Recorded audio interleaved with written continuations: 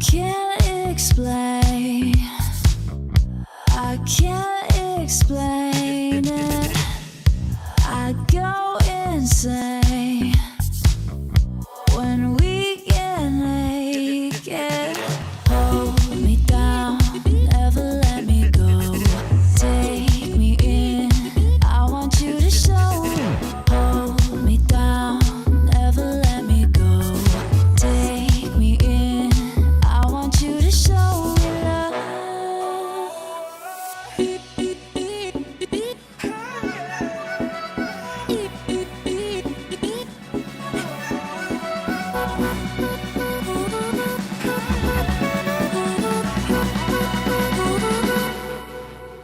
Don't give up on us, don't give up on love.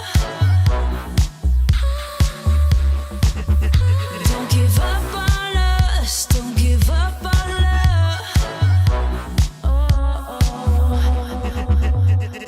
Hold me down, never let me go. Take me in, I want you to show. Hold me down, never let me go. Take me in, I want you to show me love.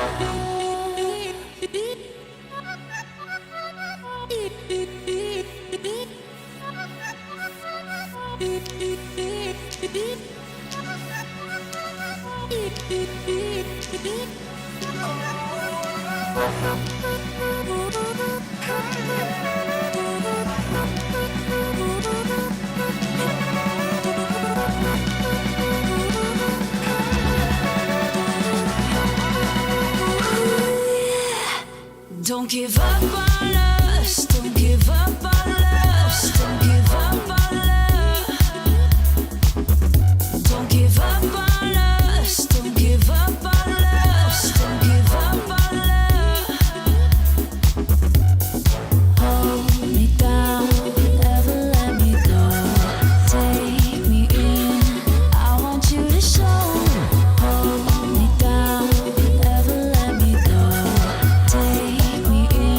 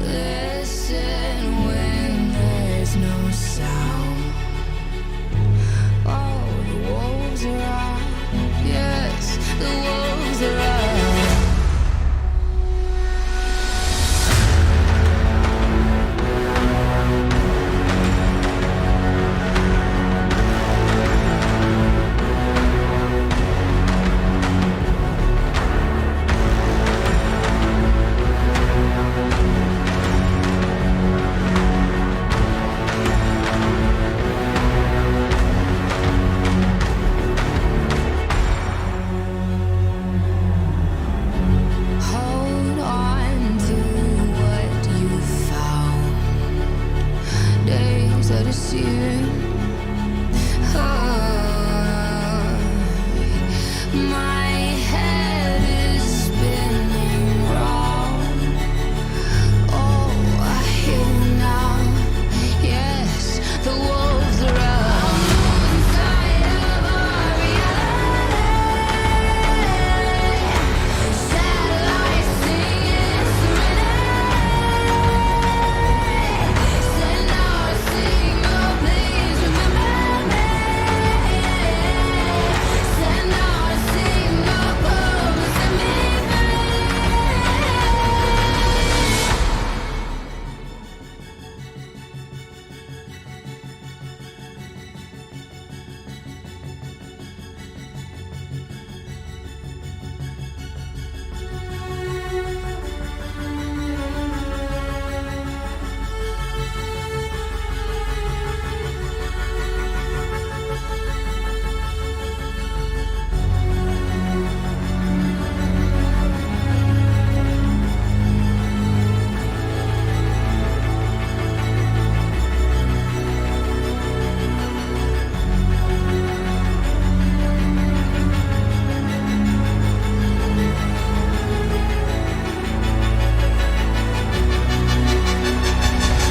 I'm losing sight of our reality. Satellites singing serenade.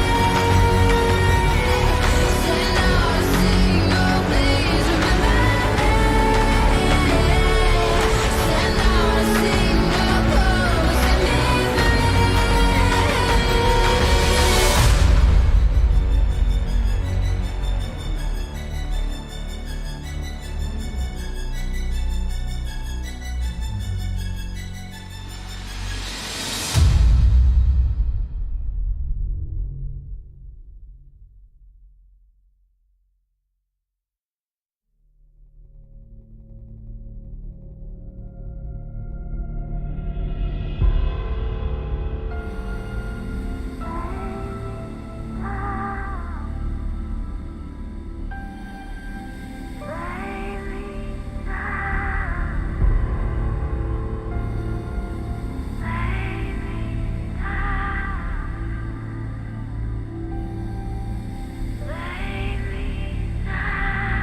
Look into my face. Tell me now why you want to wait. Running out of words you wanna say. I've been looking for you, looking for you, looking for you.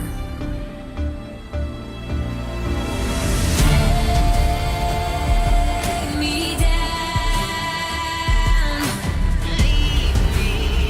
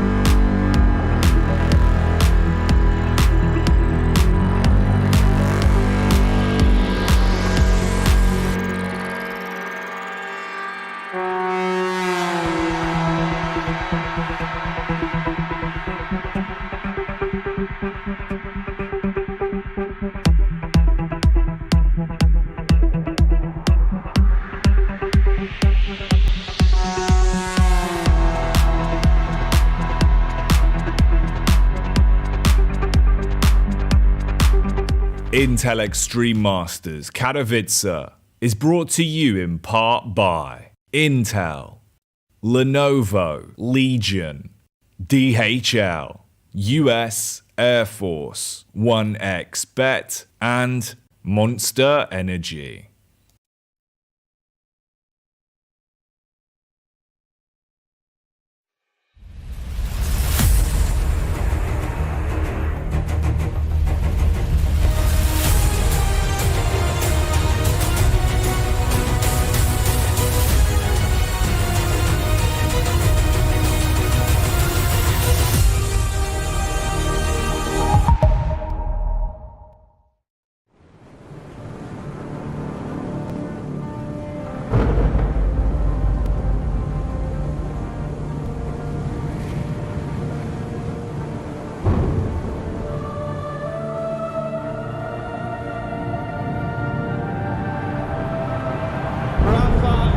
Making history.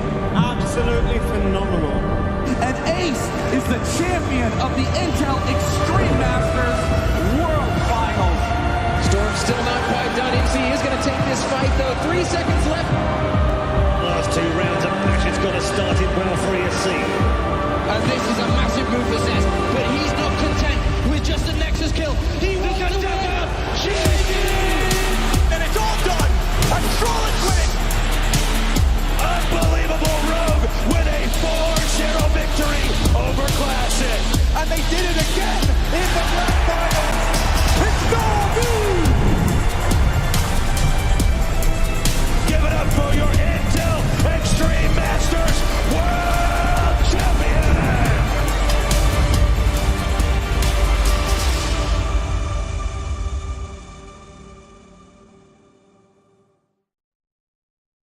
Me and Heku are feeling damn sexy on this catwalk, but we had some fantastic games yesterday. We had a great start. So what was your favorite game of your stream, Heku? I mean, the first 2 series went 2-0 and 2-0. Now the last one went to 3 maps, 2 OTs. It was absolutely insane. The things that Dexter was doing the server, amazing. And what do you got coming up for us in first game of the day for you? So I will have Fnatic, I will have Outsiders. They played against each other at the major, and last time Outsiders, they won against Fnatic, and they actually won the whole thing. Now, I want to enjoy this catwalk a little bit, so I'm just going to make sure I'm ready. I feel like I'm in this position to, like strut, to swag it off, brush your shoulders off, make sure you're clean, make sure you're running into it. Now, my favorite game from yesterday, mine's an easy one, because G2 went up against Big again, and we got to see some Anubis play come in. But it was a bit of a challenge for G2, but they did the job. They got the job done. I was very happy with that. And Baby Goat Manassi doing his thing. But today, we get to see Complexity over here, who already took down Sprout, go up against the boys in Heroic, who aren't fully sat down yet. So these guys are going to seem a hell of a lot more warmed up. But I'm down for some more amazing Counter-Strike. Are you, Heku? I am. I'm really, really excited. Strike a pose. Well, thank you to our pair of supermodels, Heku and Banks. It's time to get things started here at the Intel Extreme Masters Katowice. And what a match to begin. You can see the history in front of you here, the trophy lifts of past champions. Many have touched the cup here at IEM Katowice, but this year we will crown a new one. Oh, nice. Yes. I like that intro. It's very, what's it called? A lot of gravitas to it. Yeah. I like that. Gotta have it. That's the mood we have to I also see that you are in the turtleneck gang right now. I'm coming on. It's apparently called a roll neck. I've been learning about it. It's called fashion, Kassan. Maybe you've heard of it. How would you know about it? I was gonna compliment him and says like, Steve Jobs would be proud. I'm learning and along here. In Heku's words, amazing. Apparently, I need to brush some dust off the shoulders. Takes a shot at me, Because everybody thinks you're mean. They you just know don't how know people you. go who take a shot at me? It doesn't go well. It doesn't go well. I've learned from Twitter. But no, happy to have you guys here on the desk. We're all looking very dapper. It's starting to get closer to those playoffs, get closer to that potential trophy lift moment. Things are escalating a little bit. We have serious teams right here. It's day 2, one of the favorite days for Maniac right now. It's my favorite day, actually, in the whole world. No, well, without joking, I think we're already finding a couple of playoffs team today in the Group A, right? We're going to send for sure 2 teams over there, and that in itself is a very, very exciting prospect. And whenever I get to work with Kasari, it just reminds me of how lucky I am. Every day is a gift next to this next to Look this at, man. look at that beautiful face. It's just radiant. It's a blessing to bask in your makeup. It's all warm glow. makeup. We're going to be Normalize basking being in the warm glow of several teams, 6 of them to be specific, here on B Stream.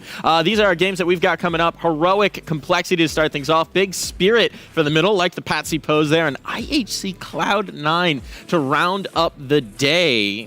That one's got a ring to it. I'm not going to lie. The IHC Cloud9, it should not really be a suspenseful game. Like, this should be clear cut, right? But the fact that Cloud9 looked very, very fragile against Navi, I didn't like what I saw at all. I was very, very mad.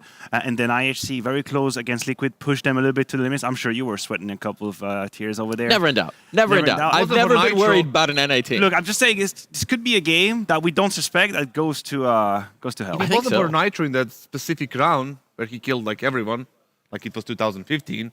Why does everybody act like Nitro's never done that in like 5 years? Dude, Nitro That's does so that didn't. all the time. He's good for one, maybe that the 2 one we're seeing rounds. here? Then the rest that lets is his the, team clean up. Look, we have footages from Navi versus Cloud9, and although I know that Buster and Cloud9 is still fresh and blah, blah, blah, blah, blah, I don't really care about the narrative. I'm just judging what's happening today, right now. And the defensive side of Cloud9 was really lackluster. Hobbit, who's usually someone you can rely on, someone that steps up in big tournaments like here in Katowice, went through that series like a ghost. Cloud9 could never really patch any hole on the defense, and even though Shiro did put his best foot forward, that was just not enough. So Yeah. I wanted to see more. I was hoping for more. After that, we saw the vitality, this dismantling NIP in a very controlling, passion. See, Maniac is dancing and the shot is on me, but Maniac is dancing. He's happy that his team, his favorite team, is it? Do not deny nor confirm any of that information. The thing is, like, they played very well. They started off poorly in a couple of rounds, and then they turned it around. It was like a really dominant performance. It's not like a blowout, but it was dominant. They were controlling the pace. And the final game of the day was the most interesting one between OG and Mouse with the overtimes, all 3 maps, and Dexter clutching in a 15-14 with Tech 9, and all these things that were happening. Crazy. It was absolutely crazy. So this is why we love this event, right? Like, because of the games like that. Even in the group stage, we can have an entertaining game like that. So big dogs are here, and they're here to play. Speaking of the big dogs, I mean, we've got 2 big dogs starting it out. One, we've already been following along. Complexity, they've been making their path. Been maybe a little bit encouraging. But on the other side, Heroic, this is their debut, and they come in with such heavy expectations on the Maniac. Yeah, I think they have high expectations because a whole lot of people agree that in the power ranking of the end of 2022, they were the one at the top. Although there's no clear favorite, no one is sitting on the throne. The fact that you go to the final in Rio, then you win in Copenhagen, it seemed like Heroic finally broke through this glass ceiling that we loved to talk about 6 months ago when we said, oh yeah, you're a good group stage team. It's all right. You're going to go to quarterfinal, and then you're going to just, piss your bed. That's it. You're going to disappear, go quietly into the night. And since the addition of Yabi and he kind of coming into his own in that team, it feels like that frontier, that barrier isn't here anymore. And I'm glad to see that for Heroic, a new name we can put in the hat for deep runs in tournaments. No, definitely, they're a serious team. The team that you cannot say they are not the contenders anymore. Right. Before it was like, oh yeah, they surprised us with the deep playoff run. They won that Cologne, they won the Pro League with the famous clutch and everything. And ever since then, they've been improving.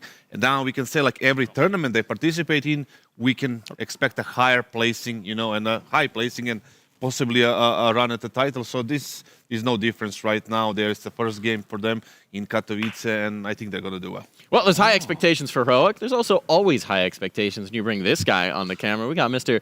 Connor Scrawny Gravin. You think it's on? Bonjour, it is It's on. It's on. We're working? Oh, it's on. Bonjour, ça va bien? How's it going? Always Good to see good, you. bro. What's up, guys? Nice Got to get be on the that, desk. that French ready, The major's headed that way. Yeah, soon we'll enough. see when it gets there. If we all get there. I mean, We don't see that guy on the camera all that much. No, he's usually just that voice in your ears, the voice in your head. Well, the voice in the head, you're a little bit of a Nostradamus, shall we say, a champion of the fantasy cause, always seeming to come out on top on the predictions. So we're looking at today. Yeah. We're looking at the games that we've got coming here on the B Stream. What's your bold prediction? You got any hot takes about what we're going to see today? My hot take would be that Liquid beat Navi. I Love think, it. I don't know how hot of a take that is considering like the struggles we saw of last week, but yesterday Navi looked really good. So I'm hoping that we get a great series out of them again. I think it's 2 teams that started 2023, not in 6th gear, sadly. And I think that's just always an exciting head-to-head. But That's a hot take. I think Liquid take it again. That's a hot take Yeah. and a half. Like Liquid Yeah. struggled against IHC. Like if it wasn't for Naf, like superstar Naf. Sure. But Navi, did you watch the Navi Cloud9 game? I always cast it. confused. You cast it? I cast That was it. on the Marvel stream. Oh my god. Yeah. That surprised me that you picked They much looked really better. good. They look much better than Yep. what we expected. Yep. Yeah, I mean, it surprised me that you picked Lixi after you casted Navi, and it's like, you know. Yeah, no, I thought he would buy into the looked, Navi. didn't Navi look good, call. and I'm not gonna say EG. It's Liquid. They didn't really look good. IHC was 9-1 up in the first map, and then his little turnaround overpass was a little bit, one-sided. But all in all, I would give the advantage. It would kind of be crazy if they were to beat Navi. Also, It'd be wild. But it was a hot take. It was a hot take. But that's why it's a hot take. I like it. Fair It's enough. bold. Yeah. It's exciting. He knows what is Y'all been expected sold, of him dude. here on this desk. What been about you sold. guys? You got any spicy ones? We're going to be saying goodbye to some teams. I want to ask people, like, let's say we have the G2 phase today, right? And I'm not going to ask for the outcome. I'm going to ask for Nico's frags. Below 47 or higher than that. Now, I trust in Nico blindly currently. Like, higher, whatever number you give me. Higher. You're talking I'll about for the just full one series? For the first 47 frags. Okay. And you don't tell us how many maps Yeah, I we're think it playing? depends on whether it's 2 or 3. I think it's Doesn't 3 really maps. matter if it's 2 or 3. It kind I of think he does pops matter it. if it's 3 maps and 2, it probably What had if got they more win in 2 frags. and he has 60 frags? Like, I see, give me another number. You're asking me more than 20 kills per map. That's what you're asking, ish. Yes, he will. let's say I'm 1x bet. And I give you 47 frags. Do you take lower or higher? Higher. I Okay. trust in Nico. I'm taking I do. higher, too. I really do. It's easy. I'd say higher. It's easy unless Anubis comes up, because we've got 2 showings now out of Nico and Anubis, and both of those he's almost the lowest rated player on the team, no. right? Even Hooksy's outperforming him on Anubis right It's going to be a now. vertical Well, I again. mean, So- when you're opping like Hooksy is on Yeah. Anubis, who needs a Nico? I do think that's like a red flag on that play, though, and I think that we saw FaZe obviously one of the first teams to kind of adopt Anubis as like one of the top teams on it, going back to Abu Dhabi at the end of last year. So if that map specifically comes up in this head-to-head, I think less What than about 47. this, Crony? What about this? Like, listen. So, disregard the top 5 players. Any players that are going to get an ace today? Any players that get an ace? Ooh, ace pred. Yeah, Cadian versus Complexity. All right, Cadian's getting an ace. You heard Well, it you here. called That's it. going to be this game. But before we get ready for this game, we're going to need to take a quick little break. Then we'll be hopping into our first match of the day, Complexity Heroic. We'll be back in a flash.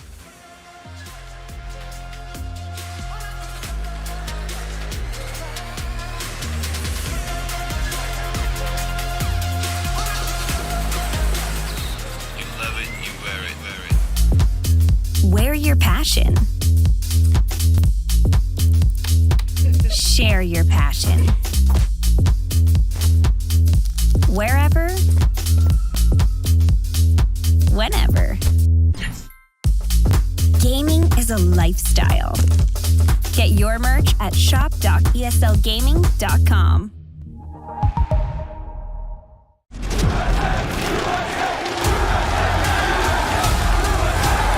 Dallas, we're back.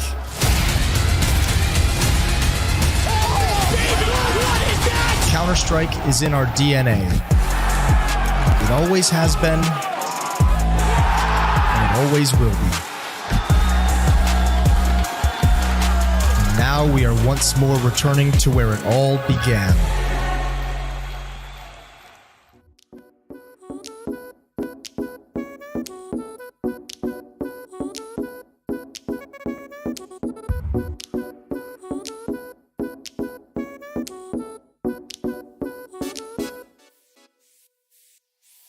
I can't explain. I can't explain it.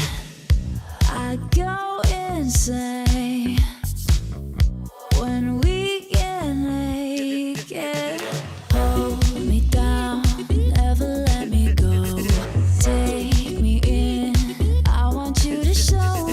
Hold me down, never let me go. Take me in, I want you to show me love.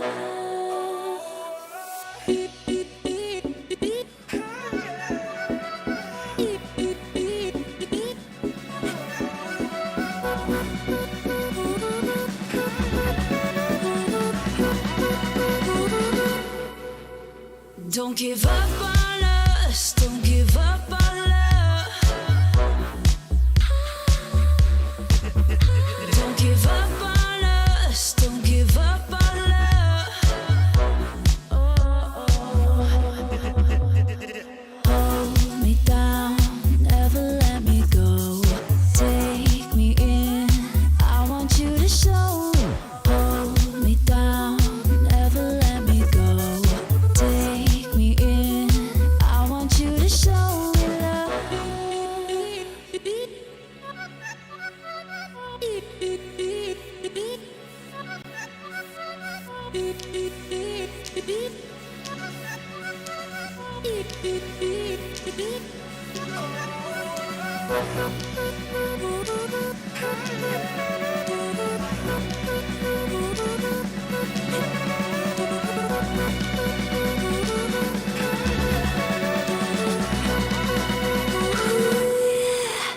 Don't give up on us, don't give up on us, don't give up on love. Don't give up on us, don't give up on us, don't give up on love. Hold me down, never let me go. Take me in, I want you to show. Hold me down, never let me go. Take me in, I want you to show love.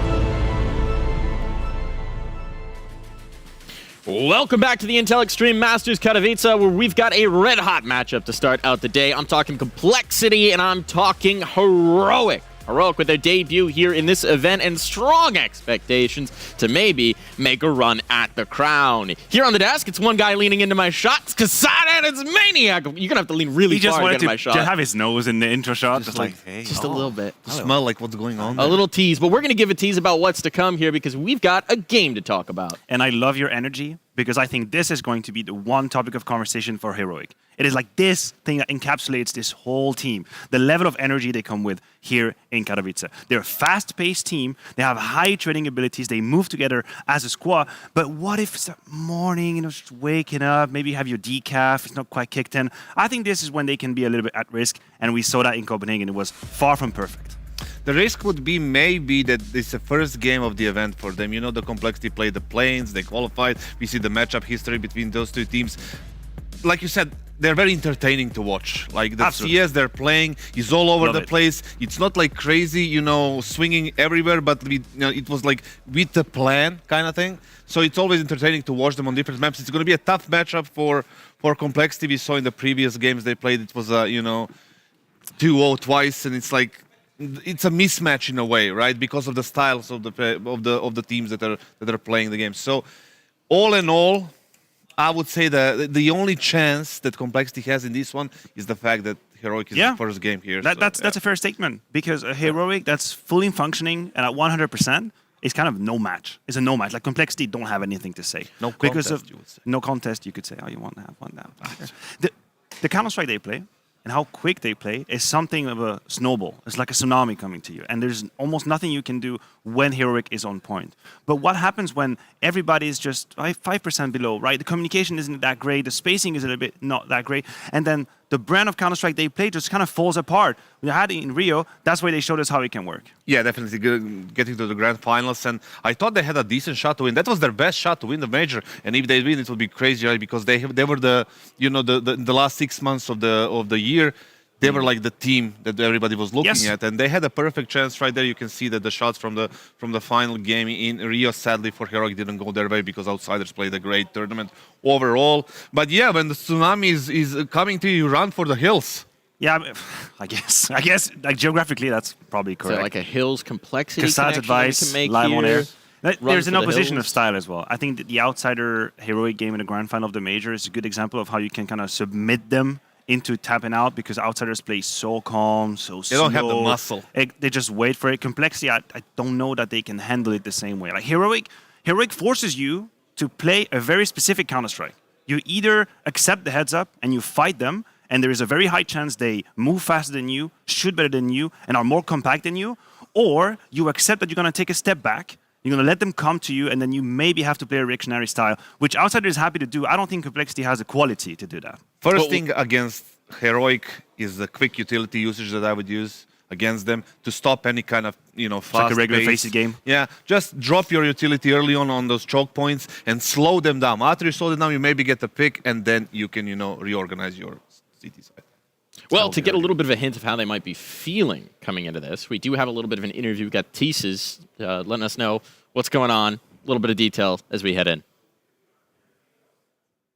Heroic are rolling into their second event of the year already. And, okay, between spring groups and now, what did you guys do? Because you haven't had that many days. Did you practice hardcore? Because the Heroic we saw at spring groups wasn't the real Heroic. Well, yeah, as you say, we weren't at our top level in the groups, and that everyone can see, and that's fine. We know that too. We have had a couple of off days, but with homework too, so people were watching matches at home and watching our games back and seeing what has been going wrong and everything. Then we had a half practice day and traveled in the same time. So yeah, it hasn't been hardcore playing CS, but I know people have been playing individually because no one was satisfied with the level we came up with. So I'm not worried about this tournament. And your smile on his face while saying that. The one thing I want to look at though is when I did see you last time, it was like there was a disconnect. Well, normally we think of Heroic as this pack team that are always together. So what can you do to make sure that happens straight from the get-go here? Because you don't want complexity to upset you. Yeah, well, as you say, we had a lot of individual plays and some solo plays in the spring groups. But I think in the practice we had here in Katowice and at home, the one day has been extremely good, and we have been able to connect much more than in the previous tournament. And I believe that we'll bring it into this tournament, and if we can do that, then I'm sure that we'll show our true level and what we can do. And yeah, right now I have a good confidence in the team. That's good. I like to see confidence, but would you call this a warm-up game for you guys to get back into that form because it's complexity, or can they be a threat? Well, lately I think they have been doing quite well. They haven't been the typical NA team that just gets stomped on. I think they have had some good chances and been playing really well and been close to beating some top teams. And as we do in Heroic, we never underestimate anyone, and we do all the prep that is necessary for every match. It doesn't matter if we meet Navi or Complexity. So yeah, we are ready, and it's not going to be a warm-up game as that. We look at it as a game that is a must-win, and we're gonna do our best. Okay, I look forward to seeing it. Tessus, thank you very much, man. Good luck. Let's see how it goes between Heroic and Complexity. Tessus is ready. Well, Tessus with the thesis that they're going to be coming into this pretty well prepared. But beginning of the year, it wasn't necessarily as on point as we're used to seeing from Heroic. I mean, yeah, it's like, they started in Blast, they lost to EG, they got their revenge, and then, I think they lost the Vitality beat Big in the following games. But it was all right for the start of the year. I think that's what they needed. Like a couple of games under their belt in the new season, after the bootcamp, after the preparation, Blast was just the perfect place for it. Coming into this, they're going to be warmed up in a way in this competitive environment. They should be fine, in theory. Yeah, I agree with the idea that this was probably a good thing for them to get a couple of slaps in the face. We all know that they didn't show up with the full lineup in the World Final in Abu Dhabi, so they didn't have the actual chance to showcase that they could go from strength to strength, to win to win to win. But I still believe that in their minds, they kind of were at the top. And then you have a snap back to reality. Oh, there goes gravity. And that's what happened to them in Copenhagen. And now I think that this was needed for them to not get complacent.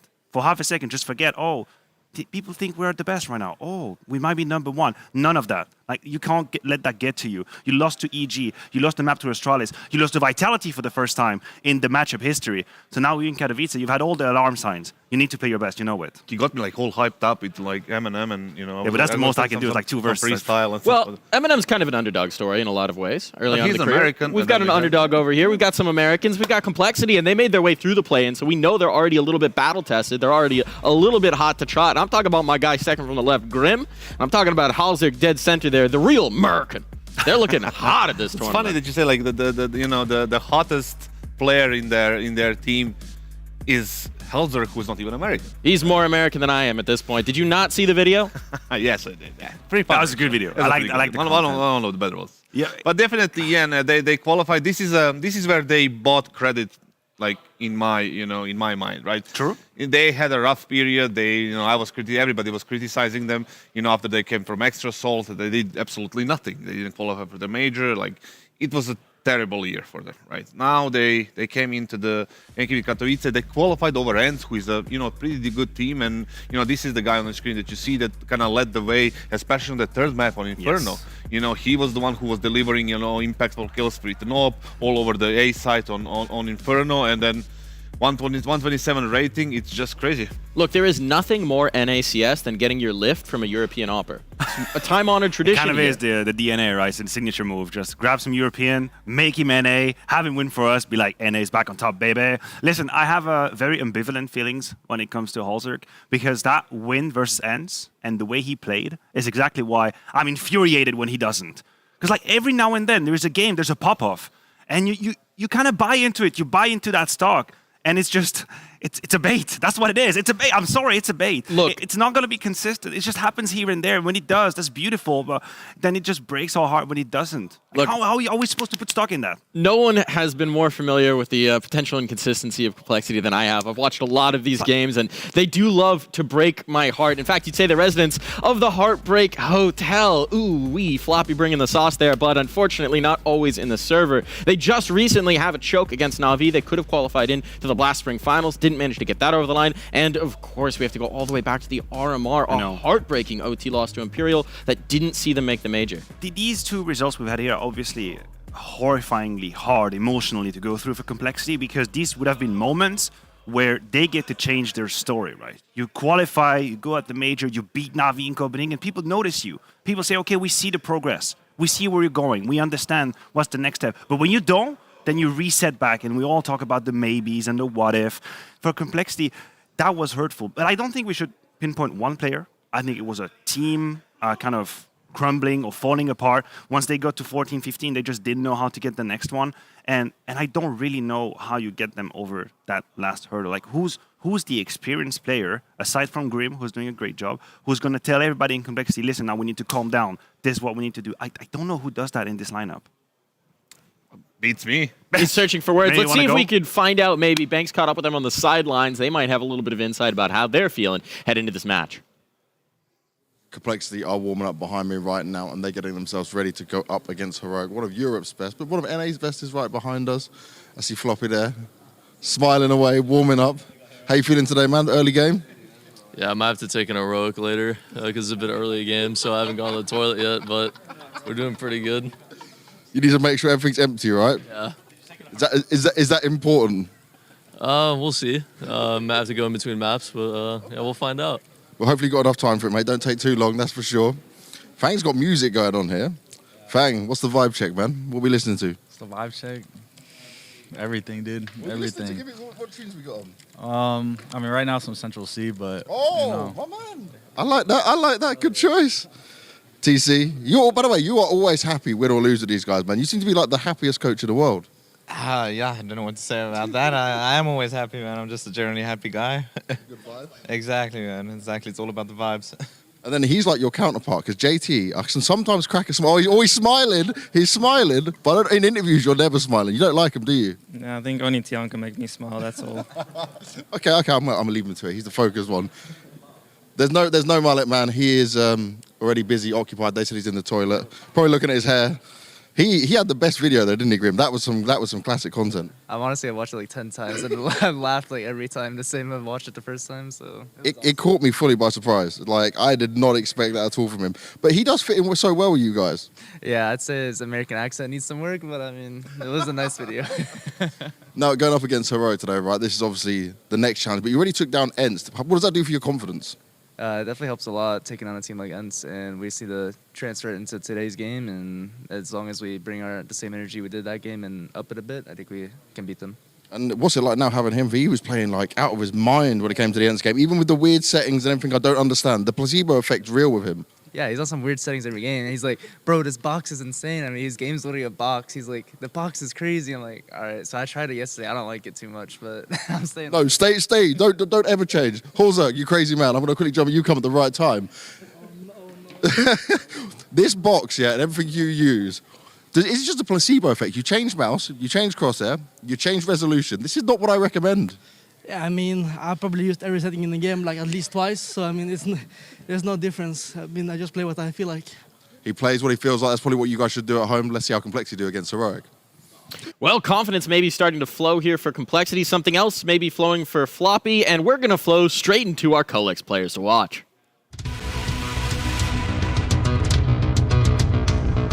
Despite both of our players to watch being Scandinavian, this is really about Europe versus NA.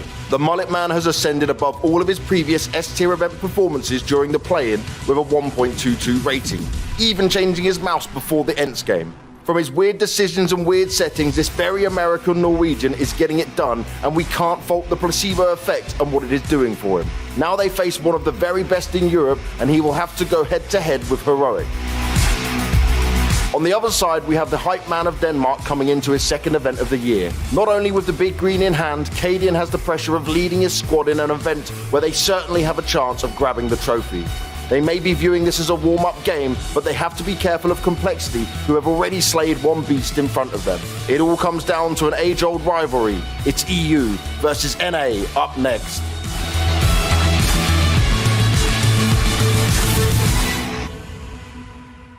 EU versus NA, and I'm outnumbered here on the desk, but it's time to talk about how this match is going to actually go. We've got the veto coming up here. What's going to be the keys here as we think about the maps? Complexity go for the Inferno. Look, there is an obvious trap card. When you look at Heroic's result, you feel like Inferno is real bad. I think they have a below 15% win rate, but to me, it is an obvious trap. Like, they are a decent Inferno team. They've played it time and time again against the best teams. And you know what happens when you get punished like that? You practice on the map because everybody picks against you. And it's exactly what happened to Vitality on Mirage. It's going to happen to Heroic on Inferno. Is everybody's going to punch on that, and at some point, it's going to come right back around and they're going to slap your face. So I think this might just be a mistake. It might just be 2-0 for Heroic here. Yeah, it looks like just a classic 2. I think it was a mistake too, especially because Heroic is going to be starting on that CT side. If they get control of the banana and like early dominance, it's not gonna look good for Complexity. The only like kind of chance for them is to actually start well on the T side, so they can build up a half and maybe, just maybe, win their map pick. But it doesn't really look good. I feel like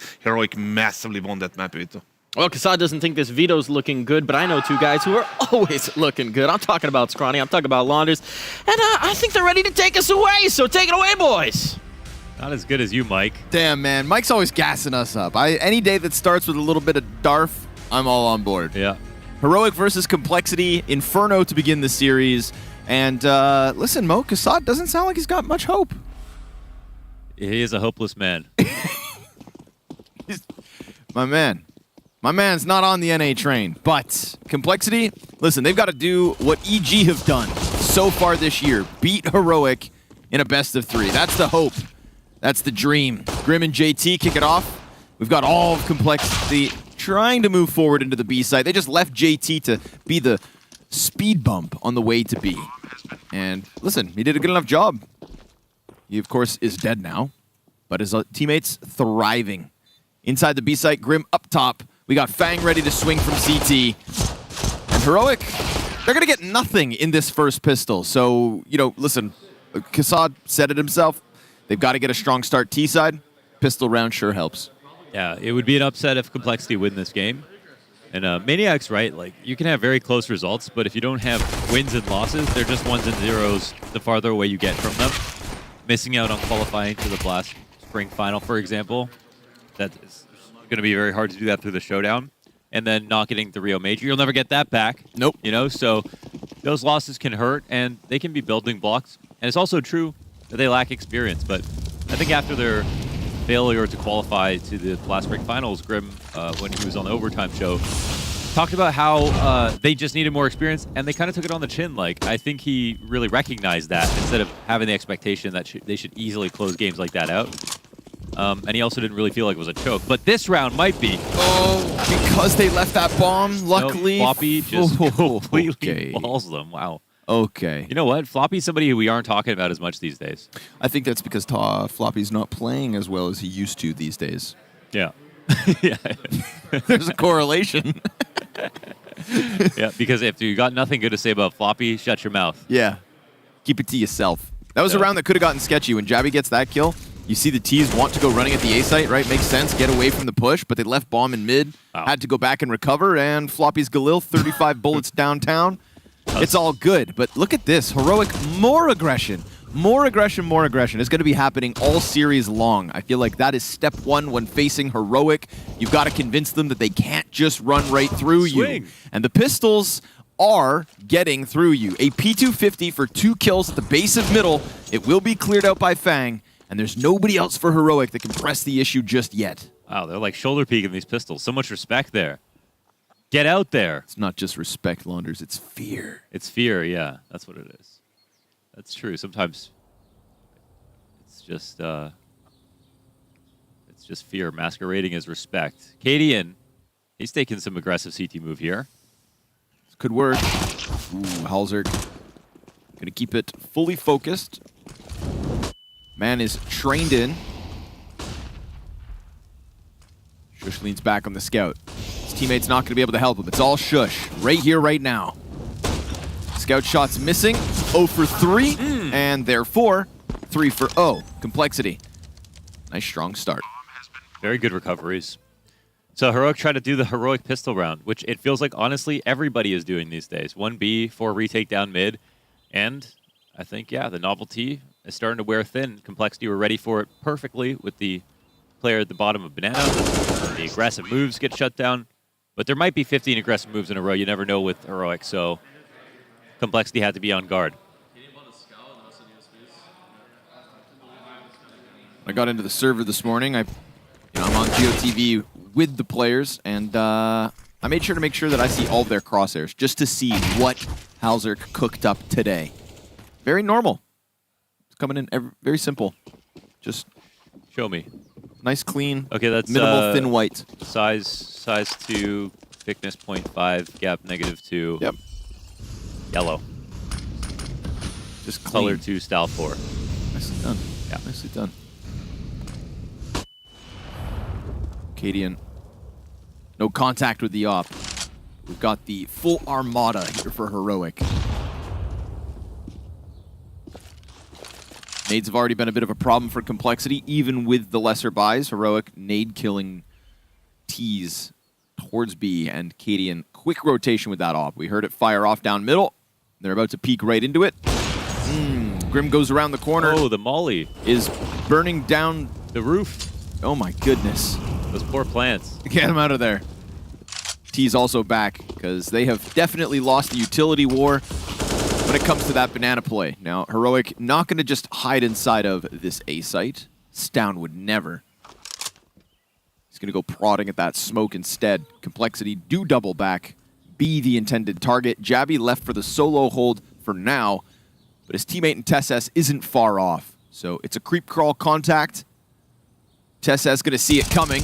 Sees him through the sandbag, so easy first one versus Halzerk. Flash from JT will help Fang on the entry, but it's still the 3v5 recovery attempt, and they've got TSS back sight. TSS, he's been playing well, but this does come down to him. They've got no retake utility, so let's see if they find him. He's sliding out as they run in. Woo! Way too easy, just perfectly timed. And then Stown out of the CT smoke. Heroic can do no wrong. He's the best player for Heroic this year. TSS was great in the groups, stood out a ton, and I think also took the losses in groups on the chin and just said, okay, listen, we're going to get better. This is just the beginning of the year. He's feeling okay on behalf of his teammates. So some parallels here between him and Grim.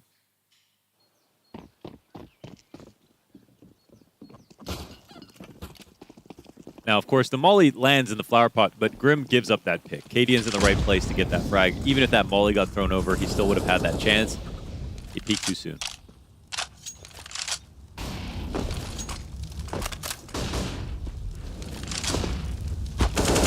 Nicely done, Grim. Catches Jabby on the front side of the wall. Weren't expecting Grim to just come through smoke like that, but it pays off. Yeah, they did set up the window flash for that tactic. Called out that play. Well done. But job is not finished. Here's Stown, close mid. Player behind him. Ooh, ready for the full retake here. But Halls is a problem. Yeah, if they pop out right now, Shush loses control of the pit. TSS has to double back.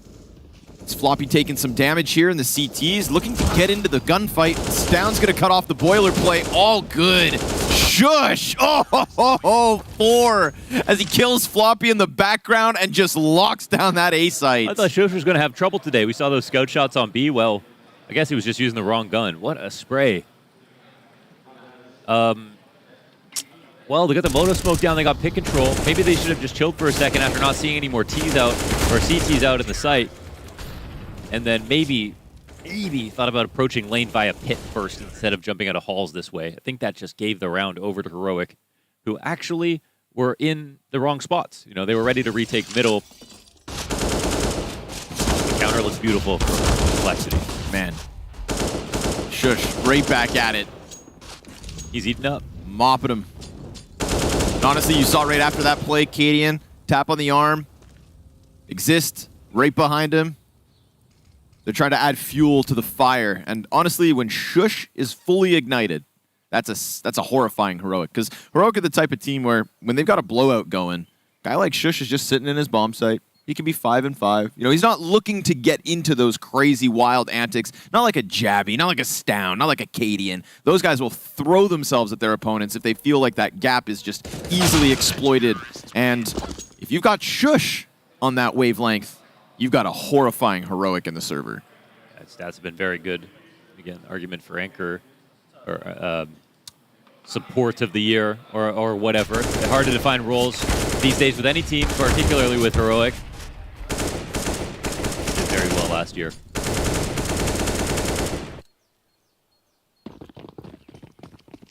Another full up buy.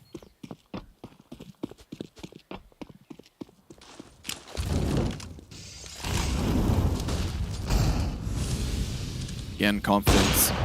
Cadian takes the angle. Nothing quite there.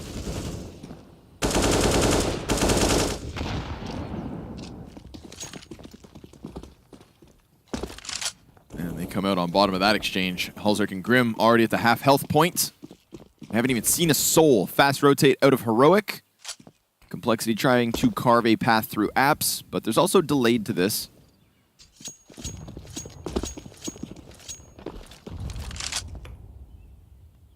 Tessa's going to leave some nades behind him as he will then press down Banana into the bottom of ramp. Oh, it's such a nice setup from Heroic. I mean, we have yet to see a late B, and Tessa's, well, as time ticks down, ready to fight B, but also ready to flank A if that's going to be the case. Flash goes above him. He's not worried about it. And they don't Molly Bell. GT waiting for the deep peek, but Tessa's ever closer. I think they're... Heroic are ready to fight. They still have 3 here. Ooh. Well, the off angle is so nice. Nice trade from Grim. And now they know there's a flasher, 3B, so they have to speed up towards A, but 30 seconds, and they don't have the bomb. They're going to have to just try to brute force their way past Cadian and Shush. Sitting in the site. Here comes the Heroic flank down middle as well, so things about to go from bad to worse. If Complexity can't pick that bomb back up and get into this site, and the fact that he's walking around the hay bales, Halzerk just never going to be able to stick the landing on that one. Cadian's inside of the pit forever, and Heroic gobble him up. Really great option coverage there on that round from Heroic, as they normally have. Of course, the gap was Halls, and they was Complexity to take that over. But and Molly the wrong side versus Tessa's, and coming in for the hard pre-aim, but that off angle, that's one to remember. Take a snapshot of that in your mind. Looked very powerful for Tessa's, nearly lined up 2. Of course, we talk about Group B when it comes to this group stage, and there is a bit of an open door, right? I think it's fair to say Heroic favorites to be in the group final alongside Vitality, but we've got the question mark of outsiders, Fnatic, Complexity with, I would say, a significant win over Ents, kind of powering up last week into the play-in, showing a solid result, knocking down a team that would have been expected to be in this group stage, but Complexity, if they get sent down to the lower bracket now, it's going to be a long road back. And of course, it's fair to have questions about Heroic after their loss to Evil Geniuses. Just meant, you know, there was a shakiness at the start of the year, but all the players saying practice has been good. Things feel a bit better oiled. And we're seeing it. Jabby's going to get taken down by Floppy. Good deagle but then he's stuck inside of the pit alongside Fang, and that's where they're both ended. JT, though, we know about his deagle. kind of has the best deagle on Complexity. I'm going to say it. A crazy thing to say, but you got to believe in the JT. Ooh. Once he goes out wide, though, Shush ready to lock him in to give Heroic 5. Good kills in the end, but a nice setup here for the anti-eco. And Heroic grabbed that. They are now 2 rounds in the lead. Looking like themselves, ready to play their game. Ready to push every round. And unfortunately for Complexity, you know, if they just had like an easy route in groups and no problems, maybe their guard's a little bit down, but Heroic probably pretty mad about what happened in groups. And, you know, I'm really up on the teams coming into Paris that are looking for a major, right? And I think that we see Heroic tasting that podium, getting into the grand finals of Rio, and then getting their big land win at the end of last year at the Blast Ball finals. But now their eyes set forward on Paris. While they're still hot, you can imagine the motivation is at such a high. I think the same goes for Vitality. Even though they have lots of majors, it's a Paris major for the French team.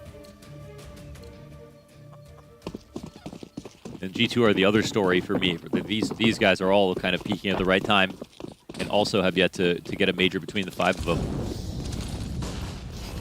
So Kato is the establishing shot for the year for a lot of these teams. First big trophy that they can win, earn some respect, show themselves that they can stand to the pressure.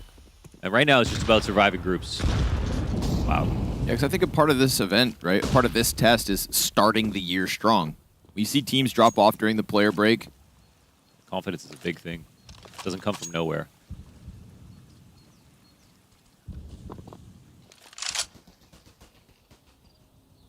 I'm sure that confidence does take a little bit of a bruise when you lose, again, to Evil Geniuses. Shocking result. First series of 2023. But that's just it. It's just the first series of 2023. Sure, Heroic, as much as it stunned them in the moment, I've brushed that off since. Of course, getting a BO3 win then over EG a couple days later definitely erases a lot of it, but remember, that was also a 3-map series, so still got to tighten up ship. No orange volley here. Jabby's going to be real comfortable. Cadian as well, putting out the fire and rotate already over. Comes in a little bit late, does force Jabby down, so now we've got 2 CTs occupying new box. Smoke makes it awkward. Flash comes over for the cross, and then TessS gets stuffed on his push out. Ooh, Cadian can't manage anything. Neither of those backside players get frags, and then a double peek into CT cross is an excellent solution here for Cole. Wow, not bad, man. They organized really well. Bomb goes down, it's down 1v3. Not going to be an easy one to figure out. He has 2 flashes. They won't be able to smoke CT, but it looks like he can lock off 2 players from exiting in this position. But with the 3 alive on the entries, well, they win the round that way. And the second orange is Molly coming in late. That was a nice touch. You can see how that really frazzled Jabby. He was probably pretty happy for a second, and then hopes came crashing down. Yeah, they had to. His fallback position was mollied previously, so they, you know, forced that to be smoked and then had him run back into the smoke. And I'm not even sure he should have been the one to fight first because Cadian actually shot his op first, so there was a chance that if Yabby fell into that, they wouldn't have known a second player was in B. Right. Feels bad for Cadian. Landed that first shot, but it was a wallbang, so the player didn't go down. Ooh, and Fang also just connects through smoke. Oh yeah, he just gave it a shot. Why not? Well done. Complexity with a good round. Out of control into a nice exec. Not easy to get Heroic back into their sights.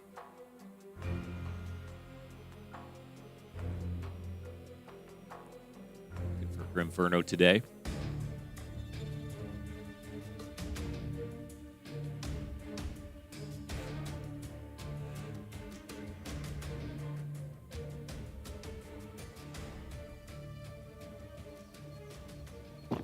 JT saying he watched 100 demos on Christmas Day.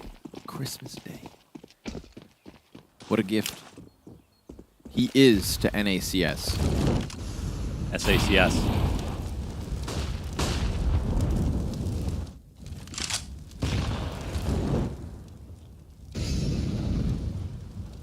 we got the likes of Grim making a run for the top spot when it comes to American players.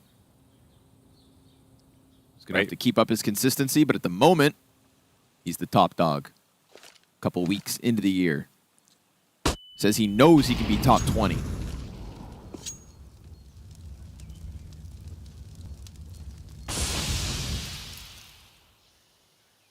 It's a tough accomplishment to achieve with a team who wins less. But my God, he's trying. 5-man exec into the B play. Complexity keeping it simple, but the boost back sight from Jabby going to keep him nice and safe. Tess burned to a crisp. And Jabby, waiting for a second chance, swaps out to the AK, so now multi-kill potential is high. Cadian, gap on the smoke. That makes Complexity so incredibly uncomfortable, and the longer they wait, the closer the banana flank gets. Halzerk misses his chance, and then they just sweep it all away. There was no plans to wait for that bomb to go down. Everybody getting into position really fast to stop that from coming in. Another interesting execute, though, it gets one player blind in a molly and dies to 100 HP to 0 because of how effective that take was. Look at Tessus right here eating this flash, and then not knowing what's going on, ending up dying. And even though they throw some good counter flashes, they do a decent job of scaling across the site, but they don't win the trades.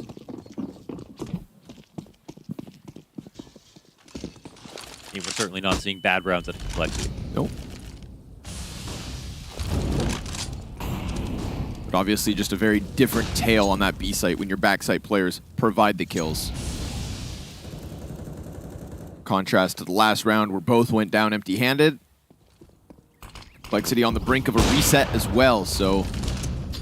I think Heroic say here, we've done enough of a good job over on Banana. Let's play for A really quickly.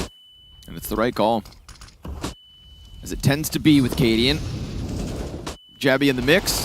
Limited weapons, of course, here for Complexity, but Halzerk and Floppy finding their frags. Down, he's got the smoke to give him cover. He's got the bomb on his feet. Floppy connects to the head. Oh. Graveyard peak. Halzerk sliding into the grave steps. Unbeknownst, but almost, because Floppy with 1 HP could have been mowed down by the same spray. Instead, Complexity break through with limited weapons, and we started this map by saying we don't often talk about Floppy anymore, but now we have to. 15-6. 15-6? Yes, sir. Once we casted back-to-back days of 1v5s from Floppy. I don't think that's ever been done in CS history. DreamHack Masters 2020. Yeah. Dude, that exec was great. They did that versus 5 guns. I mean, everybody was there ready to fight. 4 dedicated. Tessa's rotation was fast. That was very good. Those flashes were catching everybody. From the brink of a reset to now having Heroic on a double op. But that means we get to watch the best op in Denmark. It's down. Get ready, folks. Heroic still keeping them back from middle. Hanging on to Banana. Grim's going to try to test that by running through. Saw some skin. Oh, man, 90 bullets. Oh, he gets hit on the 90th. And then the molly lands on Jabby. He gets around the corner at least, but Cadian's going to have to go big here. Tested. Catches JT first. Goes right back into the angle. Grim dies to the 5-7, which can only get the 1 because Floppy is sharp today. Yep. But it's a 2v2 regardless with that smoke gap. They've got to burn an extra piece of util, and Halzerk wants that AWP. If he can get to new box, strong post plant. Pressure over from the flash, and the second CT already towards coffins. Oh, they're smoking new box. Very smart. That gets Halzerk out of his spot. Shush already prepared, but Floppy's going to save the day. Halzerk so close to getting killed by that. A mandatory reposition if you wanted any vision, and Stown misses the op shot. Floppy, folks. He's a god. Dude, he can't be stopped.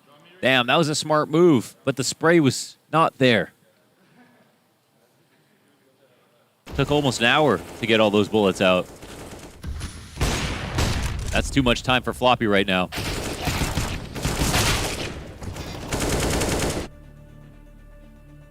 This game barely got started. Floppy's 18-6. God. Just got to bring him up more in the warm-up, I guess.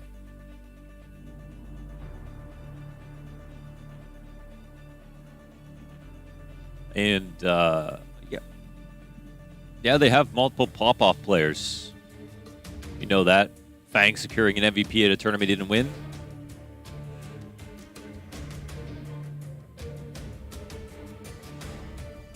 Grim on multiple occasions. Halzark at this event.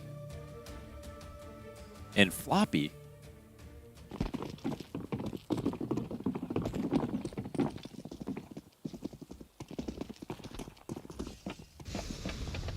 Maybe they are seeing the victories now, believing in themselves a little bit more.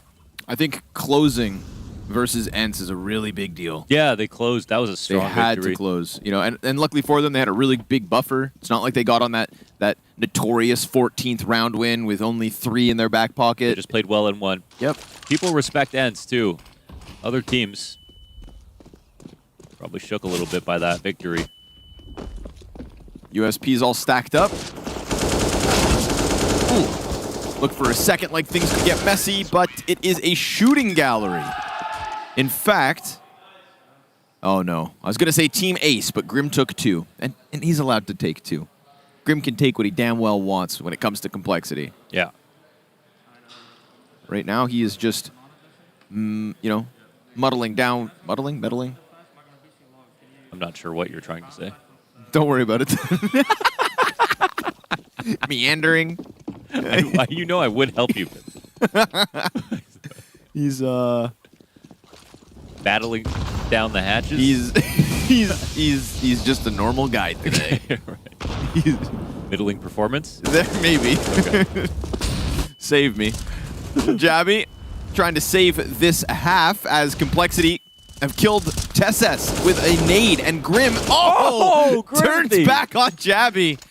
Jesus. He lets him go past. That round was savable until that kill. Nade kills the first CT. Grim kills the second and the third. That turn on Jabby. Oh, he's looking for 20. And Floppy just doing his own thing here. Gonna go ahead and take off 2 heads. 21 and 6. He is an assassin. Damn, man. Listen, I did a pregame desk. I was up there with the quote-unquote experts. And they said, what's your hot take of the day? And I said that, you know, I think Liquid are going to take down Na'Vi. I almost said Complexity are going to take down Heroic. And I can't get any half points. It's not reclaimable. But you're going to try. And even if I thought that was possible, I didn't think it was going to be coming off of this star-studded performance from Floppy. I thought, you know, more of what we've seen out of Grim so far this year. Maybe Halzark, who found his consistency versus Ents, was going to give us a show. But damn, it's all about Ricky. Cadian on the scout, a couple players on the FAMAS. And it's not going to open up to the favor of Heroic.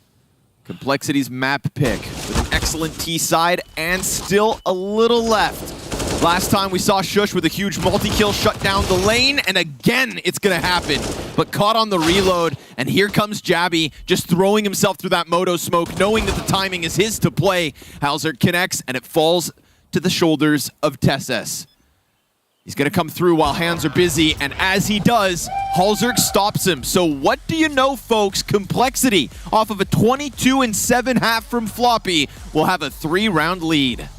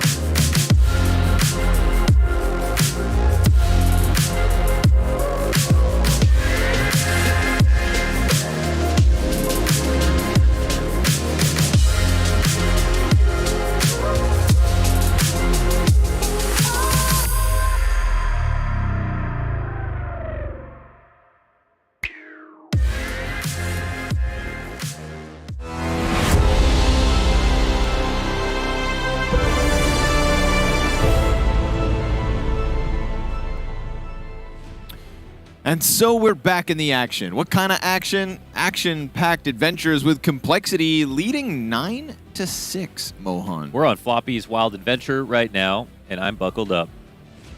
I can't believe my eyes. Not gonna lie. Not a single opening duel for Floppy either, just mid-round impact as he does. Baiting like a god. Says he's been watching Rob's demos. Watching them wrong. All right, Grim. Did he say that? Yeah, I think so. He's been in the Rob's demos? Yeah, I was talking to him. I was talking to him in the lobby. Okay. Unless I'm misremembering, but... One of the good players out there. Uh-oh. Well, Heroic got that kill on B. They're looking at a Halls pop. Floppy surely... I mean, you surely can't stop this. Oh my god. First kill's his. Ooh, Stound's going to shut him down, though. Yeah. One of the best pistols in Denmark right there. As you would come to expect, Stound with a little bit of impact. But listen, it's a pistol. Throw caution to the wind and play with your souls. And by that, I mean push up short. 3 players, 1 flash, 4 defenders of this bomb site in pit, grave stairs, and the site itself. Cadian's going to be that late apartments wrap back. And the CTs have only found the one in the site. They know about TSS, but you can't do much about them. You don't have a Molotov, you don't have an op, you're not shooting through that big old brick wall. So Fang pushed and soon to be dead. Sure enough, it's going to be the Heroic T-side pistol to try and take this away from Complexity and North America. Even though Floppy was what we talk about at the end of the half and 22-7 and thousands of ADRs, amazing. The calls from JT were great. The executes were interesting because there were double layer executes with different timings. Clearly had done a lot of dry running to get those working very well. They also did a good job calling out the spots from Heroic, so very curious about how they set up their CT sides. See if they get some good reads on Heroic, which is, again, that's just the other half of the map that's very hard to do.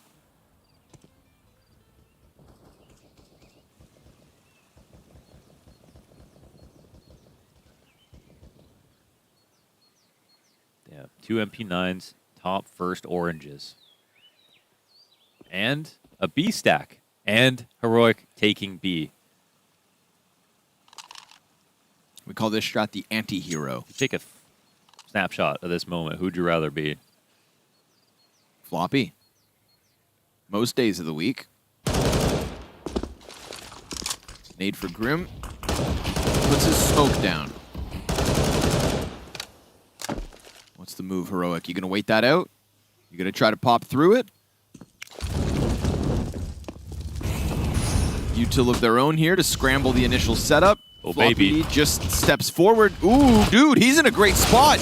Good amount of damage. CT cross player comes right back. JT's Deagle catches down, but they break through. Heroic almost biting off more than they can chew. That was a nice round from Complexity. They got that smoke off. They were hoping for the rotate out. They had to come through the smoke. They had all the players ready. They don't have better guns. I think that's the primary reason they lose, but they actually did read that exec pretty well. Halzerk walking up towards this, and he could cause some pretty significant damage here, even 1 kill, depending on how they leave the site, but, you know, you're going to lose this opportunity if you don't go CT. Oh, coming into Con, and no, he can't grab that one. Cadian good on his own. It's a good effort from Complexity, and, you know, just in the pistol, you said JT's been calling a good game. It's the perfect stack for that. Yeah. Which of these pieces doesn't get what they want? Fang kind of took the most amount of damage off the Molotov. So when he gets to the fight as the third player into it, only half health, gets cleared. Still. Jabby now. Ooh, tons of pistols. Oh my god. Tons of them. Grim. Double 5-7 kill. Now, of course, Bomb can just go plant at B. Not a problem. But it's an active, confident, and killer Complexity. Stound's actually not going to see anyone of them running in this direction. Cadian with the buy zone. Didn't think he'd be in a tough situation at this round with that gun. See if he can make the most of it. Deep smoke keeps Complexity back. I mean, certainly don't let your AKs die in this spot.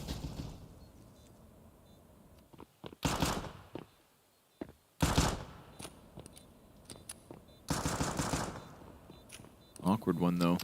Katie, and if you survive this round, you're still hanging on to Le Bison. And now you've lost that AK back sight. Cadian dies here as well if he doesn't push out. Mows them all down, perhaps? No, sir. Also dead. So we got 2 AKs given over to Complexity.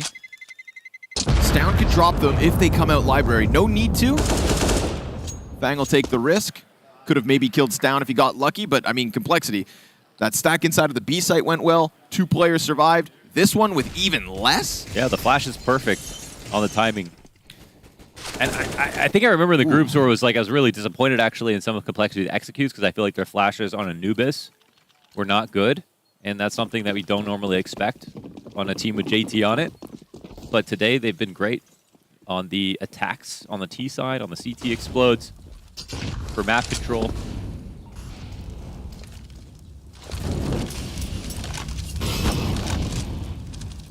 So Complexity have done enough in these opening rounds to give themselves an excellent chance here in round 19. You got a couple players limited to MAC 10s. That's a much better buy for the CT side. They're swinging some free rifles between Grim and Fang. So if Complexity want to just bank on this floppy performance, this is the round. Shut him out. Grim can't get more than just the one. He's got JT back behind him. Oh, gotta be nice careful one. there. Down, clean headshot. And with that headshot, I mean, it's an instant save out of Complexity. You are not getting this bomb site back. Yeah. Grim picked a good angle for his 1 kill, but wow, this is a massive opportunity for Complexity, and it's really not close. It's down now with a grin on his face as he takes down another player. Good shooting, though, from Heroic. Those were not easy kills to get. Yes, sir. Down all 3. Headshot, headshot, headshot. Cadian can flush him out of the pit when he chooses to.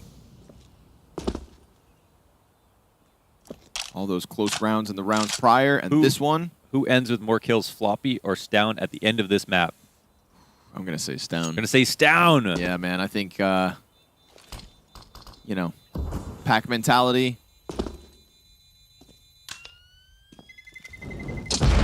Stown's going to be at the front of it.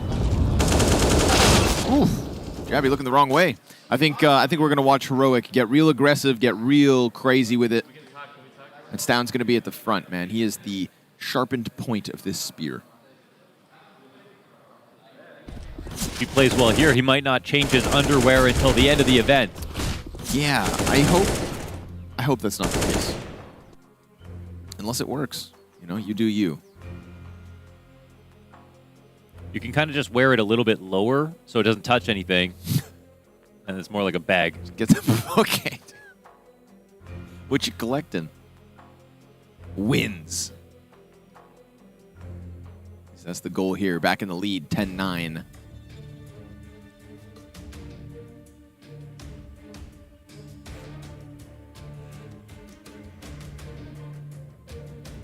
Coach TC. The second half of South African Counter-Strike.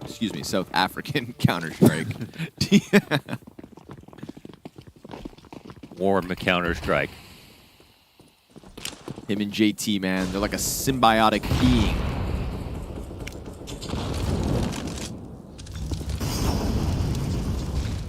I'm not sure which one's the shark and which one's the underbelly sucker, though. Tough stuff for Halzer, dude. Just gets that nade straight in his face. Cadian gonna inch closer to the angle. Grim tries to take the peek off the flash. Will eat one his way. Halzerk on the full retreat, leaving Grim stuck behind sandbags. He will get out, though. All good.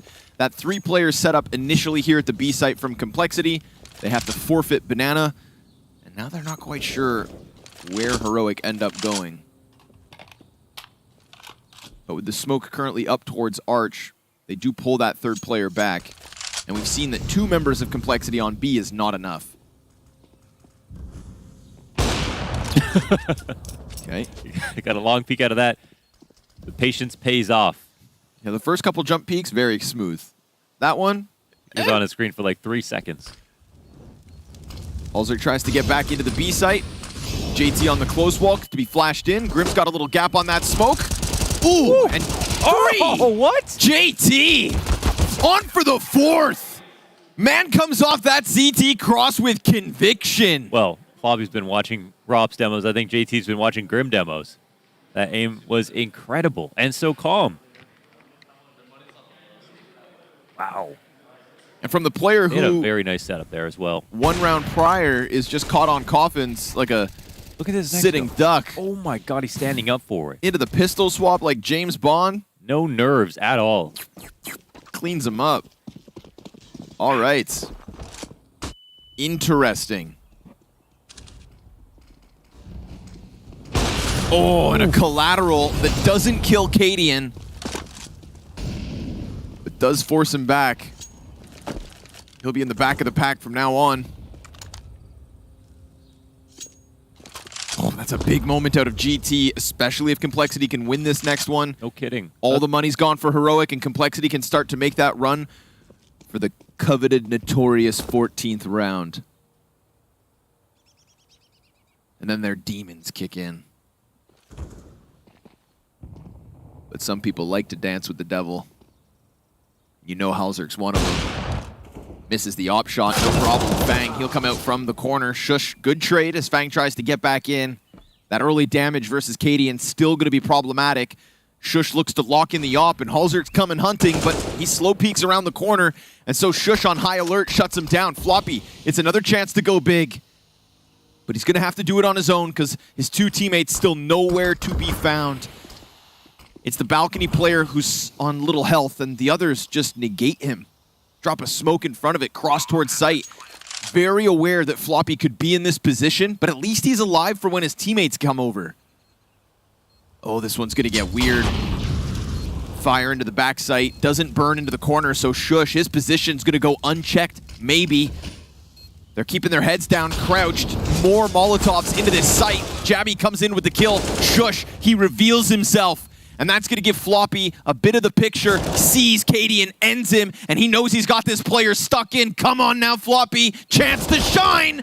And sure enough, with both kills, but does he have the time? Oh my god, it's coming down to the wire, and he'll grab it. Got it. Wow, what a clutch.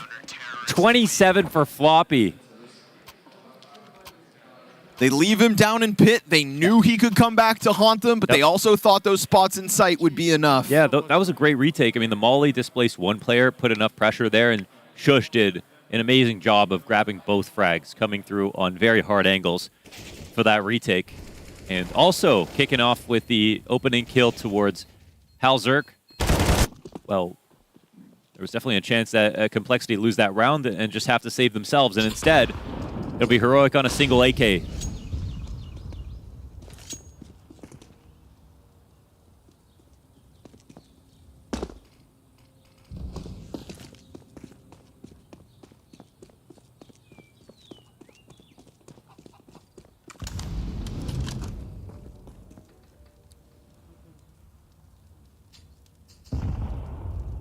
As long as they don't fall to this round, the rumblings of the upset grow stronger. No presence confirmed. As Floppy sits on the brink of a 30-kill game.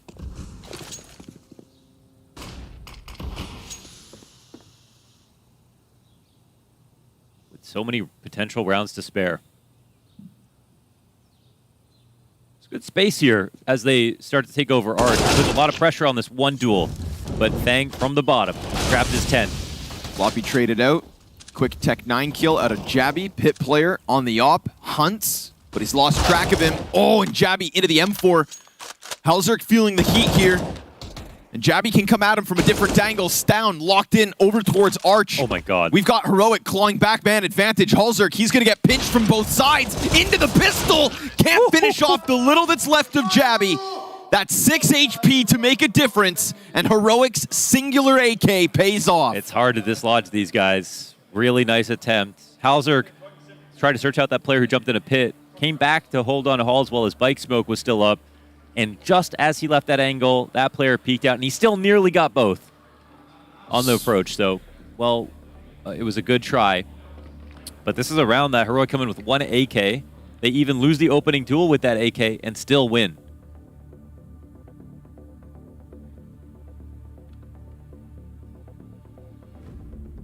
so incredibly close. Key frags there from Stown as well. Fang did his job as well. Got that first player down.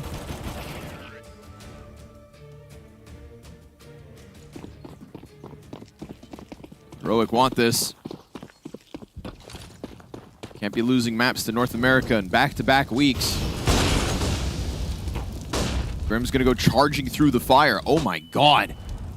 He's now been spotted though, so his job just got infinitely harder. They're gonna put a smoke up in front of him. Oh, fire on his feet I though. was gonna say he should stand with his smoke out because they know he just ran into that corner. Right? Instead he tries to jump over. Now they did get the op trade back through that, but Tesses gonna catch two players trying to hide in the corners. Look at the HP that they come out with though. Kadian on 10, Tesses again also. That was pretty sick. I mean, all the utility from Heroic comes out so quickly, but it all plays a part in winning that round. Whether it's taking over banana control, getting Grim out of that position at Bell, punishing him for not being ready with his smoke, even though he ran through a full molly and took 60 damage, into the 2 flashes on mid. And Floppy's great, but not when he's blind. So he only gets a dink. Yeah, tier 1 sense. Vision key, and Kadian locks in on Halzerk. So Heroic back into the lead. Complexity giving them a run for their money here on Inferno. But the T side breaks through, and the defense now without funds. Clean one from Tesses, spotting that second player as well, getting dinked and still not stopping. A full-on pre-aim. Oh, what could have been is what's starting to creep into the back of Complexity's minds. They've got the smokes for all eternity. 4 smokes left on Fang and Grim. Look at this, a cache, a stockpile. They were happy to come through a smoke previously, which implies they were ready for a round like this where the resmokes could come in, because that was around the minute mark, so they could have waited it out very comfortably. But here they're actually going to, looks like, run into the A stack. However, Jabby gets the opening duel. Halzerk, USP. It's just too much of an ask. Grim's still over there smoking on his own, and Floppy in from pit. This would have to be an absolute masterclass Deagle moment. Gets shush at least. Comes out wide for the Balk kill, but Jabby puts an end to their hopes. And Heroic clawing forward, 13-11. I think 14 would look a lot more grim at this point, but right now, with a buy coming in for Complexity, I don't think they should be too tilted. They lost a round that forced them to eco. They did lose to the 1 AK buy, but they also bought themselves some rounds because they've had some great moments where Heroic were the ones who had more to work with. So I think just look back on those fonder memories.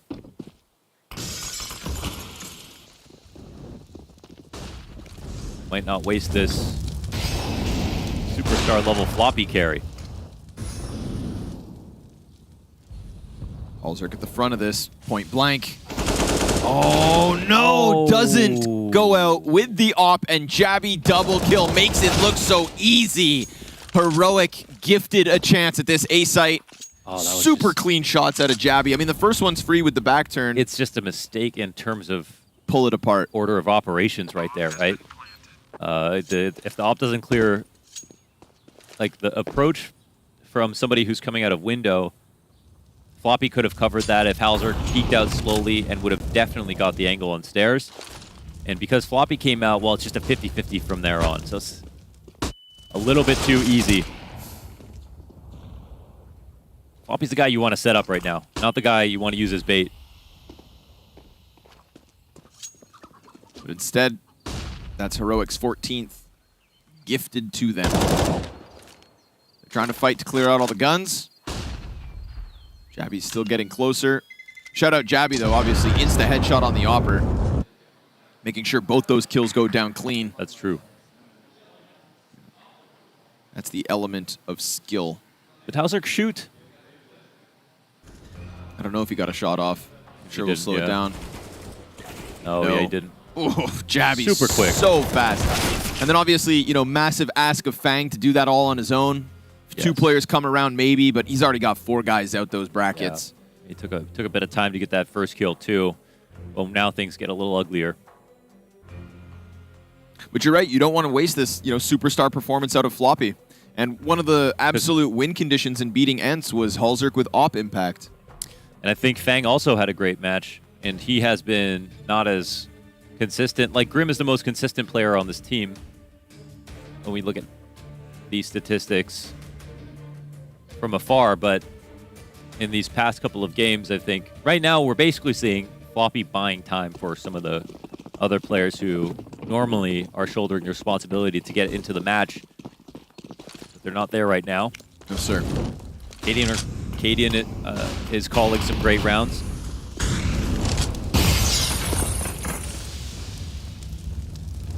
And it felt like there were wheels on that last strat from Complexity. If only Halzerk clears close left.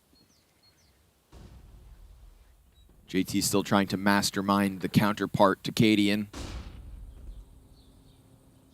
They're going to forfeit the apartments, and Heroic already starting to walk all the way through them. This will unravel the forward press out of the double CT arch side. They're keeping eyes on Banana. Grim onto the half wall. Chance at a headshot here. Oh, falls down, catches the second. Shush with no gun in hand. It's Grim who walks out and catches them off guard. Something goes the way of Complexity. Jabby to try and bring this all back. Excellent map out of him. Racking up kills in that last round as well. 22 now.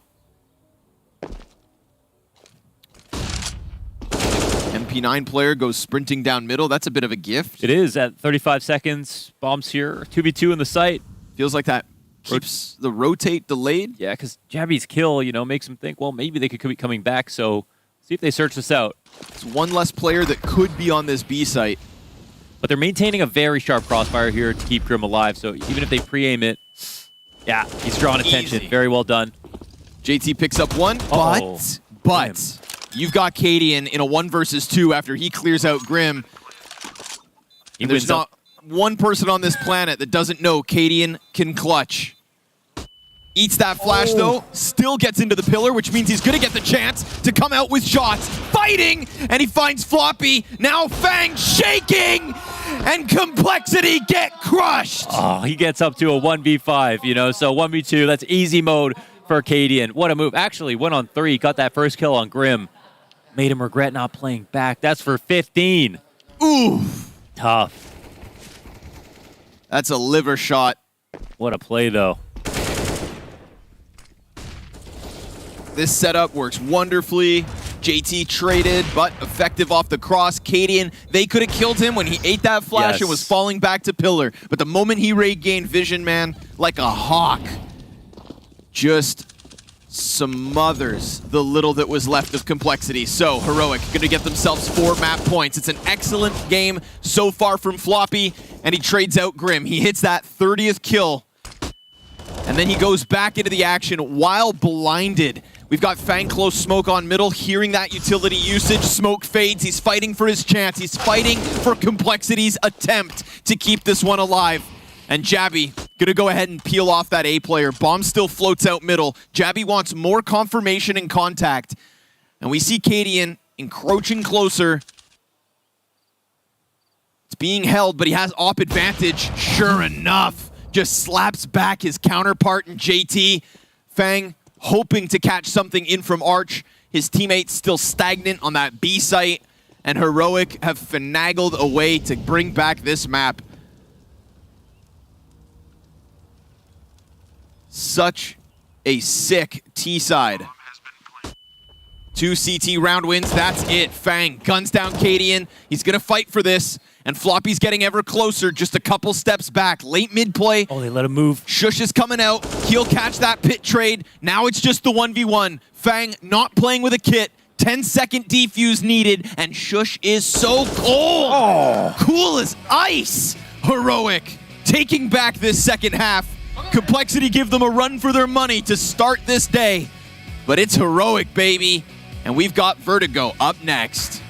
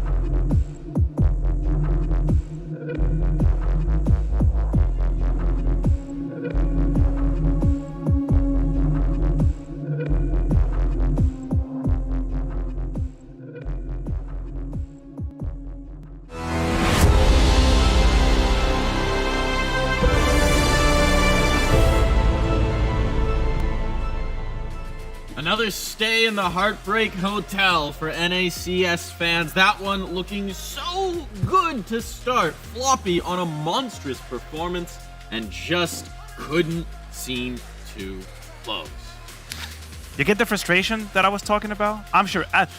Mike, as a Complexity fan, please tell us how you feel about this map. How did you feel in the last 5 to 6 rounds? Speak with your heart. True words. I felt pain. Pain? Matthew, I felt so much pain. Just a deep, aching pain. Yes. That moment that I know they could throw it away, and then the round that just breaks my heart. So many moments where Honestly, they could have closed. they were like flying super high with the performance of Floppy throughout the whole game. They got in a good position that they can control the CT half perfectly. You seem mad. Are you mad? Yeah, Are you a little mad? Like, these matches annoys me. You spend so much time practicing, boot camping, doing all these things, and you allow yourself to play some rounds like we saw in the game, right? You put yourself in a really good position based on your best player to win the first map, your pick, and go into the, to the second map with a 1-0 advantage, and then you allow stupid little small individual overextensions in some situations to put you in a position where you're going to be losing 2-0. And I don't even think it's one player. I think it's a team multiple, issue. It's multiple issues. We've had multiple occurrences here on the second half where Complexity were in the best position they could possibly have. Hell, there's a 5v3, a literal 5v3 where Grim gets a double entry. It's basically an all-you-can-eat buffet where you can just access and have a good time. And still, they seem to either crumble or overthink. I don't exactly know what word I would like to use, but it's supposed to be simple. You've already made the difference. You just have to do your 1-for-1 and stay alive.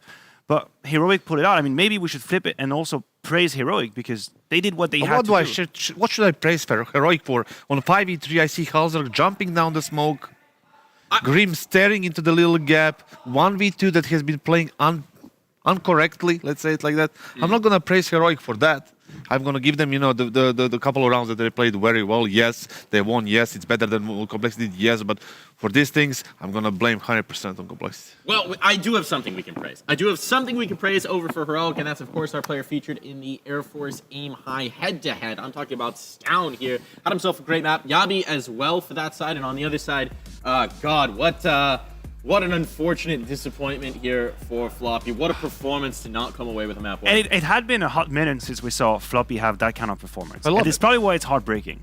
Yeah, I love it. I mean, Floppy is kind of guy that can, you said it yourself in the green room, he's happy to do everything in the team, as long as the team is succeeding, and he likes to, he doesn't really care all that much about the frags. That's the round you wanted to talk about. What are you doing, Grim? Like, you are 3v1 in that position. There's 9 seconds left. You can wait for Cadian to start planting if you want to go for the kill. You don't have to stay there. And then we have, obviously, the 1v2. I don't know if there is any utility left. They used one flash. They have and they're both crouching. To be fair, okay, here's the issue. Here's the issue is how they separated left and right. Like, that's the problem. You see Cadian, how he's going to be able to have one to the left, stay alive, cover to the right, and then gets the second. Cadian plays it to perfection. This is the only way he could meet the clutch, but that's because Complexity split and that gives him a cover. I can take a duel to the left, see the camera is here. I take the duel to the left, I'm blocked here, and I take the duel to the right, and I'm blocked here. That's what Cadian does, and that's because Complexity split over him. There's no need for that. You can just follow each other. There's no trade possible. And that was the final nail in the coffin they had, right? The first one was 5v3, but they got the flash, and Halzer jumping to the smoke down middle for apparently no reason whatsoever. And then we had Grim. You saw that, but he got the double kill. He can fall back, and 9 seconds left. Two players are very fast on the rotation. Just wait. Let him plant if needed. Like, it's fine. I mean, there's also you mentioned Halzerk. Unfortunately, there's a bad map for him. But I think he got caught off guard a couple of times on the CT side in positions he has no business being in. Like, literally, this is a good example. That 5v3, why would you ever allow a free kill to be given away? There is the, I don't know if we have round 22 ready, but there is a force buy that is being won by Heroic as well, which Halzerk is in pit with an AWP against pistols. As far as I'm concerned, this is the worst and the most complicated position we have in. This is the round we're playing right there. First kill being found by Frank. It's going to be an A split. We see the smokes being put in. And now all of the waterfalls of pistols go onto Halzer, who have to play behind the smoke with an AWP. I don't know for you, Kasat. I think it's one of the most uncomfortable positions to be in when you have a waterfall pistols coming over and you're in pit. Absolutely. You would like to be anywhere besides the pit. Middle side, long, be grave, long. anywhere. Like, right? You can be anywhere. And then you find yourself behind the smoke somewhere. They're just going to run at you and just kill you like they did. He had a decent chance to get that second kill, but sadly he didn't. And this is a swinging round, like you like to say, Mike, right? Massive swing round. Yeah. Massive swing round and how that game went. I mean, you got to be a little bit heartbroken if you're in the Complexity camp. But Heroic flying high to check in on how the teams are feeling. We got Banks on the sidelines to give us an update.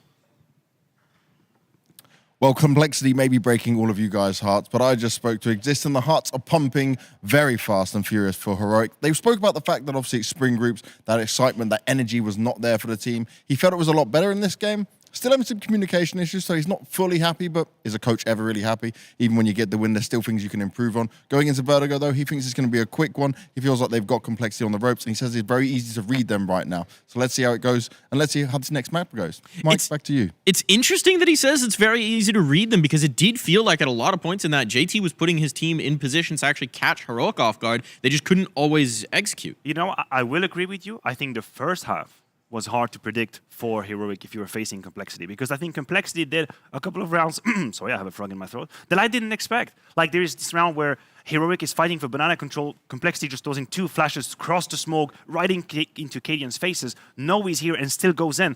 This is the kind of unpredictability that I was happy to see about Complexity, but when you move on to the CT side, I didn't see anything special. Aside from the mistakes that didn't make any sense, there wasn't really any exotic picks or information gathering. It was relatively standard for Complexity on their city side. And now we go into Vertigo, which is the Heroic picks. I don't know what to expect that from Complexity. You know, Heroic is very, by the style they like to play, you know, fast pace, you know, going into the fights early on. Vertigo is the perfect map to do it. Like, if you want to go for it, you go for it. The other option is obviously waiting for those smokes on ramp and like the utility on ramp to go away, and then you just go into the attack. But I expect a lot of fights on ramp right now, and I expect Heroic to win most of those fights. So it doesn't really look good for Complexity, especially like in the mental aspect of the game right now. You know, you had it, and all of a sudden you just come back to the PC and you're 0-1, and you're playing the opponent's pick. So it must be very difficult, right, for them right now. And coaching staff, they need some work to do. And maybe Mike needs some help as well. We're going to take care of Mike later. I do. I think I need some heart medication. I'm not sure exactly. I don't know if I'll be able to survive this next map, but we're going to find out if Complexity can when we come back from the break.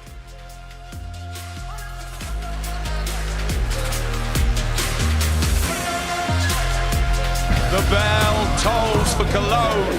This cathedral, a cathedral that is stacked from the earth to the heavens with the greatest of all the fans, the most passionate.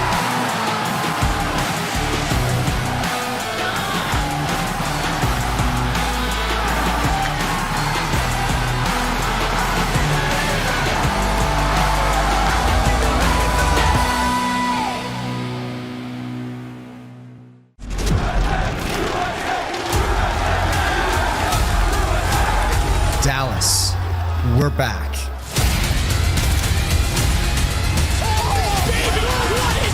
Counter-Strike is in our DNA. It always has been, and it always will be. And now we are once more returning to where it all began.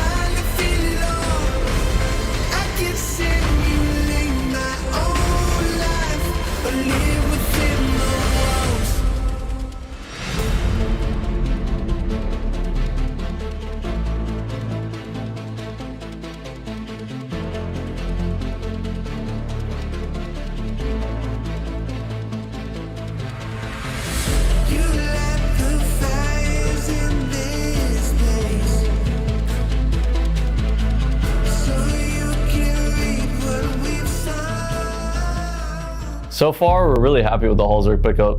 I think one of the most important things for our org was maintaining Complexity's identity as a North American organization. And when it comes to that, Halzerk is definitely committed.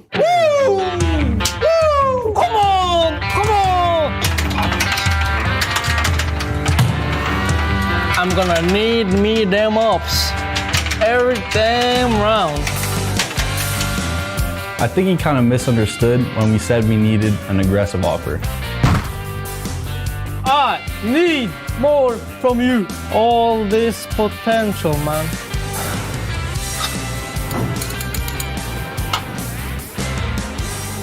Where's the damn keystone? If they push you back on A, you need to fall back into bank and wait for us. You think I'm gonna let them come up to my land? I'll be damned. Just save, guys. Just save.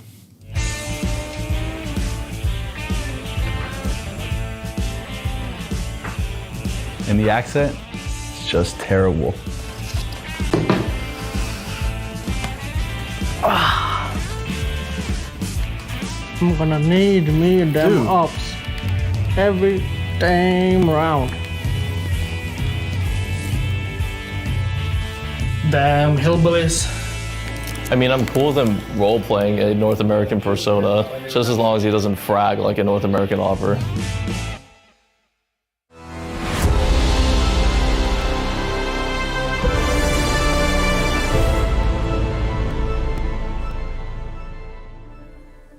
So Inferno with the makings of something special. Excellent performance out of Floppy. It seemed like Complexity had it, Launders, had it for a second, but then it slips through their fingertips. Heroic bounce back, as you can expect from one of the world's best at the moment. Now we go to Vertigo. And unfortunately for Cole, it just feels like this is a Heroic who is warmed up. This is a Heroic who has them, pound for pound across all the individual levels. It's hard not to argue for Heroic. Complexity had a massive opportunity. Maybe if they took Inferno in a 3-map series here on Vertigo, we did see a moment or two that made you wonder, like they lost to Vitality on this map just last week, 16-8. But outside of that, it's like 7-1 in their recent maps with a 60+% round win, and T-side is also nearing the same figures. Whereas Complexity, they've lost 16-11 to ENCE, who they ended up beating 2-1, and saw 16-9. So they've got strong problems on the CT side, and there's going to be unlimited pressure from Heroic on the attack. I think Floppy played very well on Inferno, but you don't really often see performances like that simply trickle into the next map, and especially on a map where the whole team is a little bit more uncomfortable, so not expecting that to come through. But what we should have seen was Floppy have that map.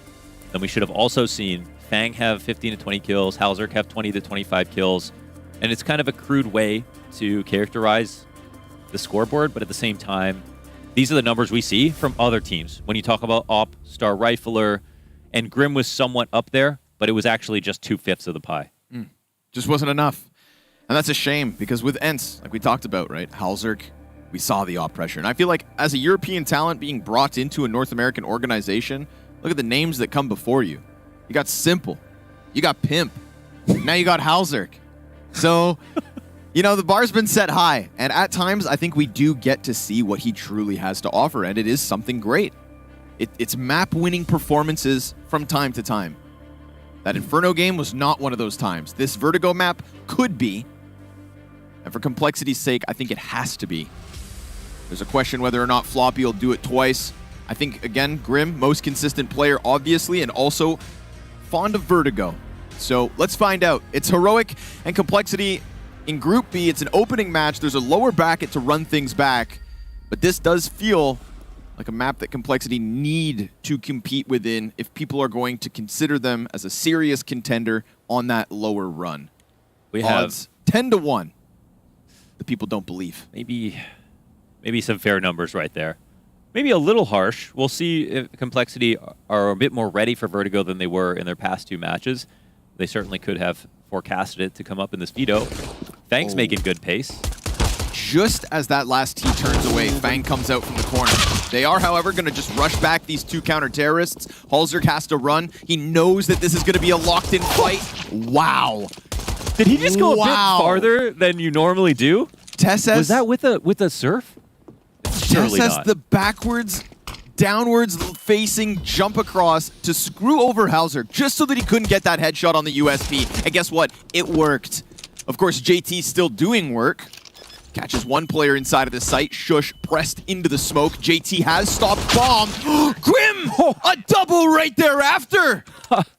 Leave it to Grim. What a close. I need to watch that back because it looked like that B-hop was just absurd because there was a surf element or he went farther, or it was the camera perspective from the guy who was defending. But either way, Heroic nearly locked it up by stopping Grim in this moment, and wow. Second player peeks into it. He still stole it back.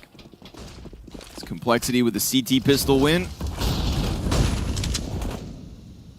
Of course, comes down to the wire, if not for JT's 2K, not for Grim's double, with a fadeaway last bullet kill on B. So Heroic probably very well aware of how close they came to picking it up themselves, but got a volley towards JT. Position confirmed. That does draw Halzerk back for a second. Now, the alarm bell's ringing. Grim, it's just the one, and then they lose Floppy. So now the MP9s have to just come trading in, and at least they stop that bomb down beneath them. Oh, but Fang doesn't see it and doesn't camp just above it, so Cadian will drop that. Task Tesses with the job, cover with the M4, and he runs out. Fang, he'll grab the frag, 1v2, reloads in. Cadian, he 1v3'd on Inferno. Ready to reload here. Smoke does him extra work.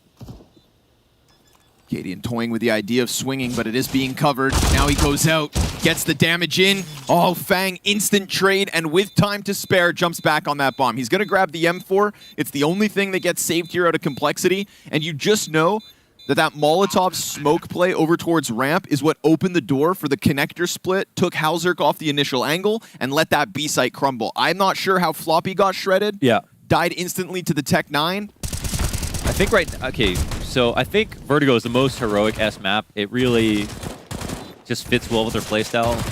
And I think that we saw teams over the past couple of years use the fake potential by running underneath a ramp a little bit here and there. Heroic do it throughout almost every single half. And right there, they send a little bit of pressure up the A ramp so that they can loosen up mid and then walk out that way. And they're basically always finding new ways to get the CTs to make bad moves in that regard. And especially, you know, a team with a little bit less experience, a team that might be a little bit easier to get to rotate, well, they're going to get it the worst. But it actually surprises me how often they get away with it and how often they try it. They lose another one. Ops missing. Fang, singular kill. That feels like an invitation for Heroic to just bombard this ramp, but they don't want to press the issue too quickly. Understandably, you're going to get Jabby, one of the world's best Vertigo players, I swear to God. And that was the other thing. The move for Jabby, it was just perfect when they even thought about Vertigo as an upgrade. Such a monster when he was playing on Copenhagen Flames on this map. Improves them on both sides. A map that you double lurk on T side. A map with plenty of little annoying headshot angles. That's what Jabby was born to play on. So, okay. The double push here is good, however. Halzerk taking Grim's spot. Cadian going down on the push as Grim peels back to the site. 3-0 start for Complexity. 10-1 odds coming into this game, which I think are nearly fair. I would have put it probably at what, like an 8-1 or something based on what we've seen from them, how happy Heroic are to be here. If they pulled this off, it would be a pretty massive upset.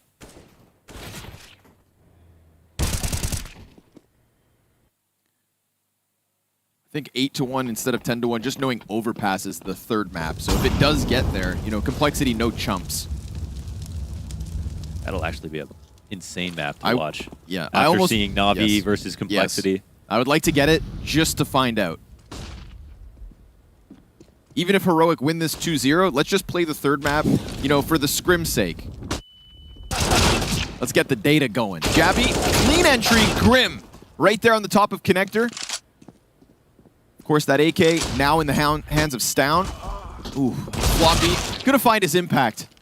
Third CT to be fighting off at the top of Con, so we do see this affinity for middle already coming out of Heroic. It will continue, there's no doubt. We'll see Shush on the recovery mission here, 1 versus 3. Any kill will be felt. We've already got the very close one in that 1 versus 1 that economically did damage to Complexity, and now it's just about trying to recover from that. So 2 M4s, or rather M4 AK plus an op. 3 important weapons for the 4-0 start. And another thing about their last 7-1 is that Vitality beat them a couple of maps ago, 16-8. But when they've won, 6 out of 7 of those games were single-digit losses for their opponents. So any fast start like this will have you feel like, okay, Heroic are not completely in the mood. And if there's anything that we know, again, JT talked about how many demos he's watched. They've had some close matches. They beat Ents. They were able to get Na'Vi all the way to map point on a 3rd map. And so I think the Ember is still burning. And when Maniac talked about the farther we get away from these close results where they don't win, the less they matter. That's very true. But as long as we're still in that time period and they still can close out versus some of these top teams, well, there is still hope to go back and look at those maps. It's not so much chokes, but just a team that maybe had a little less experience, played a little worse under pressure, but not choked. Because that might be unfair, because it is true that Complexity don't have any veterans.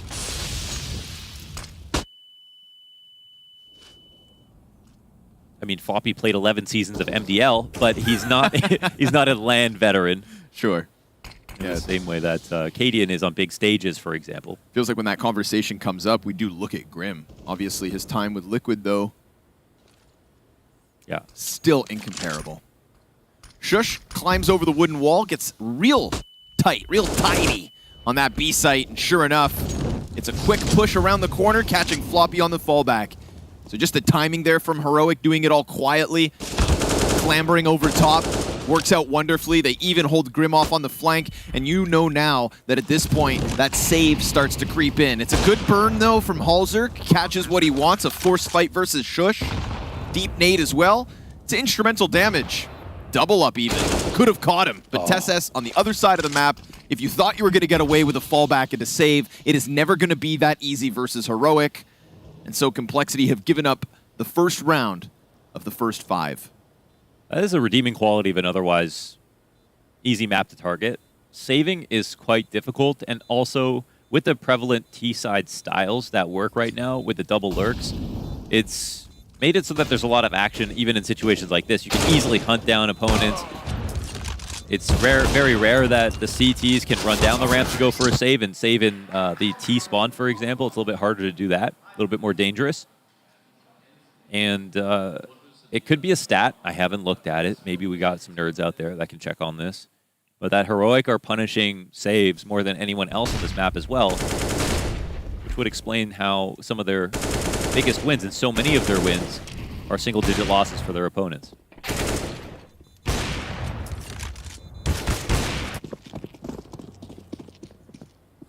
Damn, harsh reality. 4 rounds in a row, 1 loss, there's the save. There's the impact from that very close round.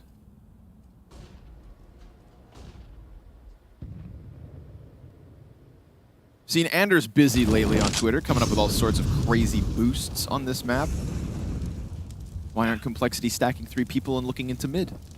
You're saying he had an auto sniper lineup? Yeah, apparently now you can spam all of B site from T-spawn with the G3 SG1. Those are the kinds of things that preoccupy Anders Bloom when the man is playing Counter-Strike.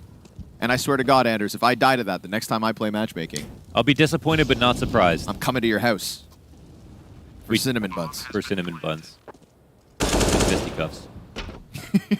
In that order. Yes, I'm fueled now, sir. Put your dukes up.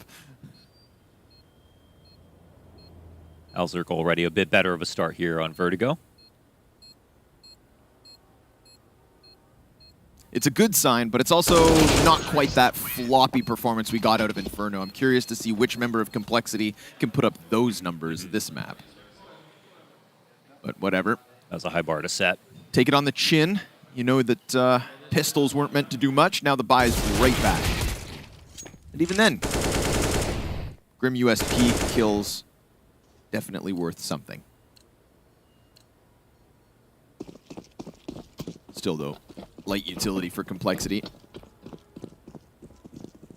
A small compromise to have rifles back in hand and to have Halzer going for opening picks. Smoked and blinded, though. Luckily for him, there's no rush up behind this. Oof. But be cautious, because the wall bangs are coming. Man, Heroic, just so fluid in their T side. Already starting to group up outside of the B site. We're going to get empty util top middle. That could pull a player away, and that would leave Floppy on his own. But he hears those footsteps closing the gap. Grim over the top of construction. It's just the one kill. Only one's not enough. They are so good at punishing setups like this. Anybody playing back gen, we saw this with a few other teams, and you would like to be able to do that, play retake on B, or some sort of half retake where you're waiting just for the site hit to come in before you throw counter nades and then just exploding across the site. But right now, Heroic, when they have B stairs control, that's kind of the hard part. And I think that if they win that too easily, it's akin to taking Banana on Inferno, where no matter how many CTs are there, if they're playing farther back, they'll just eventually lose because the entry protocols are so strong, the dot flashes are so strong, and Heroic's comfort on this map is just so high. Yeah, justified map pick. Every time we see them on it. There was, of course, that anomaly of a loss versus Vitality. Or am I misspeaking? Yeah, it was. It was a okay. 16-8 loss to Vitality. Right, so not even just... You also pointed out it was the first time they lost to Vitality since the beginning of 2022. Which is wild. Yeah. Hey, Vitality have Paris coming up, so... Not just a loss, but a 16-8. I feel like we don't often see Heroic get blown out on Vertigo. Yeah, and I think...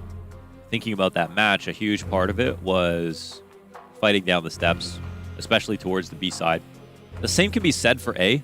The conversation used to be about teams that were way too passive on A getting abused as soon as you could get that smoke lineup. And now it's sort of evolved towards the B site where teams B execs are getting very good.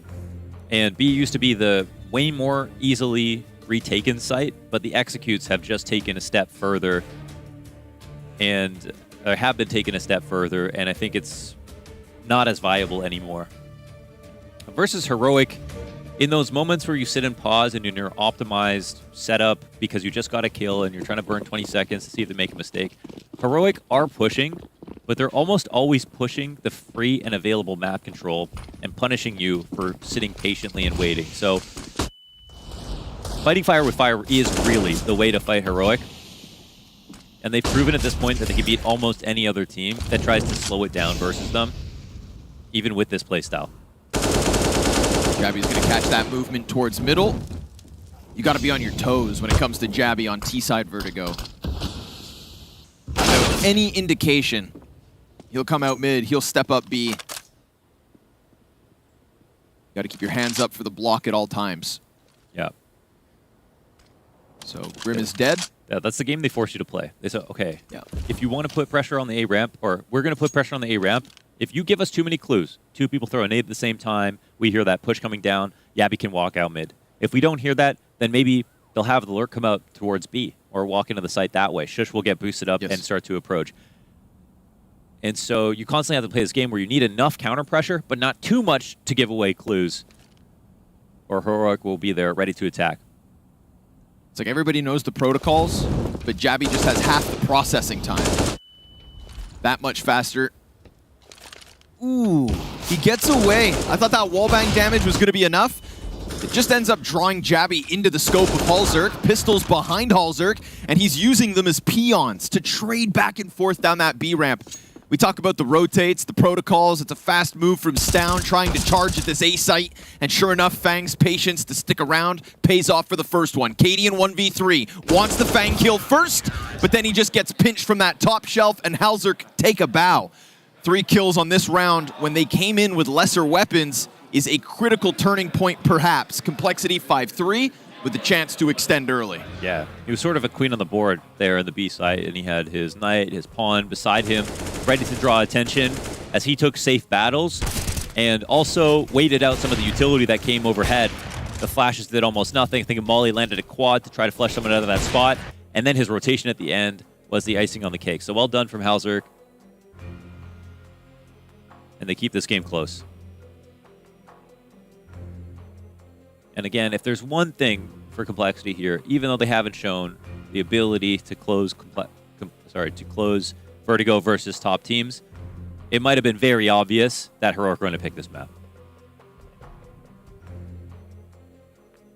I mean, TC was literally a doctor.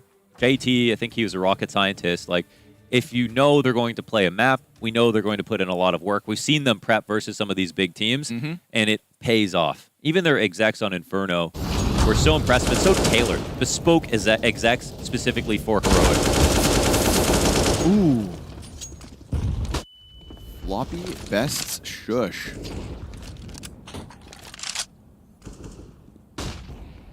Not the opening kill that Heroic were hoping to have to deal with. Cadian point blank now versus Fang. Kind of steps out unprepared. And JT gets a slice of Tessess as he tries to trade out beyond the Opera. Look to just save Cadian. There's Valor in it.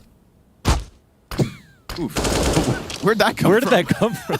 Where'd that... It's just... Damn. Illegal shot to the back of the head. Punk.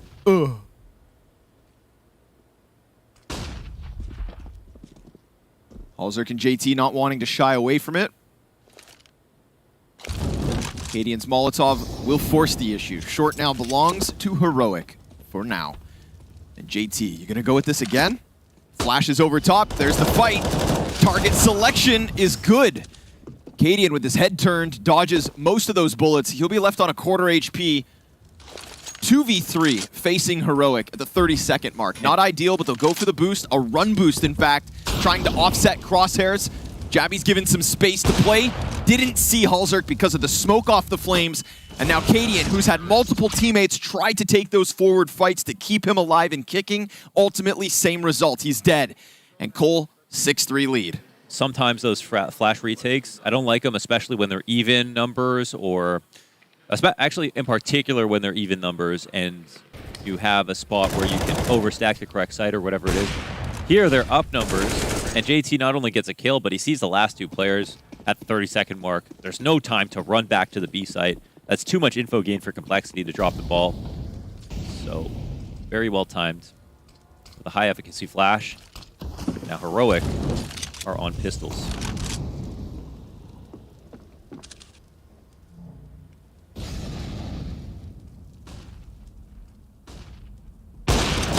Quick snap from Halzerk. Delicious double out of Fang.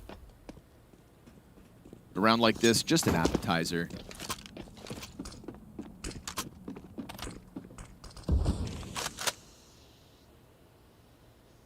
It's like a duck stuffed dumpling with a cranberry sauce. I wish I knew what that tasted like. Sounds delicious.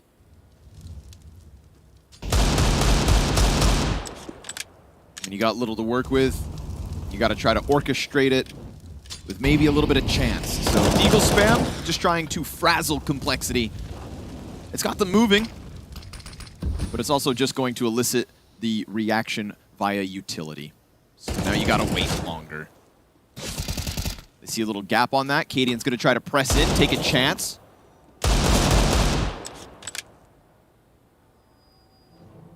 I don't blame Heroic for trying to make the most of all these moments. But Complexity aren't making mistakes. Watch this flick.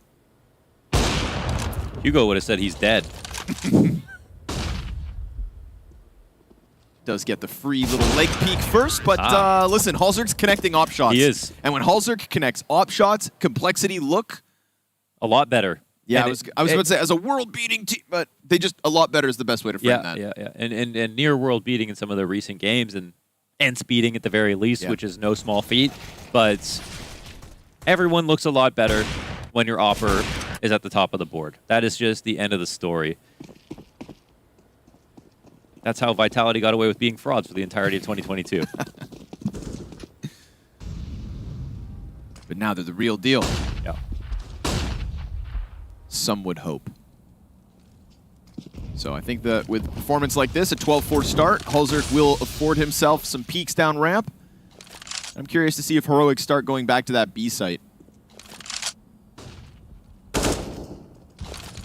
Cadian's going to stick around. We do get that movement away from here. And again, great floppy showing on Inferno, but not the most consistent piece of complexity.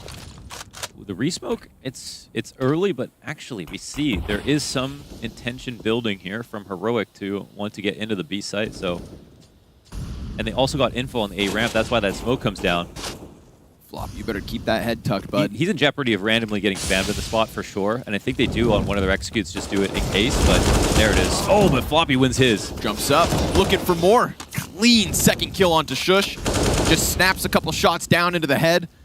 Grim can then extend. You've got support in the back line of the B site, so all is good here for Complexity. There was no kill or overt damage that happened over towards A to force this hand back to the B site. But even then, Complexity just reading the situation well. JT putting his pieces in the right spot, and Grim, just like Floppy, keeps those headshots coming. Floppy at a distance, goes down, so be it. It's 3 alive for Complexity, 5 rounds up. And this defense, it looks stellar. It looks amazing. It really does.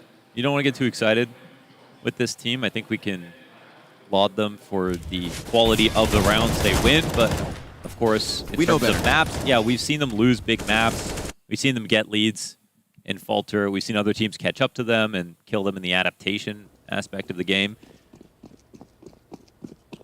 But already, in terms of Heroics, again, most of Heroics' big wins right now. Complexity are almost on quota with some bigger names. Hello. Fang just slides into the back of Cadian. No cover from his teammates. No chance with all these smokes. But now Stounds managed to change places. That could catch a player off. Oof, Tech9 tap finds its home. Fang, though, still off of Henny with another couple kills. Going down real smooth.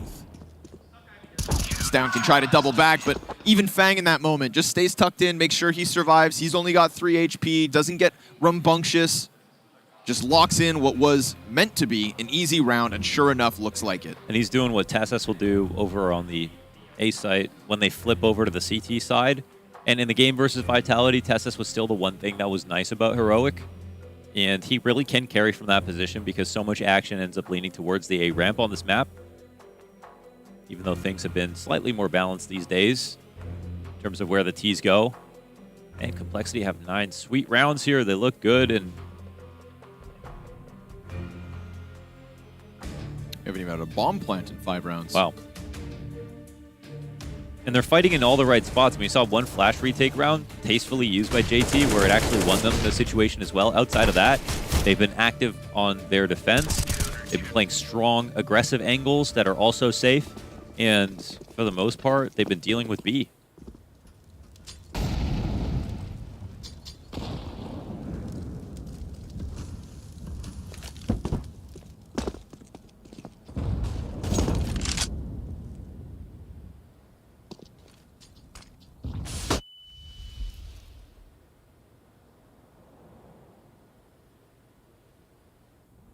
Complexity getting active here, moving Floppy off the site.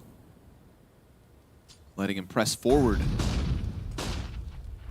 Jabby's going to be throwing supportive util towards A. This could compromise Fang.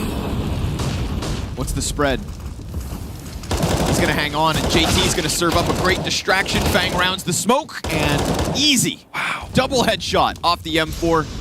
Cadian, of course, hands now onto the AK, grabs that off a corpse. Floppy, because he pressed up close middle, is going to come very quickly down the ladder.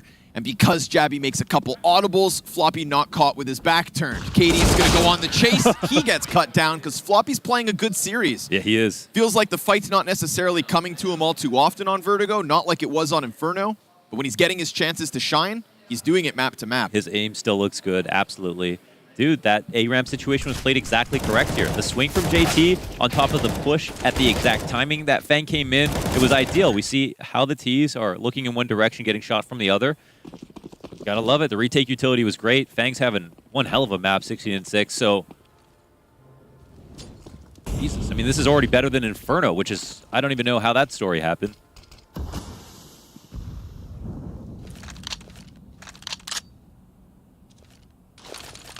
It's a less concentrated effort from Floppy, but a better result for all the other players. You get that op play, you get Fang's rifling. Grim's consistency, generally not questionable. But this time we've got a lot of Heroic players already on the brink of this site. Fang, oh, dude, just curving bullets over top that orange box. He's frying. Man gets 2 heads, spiked. Let that be the warning sign to the rest of Heroic, who now have to push past the perimeter. Bomb plant. This could be held in by Halzerk. Depends on if the op's caught on cycle, but the 3rd shot connects, and that's going to leave Jabby stuck on the other side of fence, with Cadian trying to cause some kind of a disruption to this eventual retake. It's a 4v2 on A site. But now they saw something, and Jabby, instead of staying hidden, decides to go for the fight, and if he can offer up more, then they could still hold this off. But no, sir, not today. Not today. Complexity put a smoke on top that bomb because they just smoked out Heroic. 11 on this CT side. At this point, Fang could be in the most compromised spot ever, but he's radioactive. You can't get near this guy. He will kill you.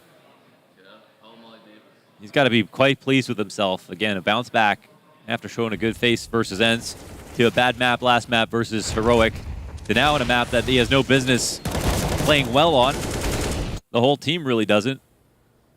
But Complexity will take it. We're looking at a potential 12-3 scoreline. However, Heroic, one last full buy, an attempt to break the trend. We're in brand new territory, Connor. I don't know what to expect. Yeah, man. Discovering new species. Of all the places that we've seen Complexity do well, or take some of their big wins recently, Vertigo wasn't even on that list.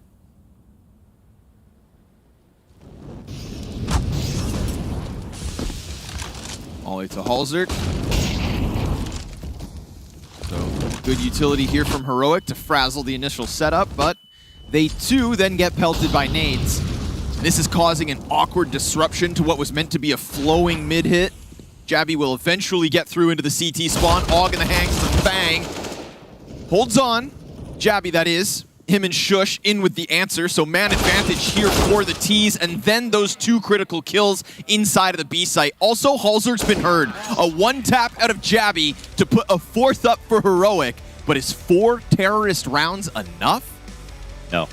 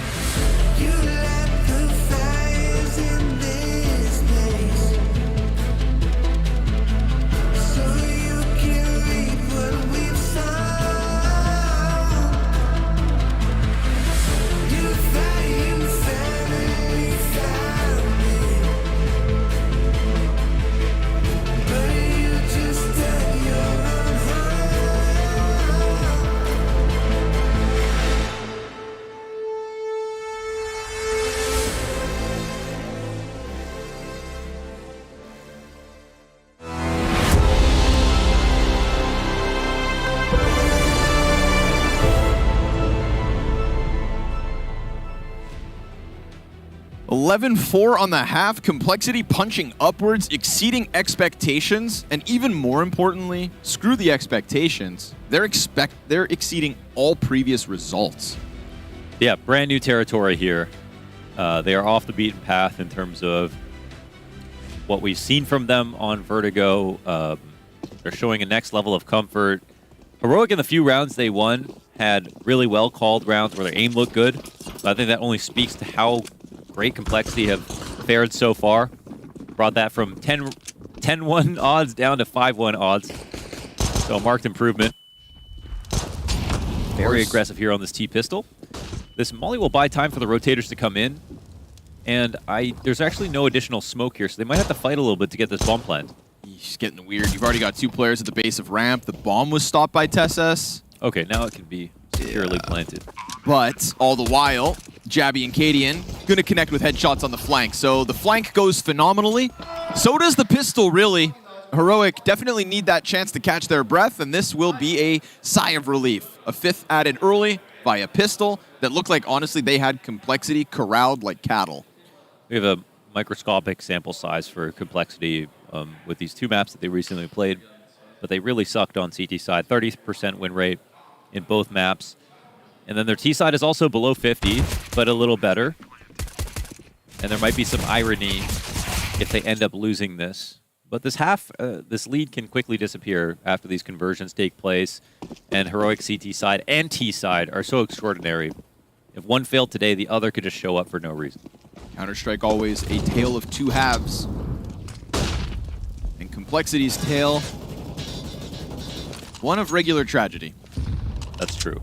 So, TSS yes. also, again, one of the most consistent pieces on this map, playing a very important part of the map. Didn't have a good first half. We're going to pay attention to him, too. Grim keeping his head tucked behind wood. They're going to do the double boost. Makes it a little awkward here for Floppy. But he will still shave a lot of health off Shush. That makes Grim's job so easy. Doing the dirty work. Jabby slides out, 2 kills. Now he's going to be stuck on quad, but the support from Kadian's in already. Halzerk, double Mac 10 kill. And with that, he can go for the plant. But already pressure coming out of Stown. He decides not to change out guns. He misses his incendiary, so things are getting weird. I think he heard at least the drop off, and he's looking for a better gun. Surely he's looking for a better gun. Thinking there was one at quad. Okay. A Blackwater. What year is it? Darkwater? Darkwater. Okay. Bomb can get planted. He knows Stown is giving him some respect. It's going to be an honest man's duel here. Halzerk trying to get off site. Sees him, comes in, gets himself the headshot. Doesn't run from a duel. Halzerk. Let him know. 16th kill on the map for Halzerk. Trying to catch up to the 21 of Fang. And man, honestly, Halzerk working hard for that. Had to get the double Mac 10 clearing of the bomb site. Things got sketchy when Kadian comes running out to try and do what Jabby does, offer up more than 1 kill. Can't. That's a smoke spam to finish. Jabby knew that he was back there. Yeah, I thought this was over when the trades were just going Heroic's way off the site hold. So it's all about Halzerk. Big force buy pickup. Complexity trying to keep this one nice and short. TSS on the shorter of guns. Spamming back and forth and still hasn't been hit. But there's more where that first T came from. Maybe if he saves North America, his name could just be Hal. Oh, yeah, it's kind of... Big Hal. Big Hal with the keystone. Grim slides between util. But then we get that second fight, and it also goes down smooth. Grim, full control of the situation. Kadian's Deagle in the pocket with the scout just a couple steps back. But it's all too easy for Grim. Floppy, as he does, holding the back line. I was ready to spin that Lazy Susan and turn that narrative backwards and just go, wow, Heroic, they won that pistol. They can totally come back into this. I'm not even going to be surprised if they do. But as soon as that second round of the second half took place, what can he say? That clutch, that could mean everything. So much less pressure on Complexity at the moment. And again, we had a graphic that brought up the Na'Vi map of Overpass. And I think unless you watch that map for what it was, round by round, it would very clearly seem like a choke because of the other losses in Complexity's history. But I think when we watched it, as we were casting it, it didn't feel like we ever, I don't think we brought that word up once, up until the very end. Yep. You know, maybe around 29 was when the pressure mounted a little bit too high. But up until that point, Na'Vi played really well and brought it back slowly. And pulling off those crazy individual moments. Yeah, but electronic op collateral. Yeah, but Complexity, they weren't running out of time. I mean, they were executing on sites. They weren't keeping up on every duel, but they had players there to fight. So I'm not completely a believer that they simply choke. Until the very, very end. I do think that, you know, there's that one example of Halzerk running into the site with the bomb out before Optimus got cleared. I think that was the round 29. Yeah. That was the one where it's like, okay, now it's out of your control. Yeah. You've lost your grasp of the situation. Nice nades. Oh, perfect! They waited so long to throw that double stack. And it just dunks on the heads of the front runners from Complexity, but the back line, that's what they're there for. The foundation, the support, and the surprise that is now this 14-5 scoreline out of Complexity. They've been good on the cleanup crew with the anti-ecos that have gone almost wrong. Floppy, that 4K at the bottom of... on Inferno. Yeah, at the bottom of it on Inferno. He's been kind of the sanitation engineer of the team. Great nades, though. Good Galil work. Things can quickly get out of hand if you don't appear 100% focused. 16-8 for Vitality on this map. Complexity looking for a 16-5. Well, maybe that will instantly not be the case. Grim looking to take speed here. Actually, a trade comes down. Another cleanup. Oh, they've got him pinned. Nade with his name on it. It's that short peek that's coming out. Nade. They organized that so well. Can Jabby stop them, though? Grim 4 health. Reload's going to tell Jabby all he needs to know. It's about the timing. Grim. He's worried about it, but Grim, he actually gets out of dodge. Oh, Jabby. He can follow them down. Now, the thing is, it's Heroic, okay? They might reasonably expect this to be re-cleared, but not at this exact moment. It is very smart of Jabby just to keep walking. But he's just steps behind. It's a question of whether or not he has to pause, because if they get to a certain spot... Will Cole think about it? If they kill Shush instantly, then Jabby... Oh, dude, and Shush looks away. Still able to put up one.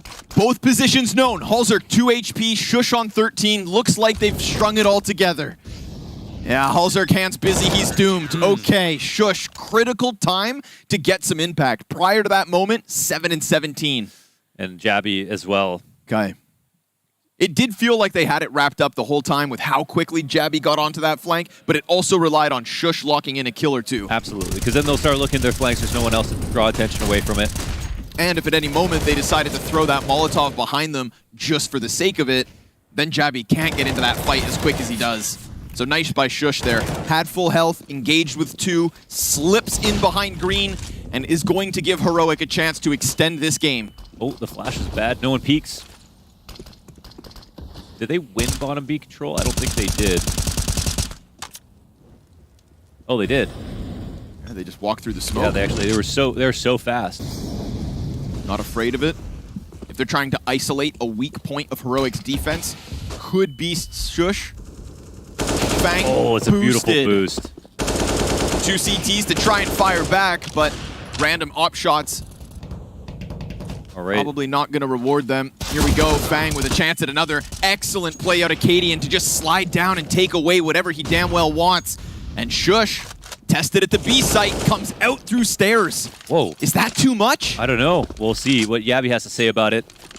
He tries to get in to recover that slack. We've already got the long cross over towards Quad. Jabby hones in on it. What and coverage. It's JT with the headshot. But it's little bits of health for Halzerk and JT, so maybe it's Grim's chance to go big. And he, sure enough, goes soon through, over smoke, drops the first, Halzerk connects to the second, and with that, we've got Complexity on 15. That was a sick round, man. I mean, the incision from JT as he's putting up cover for the retake, that 3v3.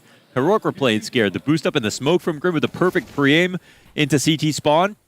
And after this play goes wrong, Cadian lets one get away, and it's just all too easy for Halzerk. They set him up so well. That was a, like, from the perspective of individual decision-making and shots being hit, a really great outplay. Of course, a wounded animal is a dangerous beast. And Heroic have nearly been bled dry. The teeth and claws are coming out. AK, ump, pistols for the rest. Fang inside smoke. Just awaits Cadian. Comes down to which smoke comes up first. Look at that crosshair already on his hips. Bullet straight to the head. TeSS trades back. Halzerk just a little bit further. And it's that supportive player that has been the key piece to Complexity's A plays. They've got Shush on the run. Pinned into the corner of this staircase. Can't get back. Floppy too fast on him. And Halzerk's already right here. We've got that right side green smoke down. Molotov for the stack of orange boxes. But that one doesn't pop. So there's a mistake here in the util that Jabby could weaponize. Does he slide through? Does he press this issue? Floppy's ready for the smoke push. But now Floppy's lost his vision. They cross paths. Halzerk, a bit of panic as Floppy suddenly exchanges positions, and that second CT not even needed. 5-7 for the double. Oh my god. And Heroic keep their hopes alive. Wow. I think Floppy... Do you think he should have kept walking instead of spraying back through the smoke? But they would probably be wondering where the cover is. But the smoke is down. I don't think Floppy had to go through the smoke. He also didn't have to go through the smoke. It would have been there once the bomb was planted. That's very true, actually. And if anybody goes to stop plant, you know it happens while the smoke's up. Yeah, so I thought it looked as if the best way to hold the smoke right now is to stand kind of in front of it, where if someone pushes through, they're still smoke blind, but they show their whole body and they don't even know if they're walking forward. And so Floppy overextends a little bit. This one could be fast. That's what they wanted. Shush eats a couple flashbangs, but will walk away with the 5v4. They go for the boost. I think Jabby just saw a little thigh. A little hip. Oof, and Jabby just dive bombs him. Cadian's right here with it as well. Heroic, they're not going to shy away from these engagements. They're going to come in clean, try to wipe away everything that you've got. You know Fang's stuck in this corner. Look how much money they're using on him, though. All this attention as well. TeSS gonna slide right through. Yeah, they know what you're up to. They know where you're at. And Heroic know also how to come back. Yeah, we'll put a pin in that last round and see what kind of comeback Heroic can build up right now. But for the time being, we've seen some good attacks here on T side. Much improved complexity.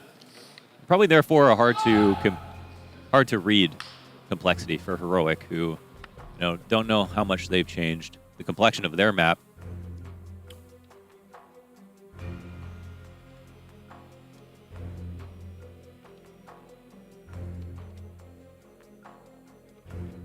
But I think at this point, honestly, no matter what happens, Heroic showing some instability after really not having any trouble for the last half of the last year versus virtually every single top team on Vertigo.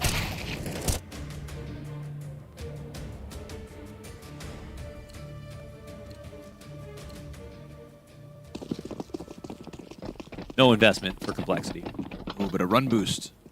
No? No? Thinking about it. JT's like, should I just jump? I'll see you guys next round.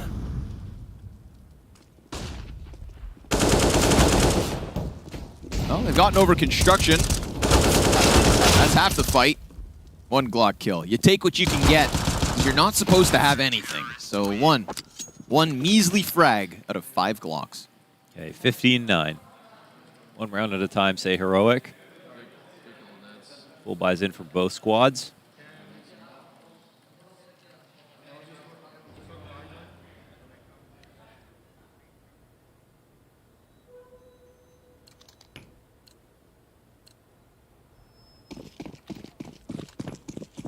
Complexity seeing themselves winning this match. To extend the series to Overpass, where things truly could get interesting. TeSS finds a sliver between the smokes. Chooses to make it his home. A lot of early kills these past couple rounds for Heroic. Going for map control. No nade damage in here. Ollie could flush back the tees, sure enough. They're all blind, they're all spamming. Oh, really good nades here from Heroic. They just get so much info. TSS decides to double back ever so slightly. Flash for the front of that smoke. Who's going to fight? Who's going to fall? Here it comes. Presence very much felt at the moment. This utility's insane right now from Heroic. We've got Complexity on the departure. Yeah, they readied up for a full A hit, even if it was prolonged, and they got that. And I mean, Complexity showing some flexibility here. They're respecting the fact that Heroic have just shown too much strength on this side of the map, and there is only one at B for the moment, so now the rotations will start to come in. Shush, he's been great. Jabby's on quad. Quietly just stuck back here. Sure enough, TSS comes over fast. Jabby looking to hang on to the little that he still has, and it's Shush off the side of green to drop that bomb. Health advantage clearly to Heroic. But Floppy, he's getting ever closer. Again, trying to cheese the smoke.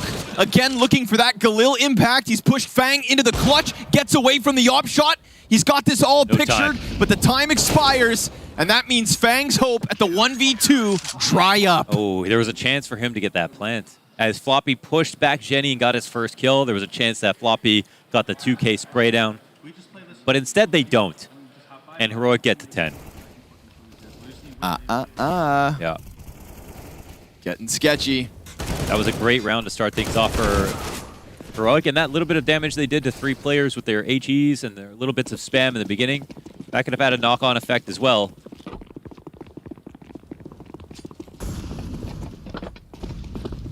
The IGLs had the same idea last round. It favored the CT side.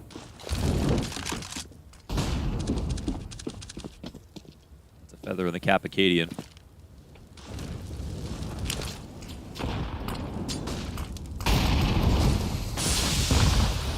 He is the peacock of CS, after all.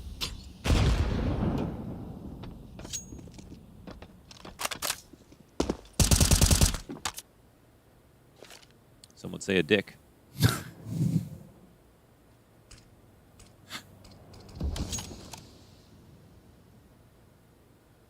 Yeah, but those people don't lift trophies. That's true. They can be mad at him, but they got to respect him. Little flash here to blind him, so well-placed util when you think about how little there really is for Complexity. It's going to rely on Fang going above and beyond. He loses Grim by his side. It's an ominous sign of things to come if they keep pressing up this ramp. Cadian finds himself a second kill, but does lose a teammate in the mix of it all. Jabby, already here though. It's not like this A site feels compromised. It just feels tested at the moment. It's an all-in from Cole. Pistols trying to connect. AK still in the back. Floppy connects with the Desert Eagle headshot. Now that's something.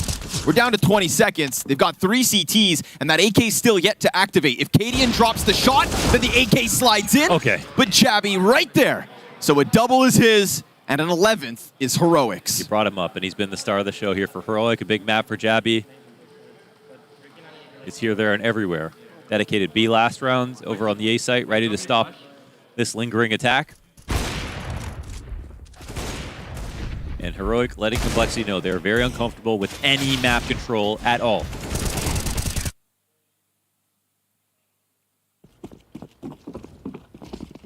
Here are the guns Complexity have had to wait for.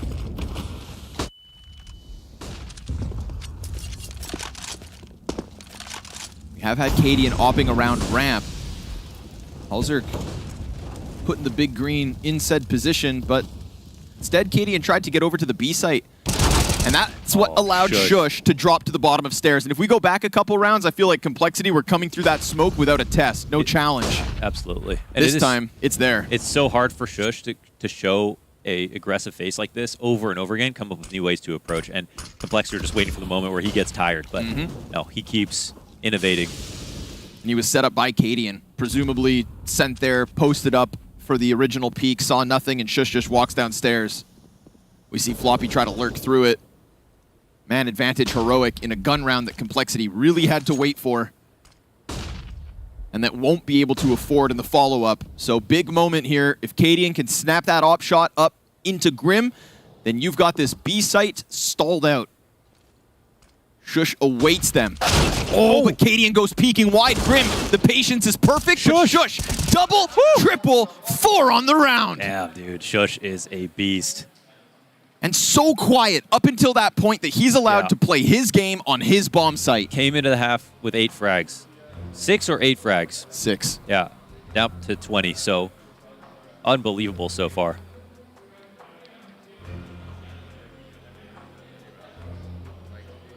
And that's Shush on a CT side when you try to test him. And you don't play 3B down the stairs, you know. You have to trust Shush to be able to stay alive. But you also don't simply play passive and just keep him alive for as long as possible. So again,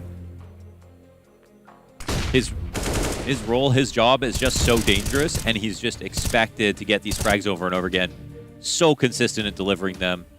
He's not only got to watch for lurks as he's down the stairs, he's got to pick new angles to fight from, he's got to be comfortable in all those angles, he's got to be able to fall back, not get caught rotating out, not get mollied out of a very open site with no ceilings. He has to stop full-on attacks from coming in thereafter, and he's just doing everything. They're trying to set up Grim this round. They give him that AK. Offered to him by JT.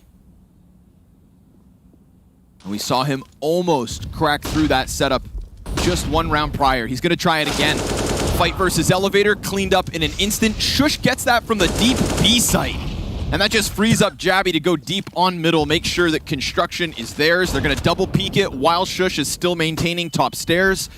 And because they waste no time, now they double back. Shush gets his support, and Complexity get nothing. Dude, their utility is unreal.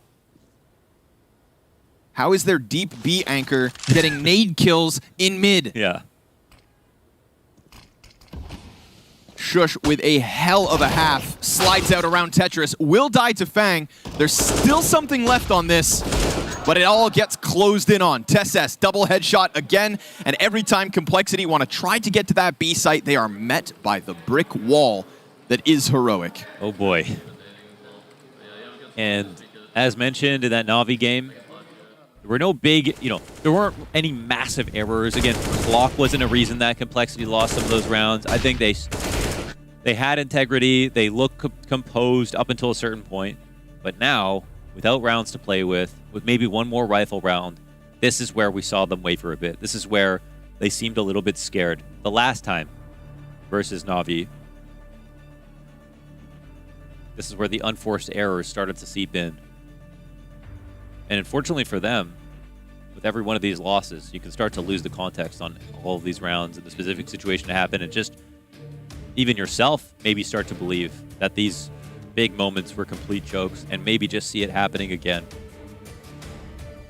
But we'll watch for the decisions, the attacks, and see if Complexity end up allowing this to go to OT. But Heroic are a different team now from the first half. Everyone's scoreline's coming up. Utility's looking fantastic. No opening kills can be given up. Oh man, they're fighting. Stound's already pressed in close. Grim's just tucked in the corner, and they've got an op on what I believe is a gap in the smoke. Stound! Oh, stuffed by Fang. Floppy's finished off by the nade. Fang, fire on his feet, but he can compromise this site. He extends and catches them not looking. It's Cadian down and a fight out of Complexity. 2 attempts to close this in regulation left. And honestly, they're going to go back to this B site as they've always wanted, but this is with success at A to start. So Shush is not there. He doesn't have those deep hooks in the defense. There's nobody back quad. There's no one hiding green. This is the first time that Complexity can find footing on this B site without Shush causing a problem. We are low on retake grenades. 2 smokes left over, so it'll come down to the frags. There are open angles here. It's still entirely possible for the CT side. But it is another don't blow this situation for Complexity. And they have this op on Halzard. He's trying to lean back, wants to make sure flank can't come through. Grim will be the landmine, meant to blow a hole in this retake. And it's already getting closer. They had that cache of flashes left in spawn. Grim, he gets one, but Jabby's got the trade frag. Always efficient. Jabby and Shush, the kings of B, now stuck and traded to their folly as Complexity come in with a 16-round win. They dodge OT, a little bit of that curse lifted as we get this series going to overpass. And we know that Cole love a little overpass.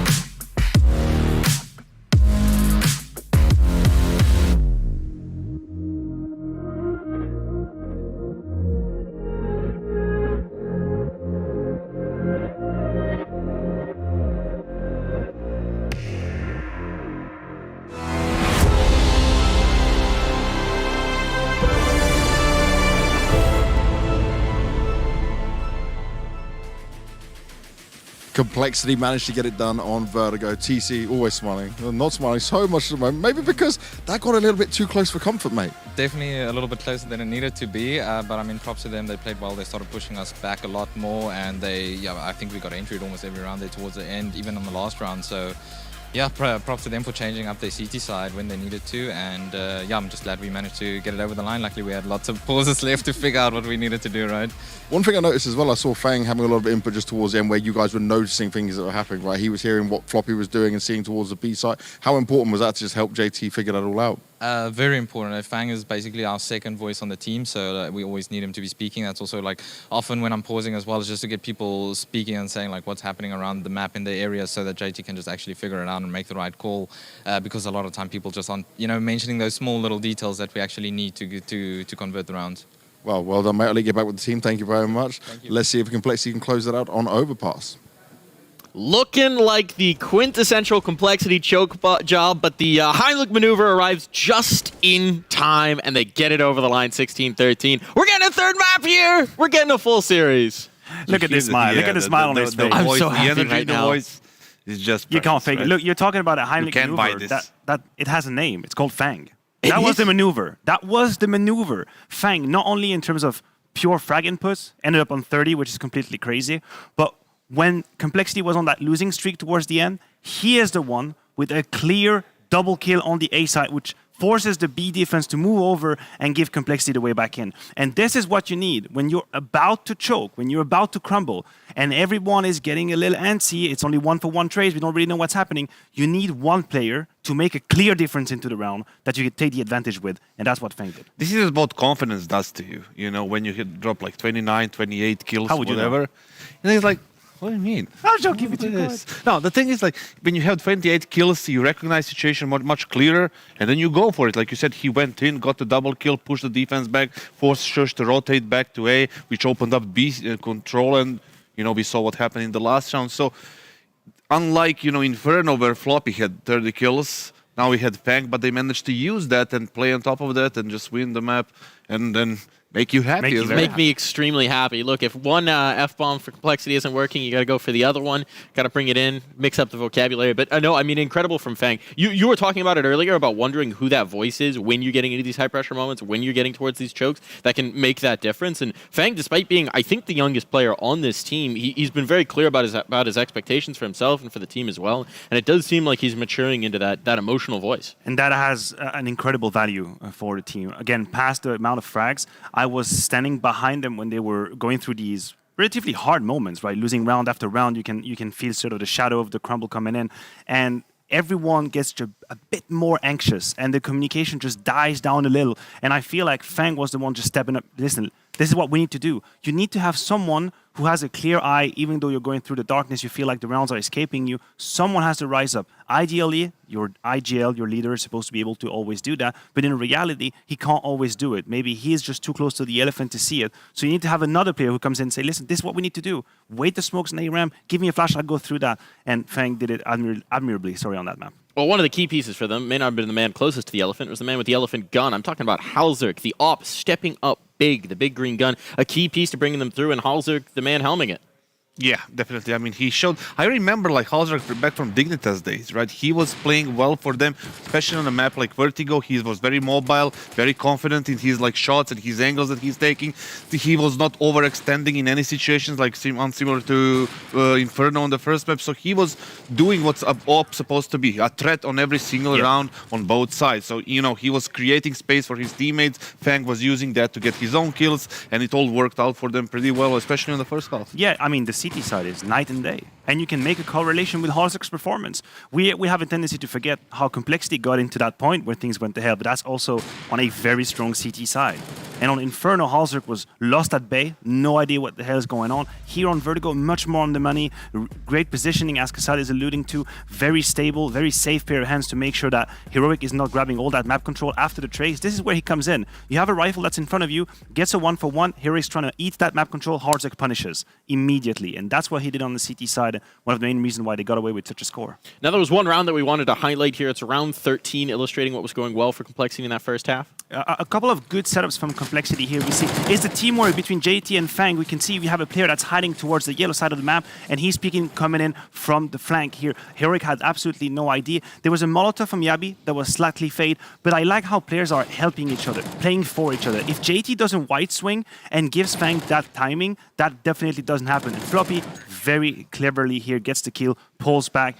This is where Complexity looked like 2-3 leagues above Heroic. They were the one dictating what the hell is going on. They were very much in control at that point. I had no idea we would end up in this situation. This round, yeah. This round was illustrating the whole half pretty much, because Heroic kept losing the battles on ramp completely. In that case, you need to have a plan B. Listen, their setups are pretty good against our T-side default, so we need to have plan B. So let's have them use their utility. Let's see what happens after that. Or we go for a fast middle so we can shift the rotation for the next round and set something up. There was nothing like that in Heroic side. They keep fighting that ramp and they keep losing it. And at the end, it was 11-4, so it's overall pretty decent performance. Now, we're headed to Overpass as our third map, right? This is where it's going to be decided one way or another. Based on what we've seen so far, how are you feeling? What's the confidence for either team? Well, we saw Complexity on Blast. They had the Navi game. That's a heartbreak. 14-16. They beat EG, I believe, and they lost to Liquid in the last couple of overpasses they played, and it was relatively close. So they feel comfortable playing it, obviously, because they leave it in the decider or sometimes in the first two. But Heroic on the other side, I don't know where to put them when it comes to overpass. Who hasn't really showed up yet for Heroic? Cadian. I think Kenyon is a name that we've not really mentioned at the desk. He's going to be extremely important on Overpass. Should I share the secret, a little bit secret? He's not feeling the best right now. Yeah, he was not really feeling well this morning. Maybe that has something to do with it. I think that comes into play. This is why there is a world in which you're allowed to dream, you're allowed to smile for Complexity. There's a world, and it's a world I want to live in. Let's find out if it's a world we get to when we get into Overpass after this break.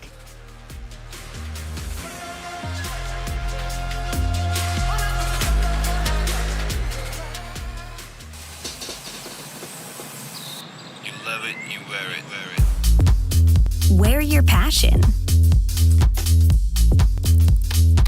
Share your passion.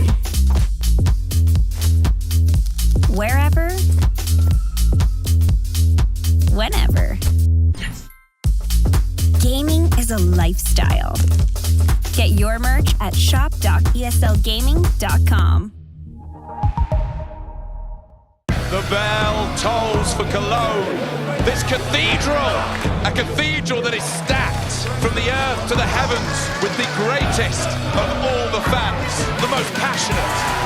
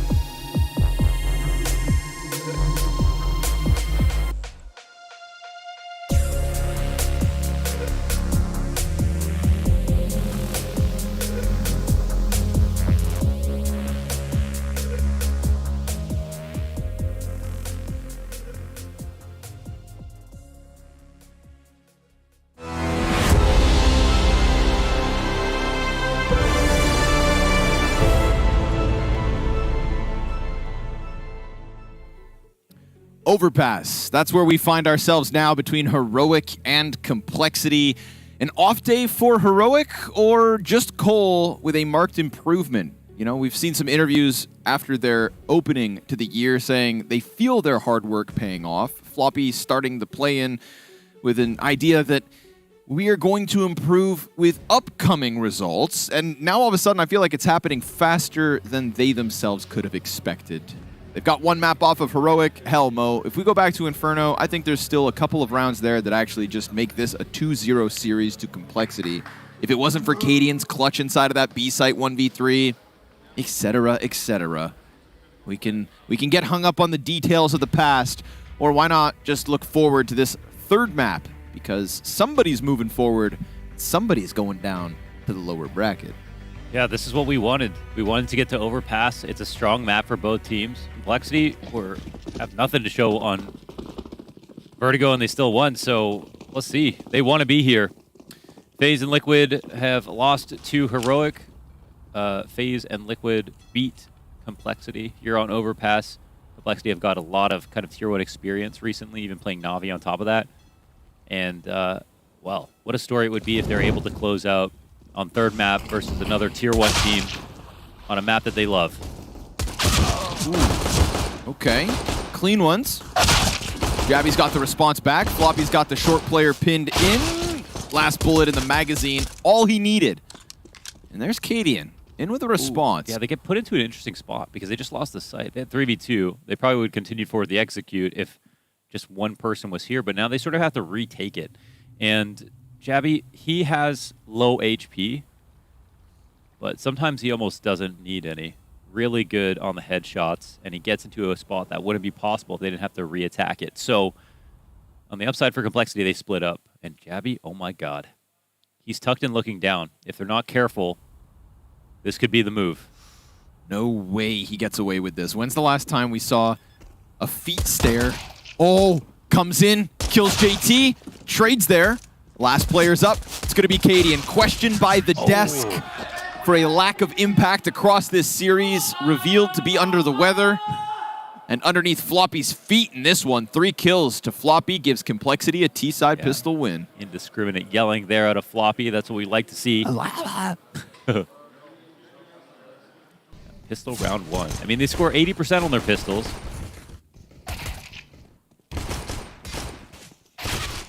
Could also just be, you know, the fact that they lose that Na'Vi map. Obviously, heartbreak would have been awesome for them to qualify for Washington, have an event on home soil. But at least you've got that fresh loss on your mind. It's good experience. You learn from those losses. And since then, you've been closing maps. Yes, and that's what Grim was saying. You know, they just needed more experience to be able to close that. That's the experience you would think. That could harbor a different result today. Down doesn't cross a very important line here, but he's got a teammate close by. That'll be a free frag for Fang. Nice off angle, but traded. Shush was a monster on Vertigo. He tried his hardest on that CT side to come back into the game, bring his team back into the game.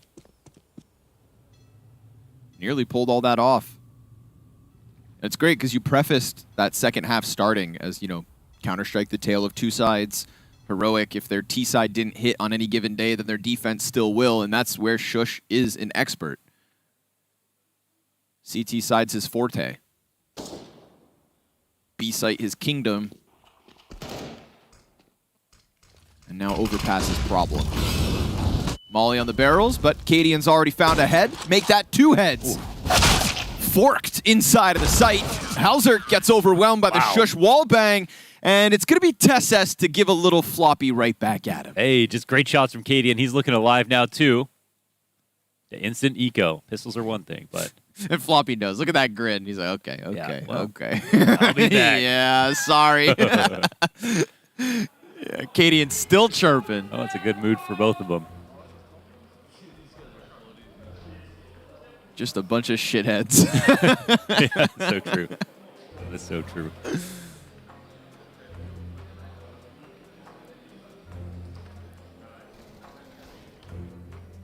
And luckily for them, still plenty of CS. Seen good and bad maps from Halzerk on Overpass. Even in games that went well or came close.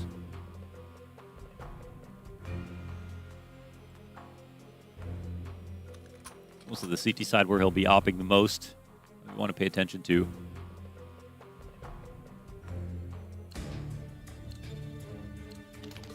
Destroyed Permitta the other day. At least there's that. win's a win. But that 16-14 game, he was not on the map versus Na'Vi. He got together versus Ents on different maps, but sort of another out for Complexity.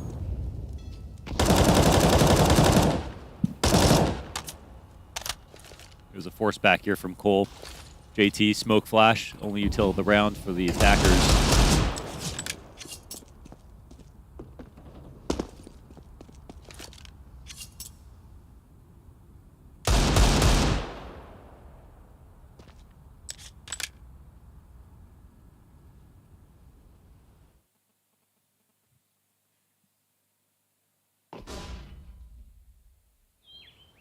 Katie on a pogo stick here. Spotting long.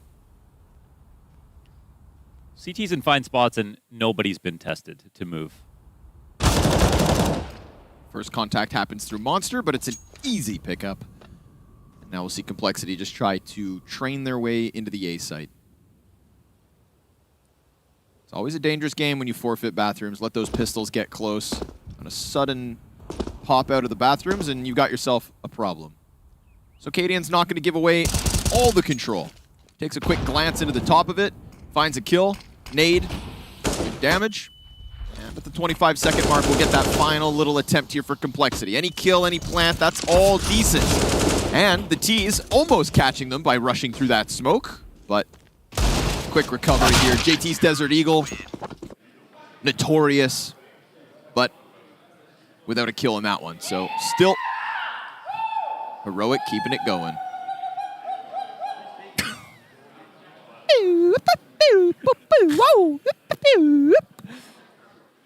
That's how you yell in the mirror before I go to the club. Yeah, that's what gets you going? Yeah. Oh, Cadian. I make sure no one's looking first, you know?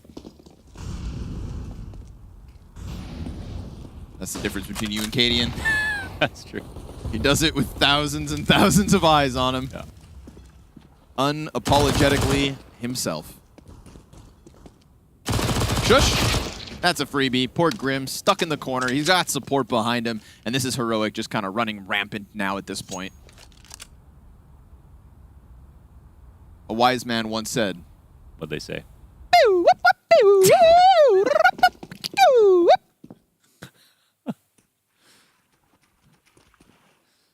Or something like that. Yeah. A little more money here for Shush. Nice to see him having a strong start. Again, on the CT side. So, trying to take that performance from Vertigo and transition it immediately into what could be the early overpass shutdown. Cadian's not going to respect you hiding in your spawn. Come here. Come here, lad. That MP9 of Shush, easy trade out. So you lose an SMG, so be it. 3-1 Heroic. Let's see what Complexity can do. If they can stop or stall this immediate Heroic aggression. And it was, again, closing on the T side. That was the main issue. Even at that pistol conversion. Normally, they do well on T side, but we're going to step up in terms of competition. So not all the stats are going to be relevant here. They had some good setups, but scaling wasn't great. The execs were okay. When I talk about JT's flashes, it started with overpass. It's now started to pour over onto many other maps. It's gotten much better as a caller over time.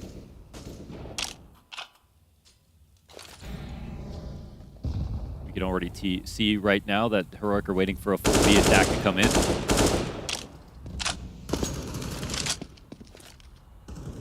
Oh, they're just walking out. Jump spot. Okay, dangerous. Yeah, the that flash is here, though. Yeah, get owned. Wow. Get absolutely owned. You thought you were going to creep out on them, but Cadian's flashbang, phenomenal.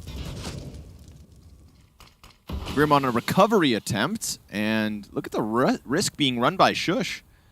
Just walks around through the monster smoke. Odds are, with 2 kills, nobody's over there, and it just gives him a ton of control. But we do still get this very curious walkout of Grim. Could find contact on B short. Might be impossible to track down anybody. Okay, they got this covered as well. Nice angle. The only thing that goes the way of Complexity is the Fang and Halzerk pickups up on A. Hey, and there's no one on long, so Cadian here gonna smoke this off. They'll see where the smoke comes from. They're ready, but oof. Okay. Fang's going to bring it back with another headshot. His rifle work, excellent on Vertigo. Clean so far here on Overpass. We're going to get that flank coming in behind him, though, so as he is stalled on the approach to the A site by the unknown presence of Heroic, he's just being set up to be killed by Shush. Nade for him, and had Shush not finished the job, that's the insurance policy out of Cadian. He lets the nades do the talking. That was sneaky from Cadian. Just ran out of there into CT spawn. Vanished. Yeah, so right there, and I think that again, they're playing Heroic here in the back half of the series, and 2 very good maps for them. Getting shout out is entirely possible, and Cadian's calls have been solid in terms of gambling in the right direction, the overstacks on the CT side. He's got a good feel for what Complexity wanted to bring too.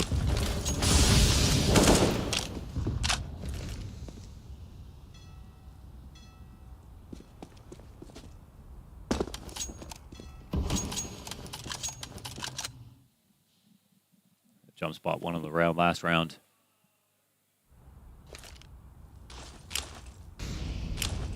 They have a potential flash in place. Oh, that Molly's going to counter the flashes. That's all their utility. JT's got 1 more in the back pocket. Man. But, dude, that's just so perfectly timed here for Heroic. Protocols to perfection. That's just going to be draining on the morale here. If Complexity thought they were going in with nades, now it's just that 1 flash, and Fang, the solo monster player, gets popped. But we've still got the barrels in from Shush. Nice control with the AK. Beautiful commitment to the spray down, and Grim can't get the response. Deagle out of JT. Dude, Shush is 12-1. God damn! After that CT comeback on Vertigo 2, he started out 6 kills on 6 the kills at first the end half, of the first half, yeah. Into But that's 20-plus T-side frags. launders. Yeah. If you look at the 2 CT sides, from Vertigo to now Overpass, this guy is frying. Sautéing. Julienning. Sous vide.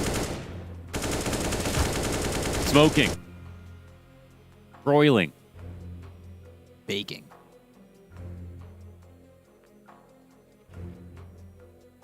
Meanwhile, Complexity wasn't meant to be the most likely round win. Just the fact that, again, all that util was so perfectly timed. Like, as if Shush isn't already 12-1. Even just the grenades are going to take away your inspiration. And to bring up that Na'Vi game again. Failure on the T side. 6 rounds deep, Complexity still stagnate on 1. Such an excellent display of utility from Heroic across these 2 maps. Very difficult to play against. Complexity are doing a good job of staying alive. Oh, in the early rounds, good damage here off these nades. They don't get a kill, but it still could matter. The Jabby uses that chance to pounce into the short control. Tesses is fragged out, but Jabby, look at this. Smoke fades to his advantage. Floppy with the trade frag, but also dinked. Now, Grim doesn't swing wildly just yet, and they hear those shots being pounded through Monster. Floppy with his hands busy. He's got to be careful with Stown right there for the pickup. And of course, Stown finds the better of the timing. Now, Cadian's about to be under pressure. We've got 3 bodies coming at him, but they're also separate on their approach. The shot whizzes by Grim.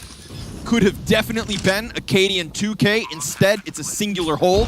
And Grim locked into Optimus Prime on half health. He mirrors that of Stown, who's holding on to the Incendiary and the Flash and the Frag. And it's perfect! Just right onto Grim's feet. He's blown into Tomorrow, and Halzerk's op now gonna have to chop down both of these CTs. No utility, but Shush is alive and kicking, and that bomb planted on the front of bathrooms. Halzerk missed chance, and if you miss on Shush, he's coming for your face. Yeah, that's another free one. Halzerk, that was his moment. Again, the utility tips the scales, allows that retake to look a lot more possible. They come on in. I gotta say, until that point, this was actually sort of hard to read, I feel like, for Heroic. Complexity did a good job. They won stairs control. They got a kill inside of B. They got some damage off of. And their players were ready to hit the A site very quickly after all of that action went down towards Shortwater. And it didn't feel like that they would be ready to hit the A site that quickly, and Cadian had a lot of pressure put on him. So Complexity made a good case for themselves. But again, Shush, the hero, 13-1.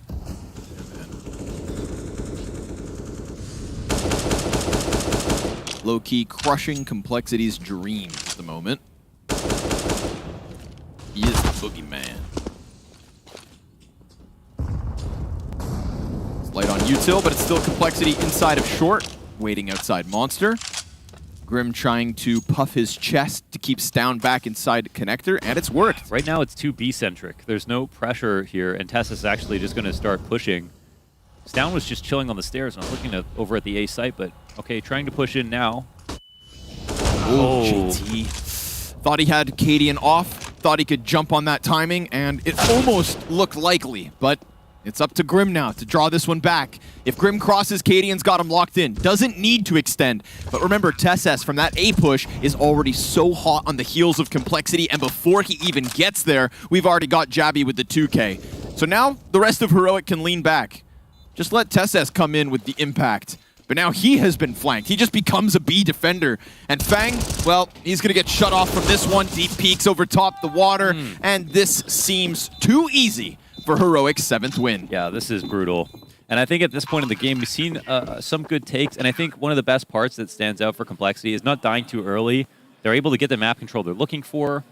They're not running into, 4 players on one site too often. They had that round where they got to Cadian and 2v1'd him and made a case for themselves in the post plant. But now I think Heroic just have not seen enough pressure towards the A side. They're starting to take advantage of that space.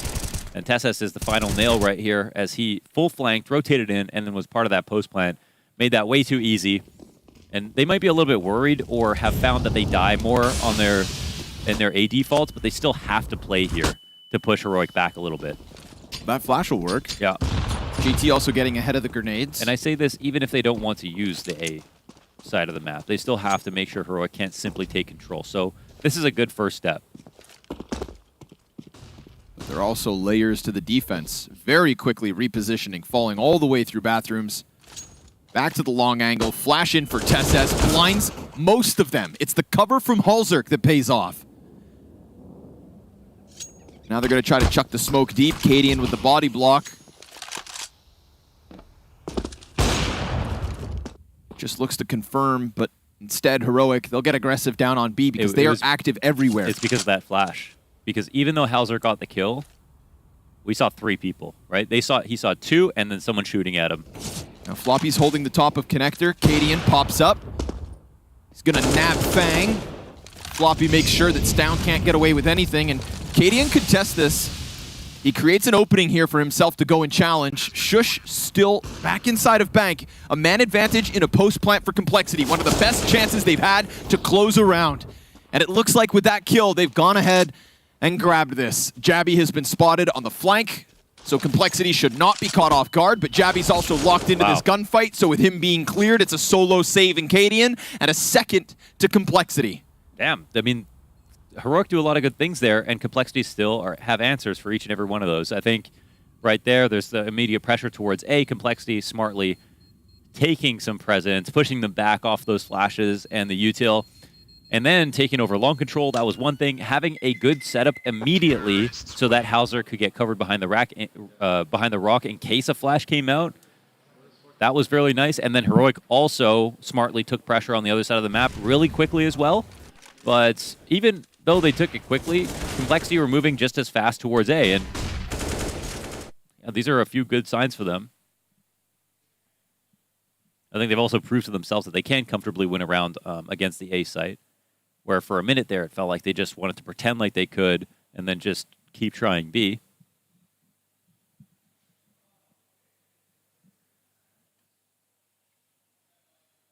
We had Floppy with a nice rotation punish from Balloons.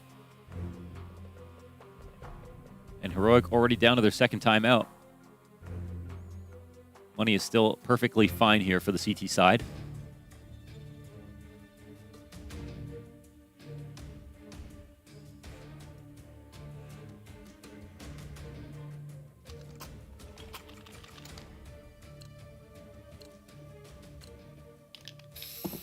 haven't really felt desperation when it comes to Complexity's attacks right now. I know the scoreline 7-2, but staying 5v5 for a long period of time and getting map control is much harder than it looks. It feels like they're just kind of keeping their head down, staying focused. Oh, Floppy takes so much damage. Oh, okay. Sorry, the way that worked, I thought that was the one bullet TeSS shot. I was like, no way, you just got a running fadeaway headshot at that range, but okay. It's Floppy over on B. They're running it back. The exact same setup for Floppy to come back and catch theirs. JT here for the moment, walking into the bathrooms. So they know Heroic are going to re-aggress somewhere, but do they know where? Oh, the setup is so good from the CT side. Clean, right? Like, Stown cannot stand here otherwise. Oh, but he doesn't win his duel. TeSS wins his. That's going to turn the Bathrooms players back. Again, traded back and forth. Missed shot. Cadian, he does kill Grim. Halzerk wants to finish him off. Floppy's preoccupied with Connector. There's a second player in there, and now Halzerk's going to be given a chance to clutch. Him versus Shush, who has been an animal, may I add. 14-3 on this map. A lights-out performance on Vertigo, but Shush just gave a little bit of timing over it. It looks like he was heading to the B site thinking maybe Halzerk would run down there instead. Okay, so Halzerk, he puts himself in a good spot. This is a position that if Shush reads it, he can walk into this frag, and that's the only risk for Halzerk. But at the moment, he's Bomb's planted for Bank. Yeah, that's the thing. He can't go too far. So he stays tethered close enough. Shush, yeah, not even assuming this whatsoever. Halzerk, hook, line, and sinker as he decides to plant on the other side. You may not be able to beat Shush in the head-to-head duels, but you can still outsmart him. Yeah, he had a chance for the 1v2 earlier, but he wins a very important 1v1. It's back-to-back rounds now for Complexity. Funny that Kadia misses that shot, but it's almost null. He hits the next one. Halzerk outplaying him twice, not going down to the B site like Shush was reading into, and then that post-plant position down long. Critical round as well. Complexity, if they get stuffed there, it's a hard reset. Things are looking dire. Heroic, just with runway, could take off. But instead now, we've got the game. It starts here. And I really appreciate them venturing into new territory in all of these later rounds. TeSS with a great off angle. JT, baby. Wow. But fast flank, don't forget it. Already up ladder is Shush. I mean, he got brutalized so quickly. So it's Floppy again here to watch the flank. Comes back, turns around, sees Shush. A second too late. JT tried to press close into the bank, met by fire. CT out from Dumpster, double CT inside this bank. Yeah, second player will catch you off guard. And that's just the pistol. Now Shush, rapid reposition. Gonna go towards long instead. T falling back, nice headshot into Grim. Halzerk finally puts him down. Fang concerned with the smoke, but at least now Halzerk's on the other side of this. And that flashbang could pop above sight, so Fang can go in, met by the Deagle of Stown. And Halzerk has to just swap out into the M4. Cadian's op's gonna kill him. 3 alive for Heroic, as that impact from Shush on the backline compromises everything for Cole. They've been so fast about taking map control on the other side of things. That's well done. A couple of micro mistakes, you know, mistiming on the flash, but at the same time, they're just throwing it when they feel it's right, and 3 players swing out unblind, so there's a chance in the 2v3. But Heroic set up nicely in bank with the op sitting there, but not a weak op, one with a Deagle right beside it, and so they lock it in. So even though it's 2 in a row, Complexity, they throw away an easier round. Heroic back to winning ways. A good amount of money saved here for the T side. That was such a beastly opening frag from JT. The walkout towards mid. Desk was asking for Cadian's impact coming into this third map. Now 12-5, as much as we want to talk about Shush. The off impact, very much there. Being held by Heaven. Floppy tries to go for the boost, and TeSS just clips him in the side of the head a couple times. Lucky to be alive at this point. Okay. Oh, and he can't even get away. Headshot just for the extra damage on top. The overkill out of TeSS. Had Floppy's number that entire sequence. Okay, this one's a bit quicker into the 3v5 now. Cadian gets freed up for the bathrooms peek. Get onto the kind of ultimate angle here. Info outside bathrooms, inside bathrooms. Lands the first one, jumps back over. Nice angles here from Cadian. single-handedly shutting down the little that was left of Complexity. The 3 terrorists trying to walk up through bathrooms, gunned down one after another, and poor JT, 1v5. Nobody pushing the flank just yet, but like everybody else, his time is limited. Oh, he gets wall banged. Oh, he gets wall banged twice, Wow. Cadian. On the walk back. 15 frags. Oh man, flow state. Yeah, he's feeling up. He's doing very well. A real bounce back.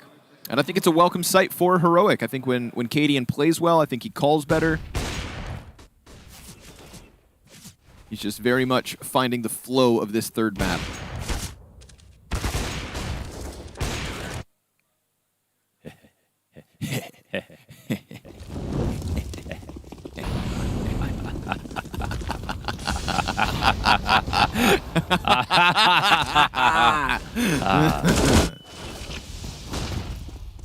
Floppy's got one, P250, all it's gonna get. Again, Shush goes for the long spray, and again, he stops him. This is Heroic with a domination of a CT side. Complexity, 2 more attempts, 2 last chances to improve from a 3-round T side. Yeah, we don't have a lot. I mean, we've seen they have decent stats, but most of their stats are versus the lower level NA teams when it comes to their good wins on T sides versus some of the better teams. They are struggling still. They get through this, though. I'm still leaving the door open to, you know, potential pistol success and then maybe making a half of it. It'd be interesting to watch them from a comeback perspective as well on the CT side, even though they started out well last time. First Na'Vi. I still have questions about Halzerk. Even though he had a better game over on Vertigo. As to his CT side here on Overpass, I think he sits behind... He plays it too vanilla with the way he sits behind some smokes, falls back in all the natural ways.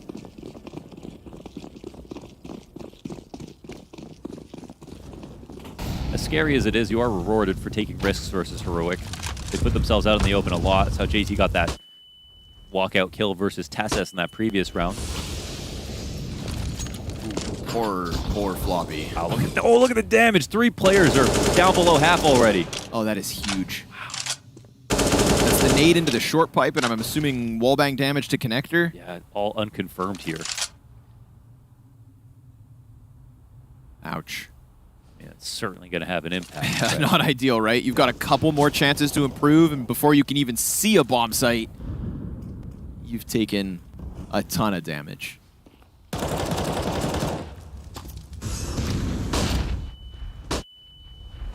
Shush making some noise, trying to turn them away from Monster. Has worked. Complexity gonna try to pick up the tempo here. An ace site hit with a bit of pace. Oh God, Tessus. Okay, caught flying in the open. That is a bit of a gift given over. And the ops walking down into the crosshair of JT. Who's gonna win this? Cadian. Too sharp at the moment. Bests his counterpart. And now Cadian goes deep on middle, slams down Grim with an overkill headshot. We've got Fang locked into Optimus Prime. All that remains here because Shush continues to tear them up on this CT side. Finally given an opening, a gift of a 5v4. And unfortunately for Complexity, maybe it's that early damage, maybe it's the positioning from Cadian and Shush, but whatever it is, it's Heroic's 11th. Yeah, it is, I think, a little bit of everything in there. Got just the right amount of seasoning right now when it comes to their retakes. They don't look like they're throwing in too many overt risks, but I like the approaches for Complexity. When they walk up to Flowers, they jump onto the site. They've got Cadian in a trade situation there. They kill Tessus for free right here. So they're finding a gap in that way, but the retakes, again, the util damage, the early damage that came in that round, it all played a factor. Gonna try to keep it quicker, and Tessus happy to provide. Fights straight into short. Empty magazine means he will fall, and Grim there to trade back. So a bit more chaotic moments here coming out of Heroic's close on the CT side, but it's the fact that it's already 11-3, and that I think that their confidence is now just boiling over from the sides of the pot to the stovetop, where Halzerk and Grim try not to get burned. So Halzerk, let's see. Will he hear a scope and bank, I think? We'll find out in a second. Maybe he just walks into this. Some damage here. Cadian simply not missing shots. But didn't expect Halzerk to still be pinned to pinned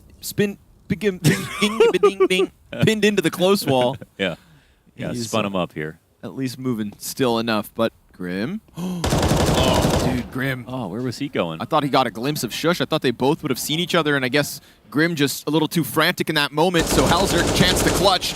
Oh! What? Chance to clutch, and he does. That's a fourth, folks, added to the tally. It's not inspiring from Complexity, but it's a CT side that lies between them and a best-of-3 win.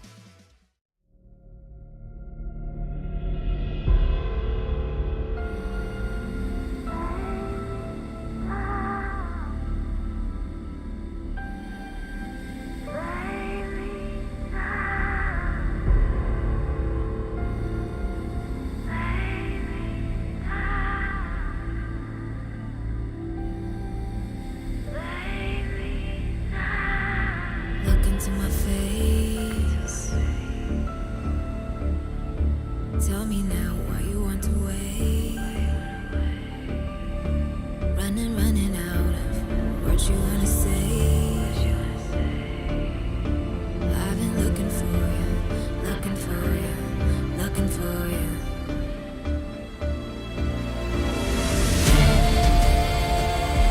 Take me down.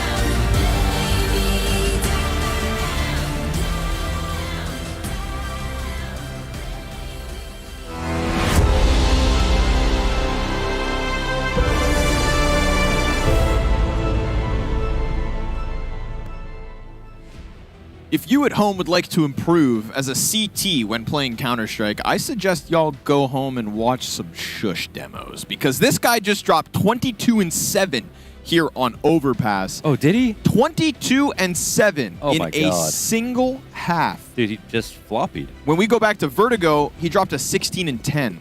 Damn. That's back-to-back halves, by the way. So this guy's a narc. The type of performance that can absolutely dismantle Complexity's hopes at winning their opening game here in a group that some consider open. Complexity giving it a run for their money. Heroic. However, in this third one, made it look way too easy, dude. You started to see the comfort start to come through in those last CT rounds. Heroic running risks they didn't really need to. And Halzerk did just kind of sprinkle one in with that 1 versus 2 to close, but it's 4 rounds that Complexity will have to work with. Very much necessary comeback, or Heroic 2-1. Fang's first kill is clean. Hey, it's very clean. Again, oh, the back turn. Tessus, he loves doing that, and he's so good at it. But this time he dies. Yes. Last time he survived with like 30 HP. Yeah. This one's going to leave 3 of his teammates alive versus the 4 of Complexity. And they're just going to keep it simple. They've got the nades for the exec into the A site. And it looks like Fang was comfortable saying, yeah, it's looking like A, exactly what we expected. And they are coming in. So the CTs get ahead of those smokes.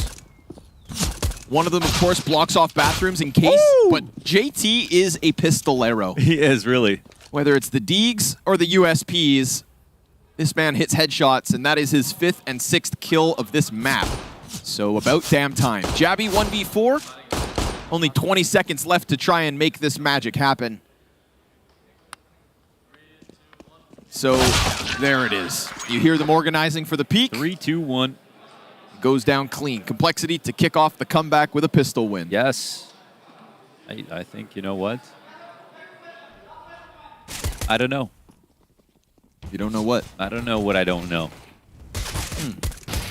Do you know what you do know? I do. But I don't know the future. But I am hopeful. For what exactly? A great match. Yes. Good CS.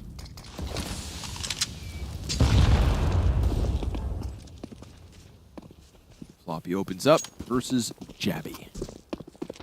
Probably wants to get some revenge versus him, to be honest. Floppy at times bested by the aggressive lurks of Heroic CT side. And uncharacteristically, we do have a bottom fragging performance out of Grim right now. We kind of tout him as the consistent piece of Complexity. He's got to get the war machine rolling. Yeah, and his T side versus Na'Vi, that was special. Had that ace. But Heroic are significantly better on the CT side than the T side. So.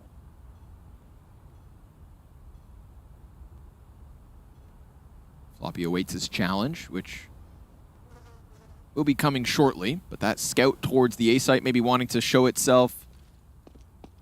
Draw another defender up. Excellent flashbang. Oh, Floppy gets gunned down by the Tech 9. And the T's, they don't pounce off that. Ooh, they're getting... Oh, ooh. Wow, he's just sounds hearing so much, too. And they're actually walking it back upstairs. Fang doesn't know how much pressure's coming his way. But he's probably wondering now. He sees them walking back. He's worried about alert coming in, but they're already on the site. Fang's MP9, good for 2. Oh, he saves the day. And a good amount of damage. But this scout is still just sitting outside bank. It's down. He hears it, and he hits it. Now it's on to Tessus, 19 HP versus 2. Go ahead, take your plant. You're just doing an immense amount of damage, and you would have had a chance with 1 or 2 shots to punish back Halzerk's rush. Doesn't go their way. Complexity survived with 2 alive, but tell me that wasn't sketchy. Yes, it was. It was sketchy because it was a great idea from Heroic. Again, sticking to their style, their philosophy, going through these lurks, trusting them, walking around lurking, being aggressive, and having just a good medley of all these different styles is what I think defines Heroic these days. And the nose flash was brutal on Floppy's one position, and that made the map a lot scarier. But again, Fang saves the day with the 2K spray down and the dink as well. He's happy about the win. Buy comes in from Heroic again. No womp deal on Shush. Punishment for playing so well. We don't need you now, son. You've done enough.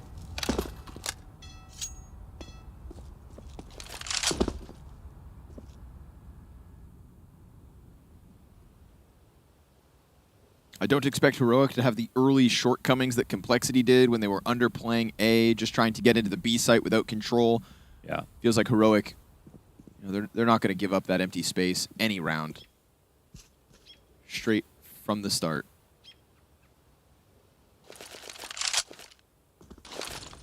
That's what they do, man. They play like a fluid, leaking into all the cracks you leave.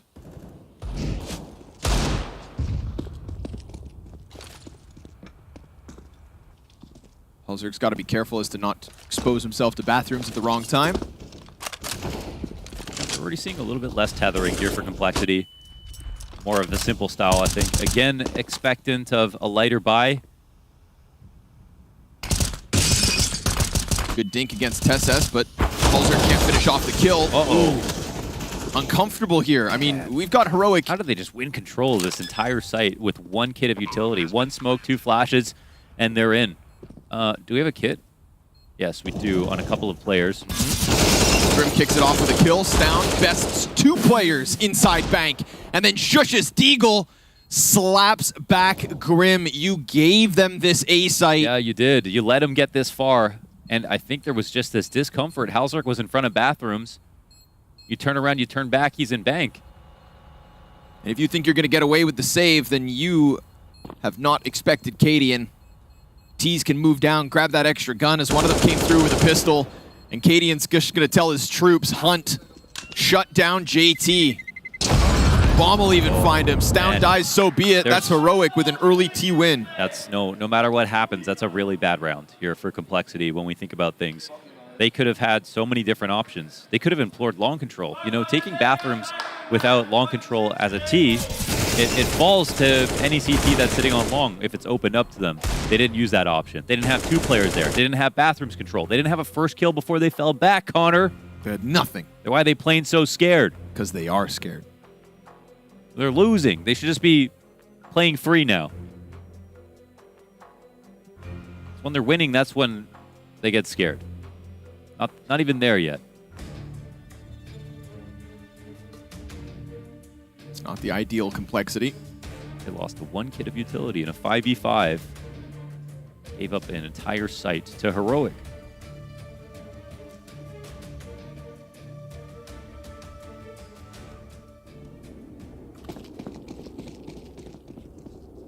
Even if they lose this match, they can lose better than that. Hell yeah. Hell yeah. NA. We lose best. We lose best.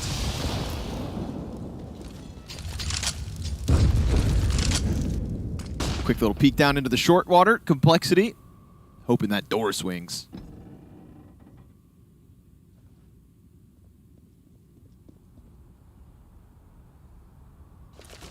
As I brought up before, do want to see the vanilla Halzerk fallbacks, you know? But at the same time, he needs some support. He shouldn't be in front of bathrooms by himself, but maybe there should be more players there.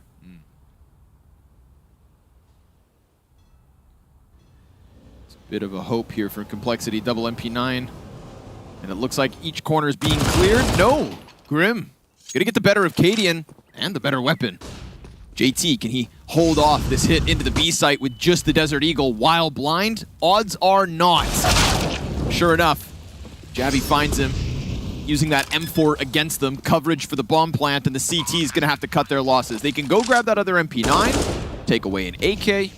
Yep, that's fine. It's a nice small victory, but Heroic critical territory. They grab the 13th. That's all it is, though, Mo. A small victory. Yeah, we're just looking for quality rounds here to start. You know, like this comeback, it's a long way from being possible, but at least when they have better guns, they put themselves in position to win, not just to not lose.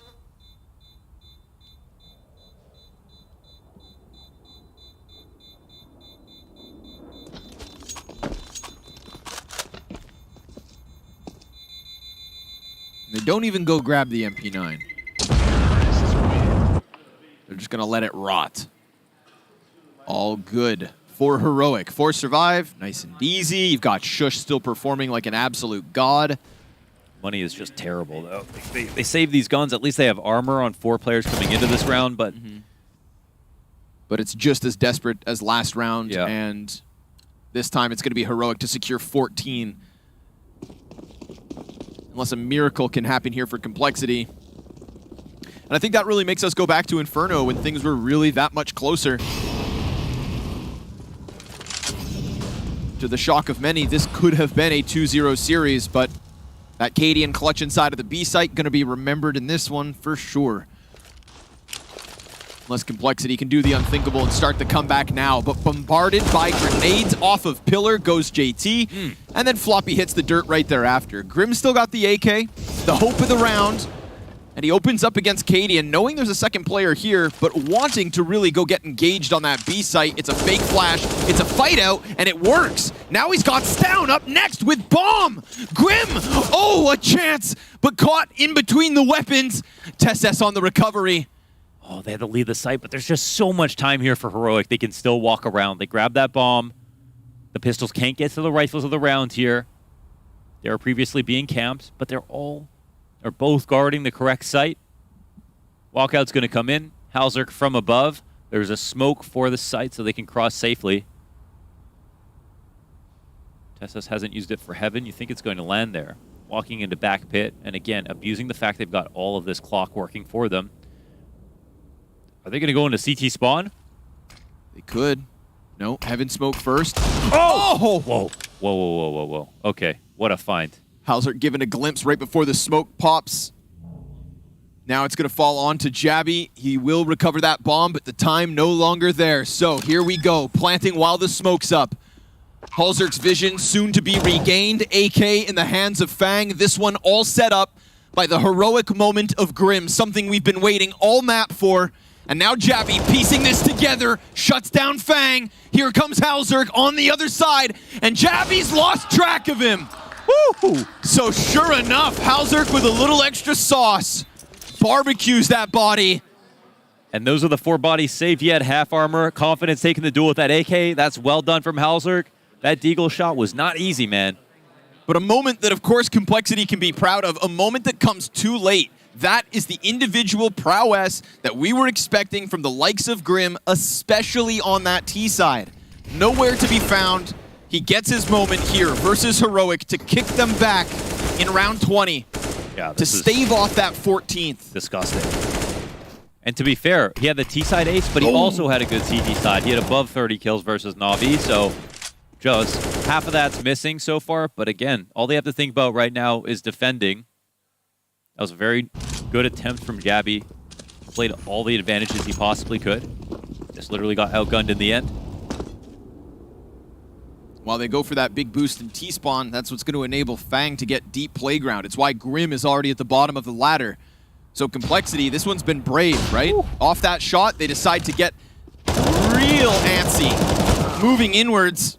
And while it's an opening kill, it's TeSS with the immediate trade right back. It's still a bunch of damage, of course. That will be of note going forward. But we'll see if Grim can go big again. And he's here just listening, knowing the pack is above him.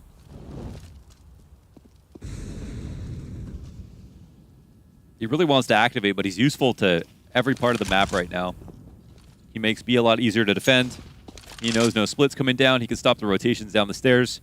And the long rotation is the only one opened up. And Grim, he looks like he's trying to trust himself right here. He has the right idea. And wow, yeah, he comes forward with it. This is the right timing. Playing to win. Ooh, Floppy goes in with the monster distraction, but this is just going to keep Grim walking. And he's told them to just go over to the B side. I'm going to meet you there. Ooh, does this get heard? Oh, he's running. He didn't turn. Yeah. Okay, that Grim got nasty for a second, but now he's going to piece it all together. Taps away, only gets one. Oh God, Grim. Oh, Stown was the low HP player too. Feels like that could have been a big moment. Halzerk, though, finds timing on the Deeg. Can't manage his second, and we're back into another 1v1. JT versus Cadian, battle of the big brains, and the utility just off the mark. JT with only 7 kills picks up a 1v1. I was thinking, Halzerk, what are you doing, man? You just could tighten up and make this an impossible round, but it also draws that player back to that site. There was a chance that he goes up the stairs into A around 20 seconds, but not if Halzerk keeps fighting. It goes down to 15, and they have to run into JT, and JT plays it perfectly. So a beautiful round again from Halzerk. And Grim in the target selection, I mean, it's a hard fight. I think he's maybe expecting Yop can adjust. Probably the Yop is the one that doesn't, but also picks the guy on low HP. Doesn't know about that either. First tap also misses. Yeah, either way. All of a sudden, they get their 8th. They push Heroic into the single AK here for TeSS. He's at the front of it. They're not going to disregard this B site. This would be a watershed moment for Complexity if they're able to put this together, honestly, but... Well-timed boost. They lose Floppy. Uh-oh. Oh, and Grim gets caught! Ooh, still able to recover, but a good amount of damage. Fast play from Fang. Bombs on the ground. And And Jabby's got it back. Look how low that health is. CT's against this wall. The MAC-10 could shred both. And sure enough, in the hands of Stown, it does. Holzerk with a hope. He falls down into the water. USP is not enough. And Stown goes big. Oh, man. Complexity on that opportunity. That's how they lose the 14th. That was them setting up for 9. The MAC-10s win the round. Grim getting caught here. That's the reason he's low HP. Yeah, his teammate was right beside him. And oh, my God. Is he happy or... I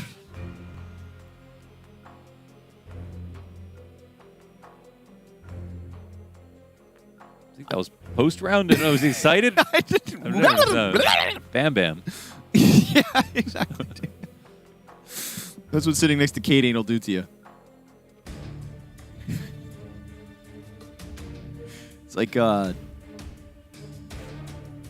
Donnie from the Thornberries. Yeah.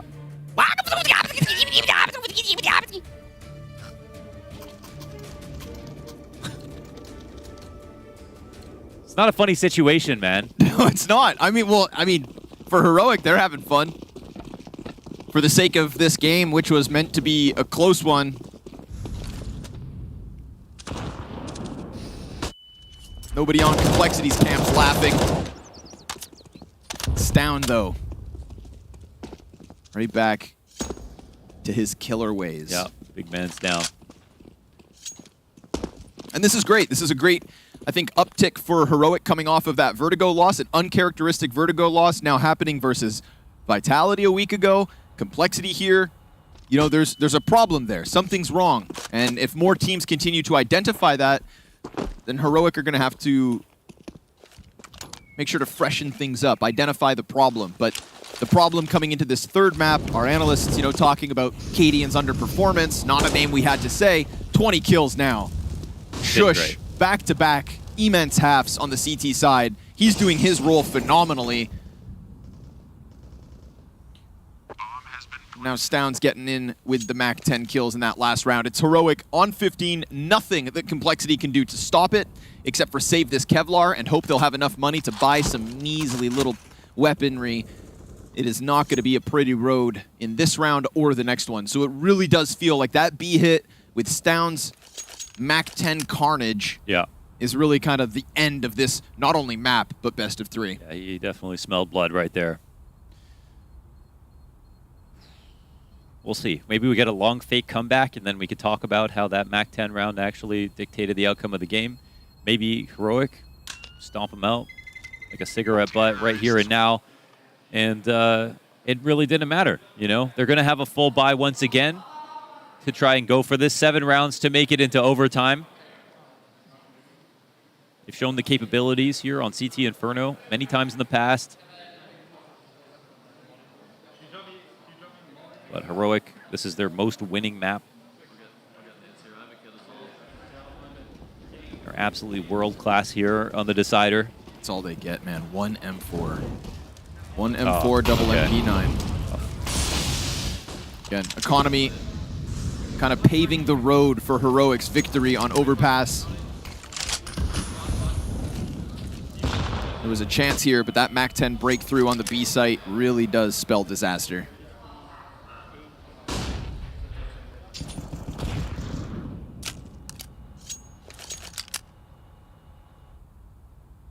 They can hear that 5-7 popping off inside the B site. Just one more element to bolster Heroic's confidence. Weakened by.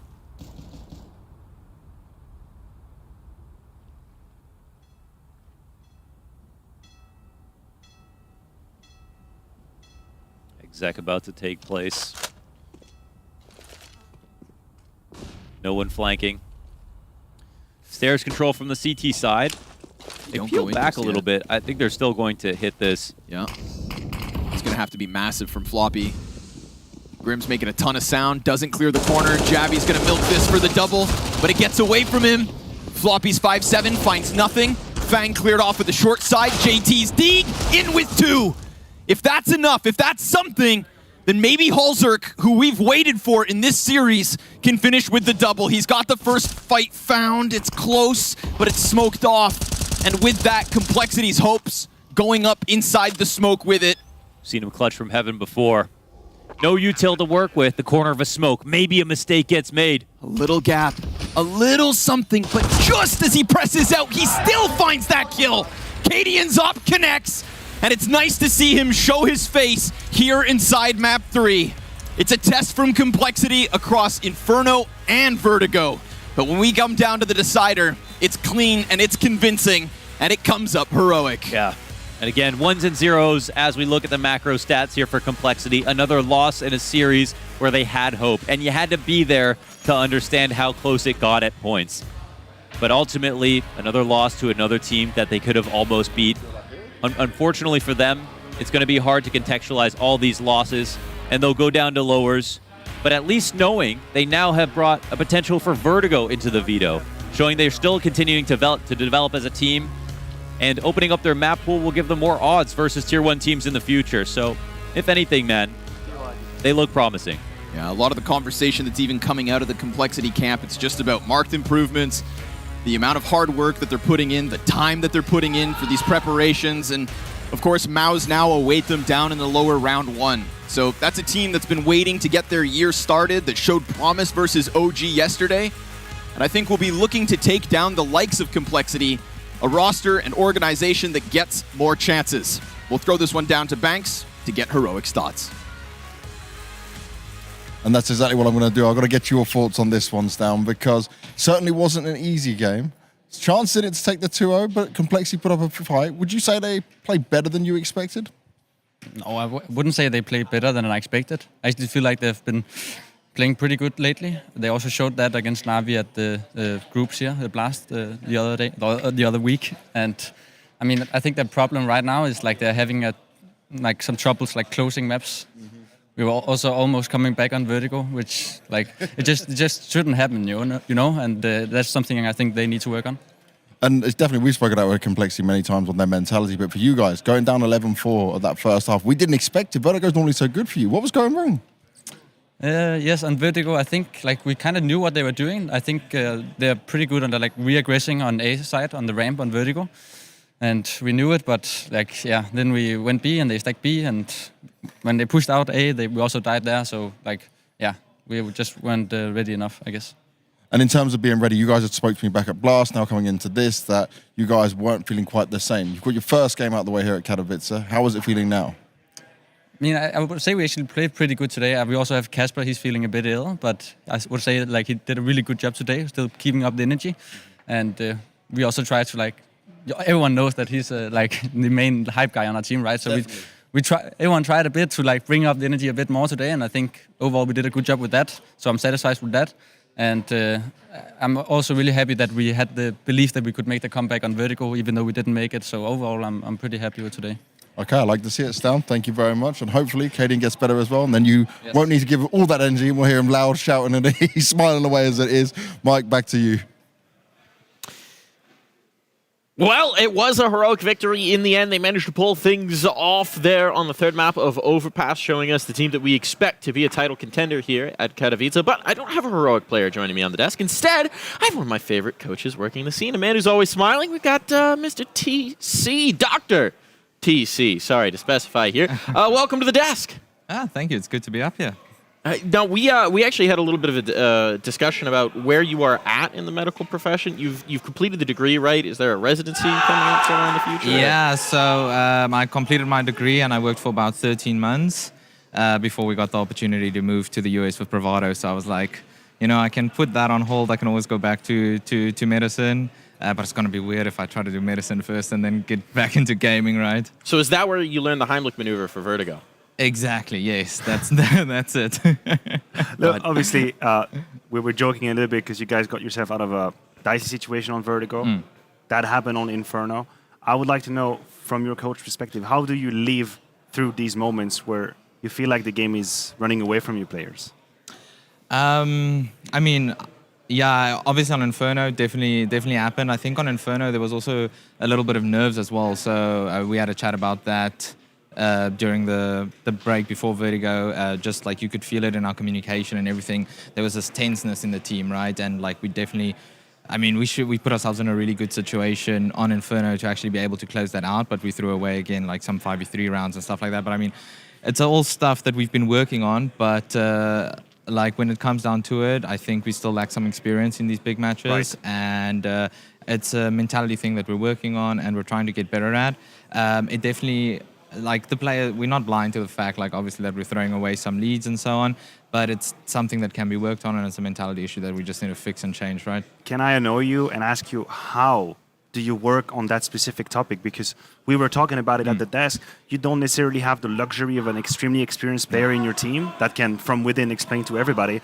You kind of have to grow it together. So how do you work as a team, as a group, to make sure that these moments don't happen, that you can actually close games? Yeah, so I mean, we mostly do a lot of debriefs afterwards, all right? Like to figure out, you know, what happened in these situations, how, I mean, also specifically focusing on when these things happen, like how can we prevent them from happening again? You know, how can we put ourselves in a mindset or frame of mind where we can actually be communicating, because it's all controllable factors, right? Like it doesn't matter if you're down 11-0 or up 11-0, you can be communicating the same way.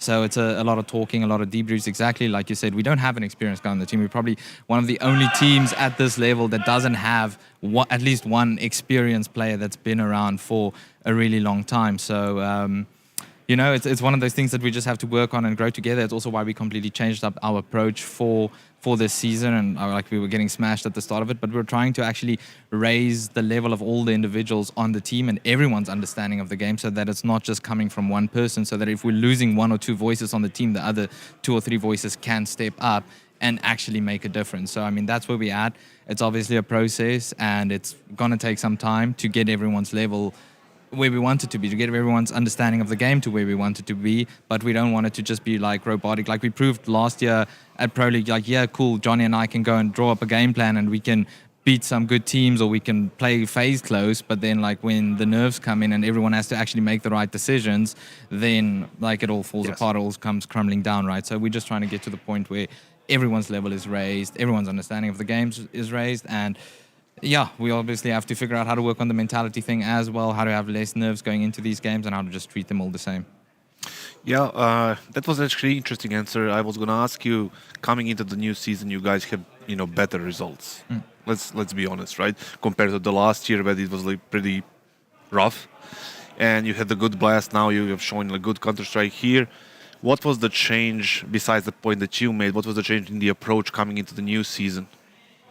So yeah, like I said, towards the end of last year, I mean, like when we had the good results at Pro League, we were like pretty much just game planning for everybody, and I mean we had some good results there. But what we wanted to do this year is just change it up. So that's exactly what I just explained to Maniac. Is we're trying to raise everyone's own understanding of the spots that they play, and also just over the map as a whole.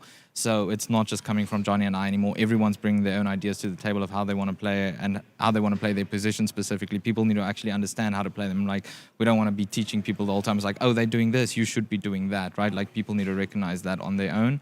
So that's what we're trying to do. Like, that's obviously we got smashed in the first 2 games at Blast.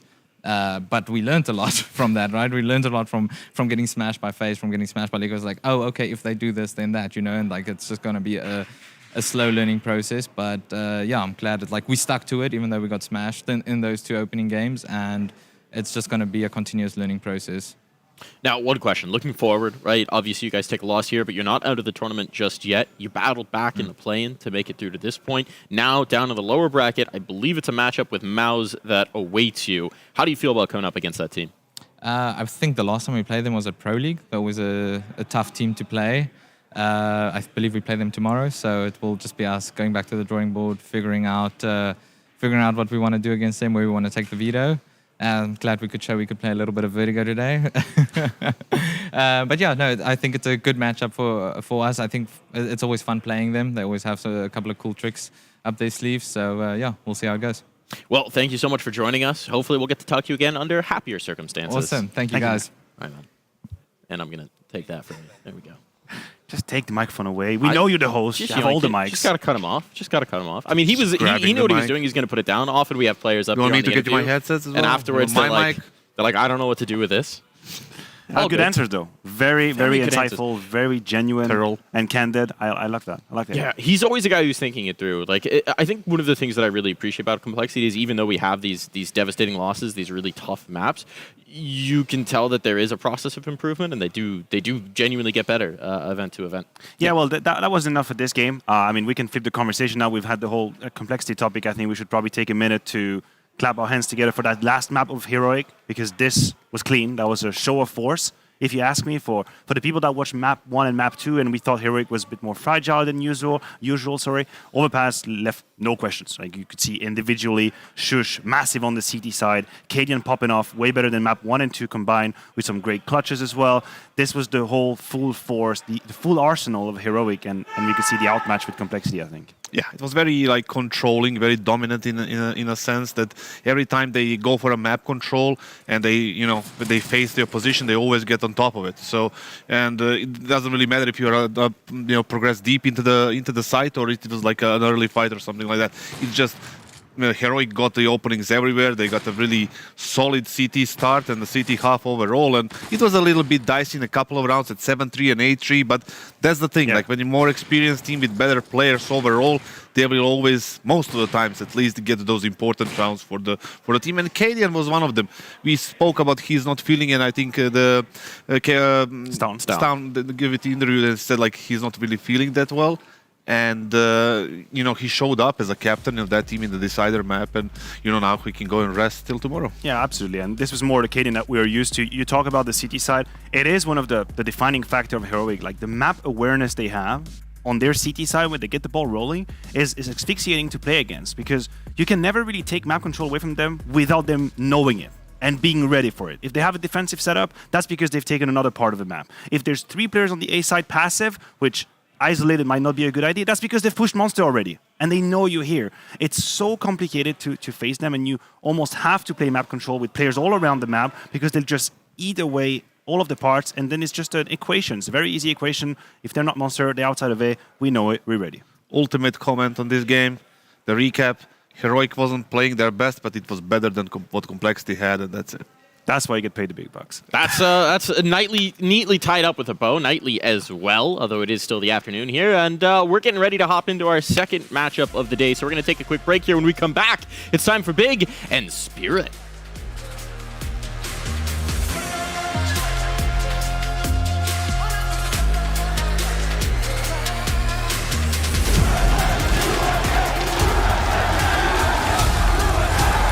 Dallas, we're back.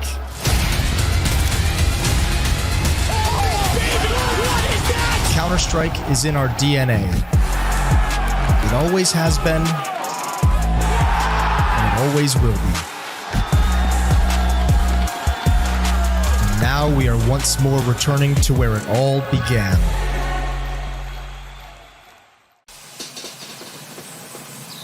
You love it, you wear it. Wear your passion. Share your passion. Wherever, whenever. Gaming is a lifestyle.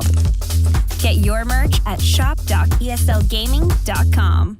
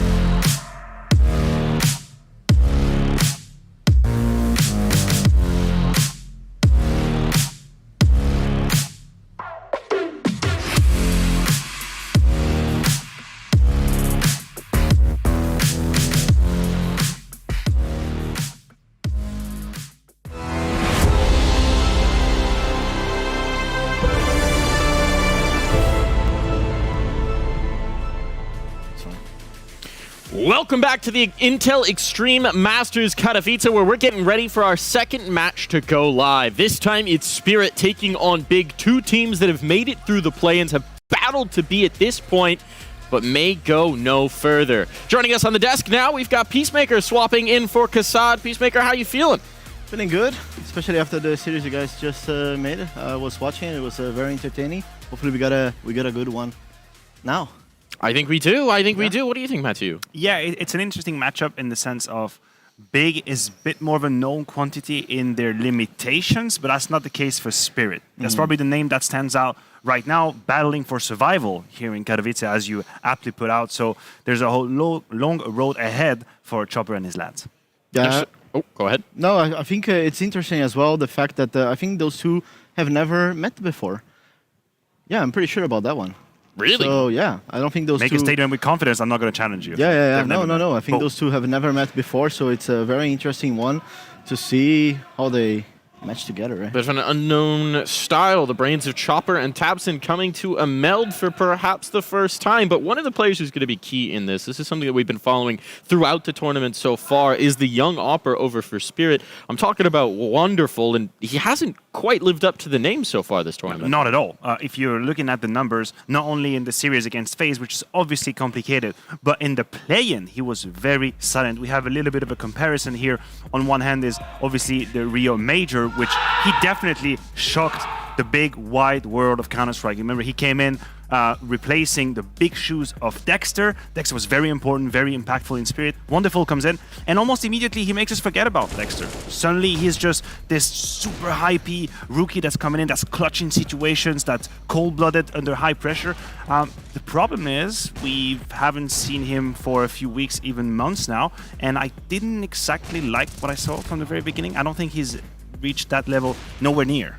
Yeah, I agree with you, and I think that it's a little bit scary when they're going against Big as well, against Searson specifically, because that guy has been pretty consistent throughout last year, very impactful for Big, and yeah, I mean, if they want to stand a chance, obviously they need their Opper to step up, and Wonderful is one of those prospects that like he's so like individually speaking, like he's so good. He can be the difference maker for the Spirit roster. So far, I think it has been great, at least that we have seen Patsy stepping up and playing really well.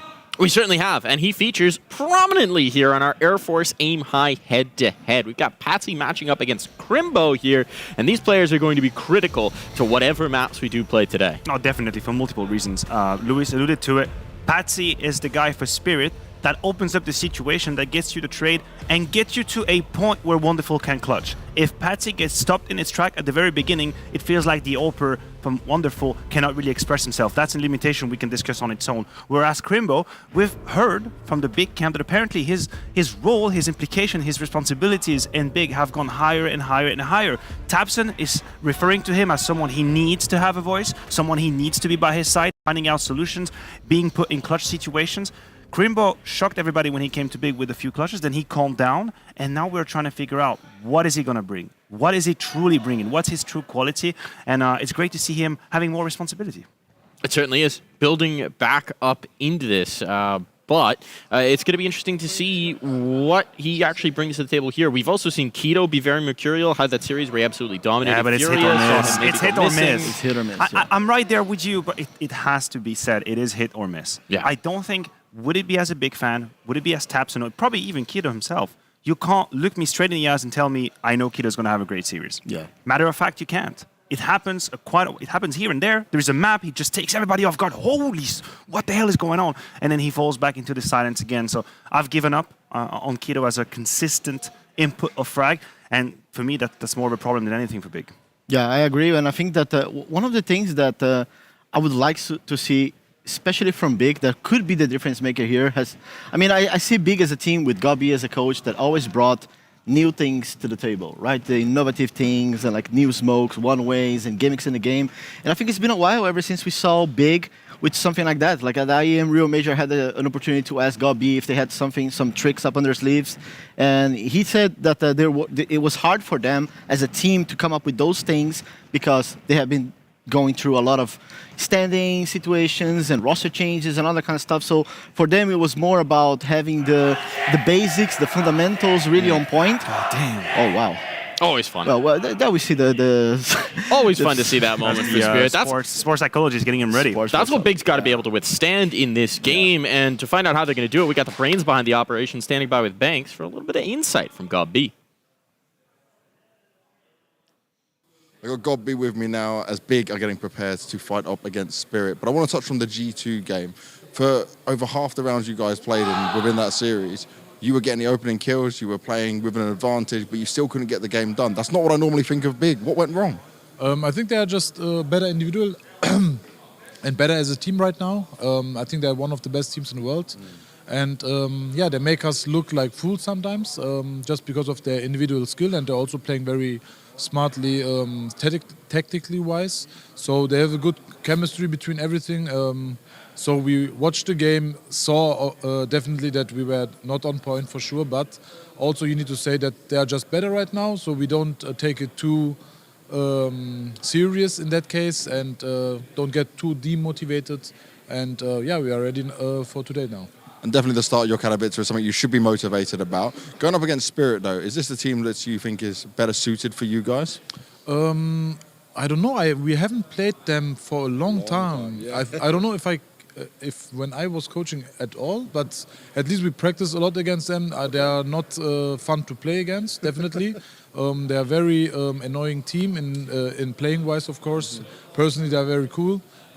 So yeah, I'm very looking forward. I don't know really what to expect. So we prepared a lot what we could do, and yeah, now let's see how it goes. Did you get the veto right? You don't have to spoil it for me, but I saw Crimbo and you having a little conversation about it. There was a lot of smiles. Yeah, we got the veto like we predicted it, and yeah, I think they kind of knew as well, to be honest. So it's an open fight. It's an open fight, but an open fight that's changed a lot for Big, and GobB especially, because Dust2 going out has caused Big a lot of problems. Have a look at this. Das ist eine absolute Katastrophe. Was sollen wir jetzt machen? Scheiße.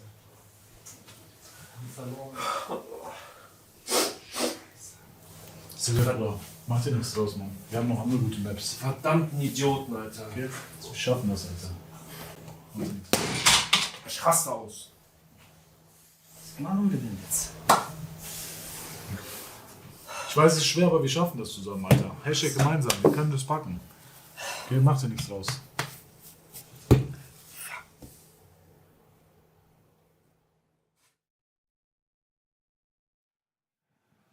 It's never easy losing something you love, and for Big, that was certainly something close to their hearts. So no Dust2, but which way are we gonna go? Apparently, to expectation here. Well, yeah, he talks about expectations. That was an amazing skit, looking at the reaction on Dust2. Interesting to see Anubis wasn't actually picked by Big. I thought that could have been a possibility to go for Mirage, and we have Anubis as a third map if Destiny takes us there.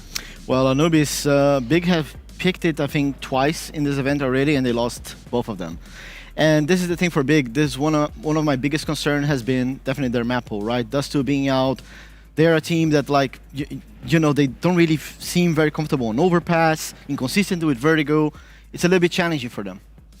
Well, it will certainly be challenging, and it's elimination on the line right now. Events and stakes have never been higher than at this moment, and I know two high-stakes gentlemen who never flinch in the face of danger. I'm talking about Scrawny, and I'm talking about Launders.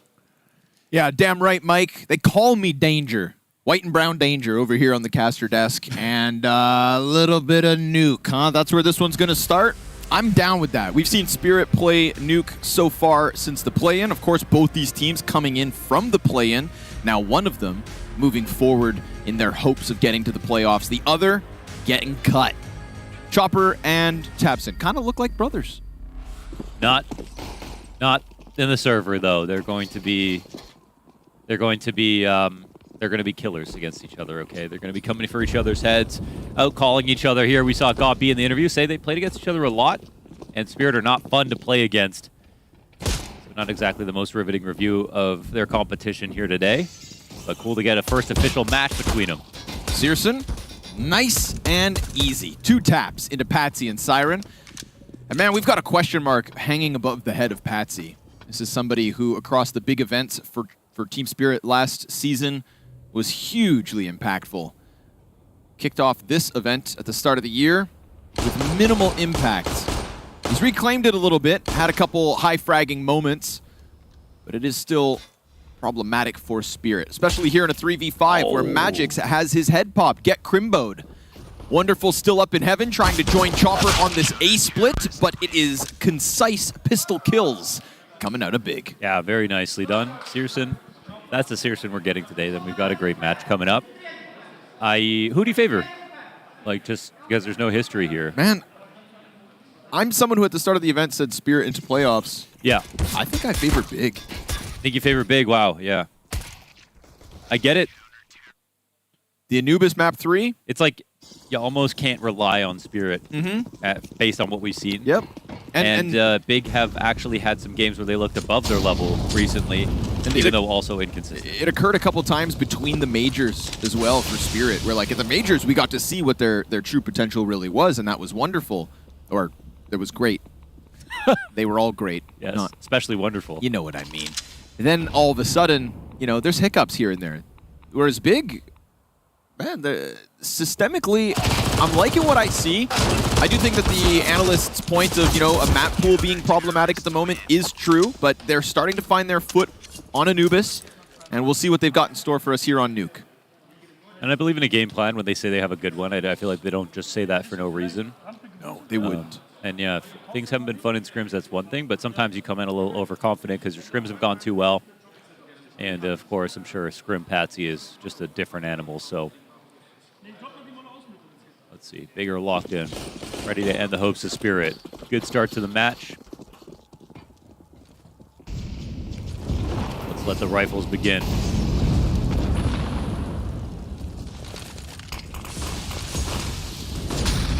Flashing himself through, Favin up above. Clean with the MP9, gets a kill and an assist, and Chopper should be added to that, but Siren finds his timing out from Hut. We've got an answer back from Spirit, A-site compromised. An eventual flank coming through from the ramp room, but they're going to take that ladder downstairs, and that should and will draw Searson back towards the B site. Very tough fight for him to take with the MP9, at least clears close, knowing nobody's there. Chopper's going to quickly move over towards Dark. Wonderful turns attention into Secret, and he connects to Tabson's head. That could be the kill that turns this one upside down. Searson going to silently skate by along the rafters, and Chopper, he's not going to move a damn muscle. I could jump down the clock, but there's no control side player from the CT side. Crimbo, oh, has he forgotten about this? He's not usually the type. Time is running out, and they're in the site. This is very awkward. There's Searson. And they just forget about Chopper ultimately. So Team Spirit quickly onto the board. Good rotation downstairs. Bit of an overextension from Keto, I would say, on upper. That attack look would have continued forward on upper into him if he had stayed there. But instead, they opened up vent. No rotations lower. Caused them huge pains.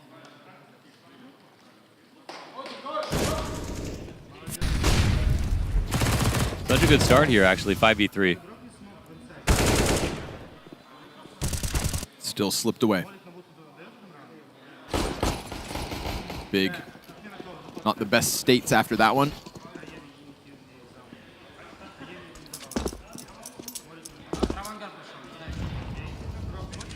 Of course, to start their event, we had Chopper top fragging versus Greyhound on Nuke. Crazy T-side out of him. Very aggressive. I feel like, you know, versus the likes of Big, he may be running into more competition, but we'll have to keep eyes on it.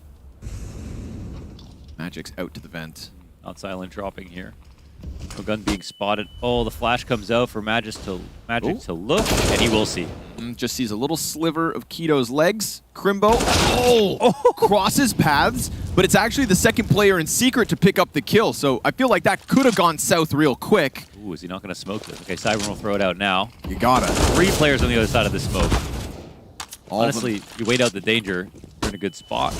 Flash through, but Siren looking away from it. Gets hit through. Still hunting for his entry in the A site. Favin wants to get out of the corner. We've got 2 rifles outside of main. But we've got Team Spirit now with footing in the bomb site. They'll plant under heaven while it's mollied, and all the while Big just fall back. Yeah, they got 3 good guns. They had 2 pistols coming in, so happy to take this and wait. Team Spirit with a solid round. Nice and calm. A couple of small openings. Spirit aren't a perfect team. They make some mistakes. Same can be said for Big. more mistakes than some of the other top competition here. Both very capable of upset, so should create for, foster the best possible situation for a match.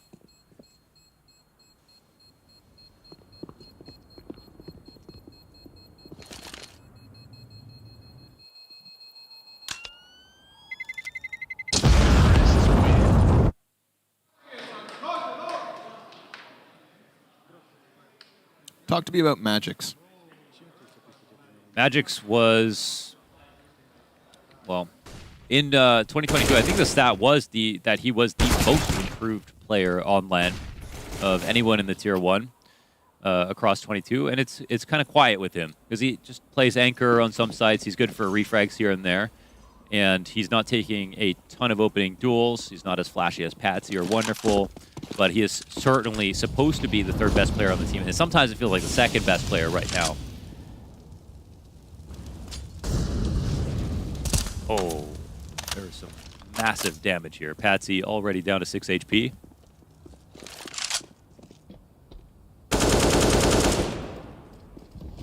Loves anime more than Finland. We know that about Magix. That is truthful. Once upon a time, kicked over a chair. He's an angry man. When he wants to be. Yes. You don't want to be on the other side of his rage. Not as cute as he looks. Crimbo here supporting Searson's op. Ooh, jump over. Siren gets tagged. He's playing with confidence, though. Yeah, right? Careful, man. Thought he got that opper back. No, Searson's coming forward. Well, that's the call out of the round right here. Armaments are starting to reinforce upper. Utility comes down. Searson finds his kill. It's a good round from Searson. Sure enough, deep shot into Chopper. Patsy barely alive at this point, so Team Spirit, 30 seconds, 3 players outdoor. Keto can't see him from Mustang, but Tabson stops the first one. The little that was left because of that op damage in from Searson versus Siren. Searson then picks up another kill, so the AWP, a big part of the problem here for Spirit. They're going to fizzle out this round, and not very inspiring. Little ramp contact gets turned away. Squeaky contact gets turned away. Spirit forced to save. And that is the dangerous game you play when you try to shy someone off a position.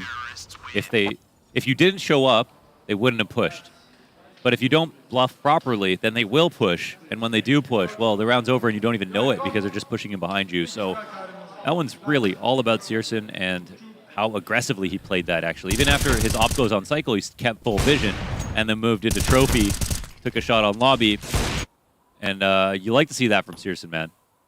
Another inconsistent piece of the puzzle right now in 23.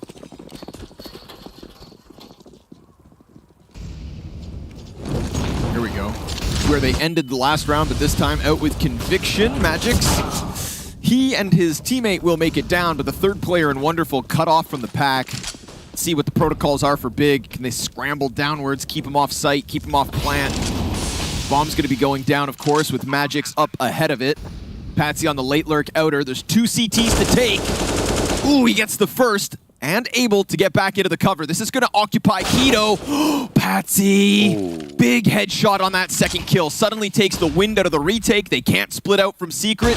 Searson will, however, find the kill outdoors. Rotations are a little slow. I don't think you can adequately account for the lurk in through vent just by watching it and spamming.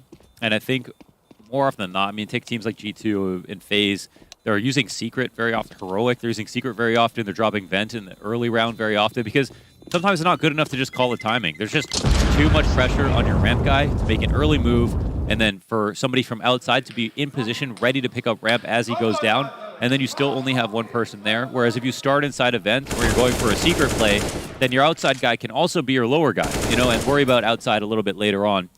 So I think that's why teams are using that a little bit more often, and Big, in terms of rotations, have been caught off like this a lot on their nuke game. So I think Spirit should actually keep putting pressure towards Squeaky. And yeah, nuke is all about the decent rotation, so keep testing outside as well. Tabson has at times cut a player off here. Ooh, damn, Patsy. I don't think that smoke did as much as he had hoped for. Yeah. Definitely not as much as he needed it to. But Magic's also dropped to 12 HP, so not an ideal start to the round for Spirit. And it costs Big barely anything. We're going to get the ramp test coming through. Chopper could just creep up along that wall, or he could have unnoticed. Now Crimbo's change in position. And I think Crimbo throws that nade so that it doesn't seem like he would have moved off of that spot. Nice little detail for him.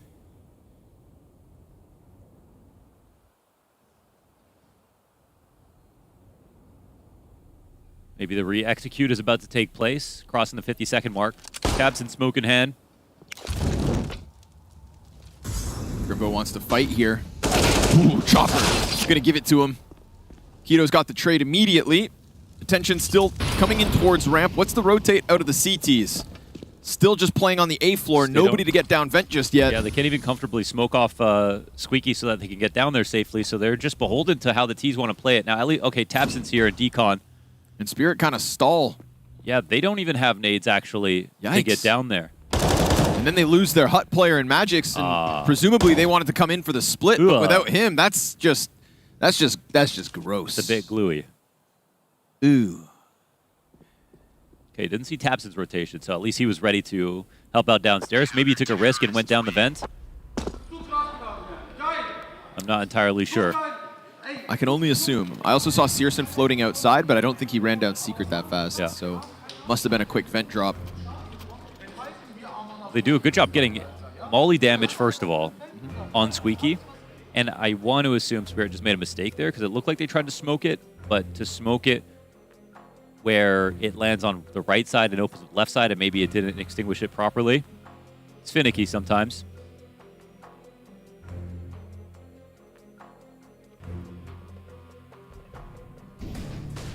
I'm so happy that Gabi came back and is now head coach. He looks amazing as a coach. He's constantly energetic. Always exciting, has ideas. Undeniable knowledge for the game. Yeah. You know, it's the kind of person where I'm sure he was helpful when he was just the analyst, but it's just, and you know, no shade to Toby. Or dude. Gabi just lives CS, and you see that in his coaching, and I really do rate that attribute highly. Especially when some of the other guys on Big are just, you know, a little clammy.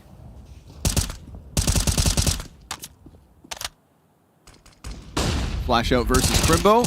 Ooh! Good first kill plus damage. It's enough to cause Spirit to hesitate. Spirit having time trouble in a couple of these last rounds. Sort of hard to see exactly what they want to do sometimes.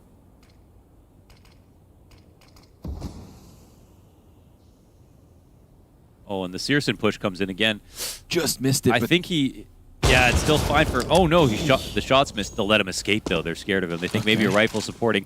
50 seconds. Late smoke comes up. That's good info from Searson once again. Definitely could have gone worse. Half HP Searson is not really a big deal here for Big. He has an op. So it'll be the full-blown exec into the upper site. Nothing worse than doing exec that, well, is now one of your only options. Searson will come join forces here upstairs. CT's put Hut on fire, and Keto wants to get in on Hut. So if they go for that vent drop into the B play, Searson trying to stop him. It's a deep cross from Wonderful, denied.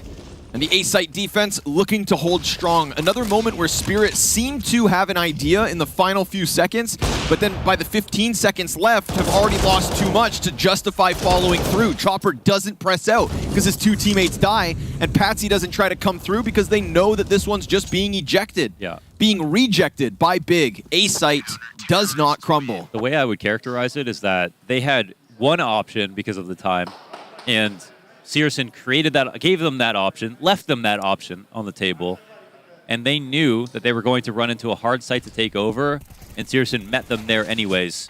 So as far as I'm concerned, Searson's just been winning this half. For this, oh my god, the prescience. He's just been winning this half right now. He's controlling the tempo. We see that ramp, and denying ramp and trying to get a kill in ramp is a huge part of the game plan for Spirit, but it's such a thin. It's just, it feels like there's not much else going into the rounds outside of that. Not seeing huge threats outside. Maybe that'll change. Feels like Spirit just desperately trying to cause chaos so they can just go back to upper hits. But they're getting withered down along the way. They do have a couple players pressed outside main, but Searson on high alert because of the presence. Galil finds its home. Tapson at this distance with the A1S, it's still nice and easy. Look how many riflers they have ready to be responsible for each other outside. Picking up all the slack they have to. Siren pinned into the corner with the Glock. Favin ready for that re-peek out of Magic. So even the closest assistance is rejected yet again. Yeah, Ooh, that was a great high five. Yeah, you heard that clap. Yeah, Perfect that was, palm to palm. I mean, that's how it's 16-3. With a high five like that? 63. Yeah, the CT side is rolling, bro. They look good.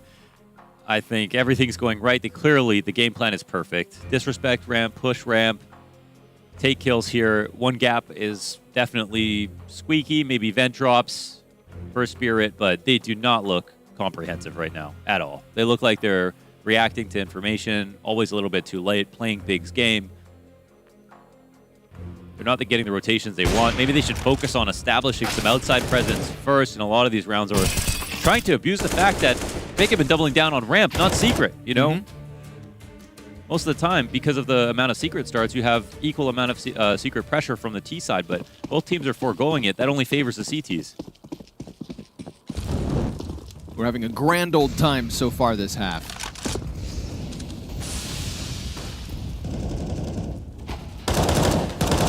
Tapson. Oh, man, as if Spirit needed anything else to go poorly. They lose Siren at the start of this. We get the wall of smokes for the cross. Searson. They try to implore both things here. Fail on one. Doesn't pull the trigger, but we've already got Crimbo downstairs, I believe. Yeah, that's where he picks up the Magic's frag. So sure, Spirit, they get something going. A slice of success in secret control. It's Big just one step ahead again. A very fluid CT side, always on the move. Crimbo sees him. He's got the util and the procedures to fall back safely into sight. So many numbers here with ramp control as well. Good luck, Team Spirit. So tough to get a player like Crimbo off this position. Door opens. Now he knows he is indeed compromised. Which side gets emphasized? It's 2 out from Decon. 1 out through double. Tapson has to reel back. Searson goes real deep. And then Patsy's able to at least punish another. Patsy, double kill now, looking good. But Favin's got the response back from Decon. Patsy locked into the dark corner. Favin just way too sharp. Wow, very nicely done from Favin. Actually became a winnable situation out there from Patsy. That's good luck for sure.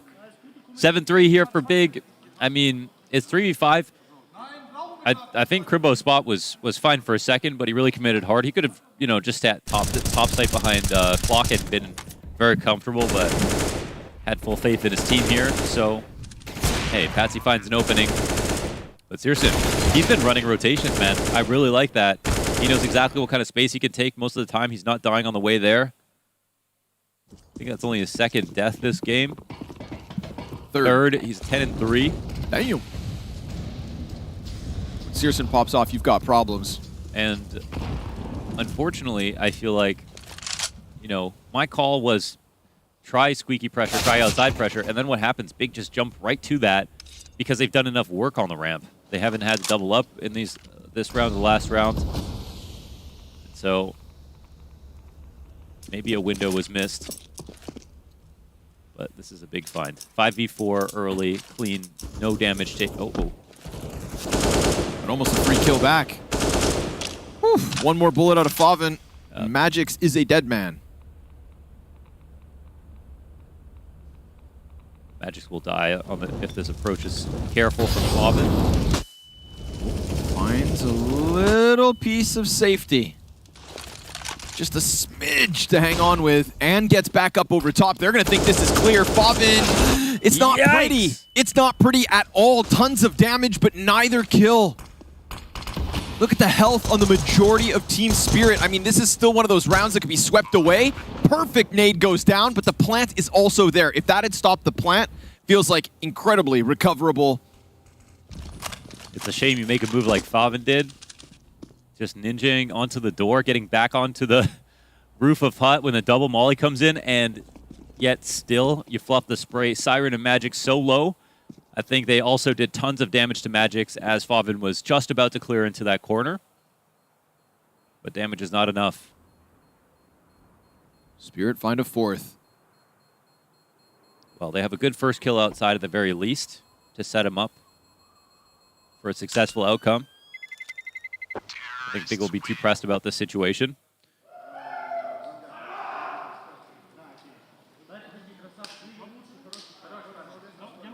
Siren always looks like he's thinking so hard.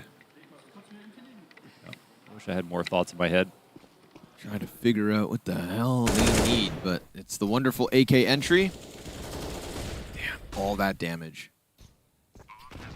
And the nade just half a second too late. Yeah, if they had to replant that bomb, maybe. Maybe. Of course, Favin, if he gets one of those kills, feels like they could take a chance in the retake attempt, but you know Big, they calculate well. They're going to come in with a nice fresh buy and pressure outdoors. And again, look at Searson. He knows exactly when to peek again. He's been taking repeats, but honestly, he's right every time. There's no one there. They're falling back. They're going to try to go smash into the ramp room. Instead, we've got Crimbo on the hold. Crimbo also knows, I think, how to play ramp properly, when to engage, when to fall back, and he does it excellently in this case. Oh, but wonderful. He can sense the flanking coming, and Keto gets snapped by that AK headshot. So Team Spirit now have fought for a little bit more respect and presence, and Big are just going to let them do their thing.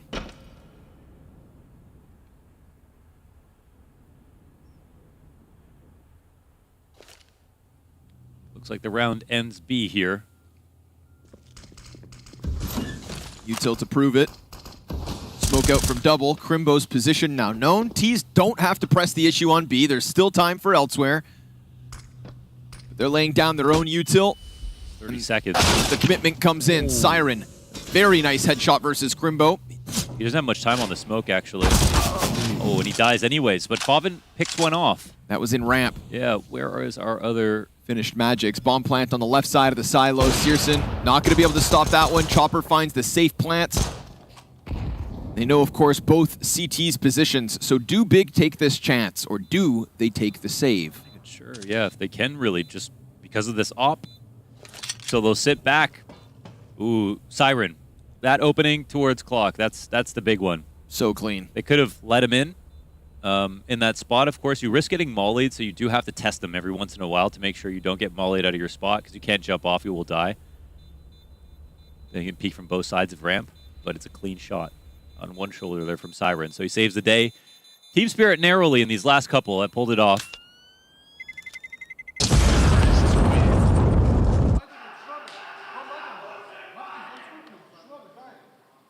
This is their map pick.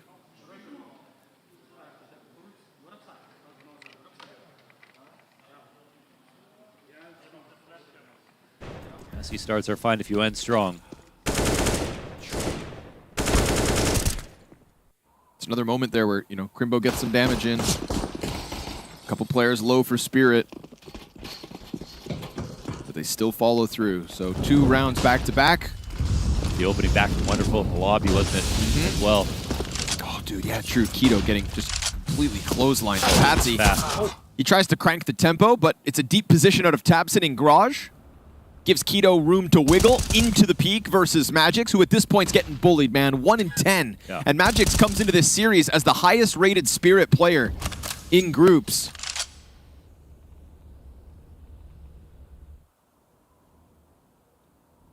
Those statistics will not hold if he can't improve this map. Silence beckons the CT into the backside. Crimbo knows something's going on, but what exactly, he's about to find out. One player decon. Does Chopper swing it? You're hoping for a rotation kill upstairs, but Oh, it looks like the Siren peels off of Squeaky after seeing no one there. Searson waiting on the ramp, but it looks like he's going to join the fray after, and they don't get the kill. So he might speed up into his death. We'll see if Searson moves. Crimbo gets another dink. That's huge. Massive damage out of Crimbo. It's one thing to get that first close, but now Wonderful's going to have to fight everybody on 14 health, and that's simply not going to happen. Siren, 15 seconds to spare. He just made some footsteps above his CT, so Big's on high alert, and Big's about to take 8. Yeah, another great counterplay, playing back Big Garage. And that's a spot that's perfect for catching the mini drop. It's the exact place you want to be. The other advantage is hearing people cross into secret, even though you can't really do anything about it as much. You don't have good angles in that direction. You get info if they make noise. And it covers Heaven Wraps as well. So, and they haven't used it too often, so no surprise at this point in the game. It's Bigger catching them on more of their set tactics.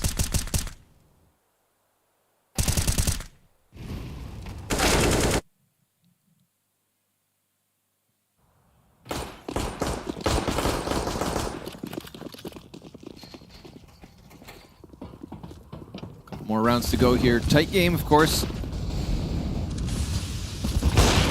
Searson, bro. When he decides he's had enough outside. Yeah, he's fearsome right now. That is his 12th kill and only 3 deaths.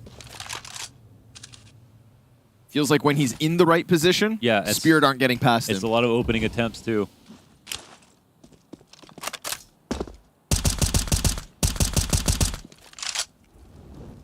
That's true. He's now 6-0 in opening kills. Wow. They've even let him down once or twice, I want to say, after getting a clean one. Tapson has 3 to his name as well, so between the two of them. 9 in this half. Yes. And only 8 rounds.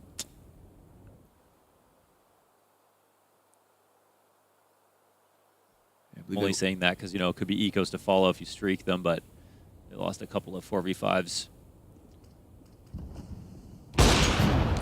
Poor Magics again. He's just not given a chance. He's fed to the op that is Searson the Beast on the AWP. There's this point in the round where Big just seemed happy to peek again, just to see if Spirit will do something, and they have been able to do damage in a couple of these spots, so they need to be a bit more careful, but I can understand Searson disrespecting that ramp play. Spirit have turned back after one bit of pressure failing a number of times. Keto wants to get into this smoke, can still use it to hold off the mid-split. It works wonderfully. Chopper just crept up from Secret, wanting to get engaged on A. 12 seconds left. If they throw the Hail Mary at this, they're going to have to fight Keto first and then the site player. But look at this, just standing still with 5 seconds. You've got 0 chance to win. Siren was waiting for the smoke to fade, and all that ends up doing is taking more money and guns out of the pockets of Spirit for their last attempt on this T side. It's a good thing to point out. The priorities are out of whack. And again, it's foggy right now from Spirit in terms of what they want to try to do. Some of their ideas towards the end of this half have been pretty good. Big's just been way better. From the perspective of the team, I think the rotations could be worked on, definitely on CT side. Making sure lower isn't a problem in the early round. And also tightening up when they have like 5v4s, 5v3s, of course. That would also have... This feels like it should have been a 12-3 half. Spirit fought hard, but mostly individually. It doesn't feel like this is their map pick. Definitely expected a lot more out of Spirit in this game.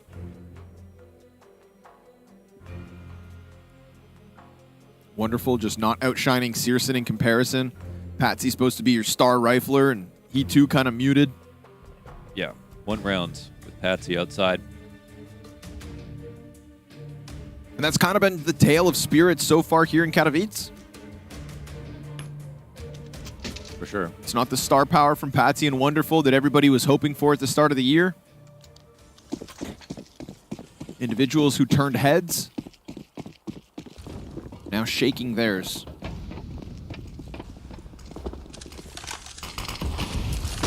Final chance here on the offense. AWP and an AK, so would have been a 3rd rifle in the mix had Siren not died, stranded outside the squeaky door.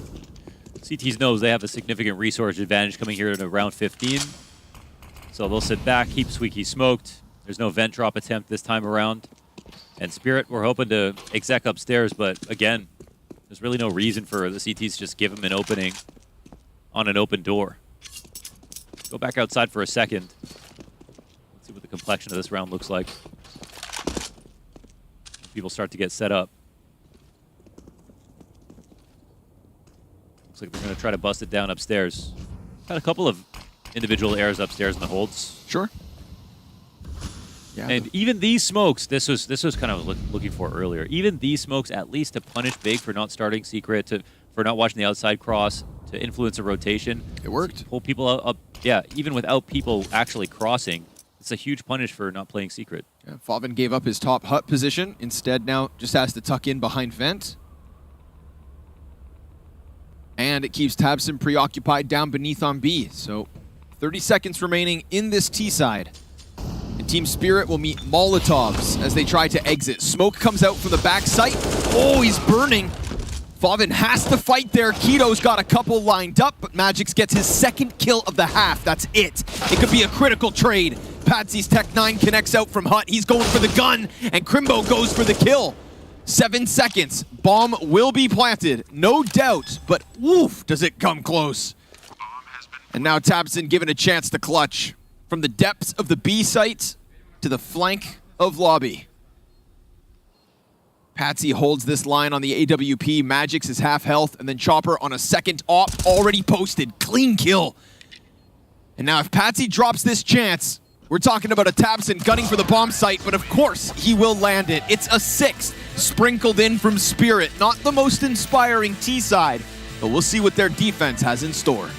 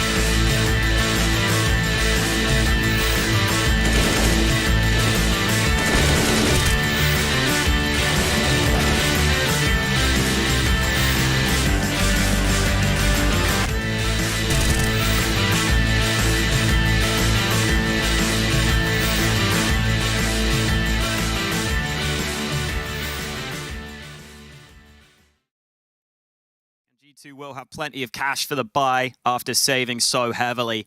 I think here on Nuke, I'm really looking at this as a Nico versus Rain matchup on Yard.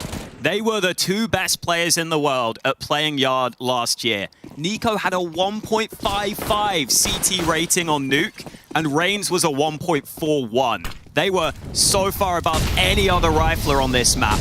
And the fact they go head-to-head in that position is going to be so intriguing to watch. Rain got the better of him on the pistol, but now it's into the gun round, the real meat and potatoes. Nico can win maps by himself on Yard, man. He can entry there like crazy sometimes. But he's up against Rain. Ooh, warning shot onto Rain there. Sign of things to come, perhaps. Daddy, back on the server. Congratulations to Rain. And to the wife as well, of course. Got a double rotation down from FaZe. Twist and Brokey have positioned themselves down towards B.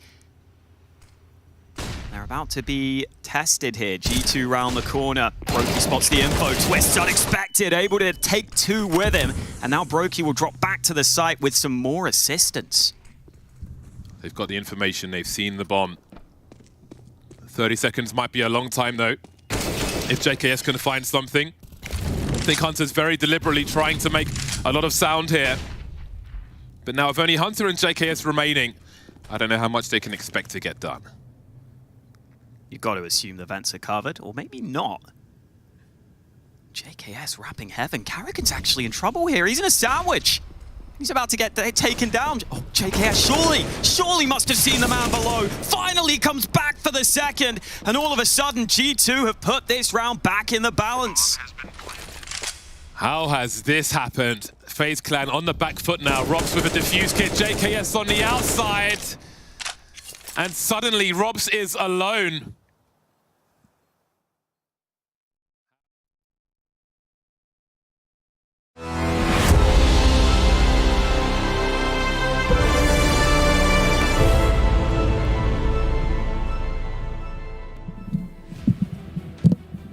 All right, folks, back to the action. Big with the 3-round buffer. Spirit, though, gave us, I'd say, a little bit of hope towards the end. Squeezed one more onto the board. Patsy's up at 10 frags, and maybe it's going to be the CT side on their map pick that'll really convince us that Spirit have shown up to the start of the year to compete with the likes of Big. Because right now, Searson, Keto, Favin, those are 3 people outshining all of the Team Spirit players. And just tit for tat, fragger to fragger, it's coming up big. But that's just the start. It is just the start.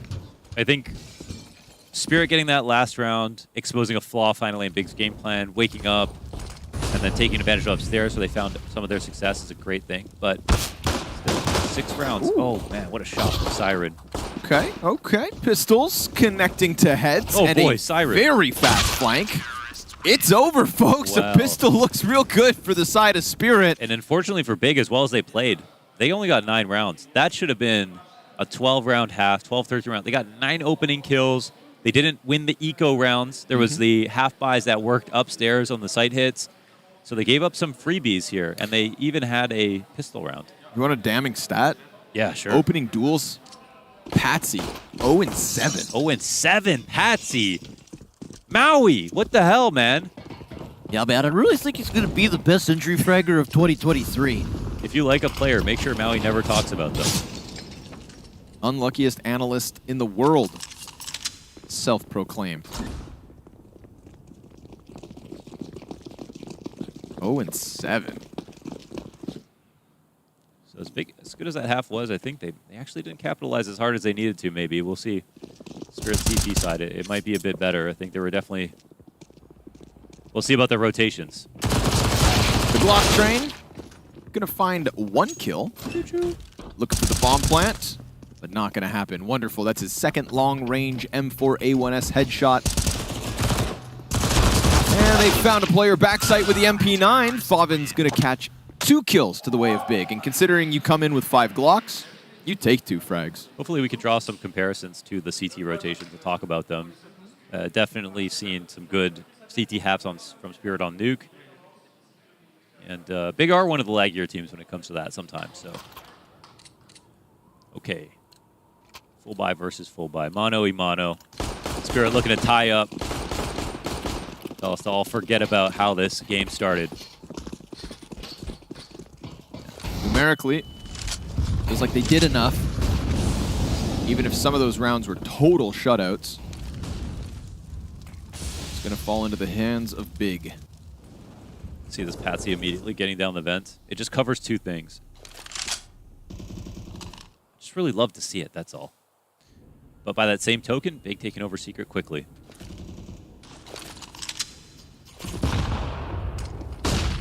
Flashes come out towards ramp. Magix. Oh, can't get one, but Wonderful will. It's something to work with. Searson not able to follow around into hell, so they'll just go downstairs instead. We've already got players in position. That fast vent drop paying off. But Searson puts the barrel to the back of Patsy's head. They swarm through both doorways because numbers the advantage there for Big. And now Wonderful, with Siren still alive, stranded upstairs. This is just a much better round, I want to say, from both teams. I like that, first of all, Big initialize with taking over outside, getting Secret control.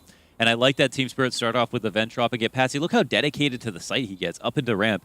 Very hard to think that he's going to be in that position, but they split so evenly that it's perfect to trade. So Big moved at a great tempo. They took a good amount of map control. They put pressure on Spirit. And I think where Spirit failed, it actually came down to the kills. Magix just can't buy a frag right now, unfortunately having a really tough time.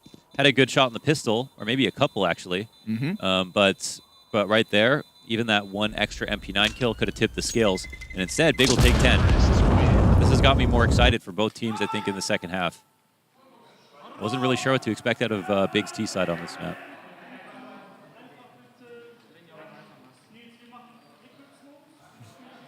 Such a cutie. I hope he's having fun. Oh, even if he's getting wrecked. Control.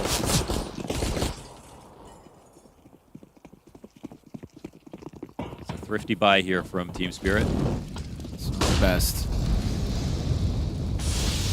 Outside, just relying on Patsy tucked inside of Mini. Pressure out of Kimbo through. Yeah, okay. Yep.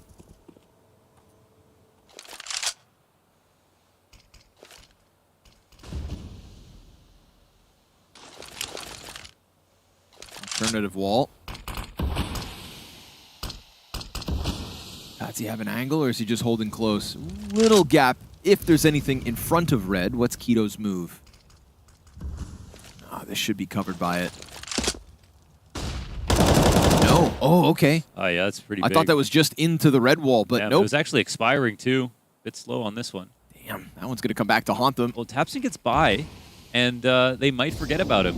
And that smoke and Mini, that's going to keep Patsy pinned in the corner. Ooh. Tapson doesn't go deep enough. By a hair. So he could continue on this journey to potentially flank ramp because they have nobody up in heaven. Oh. They were relying on Patsy to make sure nobody split this. Magic's again gets nothing. Favin doubles down. 2 headshots into the ramp room. Searson claps back on Chopper, and it all gets unraveled. Wow. Flawless out of Big. This is a very good map from Big, man. That was 3 people in the ramp that they had to double up with Favin after the second trade, so holy smokes. Smokes. That's all the money gone. Again, a thrifty buy from Team Spirit. Now they have even less. Nothing, in fact. I got to be feeling good about that. That lurk from Tabson as well. Not only did he get by and know somebody was in Mini, but he kept tabs on the entire time through, walked across, and Papsy was waiting for him. He still hit the shot. Yeah, when he didn't clear... That's always the second part of this conversation we can't forget about with Spirit Men. Sometimes they don't look like the best team, but they have some of the most unreal aimers that we've seen in this game, and that gets them through, where sometimes the team element doesn't. And lately, last Game's week just or not so, been there. Nope. Yeah. Start of the year has not been what we expected in that regard. And it definitely doesn't help that Magix is down at the bottom of the board alongside Chopper.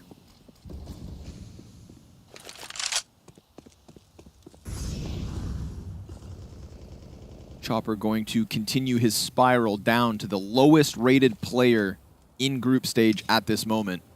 And his 5-13 score here will not help that cause. And that's a stark contrast to what he did in the play-in. You know, he was one of the key pieces to getting Spirit moving forward. When it was quiet out of Patsy and out of Wonderful, Chopper picked up that slack alongside Magix, alongside Siren. But there's been a tonal shift, and it's not for the better. Pistol's trying to keep him back. That won't help. It's a flood down into the B site. USP's in hand. Just going to get cleared every step of the way. Wonderful takes down Favin, and Patsy can lurk all he wants. I think they calmed. There was 2 down there. They said, perfect, let's go. Let's get him. Let's run through them. Made the most money on the MAC 10s. Patsy alone, USP. Gonna get creative. Gets a single kill. That's the MAC 10 down. Keto stuffed at 2. 3 AKs move forward, and a 12-8 T-side has been established. We'll have to do some shuffling here. Op gets dropped over to Wonderful. Nades are in. Got decent utility, down to a single incendiary, though. It's an opportunity to simply crush right here for Big. I think I just put tons of pressure on Squeaky. Get that op in a secret, you know, take that potential Keto lurk out of the picture, and then go from there. Go from there. Triple nade to the backside, no damage. Siren going to be happy that he was playing on the other side. And knowing that all those players were up on roof. Oh, what a miss. They try to press into Trophy. Favin attempts to keep it clean. clearing each corner every step of the way, but then Patsy's bested by Keto outside, and it's another round where Big are going to come up man advantage. We get the press out from Mini. Chopper looking to stop them outside, but Keto has yet to overstep. Damn, a minute mark. They've got the 4v3. They've got a player in Big Garage. Magix has picked up the op, which might create for some interesting timing here. And Keto can play it slow. He's like a loose player at the moment. Oh, that's free. And they punish the mistake. No gap found here for Chopper. Trying to save the day for his team. Big continue to be careful. Keto still frozen in place. But honestly, they do want to start moving. Siren's going to have to go massive. Time boiling. Keto starting to creep outside. Bullets through the hut. If they heard that impact, could bode well. Oh, the flash from Searson finds Siren's eyes. Magix up top. Nothing he can offer to stop this, and so it's a nice long squeeze out of Big. They get exactly what they want. Cleared open A site. Magix will let him know where he is, and all he's going to do is try to hide. Big will find 13, no doubt. They'll slowly approach on him, but don't think they'll take him out of this spot. Man, that trophy push. Yeah, that was such Missed a shot. Yeah, it was such a good push. You know, you don't want to see a push lost to a whiffed flick like that. Wonderful knows he should have hit that, and even though Magix makes up for it, well, still, you're opper down. They're coming for it. Magic's hanging on for dear life.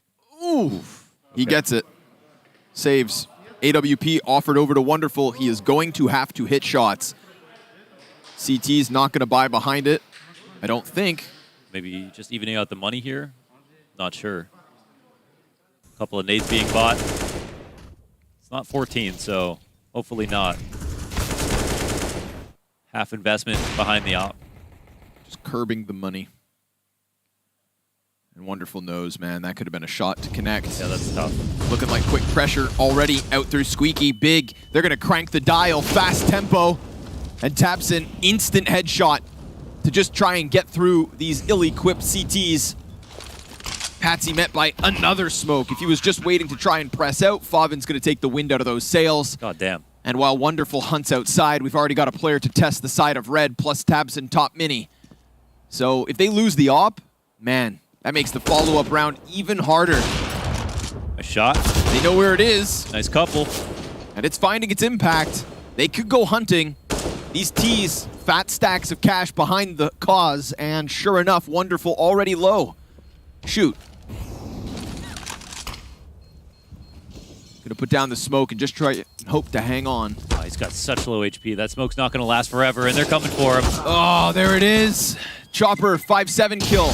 Can't reclaim any type of gun, so sure enough, Big, they get their 14th, and they knock out those guns. Yeah, now there's still a buy. This is the half buy that came in, but the call is so strong. They hit upper in this situation when there's one op saved.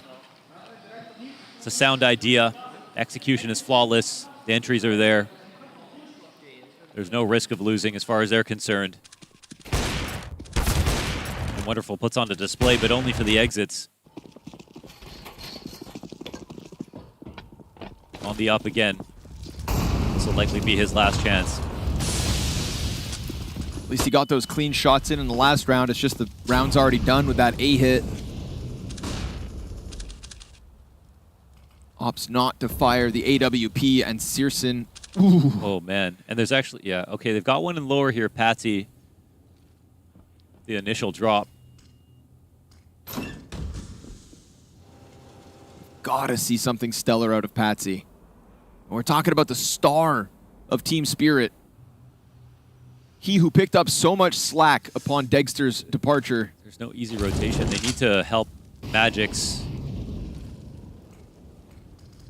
Actually going to leave the spot. Wonderful takes over ramp so he can go downstairs.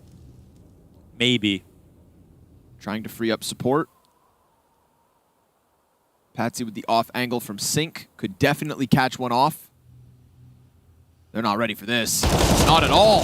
2 kills. 3! Oh. Patsy! There it is, a shining moment where all of a sudden you catch Big overthinking, forgetting about the possibility of a player up close. Nobody was ready for that fight, and they just all feed themselves into the A4. So there is still life in this CT side. Yeah, he really saved the day. Came up huge right there, and now everything else is a layup. Easy mistakes here for the rest of Big, and now there's no time. Ooh, they'll be kicking themselves. They didn't properly clear decon where they could have double swung it. It looked like Searson was about to search out this angle. Just a lapse in caution. Yeah, they thought he would fall back all the way, but it wasn't the case. So Patsy giving us something to cheer about here for Team Spirit. And at least they grabbed 9. It's very... Idea there from Big is sound. I mean, there's no one outside to stop them. There's actually no one in Big Garage, no one close red to even listen to them cross, so they get away with a ton. And it's actually Spirit sort of rotating blind. They didn't push into lobby control. They didn't take an aggressive move in ramp. So as far as they're concerned, there was no reason for Team Spirit to be worried about this, and Patsy was the only line of defense right there and then.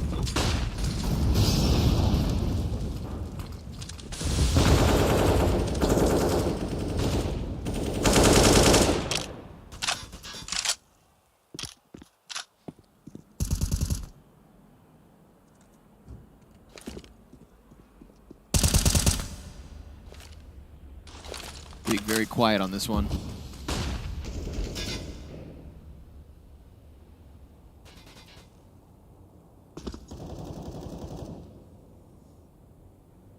Patsy back to outside. They're waiting for the push. Expecting something aggressive.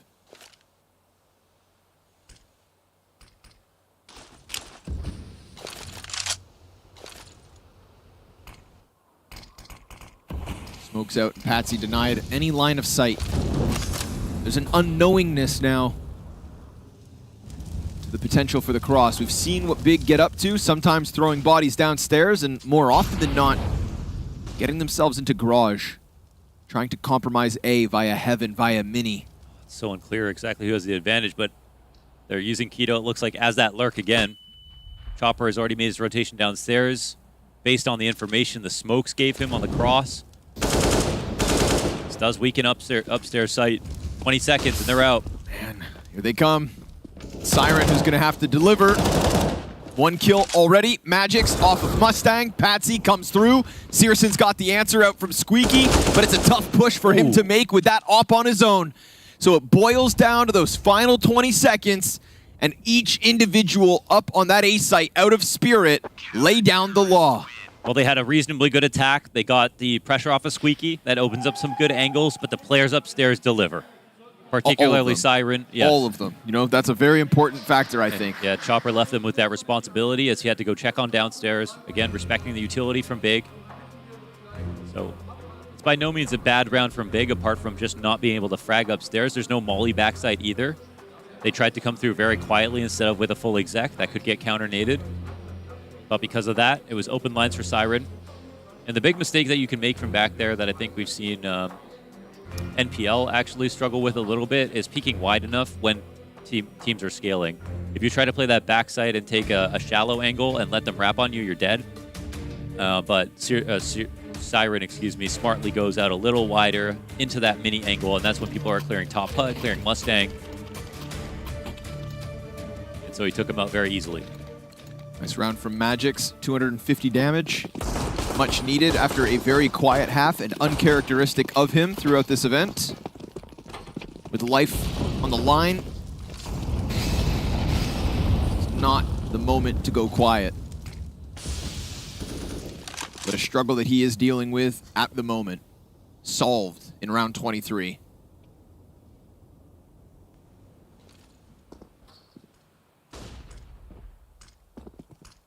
Wonderful's ahead of main. Be a daunting task for Keto or anybody else outside to try and wrap around Silo. Patsy, not going to play outdoors, tucks in behind Vent. Remember, this op is posted. Wonderful starting to consider the top roof play. 2 behind the box. Insta headshot from Keto. It had to be instant. And it was. And if Wonderful was still sat back in front of Main, maybe that off angle catches them off guard, but the double swing out of Keto and the instant headshot, it's a great look for Big on the quest to secure 15. A peek from Chopper could be Big, but he missed his chance to strike him down. But he sees 3, and Big, I think they start to adapt their game plan. He's readying the vent rotation. There's 2 upstairs. They've been alerted. Where are they Heaven going? control gets taken over. They're not worried about an op now. Magix, he's sitting down in hell. Little smoke to try and help with the exit.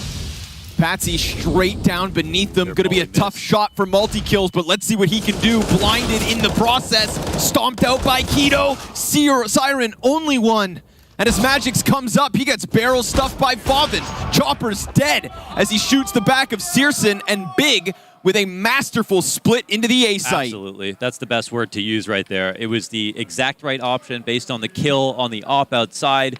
Once they saw Chopper, they know that he's a squeaky player. Outside's a little bit lighter. His only rotation is back up the vent after not getting a kill, and they throw their utility perfectly. That paint can smoke comes out so quickly as they're throwing 2 mollies down and a perfect flash on Patsy, who could have caused disaster for them. You know he's a beast by himself in these situations, but full blind, he's useless. Too much pressure on Siren, and every other choke point covered. Still a buy-in from Spirit. It's the final attempt, maybe, to hold off what has been a pretty diversified T-side out of Big. Yeah, they're showing off a very deep playbook here. Haven't seen the same strat more than once. I think even when things work. Tried to establish that Keto lurk twice, but yeah, absolutely. Keeping it very fresh, 2 steps ahead of Spirit. And definitely more than 2 steps ahead in the fragging department.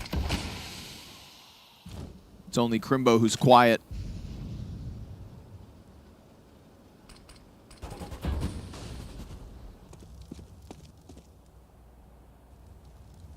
We've seen moments out of some of Team Spirit's players, but we haven't seen stars. We're already almost in a situation where Team Spirit can't win a retake. A lot of these rounds are decided before the bomb gets planted, but there puts added pressure on them to take opening duels. The only bits of utility are left on Wonderful now. It's going to have to be clean kills with guns in hand. 30 seconds. And the squeeze is about to happen. We've got Op, Searson, and Favin's hands. He drops off top of Mini. That's Favin trying to scour this A site. Ooh, Keto moves in at the perfect time. Oh, shot in from Favin. Looking for the Heaven player now. There is one tucked behind Blue, and that's Patsy, who comes in with the impact. Chopper kills Keto towards the ramp, taps and wants the corner cleared. Patsy gives up his back. Crimbo, his chance to shine. 6 seconds. Grabs bomb, and it's a free plant front sight. Coverage up into Heaven, but that has to be turned towards Main until the smoke goes down, and that attention turned right back. But with the smoke down for the moment, that's 2 CTs on the other side of it. Wonderful waiting to come in with the split, and he's going to have Magix by his side. So a 2-2 retake into the A site. Double ops here for Spirit.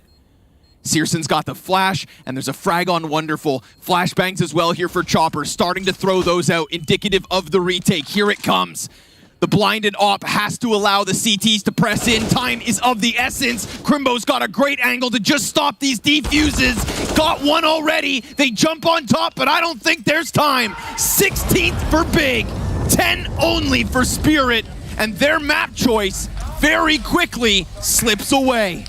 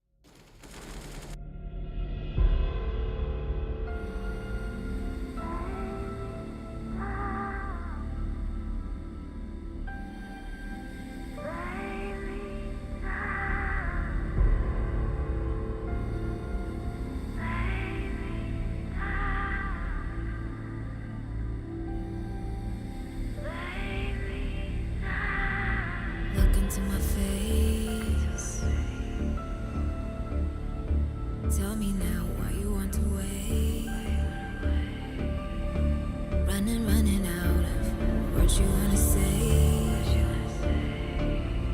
I've been looking for you, looking for you, looking for you.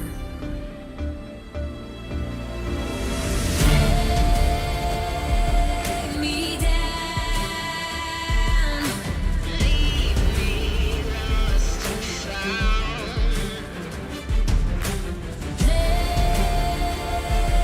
me down,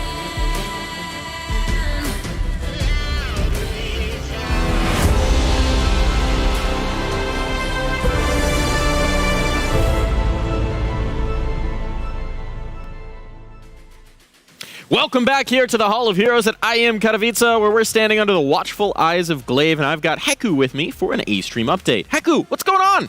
So on the A-Stream, we started with Outsiders against Fnatic, and the European team managed to get revenge for what happened at the Major.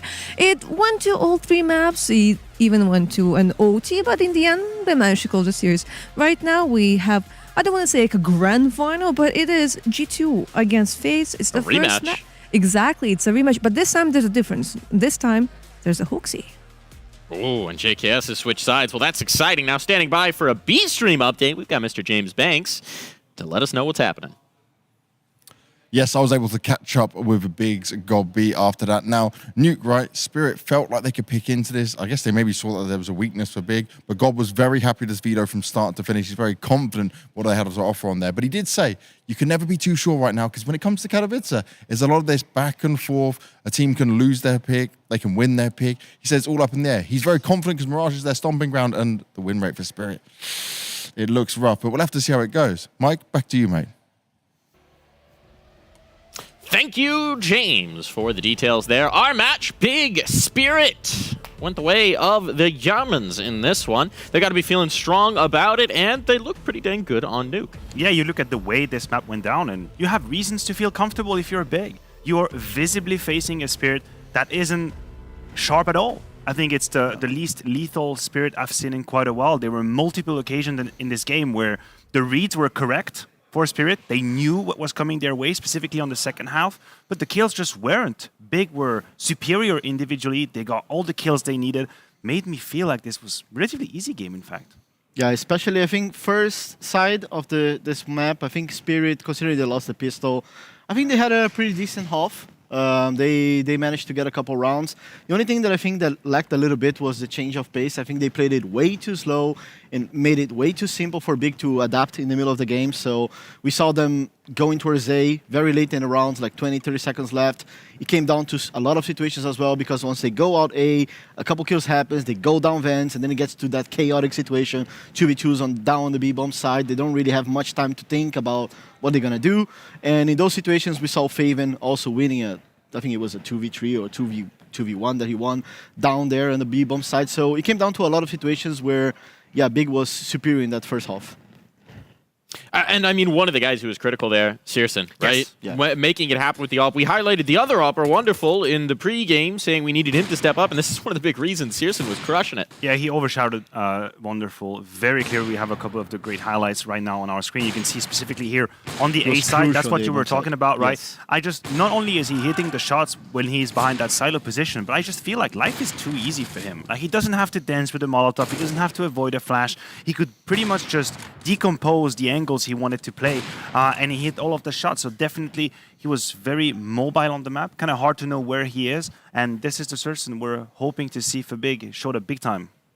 Yeah, for the Spirit side, when we went to the second half, I did feel like they had, I mean, they were sleeping. Yeah, they were sleeping individually.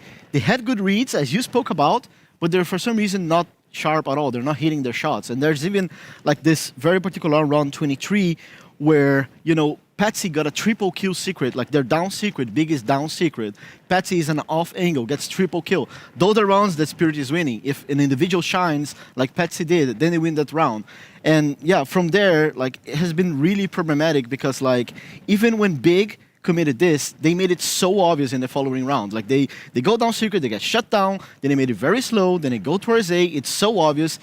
Then, like, the game becomes relatively easy for Spirit to come back. Still, because of the individuals not shining, not shining, they're not playing really well individually. It's just tougher. Like Big, it was just all over the place, and yeah, it was a bit confusing for me to watch because usually when I feel like a team has a read on their opponent on the CT side and they do the right stacks, logically they should win rounds. Like that's the 101 of Counter-Strike. If my opponents attack me on ramp and I have a double ramp setup, that's a huge gamble I'm putting. It's a lot of resource I'm devoting. Spirit did that, no kills at all. If I have a double B setup, if I have a player close to the door, one player baiting from the side, and Big comes to the B side, and I still don't win, it's just like the rules of Counter-Strike just fly out the window. It gives me the feeling that Spirit is powerless, because if I have the right reads and the right players and I don't win the rounds, there's no coming back from it. This is why I think the scoreline is even a little deceiving. I think Big was head and shoulder above on that first map. It certainly felt that way. Well, we know Spirit is a team that can get hyped up. They've got their psychologist on hand, so he's going to need to have done some work during the break, because it's time to get ready for map number 2. We're about to hop on in. We'll see you in just a flash.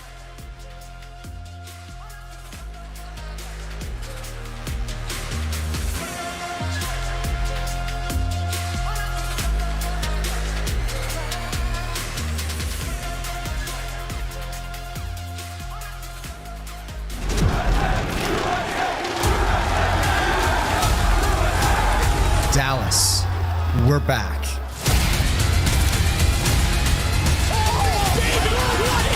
Counter-Strike is in our DNA. It always has been, and it always will be. And now we are once more returning to where it all began. The bell tolls for Cologne. This cathedral, a cathedral that is stacked from the earth to the heavens with the greatest of all the fans, the most passionate.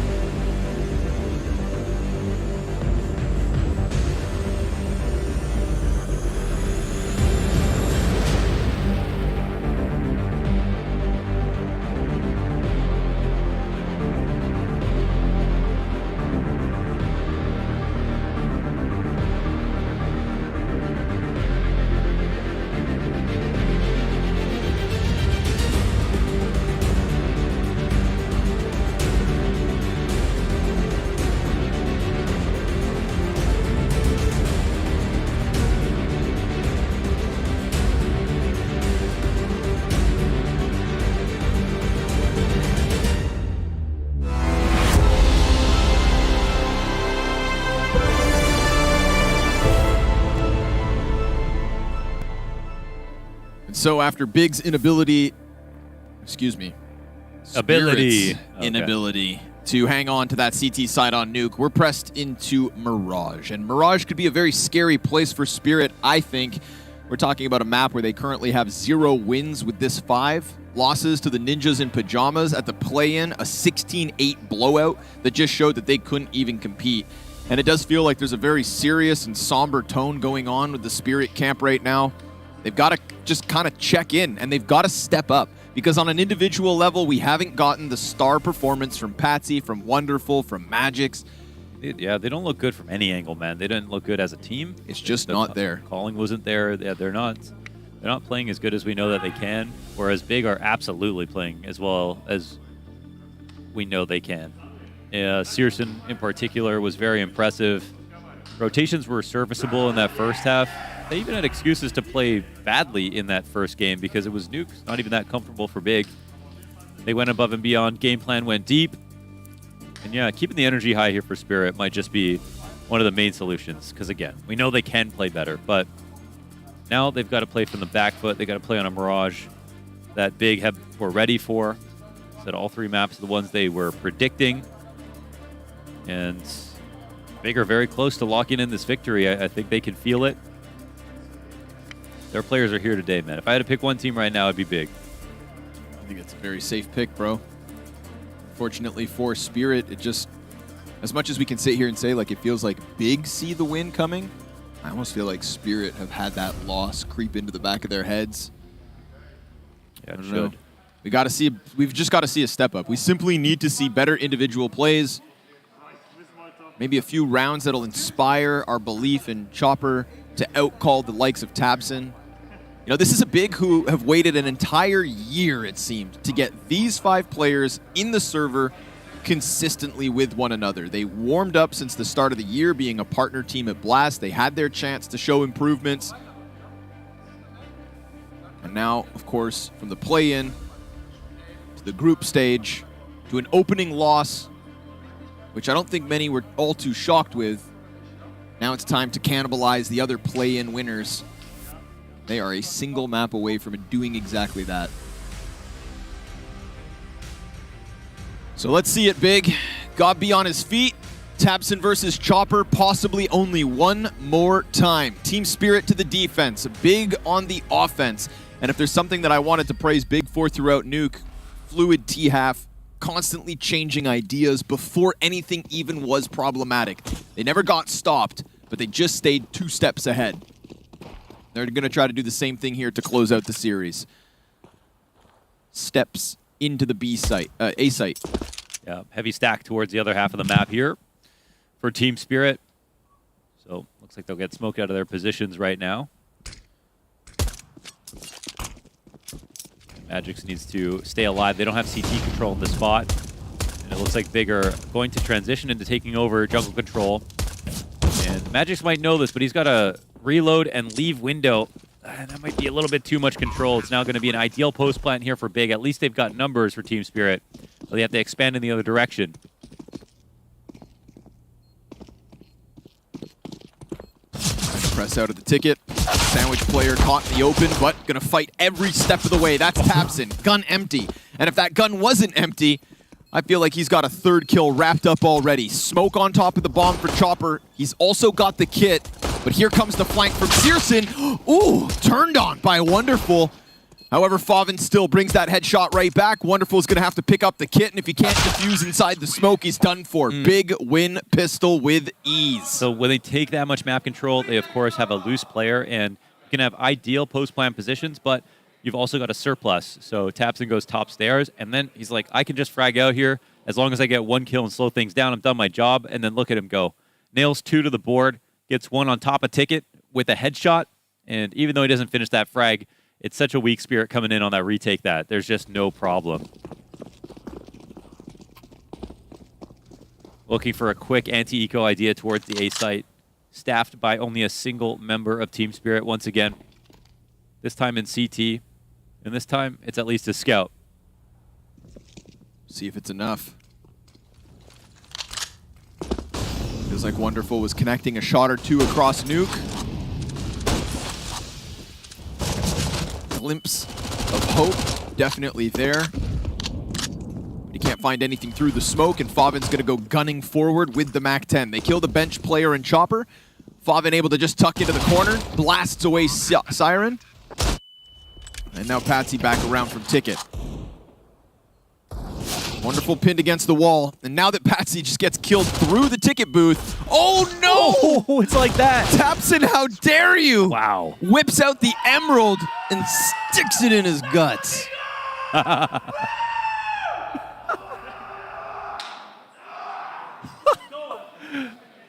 Celebratory German noises here coming from the big camp clan. That's a painful way to go, and it's honestly $1,500 this early into the match.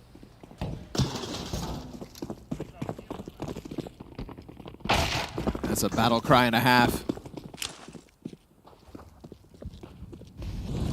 Chopper's gonna put that P250 through underpass. One of 3 MAC-10s here for Big, indicating the pace of which they may try to play this. Dinks in abundance. Damage the other way. Crimbo will soften up Siren.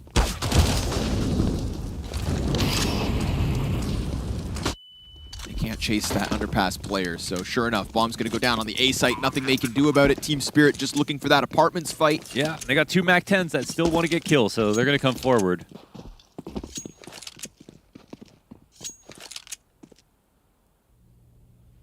Looks like they can't read the save.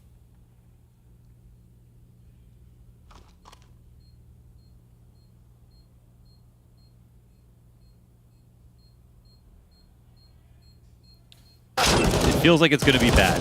It feels like it's going to be bad right now after just watching these past couple of rounds already. Don't want to jump to a conclusion, but Yeah. I'm right there with you. It just feels, again, like there's something ominous about the start of this map. But they do get away with the MAC-10 and also the Galil. They don't give more money to Big, but it's a 3-0 start regardless. Yeah, that's nice. So less expensive on the upgrades.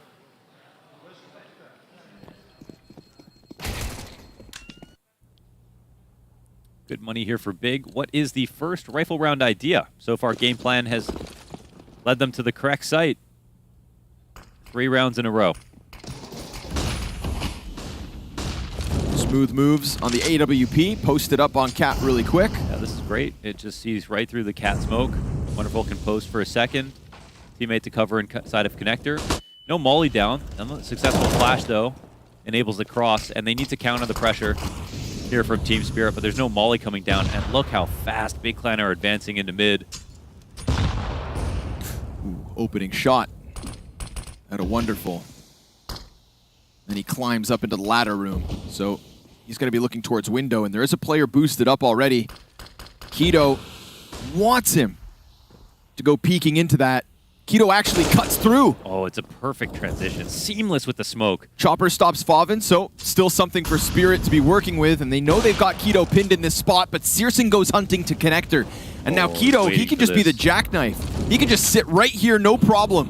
Molotov, onto Wonderful, pushes him into the scope of Searson, and just when it felt like Spirit had that op play coming through, that Chopper was able to maintain control of connector, Big squeeze everything they want out of Team Spirit, force the fights on their terms, and they will walk away with their fourth. Yeah, no, Mirage is a map that we talk about, oh, you could just scrim it because everyone knows the map. Well, this is a round that shows us that you're not going to be able to win scrimming whatsoever, man. Transition from idea to idea, even though Wonderful jumps up, disrespects that cat smoke, and sees to the top of mid, a perfect flash to get top box control. They walk out underpass safely, they get into the window. When the smoke comes up, Hito's able to not only kill the guy who's just on duty all of a sudden because that smoke comes up, but turn back, put pressure on Wonderful.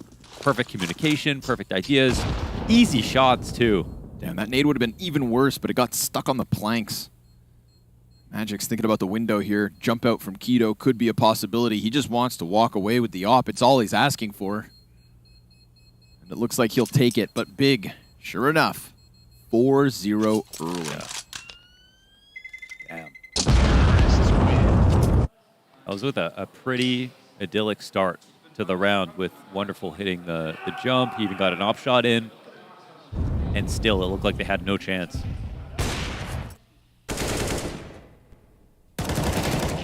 Really beautiful team play out of Big so far. Setting up Searson too, and he's hitting hard shots.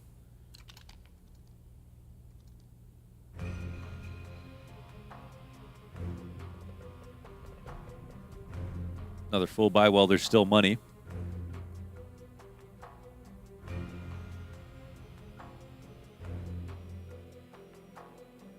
A strong default victory here for Big, and they'll take a timeout. Got some final ideas to iron out. So, okay, how do we want to win this time? I don't want to get too ahead of myself, and obviously Spirit still have a chance in this series, but this is a Big that I can start to believe in just within the bigger picture. Yeah, I mean, talking about them versus I was just thinking about that nuke. I was like, how would that nuke look versus another team right now where they would pick it? Because, you know, they come into the group stage, they lose to G2, but G2 obviously beating everybody right now. That was their, like, 7th win in a row, I think, over Big.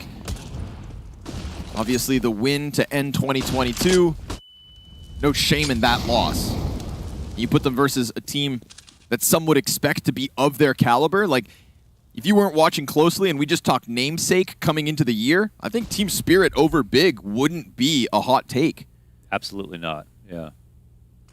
But again, we didn't get this big because of the roster issues, because of the, you know, external circumstances that constantly plagued them throughout last year. And now it's all coming together, dude. GobB's fired up, getting the best out of each individual.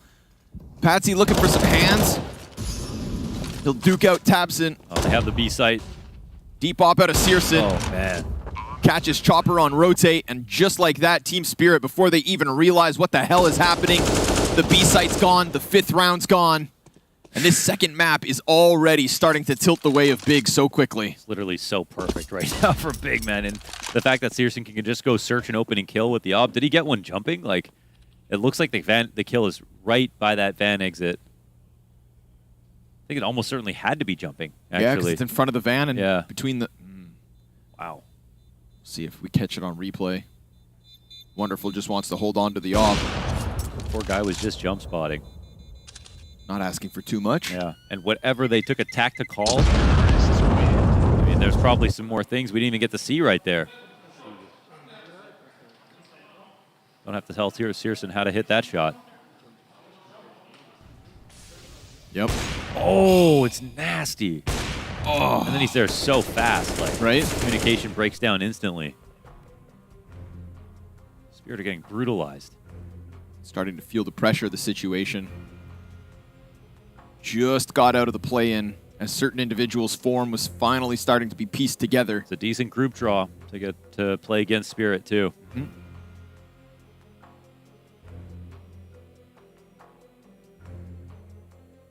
Of course, these are two teams trying to fight back through the lower bracket of the group of death, as it's been labeled.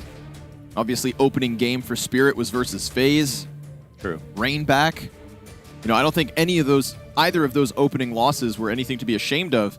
But if you come down to the likes of Big and then still get smoked, you better be looking forward to the next event. And for Spirit, those can be far and few between. That's a long time to sulk in your disappointment. Oh, man. He tried to come in as inconspicuously as he possibly could. But Chopper with the 3K. Oh, my God. All right, then.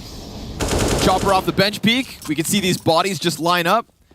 If we get to see it from his perspective, we'll see how many of those he actually saw and how many just got torn through the first guy. But, I mean, that is a shish kebab of tees coming out of ramp. That angle worth its weight in gold. Crimbo's got a minute. Try and piece together the 1 versus 3 here. Deafened by the flash. He's good at making these rounds close even if he doesn't win them. It feels like any bit of damage further from this point will just be an additive to Big's favor. Honestly, man, he could piece this together. Yeah, they're giving him space. Jungle player keeps checking window. And if he's not turned in the right direction at the right moment... Ooh, or... Okay, no. Of course, Magic's going to capitalize as the op is on cycle. 6 rounds deep, folks. Spirit find their first. Yeah. Even majority deaths, though, is hard to sustain, so... Nice find at the end for Crimbo. But it's all about Chopper after this first kill comes down. Look at this spray, baby. Let him have it. Oh my god. Hell yeah. There is always a timing there off the stairs. Chopper was clued in. 215 damage on that mowdown.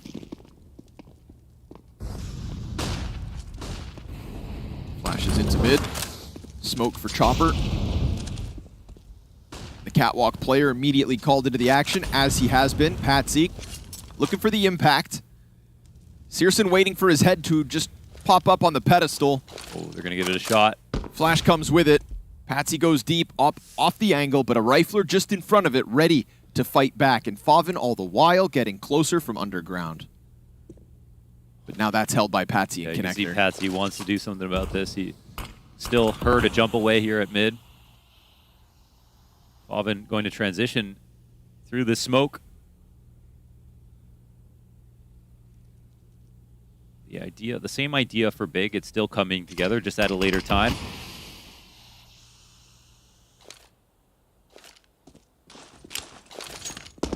Be a bit nervous about a B push, I'm not sure. Smoke comes up top con. This ends up going Palace. Can look towards Magix to help him with the hold. They have an extra smoke here on the site. It looks like Chopper could potentially help out with one. And there's no connector split, so Magix moves into a cool spot. Wonderful here in CT. Going to trade glances with Searson. Who wins this? Missed shot out of both. Oh, but it's wonderful. It can't post back up on the angle. Sandwich player, back turn. Easy does it for Magix first. Now he's just going to have to sit here with 12 seconds on the clock. Big are going to feel the pressure of that time. Not their ally.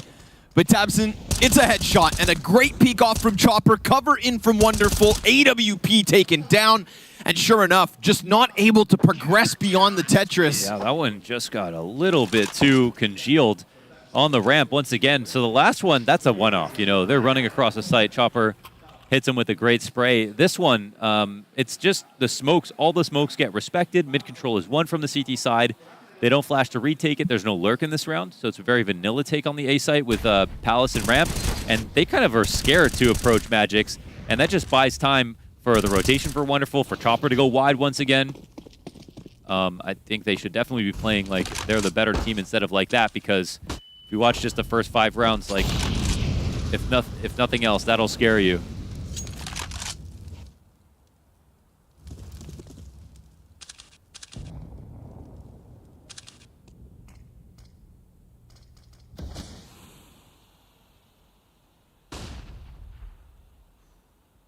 Patsy waiting for the bench peek. Pistol player is going to give him the headshot. Nice and clean from Patsy to kick it off. Not that the ask is too much of him. Oh, but Chopper, that could be a gun given over. And there's Kevlar here for the other players. Magix locks in the Palace peek. Wonderful at bat, missed shot.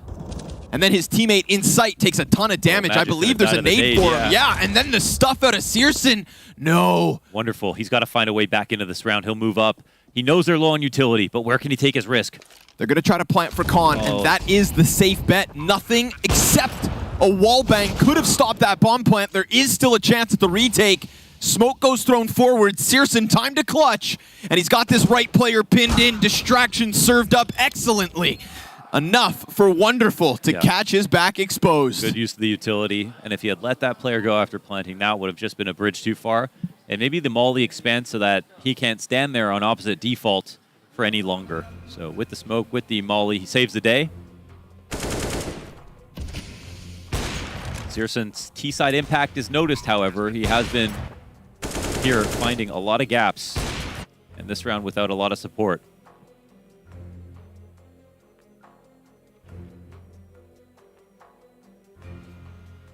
So that's 3 back into a bye here for Big Clan.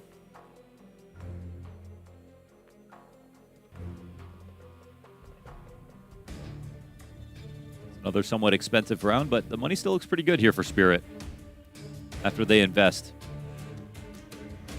CT is where they do their best.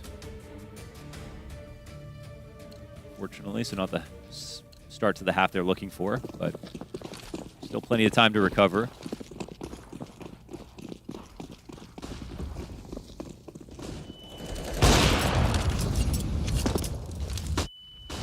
Ooh, damn, man. This coming Yeah, fast. they're missing a lot of opportunities, and they're trying to assemble a boost. That's not going to happen. They mess it up. Gonna put a smoke in. Searson, he's earned this space, but obviously they're very well aware of it. Still expecting that boost over top. Not the case, though. Wonderful. He's already peeled all the way back off of this. Sits on ticket instead.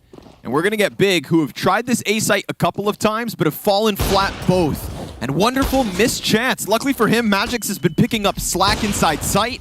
AWP with, again, an empty shell. Fired off towards ramp. Siren, he's the only player coming in now. And it's Chopper already on rotation to help out what has been missed shots from Wonderful. The AWP presence, not quite there, but it's still Spirit's hold on the A site. Yeah, it's just Chopper coming in late with another 3K. He's got 3 on the A site holds versus full guns.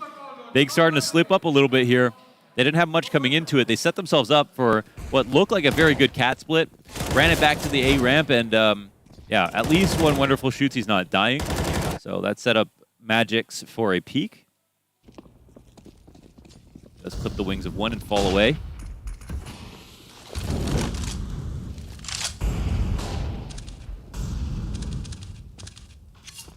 Oh, yes. Yeah. Oh, you got the idea. Molly goes down on the front of the A site, taps in. Clipped by Chopper, but at least not empty-handed. Favin and Searson. Those are the 2 AKs rolling forward for Big. Pistol's busy on the approach. Magix off the flash, goes for the peek, but now he's going to feel squeezed, man. But do they know he's here? He's in a dangerous spot. I don't know. He could get spammed down. But I think if Crimbo did know he was here, he would try to approach. They got Crimbo locked in. Magix. Able to peel back. Still unspotted. Wants to know what the hell is going on. Where are these players off to? That's the reclear they were looking for. It's what they need. Oh, now they've got a lurk here, Big. It's a man advantage with it. They're still just holding on the cross. They're still just waiting for Big to creep across the lines of fire. There's no CT control, and the thing is, there's no op and CT, but they don't know that right now. Big are actually going to have a hard time getting info here. They actually just have to take a risk and put this bomb down default, but we don't know if they can figure that option out.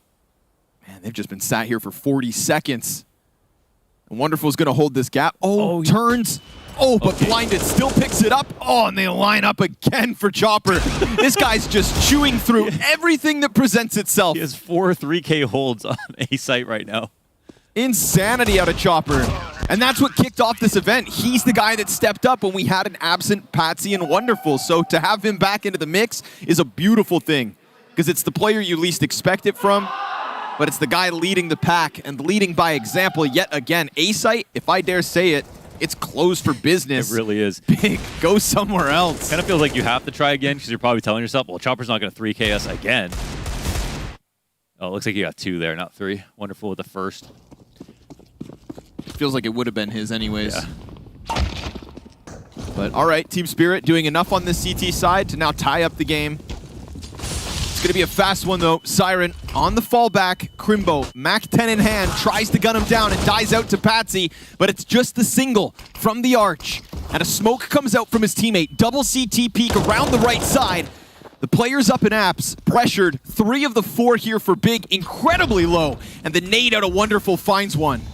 Chopper up next, dies. Now all 3 Ts. Incredibly little bits of health left over. You'd think this is a layup, but Tabson insta headshot, and what's left of them, oh, the headshot's a line. Oh.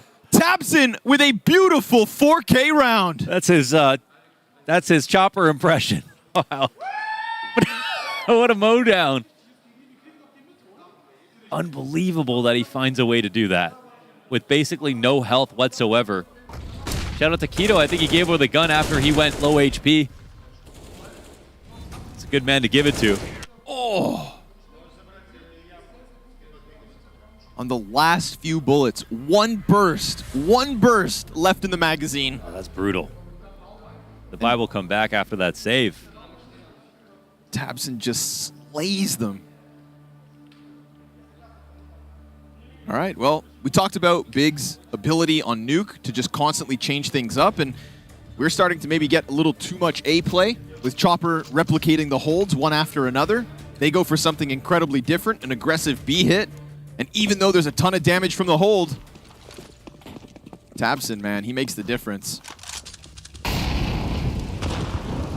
going to put all the economy on the line here for Spirit. 6th for Big's T side. 4 to play. Keto posted in Palace. Ooh, Siren gets the better of him, sliding beneath the crosshair. Half his health gone, but still 5v4 to the CTs again. And Magic's cautious of the catwalk, but he knows what he wants, and that's to lock Favin into the underground. Favin will be equally careful.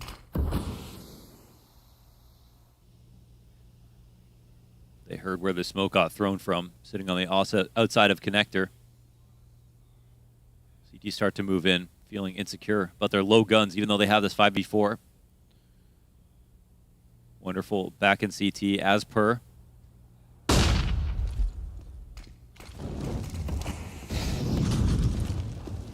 They're not aware of this connector push, however. Oh no, Patsy gets spotted. Missed chance, pinned in. And it's not even Searson to op him, but Favin with a headshot off the bench.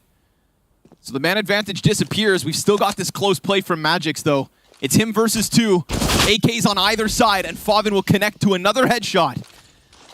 And now they know Wonderful has been here a number of times, sitting in CT spawn with his op. And for the first time, they're able to approach this A site up from connector. Think of all of Chopper's holds, generally from bench, off of stairs, deep peeks out of jungle. But they get closer and closer to the A site. Wonderful still always cautious to the deep peek, which never even needed. So now we've got a comfortable post plant for Big and a pop over top the triple box. Ooh! Takes it deep onto Siren. Wonderful given a chance to leave. And honestly, take it. Run for the hills and hang on to that op because you've got Big in with a 7th. And the economy for Spirit nearly in shambles. Yeah, that was a hard one to figure out actually inside of mid. It looked like Patsy was in a good position, but Favin jumped up on the bench just as Searson got the tag and was very careful about turning his back to Cat before Patsy could kill him. And these 2 saves could mean the world to Team Spirit. At least they have an op here. Otherwise, they would not have a buy that resembles anything interesting. The opening kill from Siren really inspired confidence, I feel like. But again, they still had worse guns overall. And then the Patsy frag, I think, tipped the scales. Allowed them to get up connector. Focus 100% on Magix without worrying about a cap push coming in from behind. And that's when everything fell into place.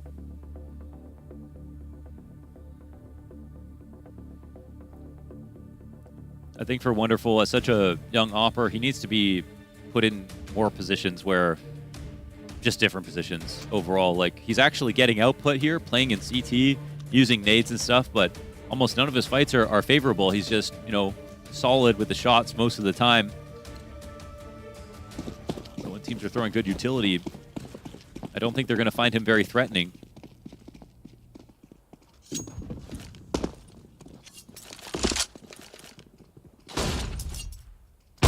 Oh, what a shot. Nice track. P250, claps. Tabson, return frag back to Magix, but the bomb caught in sandwich makes this one real awkward, especially with Dear Patsy tucked into the firebox. Don't forget, folks, 1 op, 1 M4 to start this round, and Patsy's gonna piece it together. He's caught Searson scoped in. 2 tunnel vision for his own good, and Crimbo on the recovery, caught out by Chopper. Ooh. This is comparable to what happened on that B site, but except it's to the favor of Spirit. Yeah, they run it back, and well, Wonderful in his same spot hits an amazing shot on the jumping player across the ramp. Then he throws his aggressive smoke out, moves into the site, and has plenty of people there to support him. They were really hoping it was going to be A. They were rewarded. Shots. Yeah, missing a few earlier, but still got a high number of kills, especially with the amount of rounds that have ended on his site. Spirit, keep up.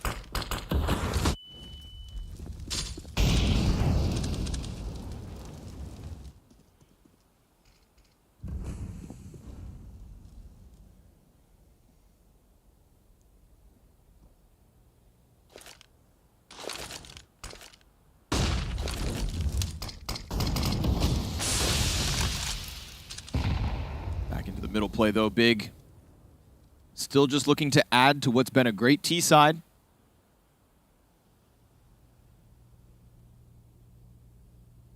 But obviously some limitations here. Faven on the Desert Eagle. Oi, Patsy with an op. 2 of them here in the hands of Spirit. And Searson's going to see that as an invitation to get out mid. He saw a foot. You think so? Yeah. He's pulling left side triple for a long time there. But did they know? Oh, it's actually Magic's. I thought it was Wonderful. So did I. Thought that op was ready.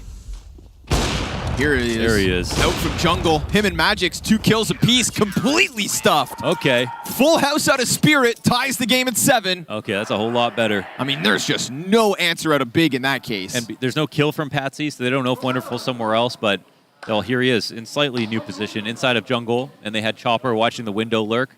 There has been a lot of mid control in for Big Clan, so look at this. A really good response. Yeah. One from one side, Wonderful the other, Magic's the other, just alternating who gets to take a piece out of Big until there was nothing left to go around. But we go one more round, final on the half. Somebody's getting an 8th, and it's going to be Big to go back to where Tabson did his best work. A quick attempt into B. Patsy just gets stuffed out by the MAC-10. Siren point blank on the AK, tries to turn. A 180 attempt that just can't connect. And the lesser weapons yet again break through. Fast fight out of Chopper. Putting the smoke down to close this gap, to get up close and personal. Frag goes beyond him. Man advantage still in the hands of Big. And that gets taken back. A double out of Chopper. Wonderful with that close op stuff. And Searson on a scout is not going to be enough to stop Team Spirit from bringing back this CT side. Their tournament lives on the line. And finally, star-studded half from Wonderful.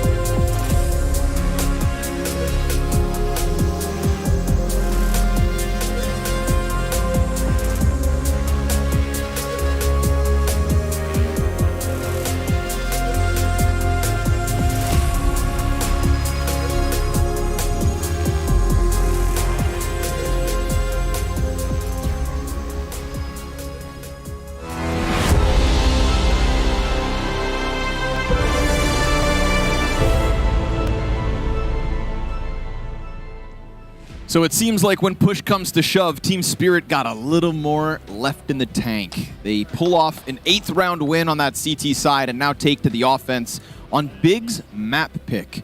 So if it's a rock-solid defense from the Germans, we could be saying sayonara Spirit. But at least some of the individuals, and notably Wonderful, gave us a few rounds to talk about in that last half. And we've got Chopper again applying pressure to his opponents. Both these teams struggle a little bit on T side, but actually Spirit a whole lot more. So we'll see if they can put up a good enough attack. Wonderful kicks it off well enough. Ooh, these are some good entries. Keto brings it back with one. A pick off ticket, but Patsy wastes no time with that P250 straight back to the trade frag. And so it's going to be pistol round Team Spirit or 2 versus 4 retake from Ticket. I see no kit on the play. They try to get close quietly. Firebox player and Chopper has this one locked in, seemingly. And worst case, that mid player has to just hold it off from Connector because that bomb's front planted, and now they realize there's no way they're getting away with that. Go ahead and try to save your Kevlar and trimmings, which will be allowed as Magix gets dropped. Yeah, time is not on their side. So we get an edge for Team Spirit here on Mirage. Big on their CT, score at 55%, and have a lot of maps played, so really good amount of data there. Most of their maps are actually like 16-14s, whether they win or lose. And they're definitely not without criticism. They don't have like some super high win rate on this map. They just look good today. Their T side a bit better than average. I think they'll probably be disappointed in the fact that they, lost the half numerically when they started out 5-1. There's that, but also I think we're just trying to get through that T half with some improvements. And managed to do that. So, will this lead be enough here for Spirit is the question.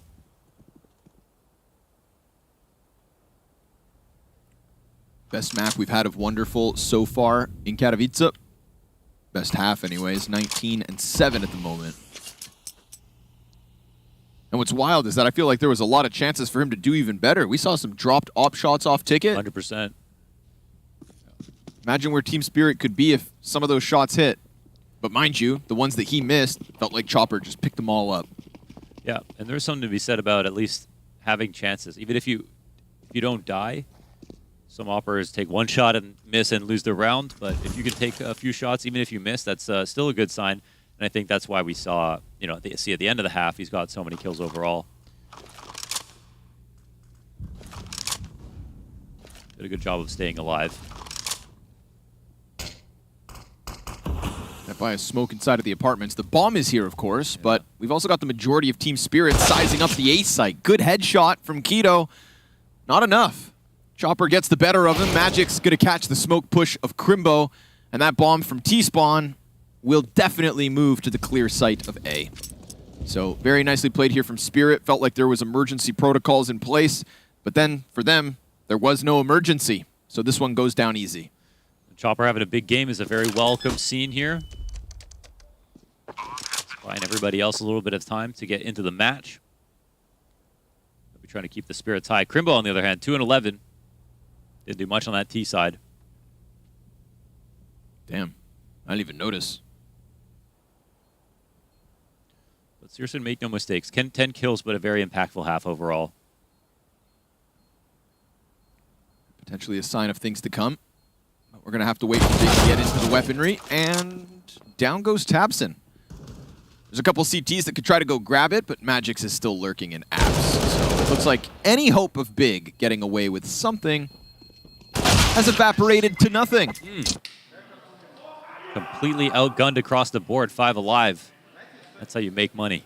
That's how you keep Big at bay. Big will buy 4 frag grenades. Where are they throwing them, Mo? Where do the nades go?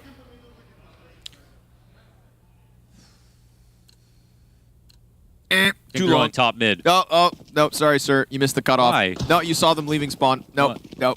Actually didn't. Oh, see? Oh, wow. Did they nail it? Oh, the USP gets one. Wonderful's like, damn. Tries to fall back to the doorway. Pressured by the pistols. They pick up a second. And then they start fighting over who gets the guns.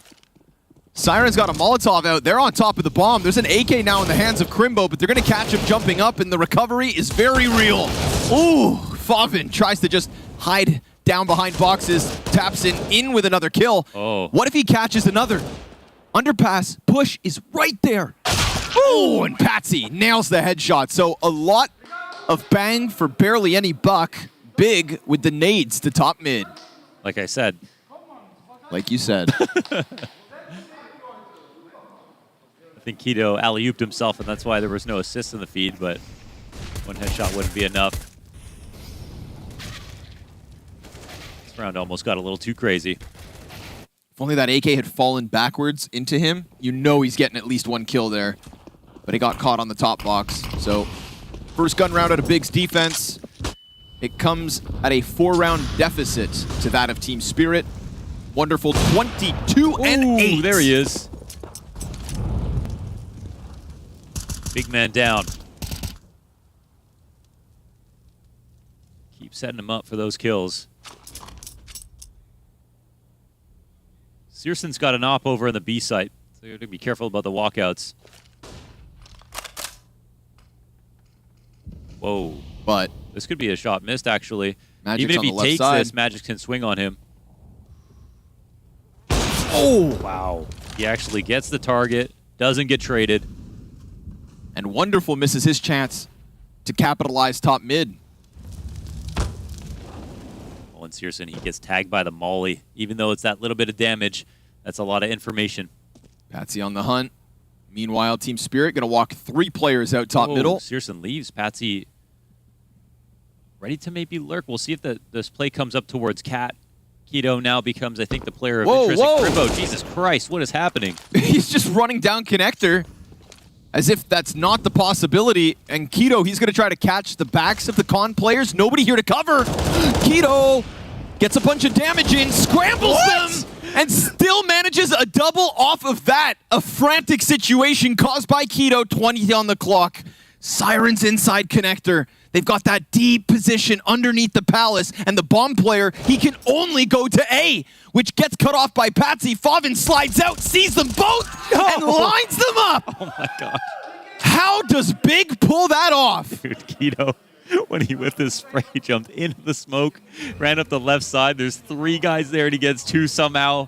Then they run into Favin. That is the and Crimbo running into mid. What's he doing? I have no idea. They just had they had no right to believe there was no chance of a mid walkout. I mean, Spirit came at it slowly, to be fair, but I wonder where he was going to throw that smoke even. What a madman. That was so ridiculous. That whole situation was insane. Crimbo with a death wish. Poor Wonderful after this kill as well. That was nice, though, from Searson. If he kills the guy on the right first, he probably just dies, right?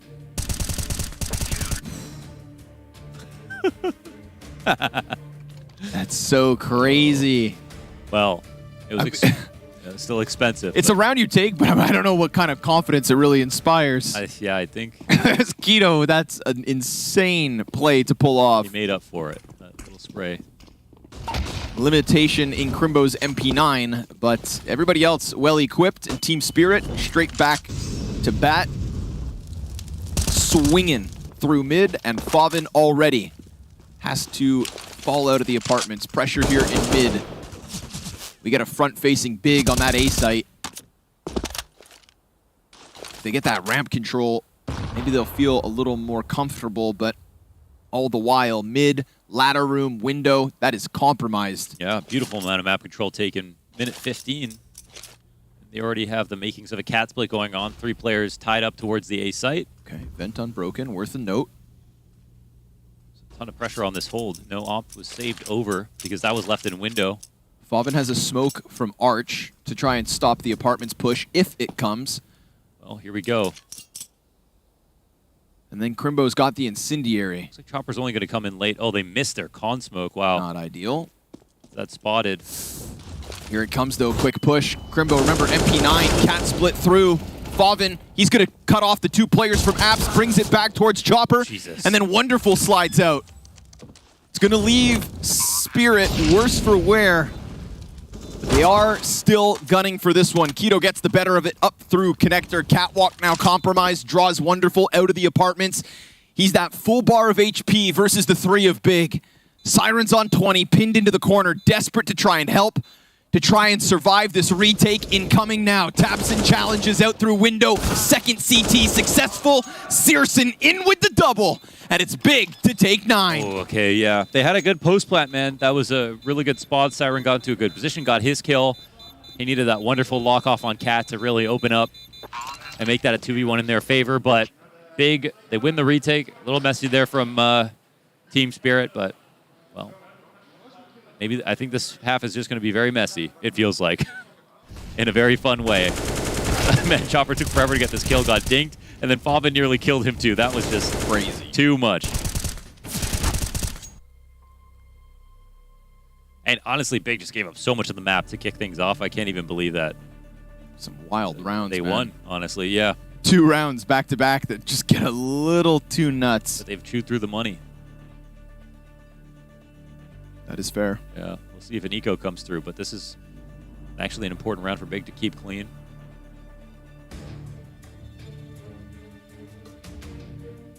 Barely invest anything, but there is an idea. 2 smokes, a molly.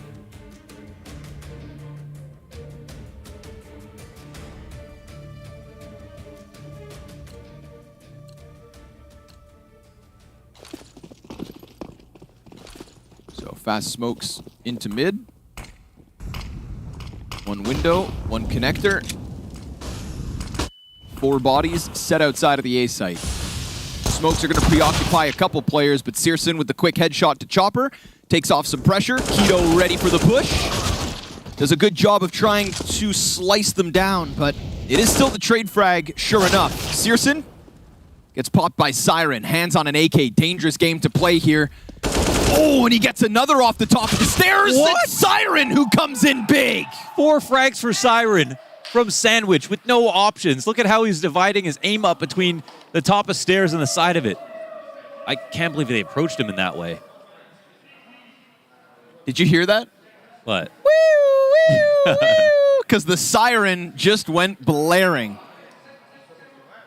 Damn. That was a display of aim if I've ever seen one.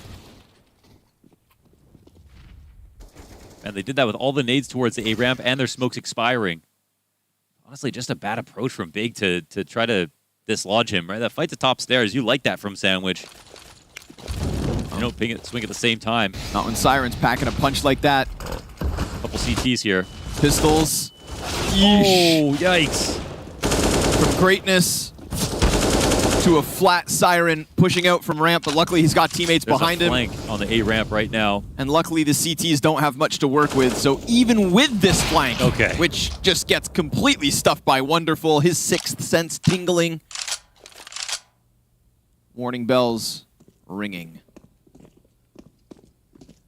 Up next, Favin and Crimbo still with just vanilla pistols. Chopper having an excellent game at 22 and 13, and of course with that last round win from Siren, it's Big who give the space right back to Spirit. 4 rounds the advantage, 3 away from a win, 3 away from pushing this game to a 3rd. Listen, and we talked about Nuke being an upset in favor of Big. They're allowed to play messy and still win because that wasn't their map choice. Same thing goes here on Mirage. Losing to a Spirit who don't have any good statistics to point to. Getting run over the T side of all things, where they have really failed recently. There will be some egg on their face, especially at the 5-1 start. The game plan looking good. Story has changed so quickly. Oh, Searson got tagged from behind. Damn, that's a tough shot. Yeah. I think that's just Wonderful's another full of those right now. Yeah, right? An indicator as to the groove that Wonderful's slotting into. They try to go back towards top middle instead. Oh, flash out of Crimbo sets up the kill, but we've got low HP on 2.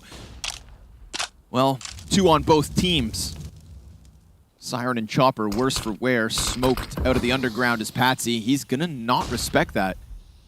And that's gonna lead him straight into Keto, who is holding it from halfway up middle, but he gets his kill! And Chopper comes in big from Apps. That's going to be a call for the bomb to come sprinting over. Searson misses his chance at stopping him on bench, and he can hear those footsteps getting closer, so he has to shut off Chopper. Point blank. Oh, Chopper stuffs the Opper at a man advantage. All of a sudden secured by Spirit as they're going to take 14. How did he walk out right into that fight into middle through a smoke and still win? Where did it all go wrong, Big? How is Chopper going to walk into market, angle being held by the likes of Searson?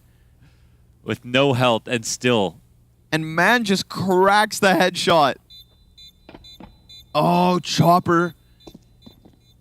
You beast. Wow. Not wasting this wonderful carry. Chopper was there throughout the first half. Starting the comeback off of those 3K rifle rounds holds on the A site. His multi-kills on A site, that's what stuffed Big's early momentum. What happened? Big and Patsy going back and forth. Tabson has to respect it. Oh my God, after this start, that's That's insane. wild. And I mean, you know, Chopper times it right a second later. Looking right at Tabson every time. We got Anubis up next if Spirit can extend their life in Katowice. From a 5-0 start to a 9-14 score here at round 24. It's going to be another test of the A site. It's going to be Keto, unfortunately, on his own. Fast fight from Tabson out from jungle could maybe save the day. But the 5-7's actually able to slip back into the crack.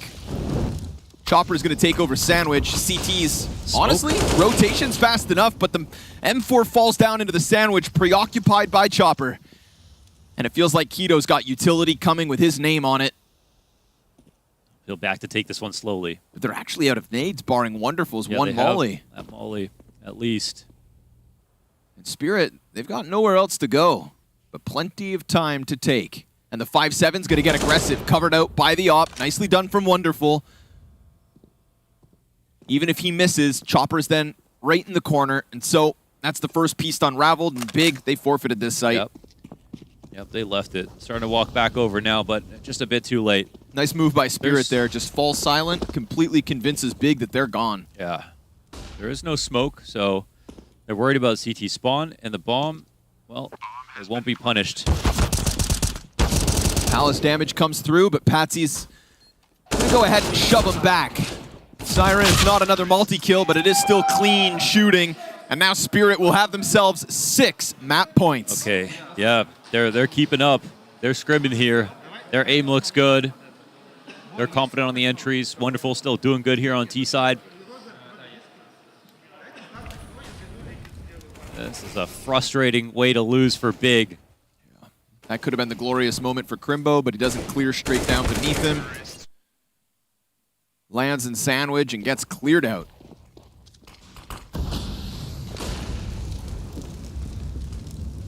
Wonderful. Missed op shot, takes a ton of damage, but does still get back around the corner. So for now, he's alive and kicking, just like Big. For now, Searson shuts down the mid play as Chopper looks to get into it on his own. Who wants a piece of Searson? Who's next?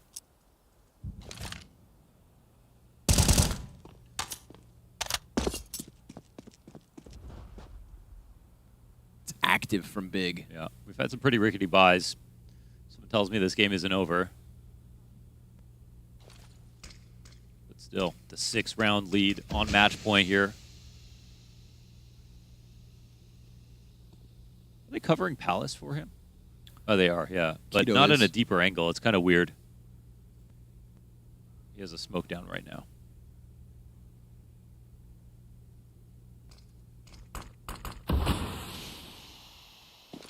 Time-sensitive mission now. The T's got money for days, so let that smoke fade and give it the old college try. We've got no smokes left for Big, so they're not going to be able to keep closing Palace with that. In fact, just a couple flashes. 15 seconds to spare as Magic's coming up ramp. Got that Palace player inbound, but an excellently timed flash out of Tapsin. What? And Patsy, long-range headshot. Oh, that's a quick scope!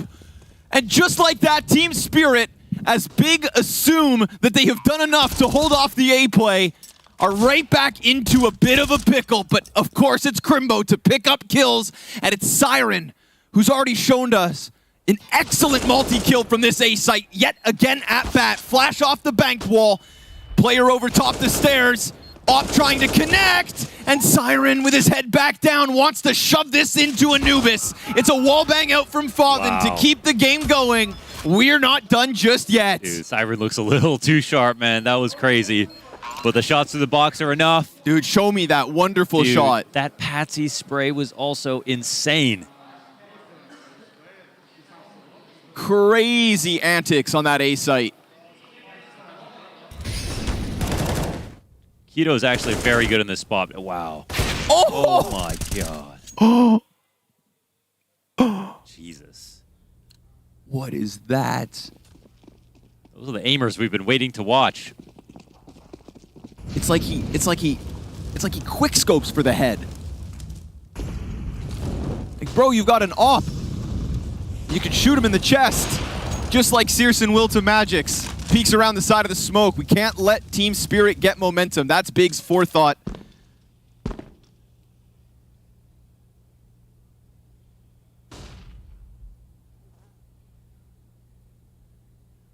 Searson peeling it back is wonderful, gives up the apartments. We're going to get Chopper in towards Catwalk. And I feel like Chopper's been really instrumental with splitting that B site through apps. His timing can sometimes just be so perfect. And right now his impact undeniable. 25 kills to Chopper's name. Searson's got the op stuck in the cat at the moment. Crimbo with a nade out. Searson stuffs Chopper just like he did the opening kill against Magic's. And that right there is enough to turn Team Spirit back. They don't have that second prong to the assault. No split able in B, so they're holding on a lot of grenades there. Double back. Just wanted to take some pretty big risk with Chopper, honestly. Here into mid, what will they try? Little run boost, but nothing seen, nothing spotted. Oof, and Searson in with a third. Not bad. The op gameplay very much alive and kicking here on Mirage. Didn't start that way for Wonderful, but now I feel like he's hitting everything that steps in front of him. Yeah. A welcomed addition to the Spirit attempt here on map 2. Big 4 away from OT. One foot in front of the other. Clearly have shown some very solid CT rounds as the individuals on Spirit starting to light up. All they have to do is grab one more. See if they don't feel too confident on T-side Mirage. One good split is all it takes. One bad mistake from Big is all it takes. Pressure on Searson to be consistent from here on out. I think both teams know this is winnable.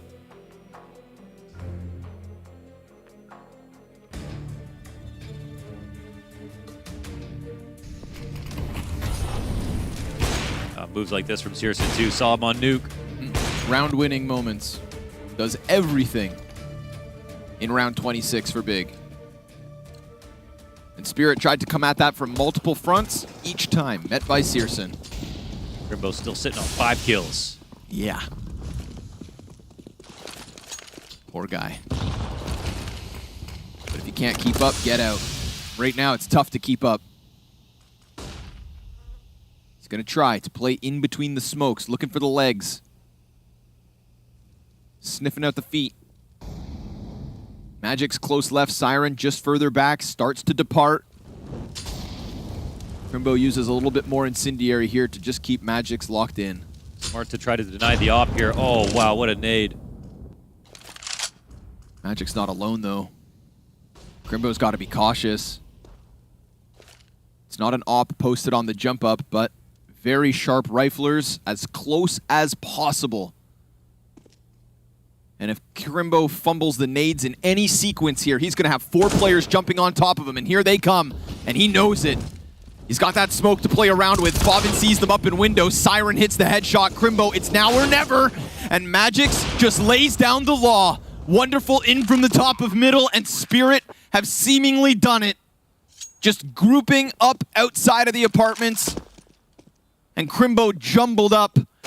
No op shot in from Searson. No hope for Big.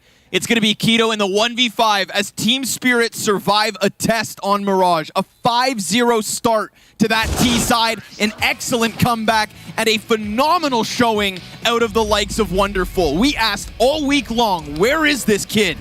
29 kills and 26 to Chopper. Those two take us to Anubis.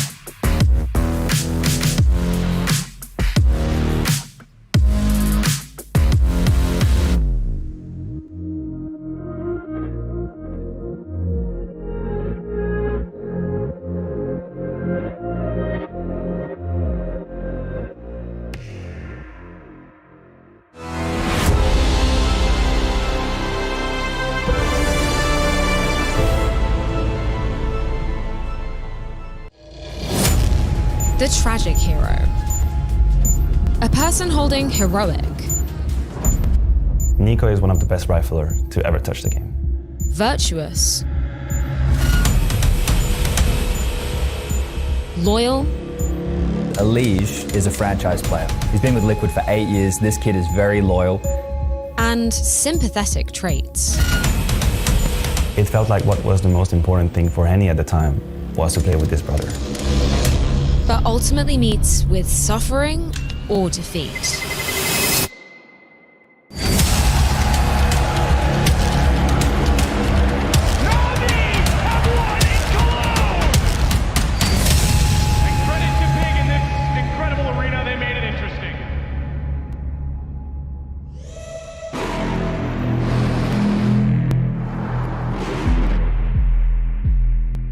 The loyalty that he showed us and the organization. You have to realize he's been there since 2017, and at that point he's made his mission very clearly to stay with that club, to help them grow.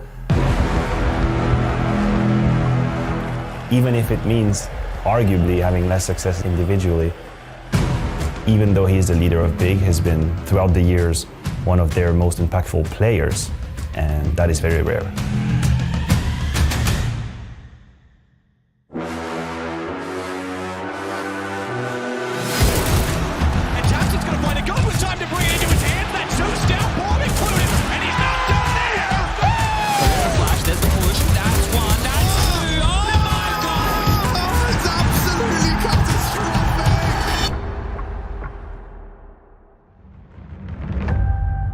Tabsen's ceiling is higher than Big's ceiling.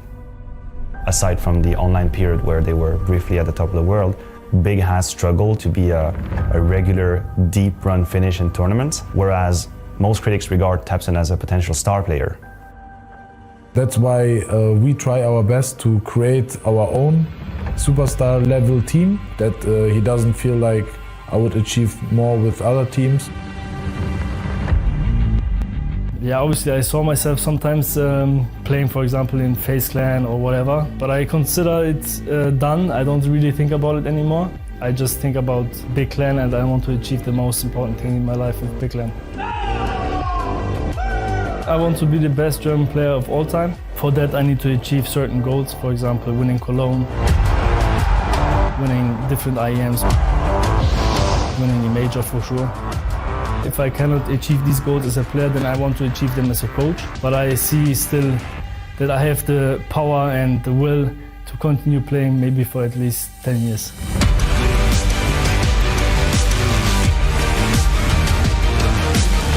When you see someone who has such high level, you kind of wish for them to have success. Without him, it would be very, very difficult to stay on top of CS, and we are so grateful.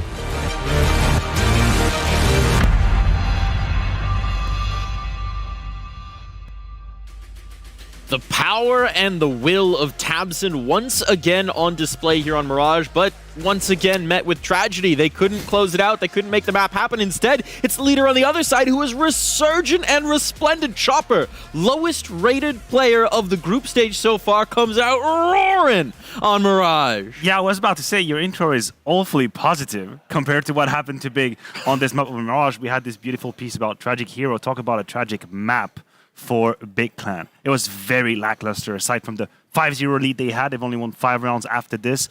You name Chopper, I think he was in Tabsen's head, both frag-wise, call-wise, took Big by surprise in many different occasions. Yes, well, what a beautiful video from Tabsen, right? His story is beautiful, you know, the way he plays is beautiful, but you know what's not beautiful? What we just saw in Mirage from them and from Spirit as well to some extent. You know, the punish pick from Big, Mirage, Spirit is a 4-loss streak on the map.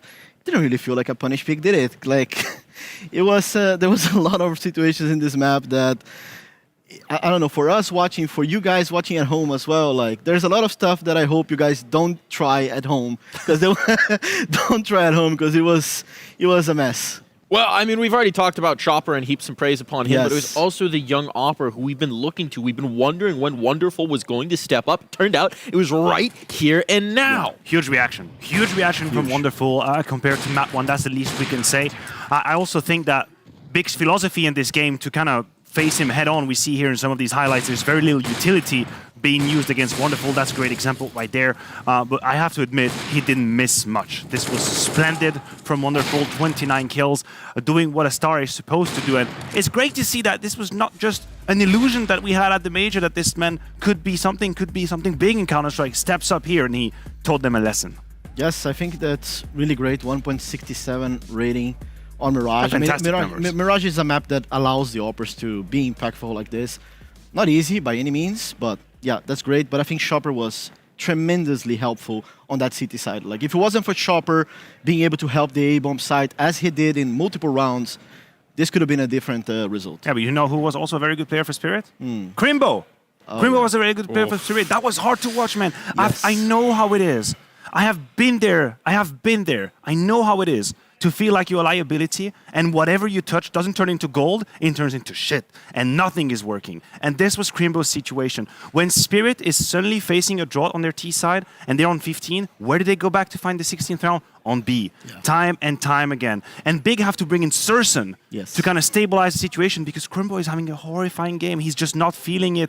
You can see he's messing around with the utility, not exactly sure which route to take. His duo with Faven is a little bit desynchronized. If it wasn't for Faven's multi-kill, the game could be over pretty soon. So this was a hard game for Crimbo. I hope he reacts to him. I hope he had a talk with Gubby, moves on to the third map in a different shape. talking about that third map, right? We're headed there. It's Anubis. It's become something of a home ground for Big, trying to work it into the map pool with the loss of Dust 2. How are we feeling for these two teams as we head into the decider? Have you seen Spirit on Anubis? Yeah. I saw Spirit playing Anubis, and I really liked what I saw. I think they have great reactions on that CT side where teams are still adapting and trying to understand how to play the map. And I think out of all the teams that I watched, I think they looked pretty good on it. Compared to Big, for example, that have really lost in this tournament, I don't think they have that much confidence. So could be very challenging if they have a bad start after what just happened on Mirage. Well, we're going to find out what kind of a start they're going to have. Good, bad, whichever way. It's ending here on Anubis.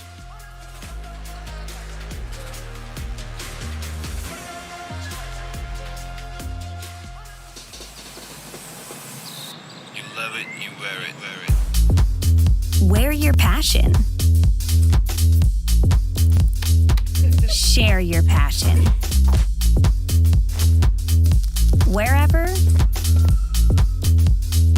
whenever. Gaming is a lifestyle. Get your merch at shop.eslgaming.com. The bell tolls for Cologne.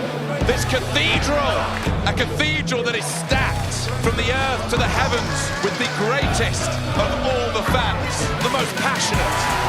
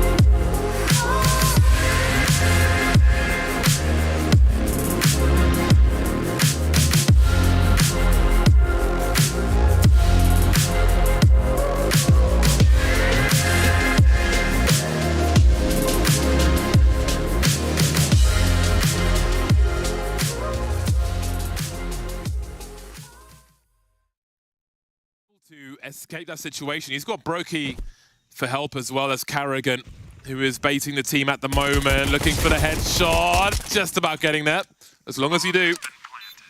Meanwhile, the bomb is planted on the other side of the map. No Kevlar for Nico. Just Monesi and Nico versus 5. Can Nico do one better than Twist with the Glock? Let's not forget what he almost did. They heard him. Carrigan just going to try and entertain him. Nico needs to get around this corner, but there are so many targets coming his way. Carrigan just teasing the pre-firers there. 2. Half the way there. That was a very difficult scenario indeed. FaZe Clan win the pistol. Much needed. The start we were looking for. a team ace for them as well. Everyone getting a piece of the pie, which is always good to see. Still the bomb plant for G2 though. Even in that 2v5, they find a way to get the bomb down, and that means they can keep the pressure on FaZe. With a buy up, an AK in the hands of JKS, and some decent weaponry alongside it. That is a hell of a buy.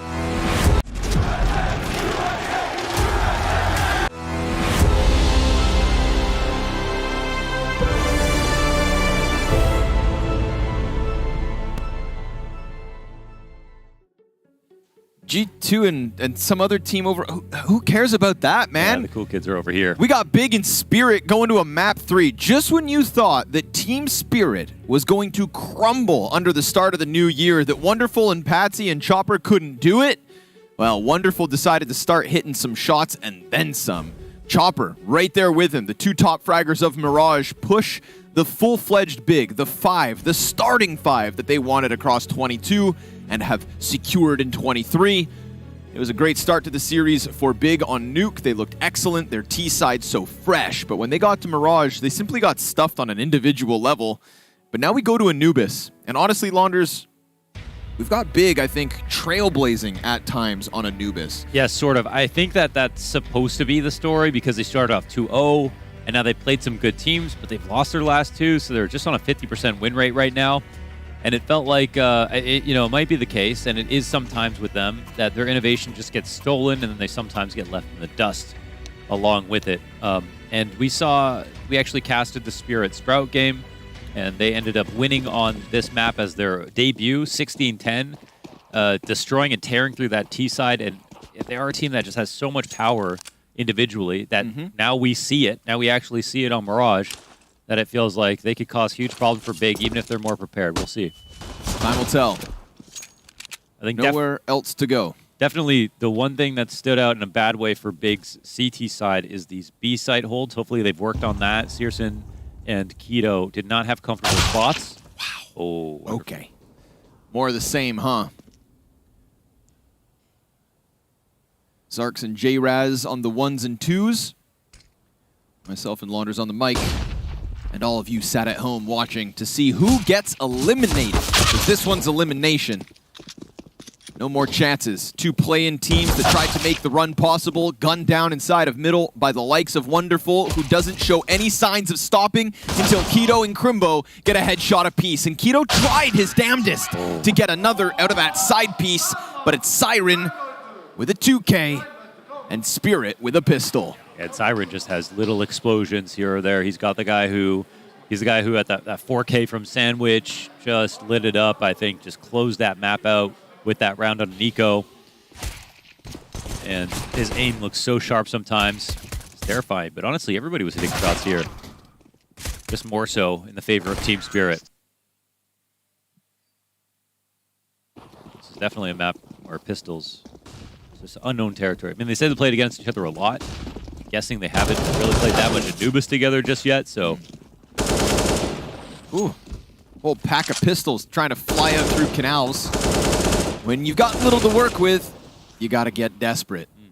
And so this one's going to come up nothing to the favor of Big. Late USP peek from Dark. Nothing, dude, nothing. Nothing whatsoever other than a big old pile of corpses. Yeah, 5 alive. Lots of money made. Felt like Spirit were just on the brink of defeat, man. Even just before Mirage even started, just because of the way Nuke ended. And they look like a shell of themselves. Yes. Like an empty cocoon. They're officially warm. Like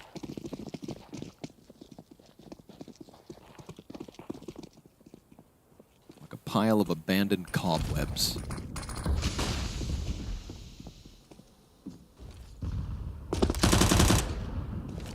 But their hopes have been revived. I think that Wonderful performance was inspiring for the rest of the camp, and the fact that he's kicked this off 5-1 in the first 2 rounds means I don't think he's done yet. Deep nade through middle, not going to find its home.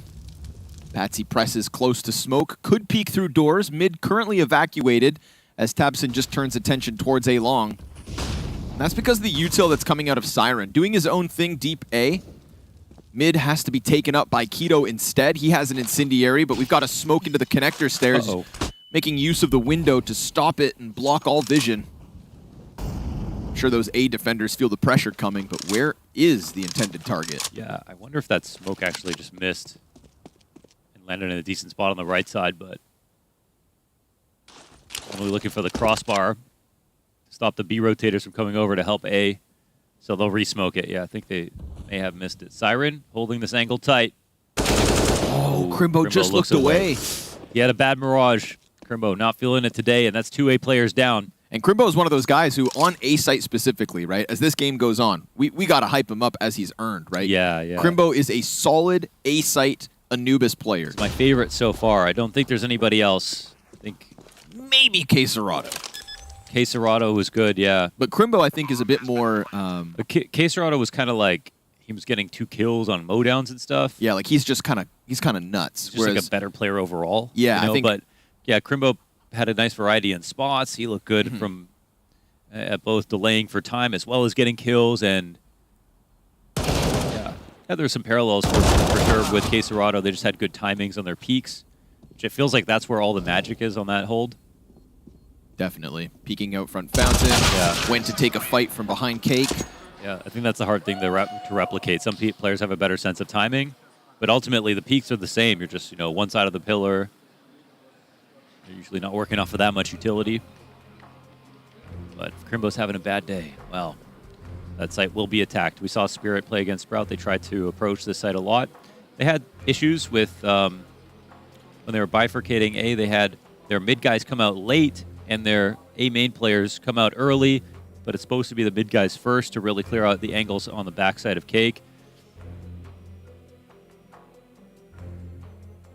Right there, Crimbo makes a grave error. And of course, Wonderful right there to capitalize on the second entry.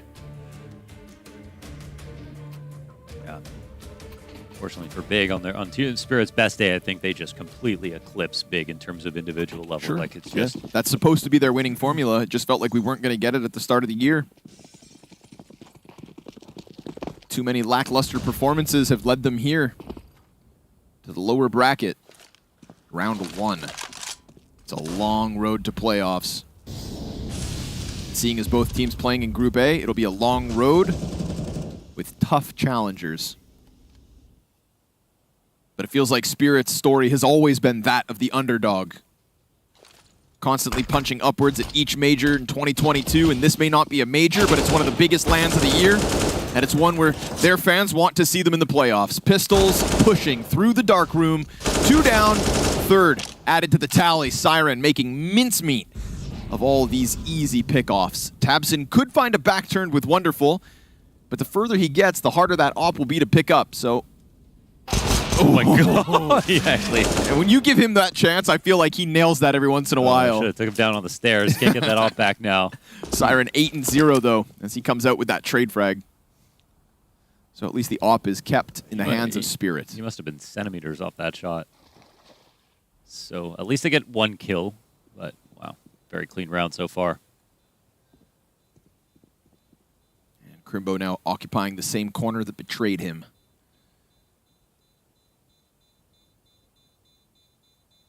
Spirit 4-0 T-side start.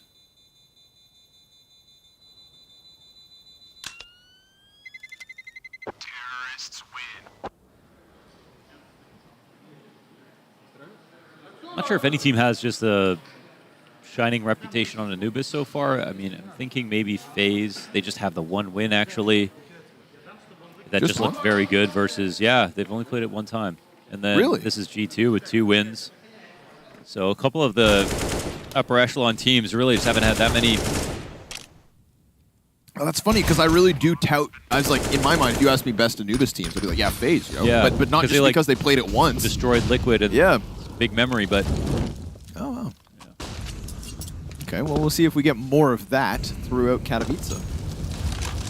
Pearson, he's hurt, dog, between 2 fires.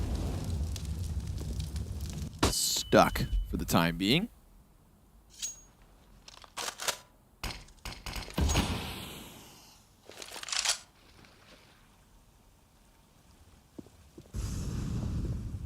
Spirit going to be going into the A exec, which we haven't seen them try this. It's currently staffed appropriately. Crimbo has to put out the fire, so now he's just stuck inside the smoke until it fades. Teammate up above him. And another one just trying to run back in through connector, but it's low HP towards bricks. That's Searson on the op. Magic's already on Fountain. Low HP for Searson, not a problem. He picks up 2 kills, and Crimbo comes off of the bomb site with the bomb down in front of him. Another smoke lands on top, and he is just stuck here. Tries to go fighting around, and it's actually Magix who's found an angle from this platform with the bomb down in front of him. We're going to get 1 CT out from storage, op in hand of Favin. Keto with the AUG along the wall. And Magix, his cover fades, so he's back behind the pillar. 30 seconds to this clock. And as they wide swing out to clear Keto on this left side, you'd think that's Favin's chance to strike. But the op is going to be in a tough spot here. Wonderful. What kind of cover can he give Magix, who you'd think has to be the one? No, changes. M4 now in hand. 1 HP and a missed shot out of Favin. No snapback down to Magix. Oh my god, he hit him too. I can't believe both those Ts come out on top of those fights. Man, they actually played that so carefully. There were good positions for the CT side, but wonderful. Because there was no pressure in that moment, he could easily just kind of slowly clear that angle and not take any risks. And they had just enough time to make sure they did that safely. Magix working those smokes wonderfully. He did do a good job. I mean, even Crimbo not getting 2 kills is already a pretty big win on the attack. Just the right amount of respect and pace out of Team Spirit for the 5-0. They've absolutely cleaned up on these anti-ecos. Don't know if anything changes right now.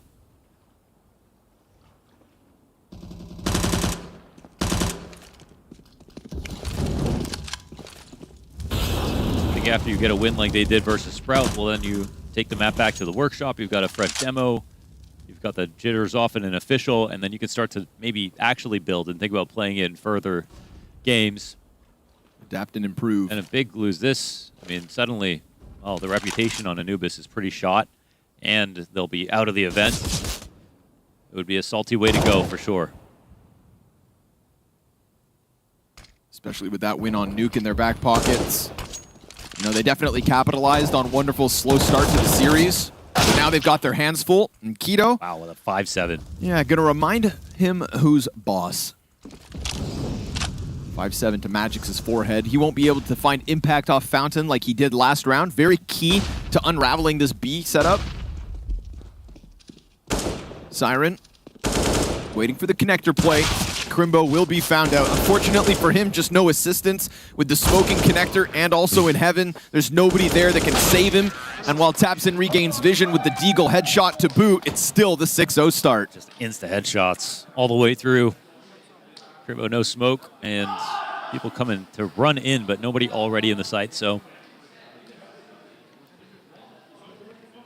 Siren already on 11K, wonderful on 13K. Damn. 10 and 2. It's a nice shot. Very clean. Now Patsy using the end of every round win as a chance to hoot and holler. Haven't heard from Tabson for some time. But Big got to keep things focused, and they will do so with a double op this next round. Yeah, so this is a very... What I'm wondering is if we end up in a meta where this is necessary, because we're seeing it be so effective to have an op both on A site and B site, and even an op re-clearing out mid is very powerful, so saving for them, that's something that we used to have on certain maps. When you would streak on Mirage, you would get a second op almost all the time. Dust 2, you'd pick up an op. Train was another one. But right now, it's pretty much just Mirage, and it's still pretty optional. Right. But Anubis, so far, it has the makings of a map that you almost want to save for the double op because of how powerful it is. So let's see if they can make use of it.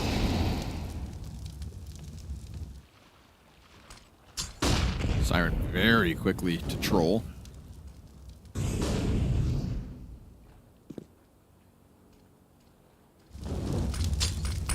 Searson trying to scout. Oh my god. Searson scoped in. Oh my god. Magic's gonna try to pounce in through the smoke and insta headshot deep dark on Keto. Oh, then he got Favin him, gets the other op. smashed. All the oppers just eviscerated. And while Tabson's going to do his damnedest to bring it back, these T's could line up. He drops bomb. There's a chance. That Temple player wants to get into the engagement. Tabson's back is currently open. He has to go out and fight. And Wonderful just puts him down.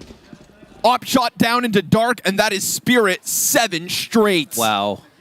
That Patsy shot. Dude, imagine if we didn't get to see Spirit get this good. Those magic skills. That was insane, dude. The ops didn't even stand a chance. Like, you can be as fast as you want. Oh, it was a pre-fire. And a one tap. Wow. Oh.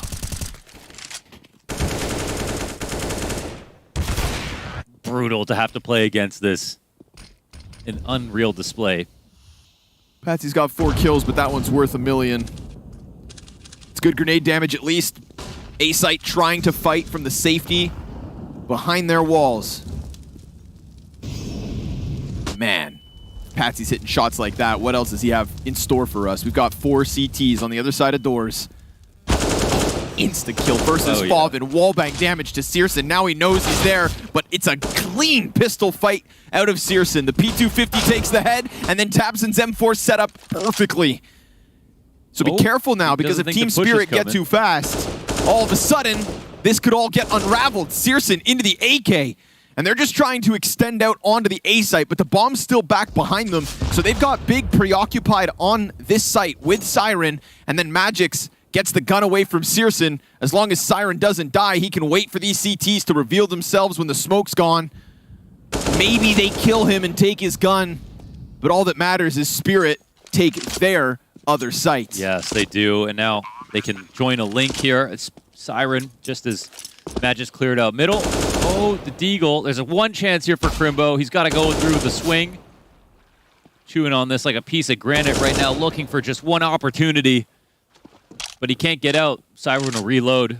Still to his advantage with this AK. And this fight will go on longer than Lord of the Rings, I feel like. And The Hobbit. There we go. It's all cleaned up. 2 surviving Siren and Magix. Things get a little hairy with just the pistols. You know, the fact that Tabson's locked in middle draws them into the M4. I like that Searson took the initiative, jumps down into the water with the picked up gun, right? Trying to go above and beyond.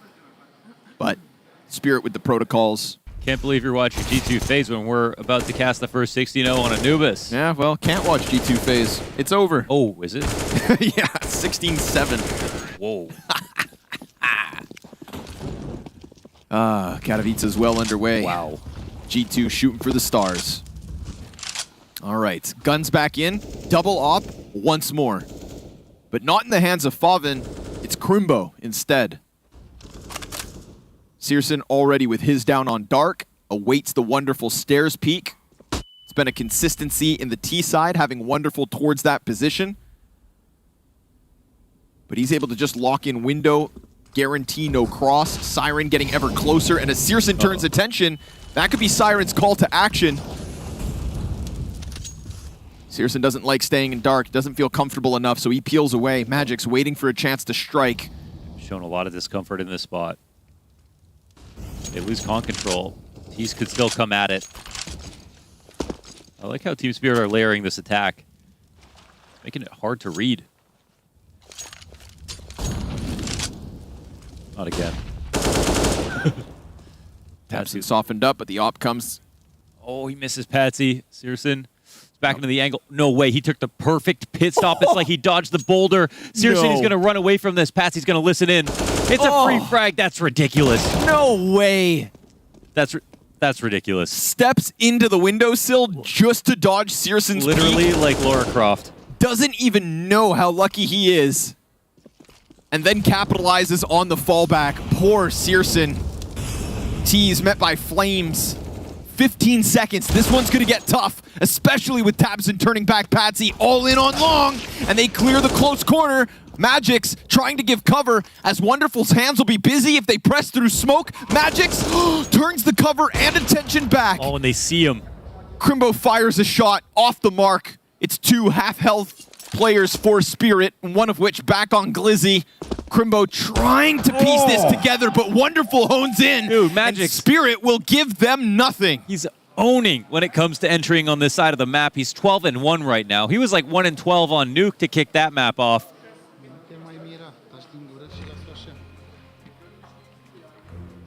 God damn. This sequence from Pat. Can you believe that? I can't. I mean, that was like how you... Yeah. You know, when the boulder's running at you. Like Crash Bandicoot? Exactly. Ooh, booga booga. That's literally what happened. Patsy out here collecting all the mangoes. Wow. Searson collecting L's.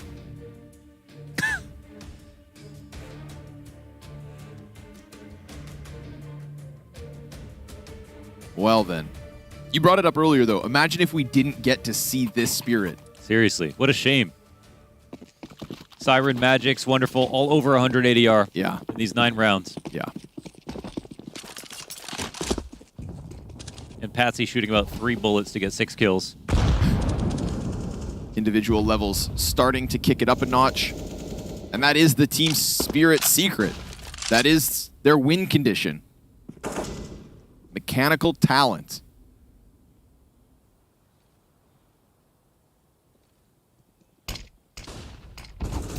Poor Searson. Patsy catches Tabson's head. M4 will be picked up in the corner occupied. Searson, as smoke fades, could very well catch Chopper off guard. It's just the fact that Patsy's also back there with the cover. Searson waits and waits. Oh, nearly lines up too. It's a dink into Magix. He's primed his teammates to maybe succeed, but they're all working with lesser weapons.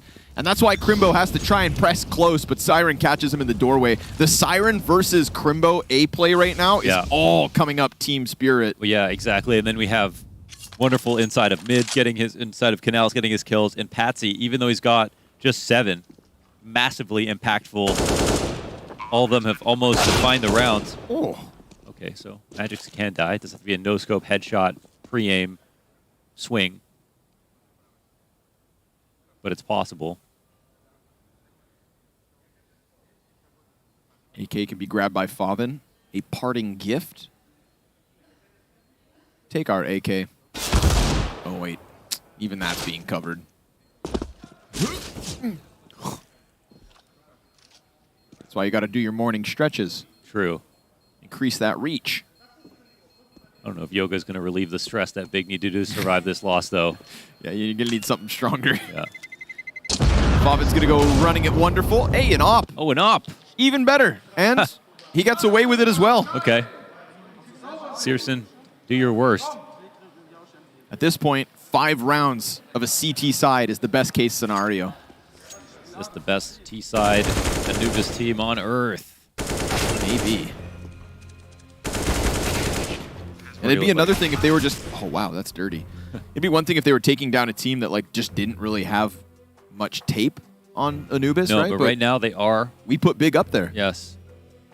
Maybe not always on an individual level, but the strategy, the game plans, I'd say majority people respect Big's Anubis.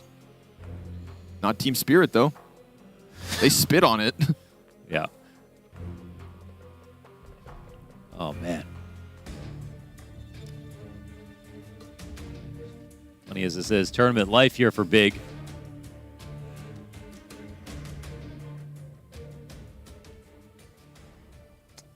Team Spirit got nothing else to say. Keep doing what you're doing.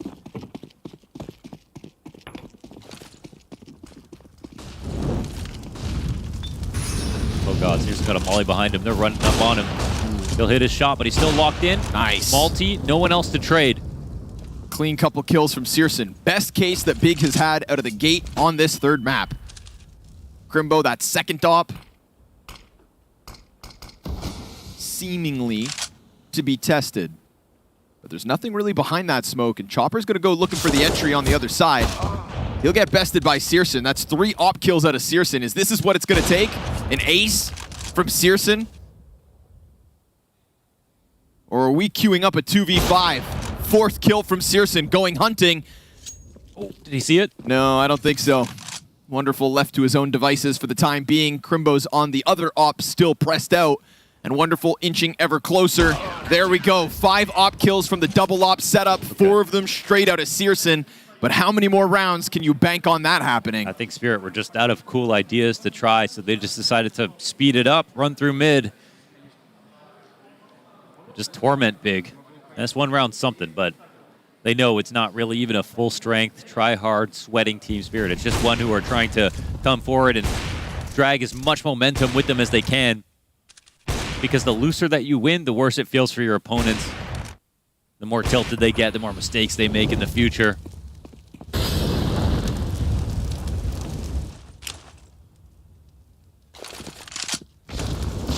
Trying to nade out Searson from his previously successful position, but he's not there, not this time. Instead, he takes the position where Crimbo had that op.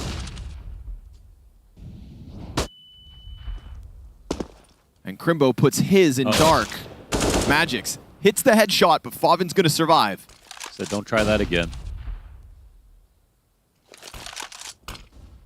Smoke is a weird one, actually. Just doesn't really do... Oh my god. Holy hell. Wow. The fact that he re-peeked is actually... Oh my god, everyone's just re-peeking. This is insane. Siren is nuts. Maybe thinking, oh, it's just Crimbo. Honestly, Searson's been re-peeking so much this match. Well, I mean, dude, somebody's got to do something. Yeah, it's been working, but... They got to fight for it. Oh, baby. And Keto instead's just going to get killed inside of middle. Tabson cleans up the bits of Patsy that was left. But he's stuck here, man. He's got to fight, and Magic's going to rock his world. They're so scared. They're so uncomfortable. Searson and Favin still fighting despite that lesser HP. Now, this is the point of the round. I think you smoke them off. You take it back to the B site, potentially. Oh, push in from the C. Oh, Magic saw it. But that's actually a lot of info. Wonderful gets his kill on Crimbo. Ooh, weird rotations now. That was Crimbo still peeking here inside of Dark. Magix. Oh, he's so on point. Wastes no time, flies at Favin, and that will be enough to send Searson back to the A site. They put Searson on A, they put Crimbo on B, but the op that couldn't afford to go down nor miss was the one inside of Dark. And Team Spirit just charge right through him. What can you even tell him at this point? What can you tell him? I'm sorry? There's always next year. At least it's not 16-0. Genuinely, though.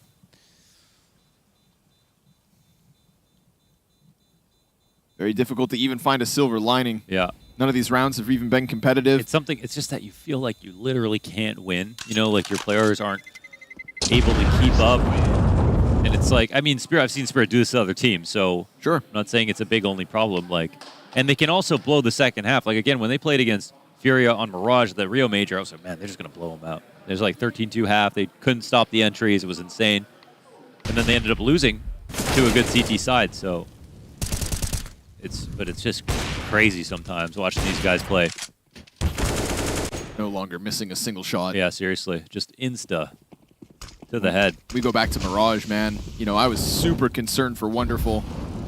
Oh. But now there's no stress in his life whatsoever. Every single bullet that comes out of this AWP just rails a CT. That was so close. A jump spot out of Temple is almost punished. And as the smoke fades from the frag, we've got that close CT on the right, and he still tracks Tapson on the cross. Then the Dark player comes in Siren, and everything goes well for Spirit yet again. Crimbo unscopes. What a missed chance. And Siren ready to just keep this one rolling forward from Dark. Ladies and gentlemen, your back-to-back major semi-finalists have officially showed up to Katowice. Okay, yeah. And they could obviously suddenly go Dark Horse mode. Of course, they could suddenly. You have to see if that's still going to be the case. But, man. Fun to watch. That's for sure. Probably not so fun to play against. One of those opponents when they do this, it just feels like they're cut from a different cloth. Yeah. That's what Gob was saying. Scrimmed him a lot. Never had any fun. And Nuke felt real good for Big, of course. Such a diverse amount of strategies to their T side. But right now, oof, you just got to play reactive CS. And you can't react fast enough to the likes of Team Spirit from top to bottom. Wonderful, Magix, Siren. the fact that you don't even need Patsy to go carry mode. No, dude. And all of Patsy's kills have been like round defining. Instant one bullet shot. There's just not even space for him to frag. Everyone else is just getting the rest of the frags after he kills one in mid. And I think that really just goes to show the value of the likes of Siren, right? He's supposed to be 4th on that list, just above Chopper. But he's had himself an excellent event thus far. And if he can tap into his potential, be like a Magix, there's no clear 3rd. Hell, at times there's no clear 2nd. This is just talent from top to bottom. Patsy, like you said, not as many kills, but round defining. And by cutting off this top mid kill in Tabson, yeah, he's sneaky. He's just back at it, gone, leaves it. Big chasing ghosts in mid and a missed shot from Searson. You can't afford those kinds of moments right now. Not with 3 rounds being the best case scenario, even if you have a phenomenal T side. Man, you better hope you get 3.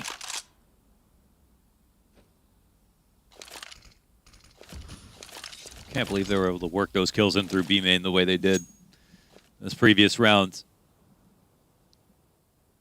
And like so many of their duels, they're not trying to even shoot people in the side of the head. It was weird to see Patsy even get a kill on the side of the head. Like almost all of them are big, knowing the frag's coming, swinging out for it, and then just getting destroyed. Just front-facing, fair fights. And we've got Favin and Glizzy tucked. Fingers crossed that they don't check this, but of course they put fire on his feet. And of course, Crimbo gets clapped by Siren. Instant headshot on the flank. And Keto, a 1 versus 5 that nobody believes possible. You can go ahead and try and slide through, get up into some wild antics, but you don't even have a kit at the moment.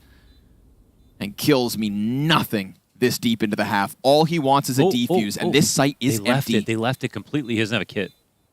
It's got to be a 10-second stick. They're so far away, though. Closest players in the canals. Okay, this would be funny. But you got to get on the bomb right he has now. to get on it, yeah. He's got to be diffusing already. Oh, he just doesn't believe it. Oh, Keto, no! If only he knew what could have been. I wonder if it was possible, but... It would have definitely made Team Spirit shake. It would have shocked them to have to sprint back. But not even an empty bomb site can be retaken. That's how good they are. Wow. Absolute demons.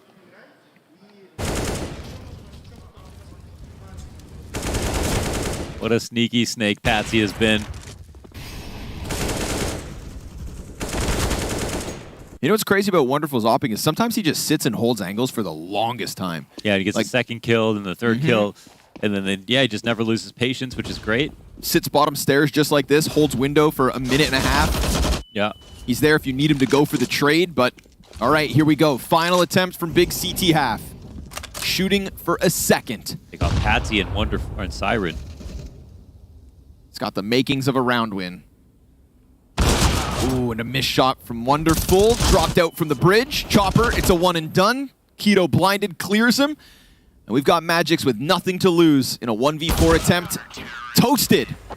Big, that is. 2 rounds on this defense and a hell of a hill to climb with elimination on the line.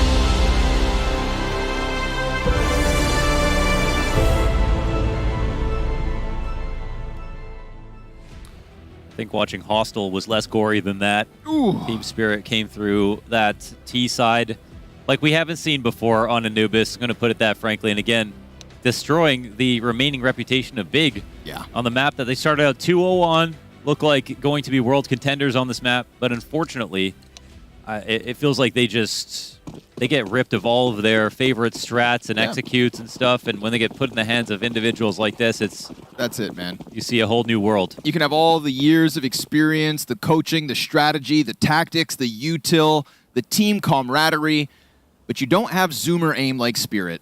Yeah. Wonderful, just unstoppable. And for Siren to kick it up to this level, for Magix to regain what was a horrendous performance at the start of this series, is really just indicative of Team Spirit starting to get into that groove. And Siren's Berettas be nasty. 2 kills for him. Great distraction for Patsy, but he gets stuffed by tabseN. Chopper dies to the jumping Favin, and we get the quick rotate in from Khan. Favin trying to extend this series, the hope and the dream of keeping Big here in Poland. tabseN's locked into the cake. Crimbo trying to come over, trying to run in to help, but both are dead. And if that doesn't spell disaster, I don't know what does. I don't know how long this game has been. About I'm not even 17 minutes. Yeah, that's... Maybe we got another 5 left. Who knows? Team Spirit with a pistol. 14 rounds. And I mean... I feel like they could win without talking at this point.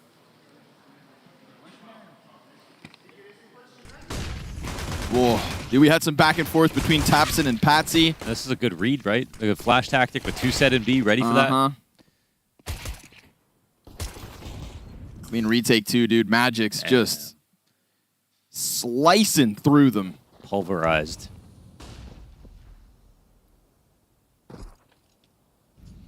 Force buy-in from Big. It's going to have to be the most phenomenal Anubis comeback you have ever seen in your lives.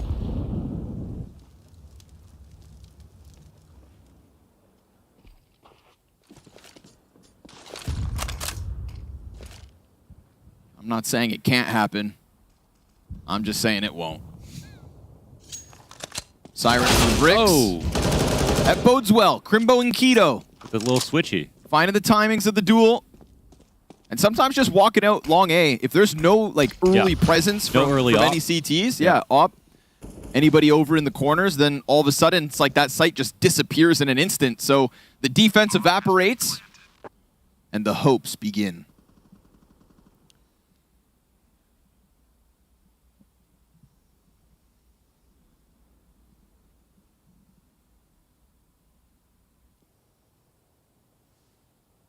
We saw a similar takeout of Team Spirit many times in that first half. And yeah, contacts are great. And that's why these double ops in the later portions of tabs are becoming a little bit more frequent. Long-range bomb. Wow, that was a nice vomit spray. Holy. He's just hanging on to their AKs. That's it, Gob. Clap those hands. Oh, you get your cheeks clapped. Come on, boys. Trying to rile up the troops. It's a long road, but it's one that Big won't give up on. Just curious to see if Spirit really give them that gap on A site again.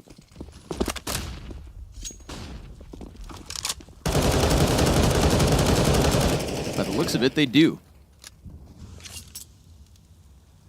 Siren just a 5-7 here. Call for some more assistance. One rifle is Magic's. What? Dude! No! No! You can't. Way. You simply can't. Ain't no way. That just happened.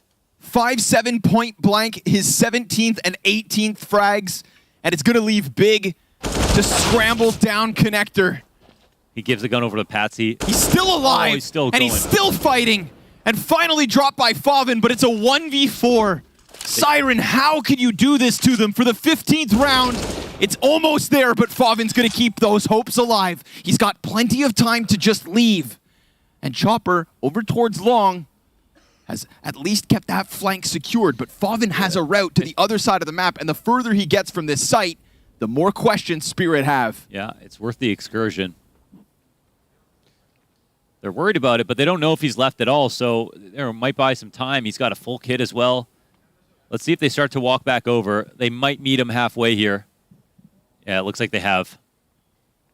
The full flank has run its course. And now Wonderful with the Galil. Oh, dude, they're both coming. Oh, they're just so close at this point now. If he clears Temple, he's got a chance, but he's got to get a kill on one of the sides of this site. Oh, we saw one. Yep, 5 seconds to spare. Chopper in the corner. Favin's ready for that fight. We've got 7 on the clock. Taps it once. He's going to commit. And here comes Wonderful. Oh, Favin! Not going to go down like this. Oh, hell yeah, Favin. That's nice. Siren's best efforts to set them up, but an around-the-world play to be comes off bomb and shuts down Wonderful. Yo, not bad. But this, I mean, they egoed them after this, right? God damn. He ran at him in the 3v1. It was 2 fake plans to get kills here for Favin. I mean, I'm not surprised that Team Spirit tried to toy with them. Still, hard round to win, and Favin does it. It's going to leave Spirit with just the USPs. Oh. Flash connects, but so do the AKs of the T side. One singular kill versus Favin. A little shred of revenge. Tiniest little tidbit. Yeah. Obviously, Big still have 9 rounds to tie this game at 14.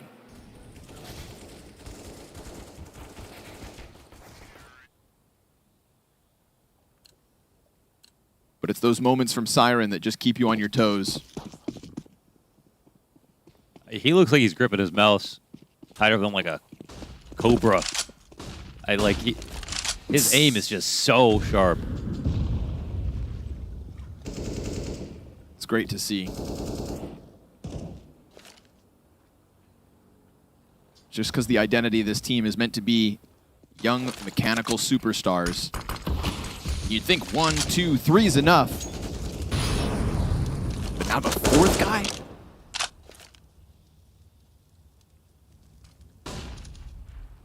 Meanwhile, Chopper, with his crown and cape, just basking in the glory of their talent. These are my children.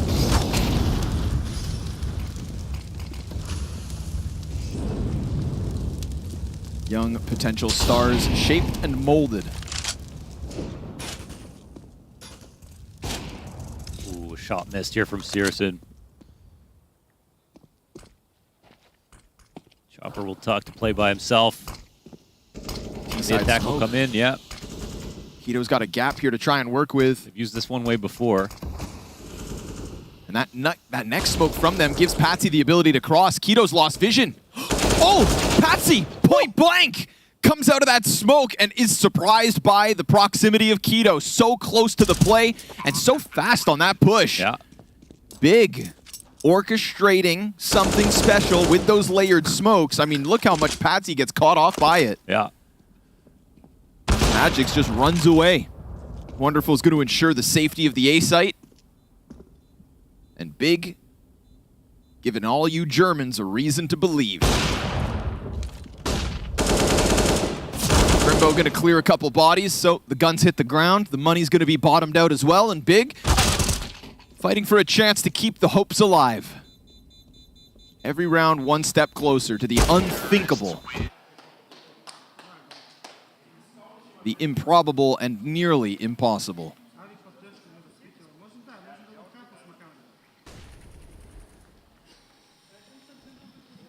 Nice spray from Keto.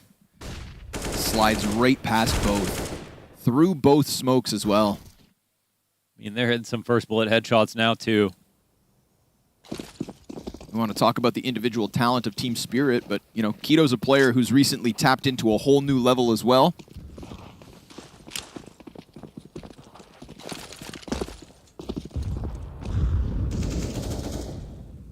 Armored pistols with smokes here for Spirit. Patsy drops. Oh, catches Keto off. That's a gun. That's a perfect find. And a quick move right into that site as well, where the rest of Big wanted to get going. Exactly. You can't even speed up in this direction, and he already sees the split trying to take place. Chopper, he's going to get cleared by Favin, it looks like. Yeah, okay. Some extra shots through smoke just in case. Smart of Big to leave one behind just to make sure. They'll go retake top middle where Patsy definitely dropped in from. Favin on his own. Flash comes out. He's ahead of it, so works out perfectly for Favin. Tested, but not bested. Crimbo in mid. Clean headshot v Patsy. And now all that remains of Team Spirit is going to be that push out long, so the bomb can happily cross back to B site. And Big will have 7.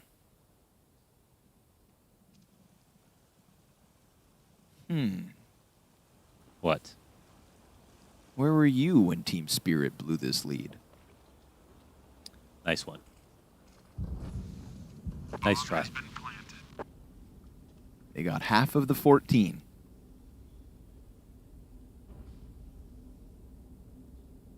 I don't even talk about comebacks until 10 rounds. They do say this map is T-sided. That's true.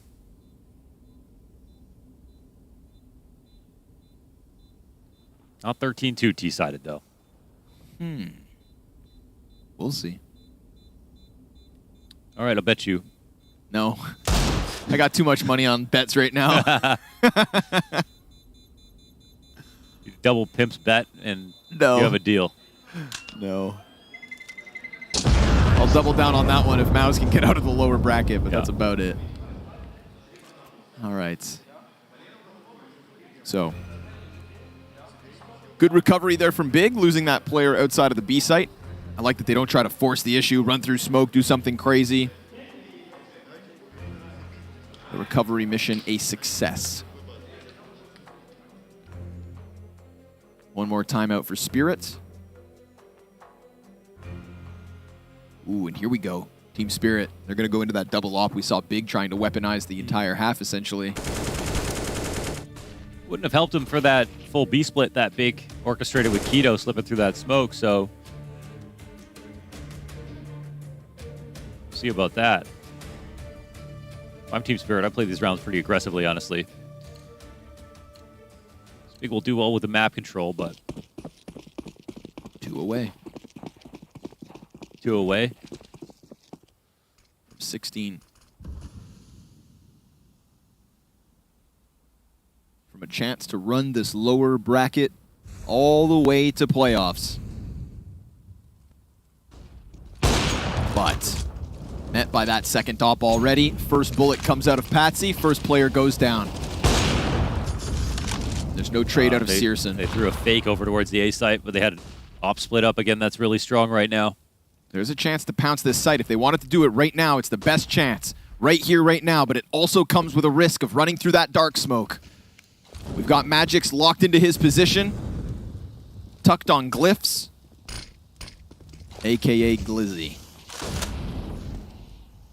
Chopper stuck on the other side of a smoke. Taps in.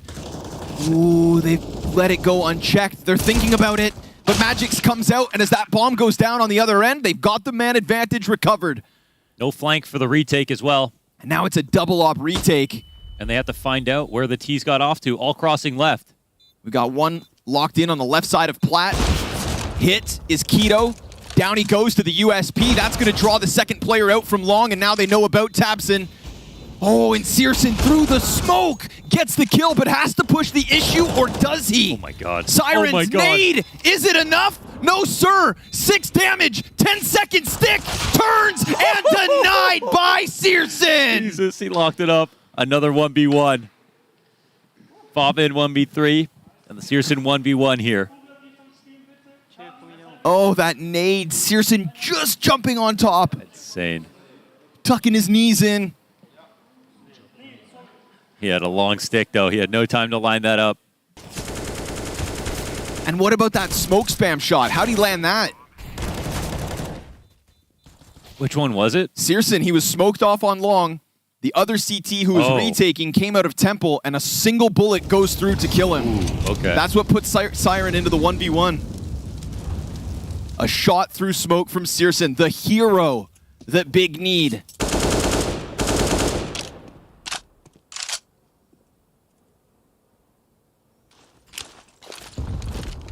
We are talking about one of the biggest Counter-Strike events of the year. And Big do not want to be the first team eliminated from the group stage.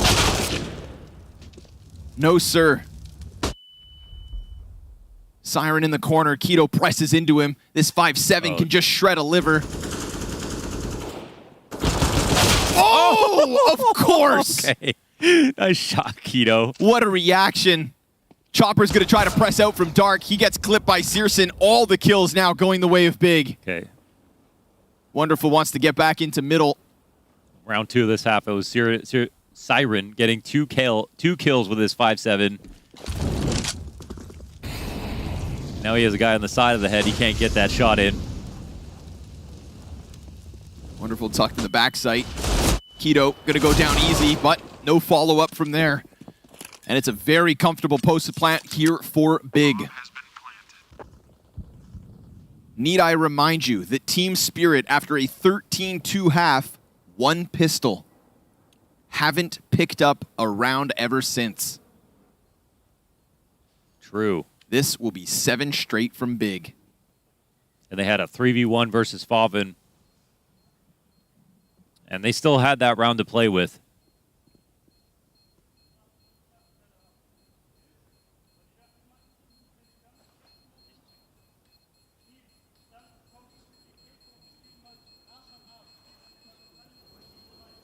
Are we going to see double ops again here for... It looks like they've actually saved enough to do that. I think they do go right back to it. Big have to be careful. They gave up the opening def to that op, previously trying to fake. They probably expect to see it again.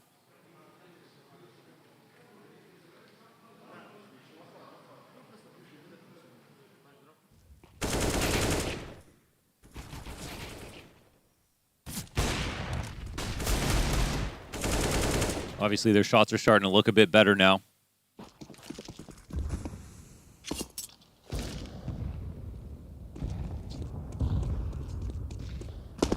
It just seems so unfathomable, doesn't it? So ridiculously impossible to come back from a 14-2. Yeah, not quite there yet, but...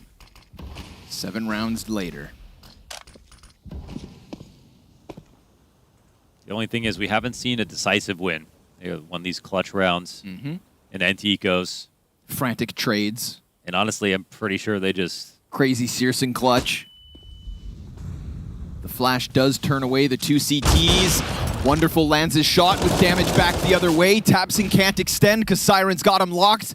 He's got support, but the util then starts to fly forward, and Big will cut their losses. Chopper quietly turns, but the window peek! It doesn't come through! Just moments away from Favin catching that before Chopper got a kill. Searson looking for his double. Where did he come from? Must have been mid, cuts right through them. But Siren's gonna make sure that that stops then and there. And so A-Site still problematic with a flash and a smoke at the entrance. We've got Big limited on the approach. And support not far off for Siren. It's the mid player in Magix looking to come down and help him. Eyes already forward towards Cross. And while Siren stays tucked into that wall, here it comes. The attempt from the T's. Traded back with 16 health. It's Tabson with a clutch. He's going to plant, but if that spreads, he's all right for now. He gets off of it with 45 health. Patsy with the quick swap. That's going to get heard. And Tabson leans back. They need another clutch. Patsy's head could pop up with a moment's notice, and Tabson's going to have to flick. He stuck back sight. Patsy's going all the way around. He made so much noise. Tabson's trying to figure this out. The timing. He's got his back turned. The Patsy. timing. Oh, he's got it. The timing. Okay. That's 3 clutches in this half. And now they're at 10 rounds. Every bit of timing to a T. Wow. But hey, he heard him. And when he walked the entire way around, Tabson, with a perfect sense, there was no luck there. There was no signs in front of him. He had to check the back. That's a 1v3, a 1v1, a 1v1 here. The fact Chopper didn't get denied Favin, you know, this window peak. He was holding Favin too, and then turned and Favin turned back.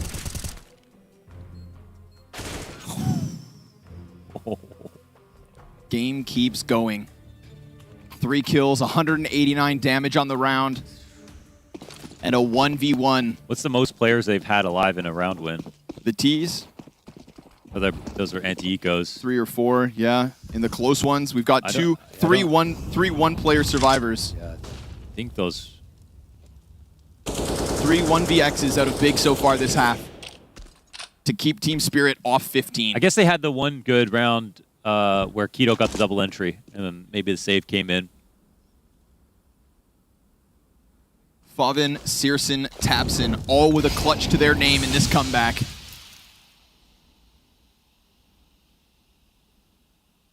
And in round 26, Team Spirit don't have much to theirs. Pistols, a couple more smokes. At a jump spot to try and work with. This will keep Big back for now.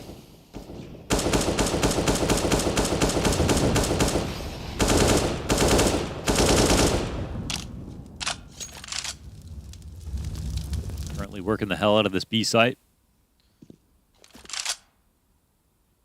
Magic's favorite spot here in jail. Oh, the smoke's up. Could be a mistake here made from Chopper. Surely there's another. They're at least allowing Crimbo to come forward into him. Chopper threw his down on Dark. So now they're going to have this angle. No longer is Favin taken off, but now these pistols point blank. Wonderful Patsy and Magix. All of them provide. And you'd think this one's impossible, but it's Searson in with just the one. It's this round that falls. The fragile house of cards that Big so carefully crafted crumbles at the entry of that B site. Oh, one slip up, and that's how Team Spirit win a second round in this half with a Deagle crossfire and enough players to help out. And Patsy's pretending like they didn't lose all those rounds in a row. He hoots, he hollers. Back onto a full buy. Team Spirit's hopes back alive. Man, they were consistently teetering on those rifle rounds, but then the pistols, at least the anti-ecos look sound for Big. A massive sigh of relief as they secure OT. And just as big a gulp of dread coming out of this T side. Chopper connects to Tapson. Tito's low. Your leader's already dead. Oh, that nade. Bounces off the back wall, barely scratches Favin. But still, this site is stacked to the brim with Spirit. And Chopper finds Keto without even needing to see him. So Favin hoping to get his angle, but instead he's met by more smoke and less hope that Big can bounce back again. Now that A site is completely clear. What if Searson runs the risk? But too timid to pull the trigger. They'll limp back to this side of the map where Spirit maintain their stack. Another smoke. Chopper goes in, contact yet again found. Crimbo can't get him off this angle. Favin, nothing to offer. He knows time is on his side. 40 seconds left as Team Spirit are on the brink of eliminating Big, and now they want to fight because that is what they do best. That is what they needed to pull off in this, and Searson with a flash up high will try to press out from Dark. What a hopeless situation, but the op connects to Magix. He goes in for second servings, and instead, they're dealt death. Spirit will survive this test, and Big eliminated in Katowice. Oh, they win some dignity at the end with that attempt at a comeback, but the 13-2 was too much. Big eliminated here in groups versus Spirit. Brothers in the play-in. But Spirit were the ones who had just a meteoric rise within just this series alone. So many questions about them before this took place. And suddenly, we wonder how far they can go. Big, it was like the reverse. Such a good start on the first map into the first 5 rounds on the second. And it seemed like there was no way Spirit were going to survive. So full credit to them for showing that resolve. The types of talents that could truly turn more heads. But it's going to be a massive ask of them at this point. Stacked is that group that they now sit beneath. Eliminating Big is the first step on a journey to the lower final. Up next, the loser of Navi versus Liquid. So the contest only gets tougher from here. But so far, Spirit have only gotten better.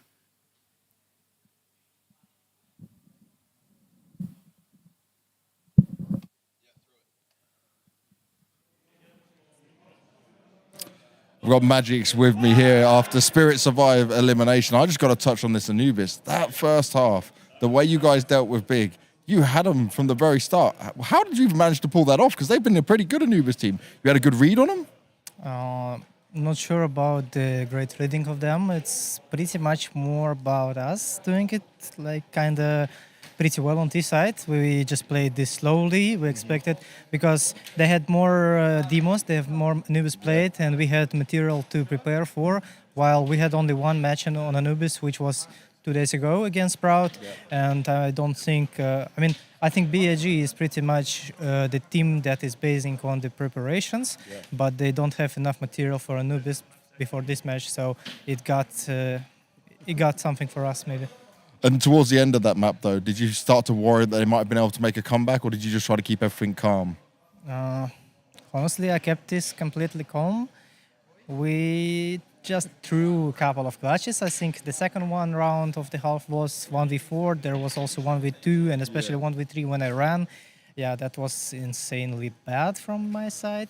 But overall, yeah, everything was all right. We just lost a couple of buy rounds, and after we lost a couple of buy rounds, there's eco rounds, which we are not really winning on this map. So that's how they took a lot of rounds.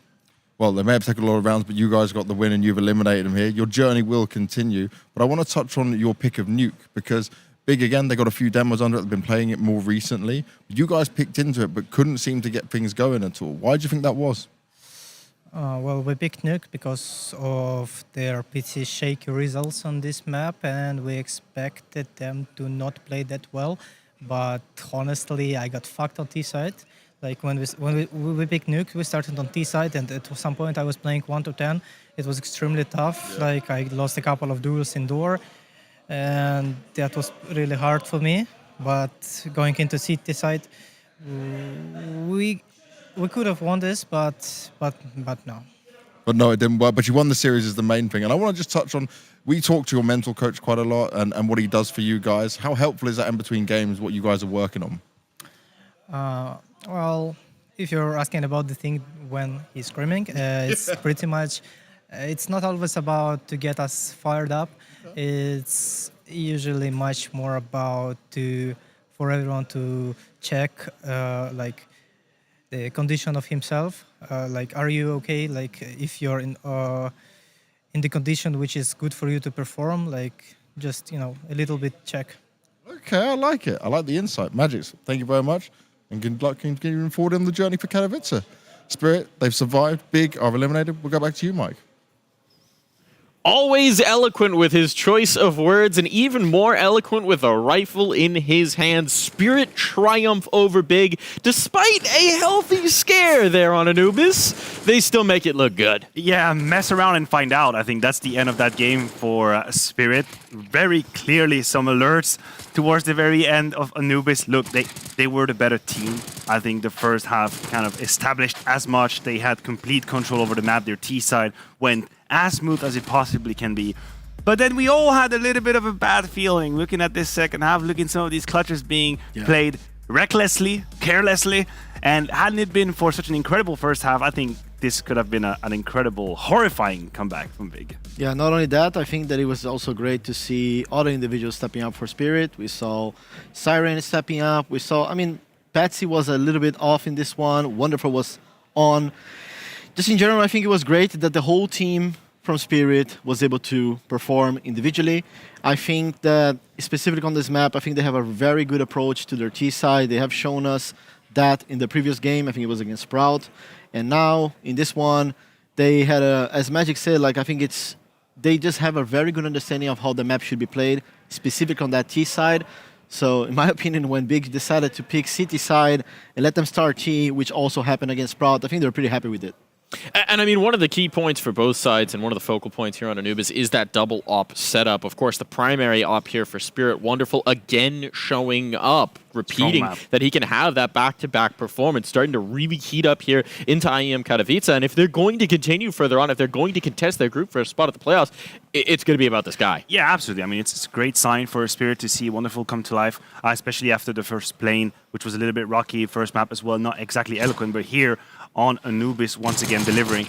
Now, I think we should be a little careful with the flowers we throw Spirit's way for that first half, because we also have to address the fact that Big were still asleep from Mirage. I think it's unavoidable, it's inevitable to talk about how long it took Big to come back to life into this series. And that for a professional team who's fighting here on the biggest stage in Katowice is obviously a death sentence. You can't just bear over the tragedy of Mirage, limp into Anubis and take about 14 to 15 rounds to come alive. He had great numbers, don't get me wrong. Wonderful was great in this series. I have nothing against him. I'm happy to see him perform. But they were going up against a hurt team, a limping Big, moving on to Anubis. And we could even see it, because as soon as Big won a couple of clutches, suddenly they came back to life. Suddenly we started hearing them again in the hole. We started hearing Big, Gobby, Surson clutching. But the problem is it can't just happen after you've clutched 1v2s and 1v3s. Unfortunately, it's unforgivable. I think that comeback's going to put a little bit of a Band-Aid on what really was a gaping wound of a map for Big. Really was just a disappointing showing. Yes, it was. And I think that, as Magic said in the interview, very honest, by the way, about his committing an insane mistake in one of them. And yeah, they lost a 1-on-4 to Faven. If it wasn't for those rounds, it was like they would have closed the game. It was a 16-2, honestly. And moving forward for Big, I think that it's disappointing that they have this result here, that they end up eliminated, but they've been suffering a lot since the end of the year with the standing situation and all that kind of stuff. They have to go back now and rethink about Crimbo as a player. I would say, like, yes, I'm not saying they should change the roster, but I'm saying that something needs to happen to make sure that Crimbo feels a bit more comfortable in the team, or something needs to happen because it's been inconsistent. They also have Keto, who has also been inconsistent as a player. And on top of that, obviously, the lack of time, all the issues they had past year makes it even more complicated. So I think it's a matter for them to go back, also talk about the map pool, because suddenly they lost Dust 2. There's a lot of new maps in the pool. They're struggling on Overpass. They're struggling on Vertigo. So I think there's a lot on the plate for Big right now. They have to go back and rethink the whole process. Feels like the list you're writing is a pretty long list. Yeah. Not to be a Grinch here, but I think really what you're going to need is you're going to need this guy up on the wall to start to really get his hands into the roster and do what he can. It can't only be on Gobby. Of course, we have in here 2018 winner with Mouseforce, but the matter of the fact is, when you're a coach and you see your team go down the hill like this, there's very little you can do right in the moment. Prior to an event, during practices, in debrief, you can kind of help them, give them the tool to make sure they can save themselves for that situation. But ultimately, it comes down to your players. Your players, and only the players, have the power to bounce back into a game where everything is going to hell. We know Mirage was a shit show. There's no way around it. We've seen it. I'm sure they've lived through it. But it is in their hands to react on that third map. It was deflating. I think as soon as we saw the scoreline being 0-4, 0-5, it started looking like any 50-50 duels would go Spirit's way anyway. And there is no tactical solution to that. It is something that the staff and the coach have to discuss with the players. Sure, we could just take the easy route and say, hey, remove Crimbo. I look at the stat. I do my master analysis. I see him at the bottom of the stats, and I tell him out the team. But that's a shortcut. It's not just about Crimbo, right? The team sank on the third map. That's a fact, and it takes more than just one player to come back.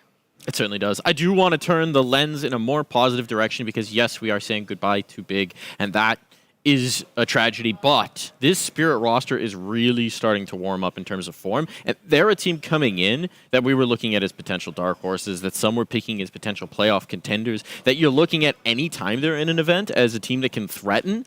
Now with the form that they're in, as opposed to what we saw earlier on in the event, obviously they've got a tough road. They still have to battle for a chance. It's still one lost match and you're eliminated. But do we think this form is starting to be promising? I mean, for what we've seen, I don't think they're more than a dark horse. Yeah. I don't know if you agree. I agree, and I think that they have one thing in their favor, which is their map pool. I think that compared to some of the other teams here, Spirit is a team that always adapted to like maps that are, for example, Nuke, Ancient, Anubis now, maps that are not necessarily like puggy maps and that you have to... Well, we saw them on Mirage, right? They struggle on that specific map. Inferno, it's their permaban. So like, I think they are very strong as a team in those maps that requires a lot of like slow pace style and a lot of strategies and that kind of stuff. And I think they have that as a pocket card, you know, to be able to use against a lot of the teams here. Yeah, well, speaking of a lot of the teams here, we have had other games going on as well. It's time for a little bit of a check-in to see where we're at in terms of the bracket, what the results have been. Complexity, breaking my heart a little bit. Spirit triumphing here. Next up, IHC Cloud9. That one's going to have some spice. It does indeed. We have the scores of the Navi stream beat today. Liquid 7-2. Yeah. They beat 7 as a whole lot. BO9 actually. That would be a best of 18, I guess. No, best of 14. Obviously, that game is still going on. The G2 phase game. Once you have finished this broadcast, go back and watch it. Don't leave the broadcast right now. There's more to come. But once it's done, just go back and watch the G2 versus FaZe. That was a very high level game. That's the least we can say. G2 is terrorizing people right now. They're a terrifying squad. The fact that JKS is playing on that level, I personally said they were coming to Katowice as favorites, and God, have I been wrong in my life many times. But this seems like it's happening. And we saw a little bit of God Hooksy as well, stepping up in the end. Yeah, the individual form's definitely been on point. It feels like G2 is finally turning into that team that people have been so excited about with this roster at various points. Now, the promise may be being delivered upon. But that's going to wrap us up for now. Freya will be on the desk when we come back with the next matchup.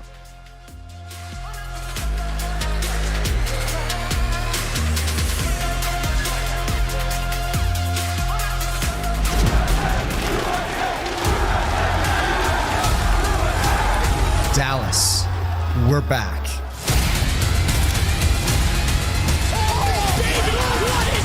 Counter-Strike is in our DNA.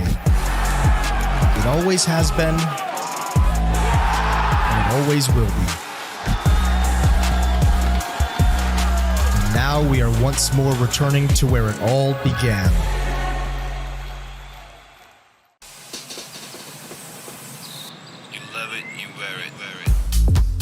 Wear your passion. Share your passion. Wherever, whenever. Gaming is a lifestyle. Get your merch at shop.eslgaming.com.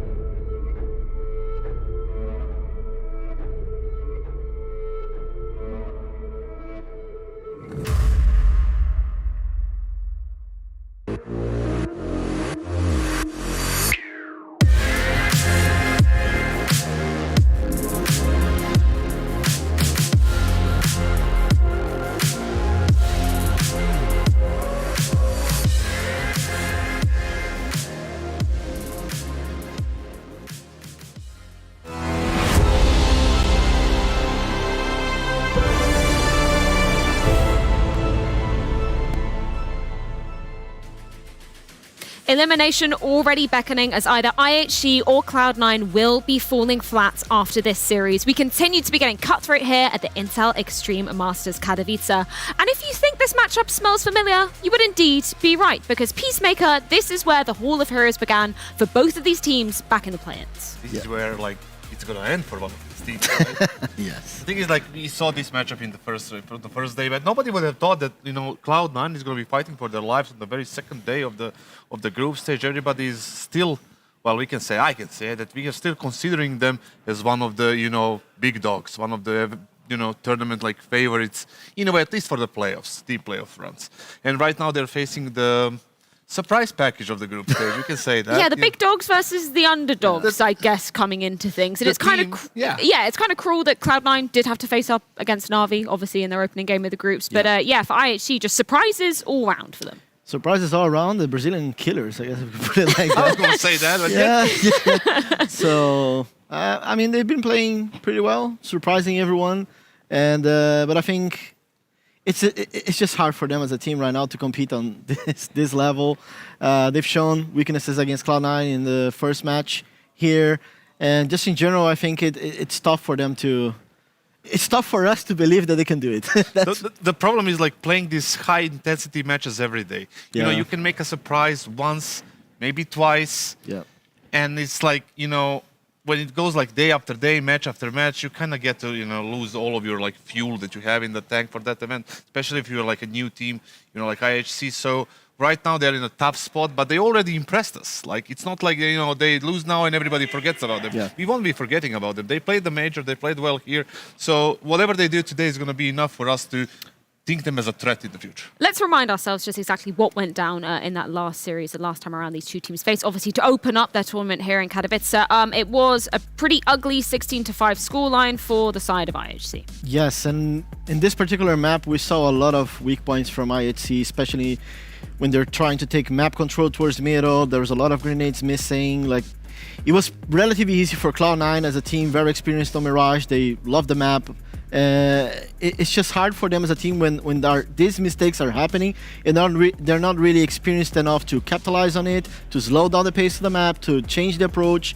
And then this is what happens, right? Like a very one-sided map, pretty much. I feel like, you know, when they face a team that's structurally strong, like Cloud9, you know, in terms of like map control, all these like mid-round calls and everything, they're gonna struggle. Against the teams like Furia, that likes to play a little bit more looser, chaotic, they tend to find their, you know, their moment to get some rounds. That's why they won outside of the fact that the individuals play well, obviously. Yes. But when they face this kind of a, you know, step after step in terms of the round, again, against Cloud9, you know, they're gonna struggle, and I think that's the main reason why they're gonna not succeed. Yeah, obviously we saw IHC taking on Liquid just yesterday, which, you know, was impressive on that first map of Inferno. They started on the T side, and you could see that they had some really well-versed strategies going down, tactically very well prepared.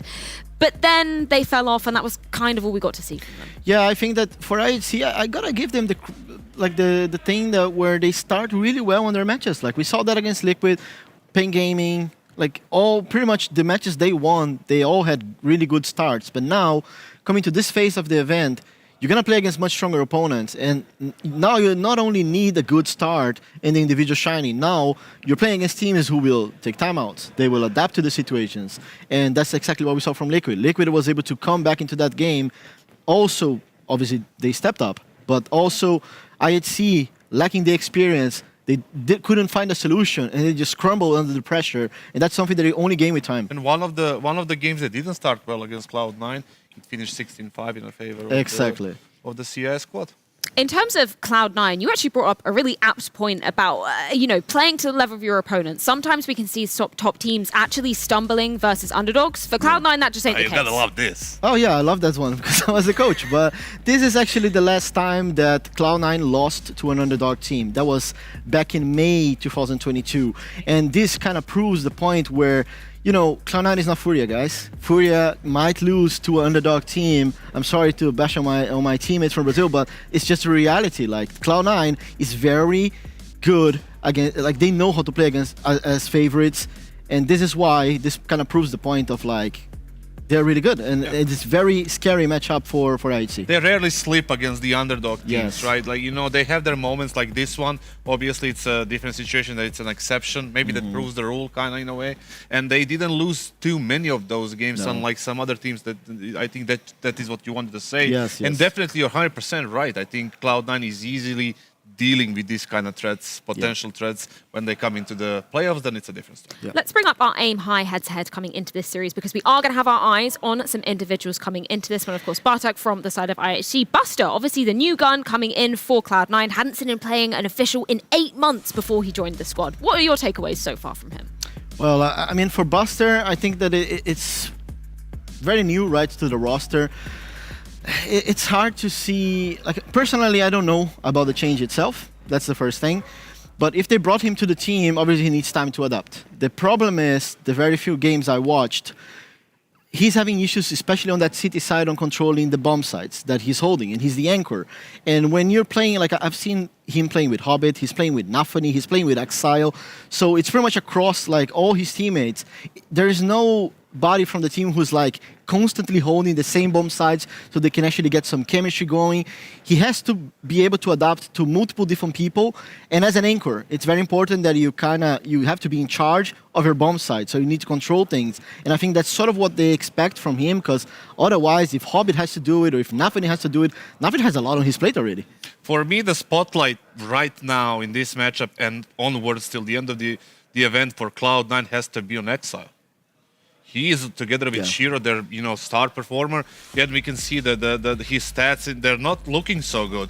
For a star player, you can compare it to, like, for example, Nico and his last 2 months. They have been, I'm saying Nico, not because I'm a big fan of Nico, just because they have been comparing those two as the most impactful rifles in the game. And right now, Exile is struggling. They need to get him back in the perfect... I don't know if it's the fact because Inters is not there anymore, so he cannot do the same things.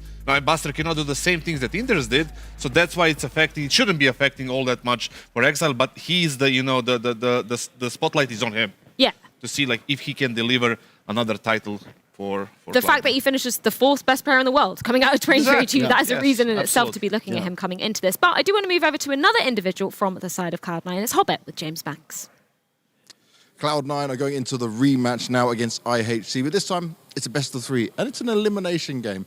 For you guys, though, in your opening game here on the main event, you actually went up against an RB that came out quite strong. But I want to touch on your Inferno and just your maps at the moment with all the changes since Buster came in and how you guys are feeling.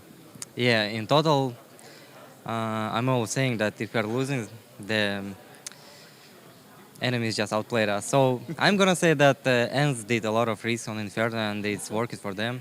And we didn't punish them for it. So... And the Navi, they just outplayed us, outcalled us, and individually we didn't step up.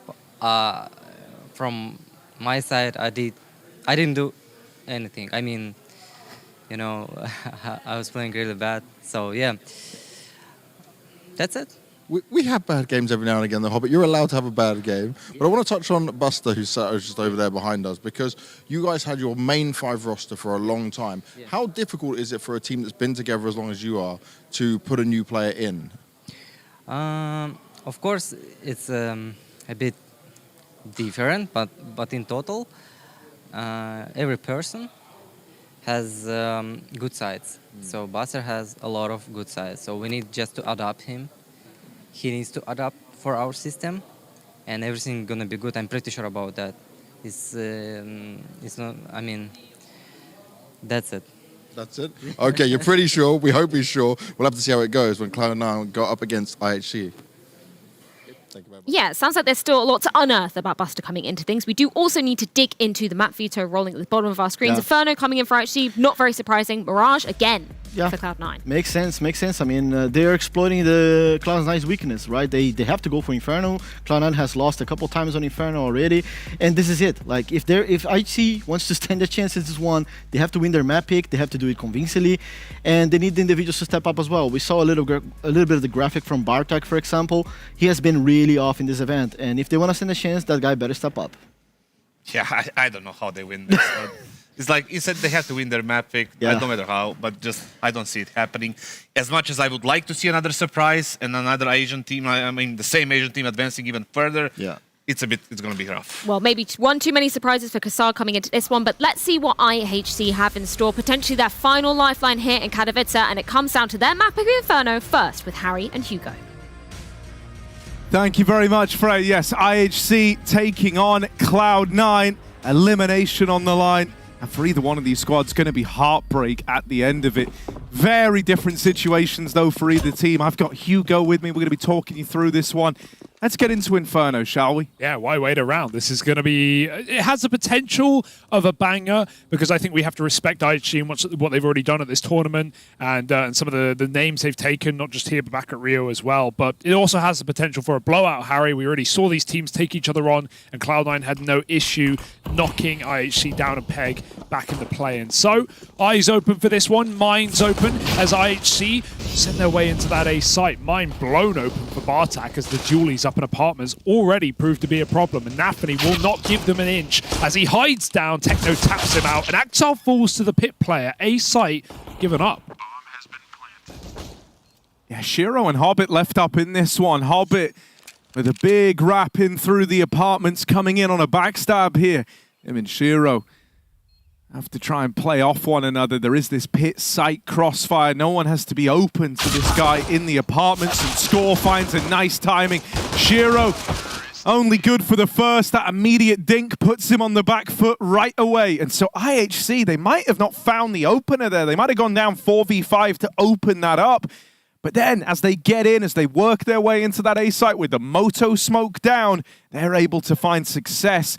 Also, Cloud9, not a team immune to pushing through those smokes in rounds like that. IHC know to keep a keen eye on it. Yeah. They locked out that attempted Moto push, and that felt like a real turning point in the round. Especially when you're coming in as a heavy favorite, right? Like, yeah, disrespect plays are not going to be a huge shocker to IHC. I really feel like we've seen the, not just the rise of the dualies in recent changes with the price going now to 300 a few months back, but players have definitely been mastering those guns, because when we first started seeing dualies the last couple of years, I don't think players were as good, right? There were a couple of players notable that were very efficient with them, but I feel like everyone's getting a lot better with those pistols, so it's definitely fun to see. It's a nice change to pistol rounds. I was a dualie hater for a long time, but I'm starting to love it, frankly. For now, Cloud9 forced up. These can be very scary rounds. Hobbit has used one of his 2 mags. So, no room for error for Hobbit.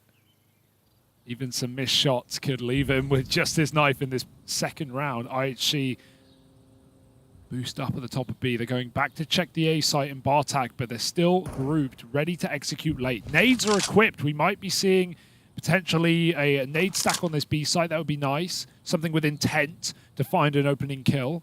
Look at the gap Bartak's taken. Oh my goodness. IHC, they do not have to jump the gun here. They can wait all the way for this flank. And with the CT smokes as well, not just gauging a reaction on the B play, but giving room for Bartak to try and find kills. He's going back through Library to take down Buster, and he should have an easy kill on his plate. Yeah, he's got that one in the bag. Buster's got no idea. Bartak elusive as ever. And now Axal alone down in the pit. Holding the right angle for this swing, but with his teammates falling over in middle, the odds of finding much in this round should be out the window. He's finally flushed out of pit while the rest of the retake squad here look to come through. That swing from Techno 4K has given a gun over, has given Cloud9 the 2v3, but it looks like they might just elect to save here, bowing out of the round. IHC onto a second. They will get the conversion.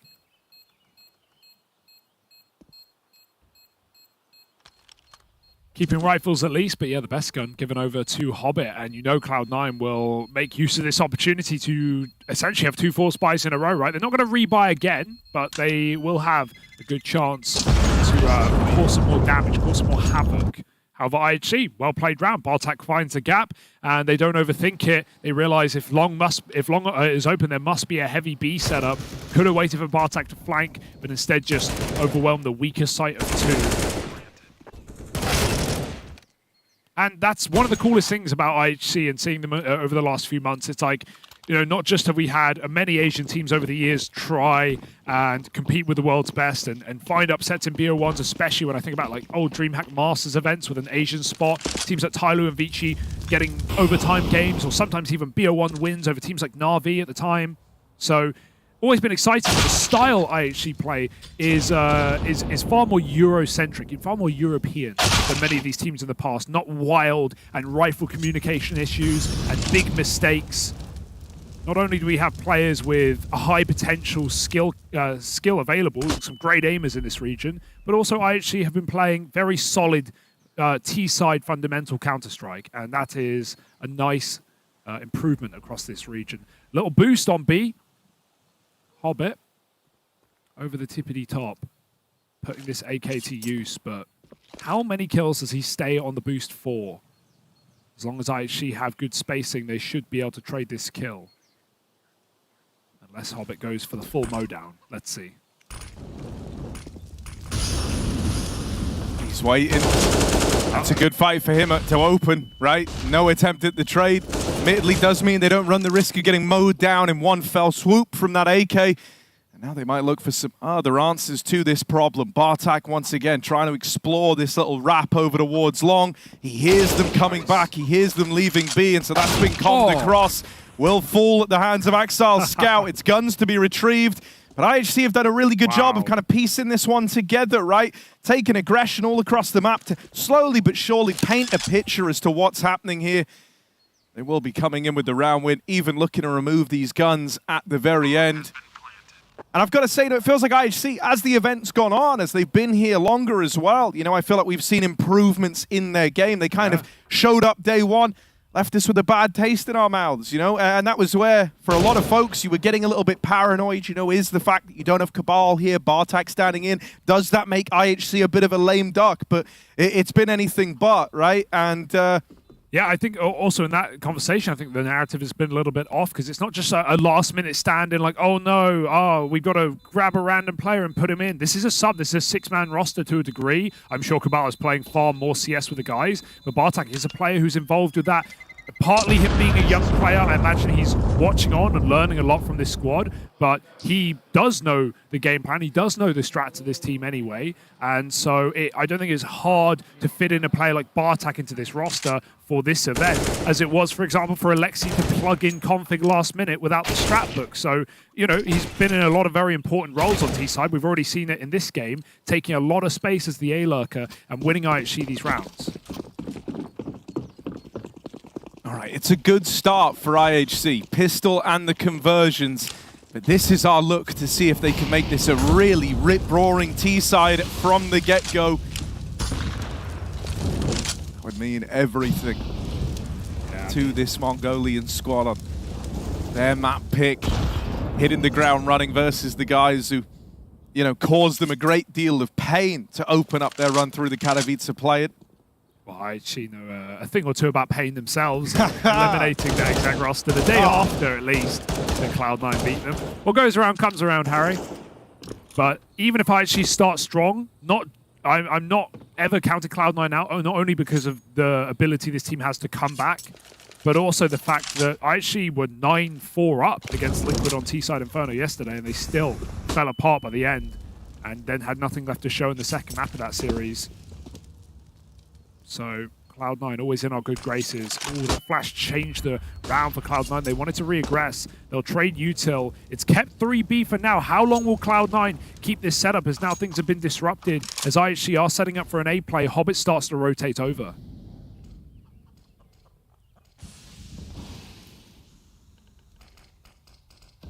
Yeah, IHC have often gone for last-minute rotates here, but that's not an option in this round. They're all into the A play. Oh, good spray for Axal, controlling it, doing a lot of damage, but only getting out of the round with one. Now, numbers alone can decide a hell of a lot here on Inferno, and so that's where Hobbit and Buster coming up with the goods is worth its weight in gold to Cloud9. 8 seconds, they've got to flush out the site player, and Annihilation will. That's a clean AWP shot. No one in position to stop that plant, so in with a chance now. The AWP in the post plant. Moto smoke down. Bartak able to reposition down in the pit. He's going to have to keep his wits about him because Hobbit's come in on another one of these apartments flanks. Oh, no scope. Annihilation. And Bartak are making it happen. A 2v4 that they've turned around and they win out. Shiro doesn't even attempt this. Cloud9 have to let this one sail past them. And so IHC up on a 4 and a chance to really hit the ground running here to open up Inferno. Cloud9 did not look on the same page there. Now, it hurts they don't have a flash. If they have a flash, they just lob it over the site and Hobbit comes out first. But Nafany feels like he has to bait for his teammate up in apartments. He jumps through the smoke while Hobbit swings out apps. It felt like Hobbit was even a second too late, but both players of IHC were watching different spots. They had it on lockdown. You already talked about coming through that motor smoke for Cloud9. They did it in the pistol. They do it again, and IHC punish. What a sick recovery in that 2v4 slowdown where they clear Buster out from behind the boxes. That's a big round to win for IHC, and Shiro was never even a part of it. He didn't want to go jumping through the smoke with an AWP. My, oh my. IHC, that is a robbery of a round. C9 get made to look like fools, shambles on the retake. Dear, oh dear. How can you not get romanced by this IHC team? Win or lose today, Harry. I think they've made a lot more fans, and they're going to continue to do so. The more practice they get, the more officials they get in Europe. Flash back into B. No flash, rather, just dry peek, score. Dead to Shiro's AWP on top of the logs. Techno's trying to get that gun out of there. He's yoinked it. No, no, no, not today, Nafany. That's my AK, and I'll be throwing it right out the map. So IHC at least stop that from getting weird. Shiro's going to rotate around. Oh, it looked like he was going to stay very mobile with the AWP, go help out over towards A, but it looks like the call comes in that Hobbit's going to do that instead. He falls at the hands of this long lurk that IHC are throwing in again. It's kept the pressure on, right? Cloud9 constantly doubting where this one's going to end up here. And again, a misread. Shiro's gone back. Axal will hear footsteps, will win that first fight. Big kill from the Deagle. Buster's down in the pit as well this time. They know. They've got a crossfire to play around with, and Axal with this hero AK that he's been able to retrieve from the apartments puts it to good use. Nice. A third in the round. It's left onto just the AWP. Axal with all the glory. Out of nowhere, finds a round for Cloud9. It wasn't Shiro's AWP that did the heavy lifting. Might have found the early man advantage. It's Axal with a Deagle in the apartments that tease Cloud9 up for their first. It's a player we need, right? It's a player that should be stepping up and farming kills in a game where Cloud9 are such heavy favorites. And I do love that stat the desk brought up, that the last time Cloud9 lost to an underdog was all the way back at the Antwerp Major. It was Imperial. It was that 1-2 game to go through to the Legends stage. Crazy. That's a long time to stay on top. And yeah, you know, not the best team in the world since then, but has been in the top 10 pretty much the entire time till now. Axal, again, getting involved, throwing himself into the fight, and a great shot. Bartak, quick round the corner, killed. Cloud9, they still maintain complete control of the map. Oh, nice try for Nafany, but Annihilation fires back, and Axal still just going absolutely mental, pushing all the way through the doors and the windows in alt mid. Putting holes in IHC players. This is terrifying for IHC. The whole map is just a big question mark right now. Like, it's very rare that you have this little control at this point in the round, right? Yeah. A minute and 10 seconds left. The round's barely even started, and you feel so uncertain in every move that you're trying to make here. He could still be deep. They don't know. And I love that call for Axal to just go, you know what? I'm feeling great. I'm just going to disrupt them. Because think about the fakes IHC have thrown. They've kind of pulled Cloud9 back and forth between bomb sites. They found a lot of gaps on long. long. Axel just goes, I know I'm better. I feel more confident. I'm just going to force kills. And if you get 2 and then fall back into this 4v2 setup, there should be no way Cloud9 lose this round. Well, they're going to try their hands at the B play. Shiro is here with that AWP. Tries to play ahead of the Molotov, and he will make it work. Techno on the receiving end of it. Annihilation's landed some nice shots here, but expecting much in the 1v4. It's wishful thinking. Cloud9 with their second, a high-paced round out of Axel and the boys, that then eases into that 4v2, and they hold on to it. It's interesting. Cloud9 banner have actually had Katowice's gone by a great time versus Asian Counter-Strike. All the way back in 2019 when Katowice was a major, if you all remember. I do. They had wins over Tyloo and Vici back there, right? If you remember, Vici were kind of going on that tear to make like a compelling run to actually ascend to some new heights. And in the year prior, besting Tyloo again. So, you know, Cloud9 as an org have farmed the Asian region before. For sure. And, you know, to build off that, at least what's in IHC's pocket is the Asian scene has never been, I don't want to say in a better place because we don't have a lot of teams, but in terms of the level that IHC are showing, it's been the best level we've seen in some time. Other than that Tyloo run, I'm trying to remember which, I think it was a DreamHack they made it to playoffs. The thing that's so like romantic about the IHC storyline is this idea of, you know, Tyloo always kind of got by on like the merit of the individuals and the weirdness of their game plan, whereas IHC match teams tactically and in terms of the firepower. There's still refinement that's got to take place, but it is some of the cleanest Counter-Strike that we've seen come out of the region in a very long time. And we have a lot of different players that can step up as well. It's not just like a one-man carry. Like for so long, we talk about Bentet as the, you know, the hero of the Asian scene and like, you know, being in a Chinese team despite not really speaking the language to the same level, being an Indonesian player. But I actually don't have that. I feel like we've seen a lot of different players step up. And the major Cabal was a huge piece. That's why I kind of had low expectations of IHC coming here without him. But Bartek's filled the boots well. And Score and Blitz have been the stars of the show here at Katowice so far. So, yeah, there's more than one player that we can rely on. And that's great because you can't, as we've seen, you can't always rely on just one guy. If he's having a bad day, then everyone does. IHC, well, they're going to have a bad round. It's only pistols. 1D spotted by Nafany, and he won't give them a chance here. Molly is ready to go. And IHC don't even have a flash or a smoke to put it out. They might get split, separated in 2. I love the Molly in front of the smoke. Bartek tries to commit the spray through it for Hobbit. And yeah, they're dead men, and they're finding out the hard way. Clean 5 alive round for Cloud9. And the game has truly begun.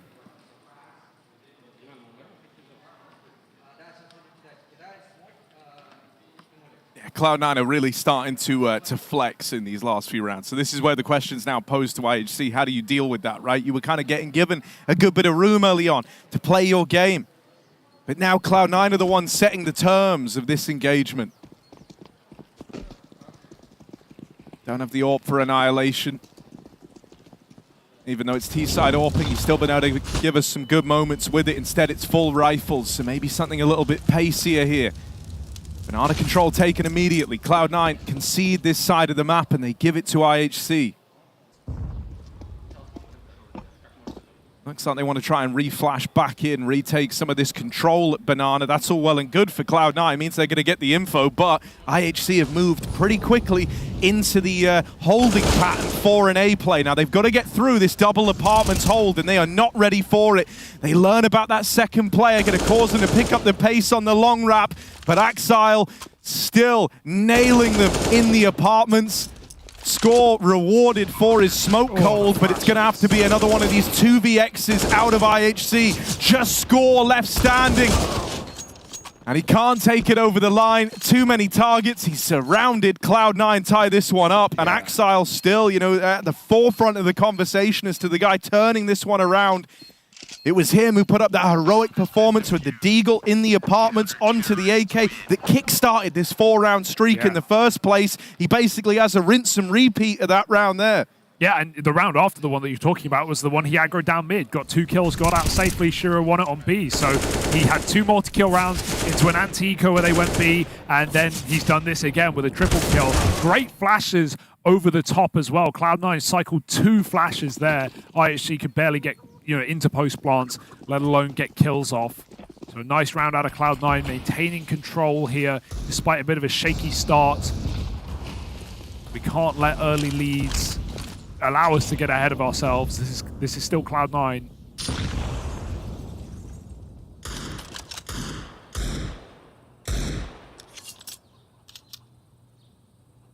And, you know, I think, if anything, it's kind of sad that the Cloud9 are in this group, considering the matchup of the winner of this game playing against FaZe, who obviously lost to G2 earlier.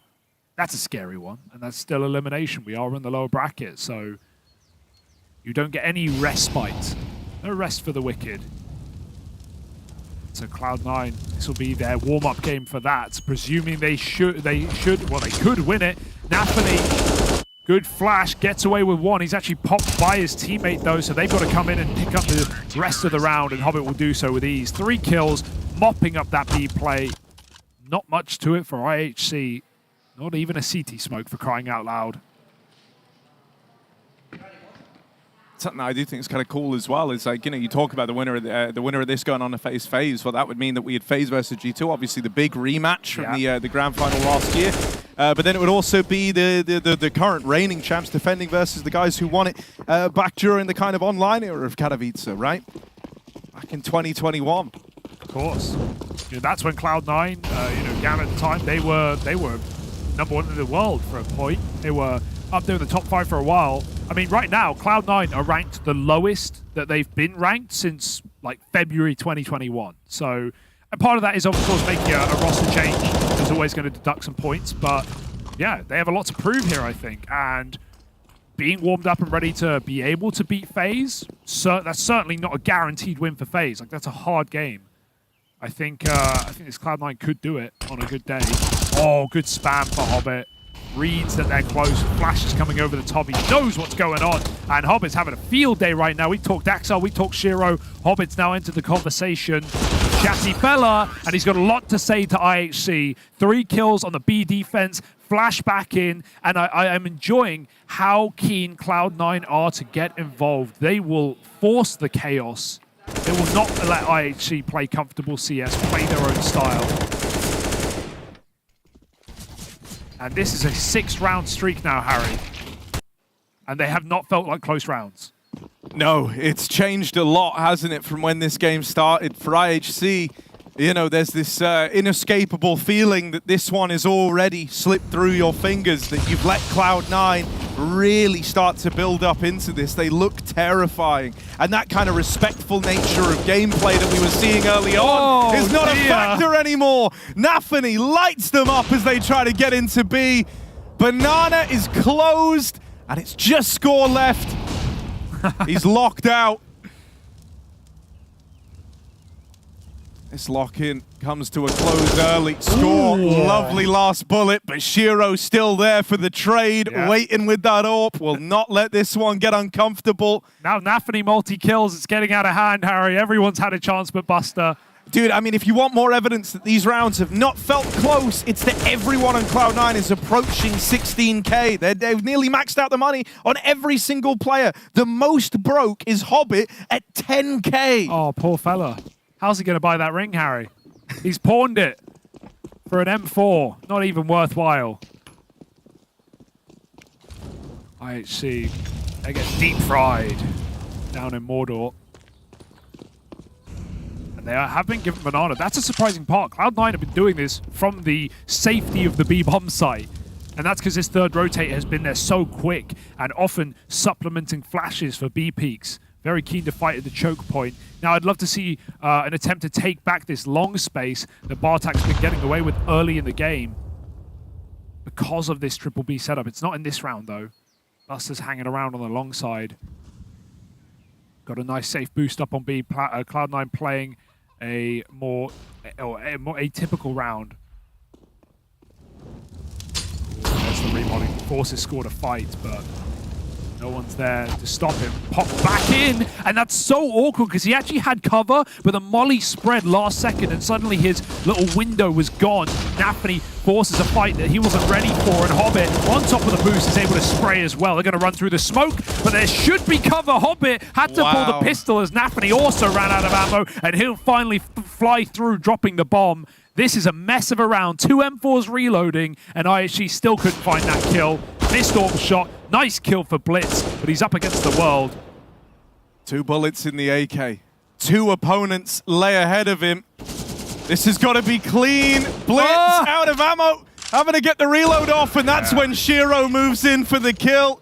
He picks and chooses his fights very carefully, does Shiro, with that AWP. And the moment he hears that mag run dry, he's foaming at the mouth, knowing he can put a stop to that clutch. I can't believe this happens, right? Bartek comes through the smoke, and he could not convert that kill coming out of Grey Screen. There were 2 reloading M4s, and Hobbit, thank goodness, pulls a pistol, didn't trust Nafany in that moment. Of course, probably heard the reload of his teammate, but took matters into his own hands, did Hobbit. And Cloud9, there's not been a weak piece just yet. It's not been a weak area, really. 8 rounds straight.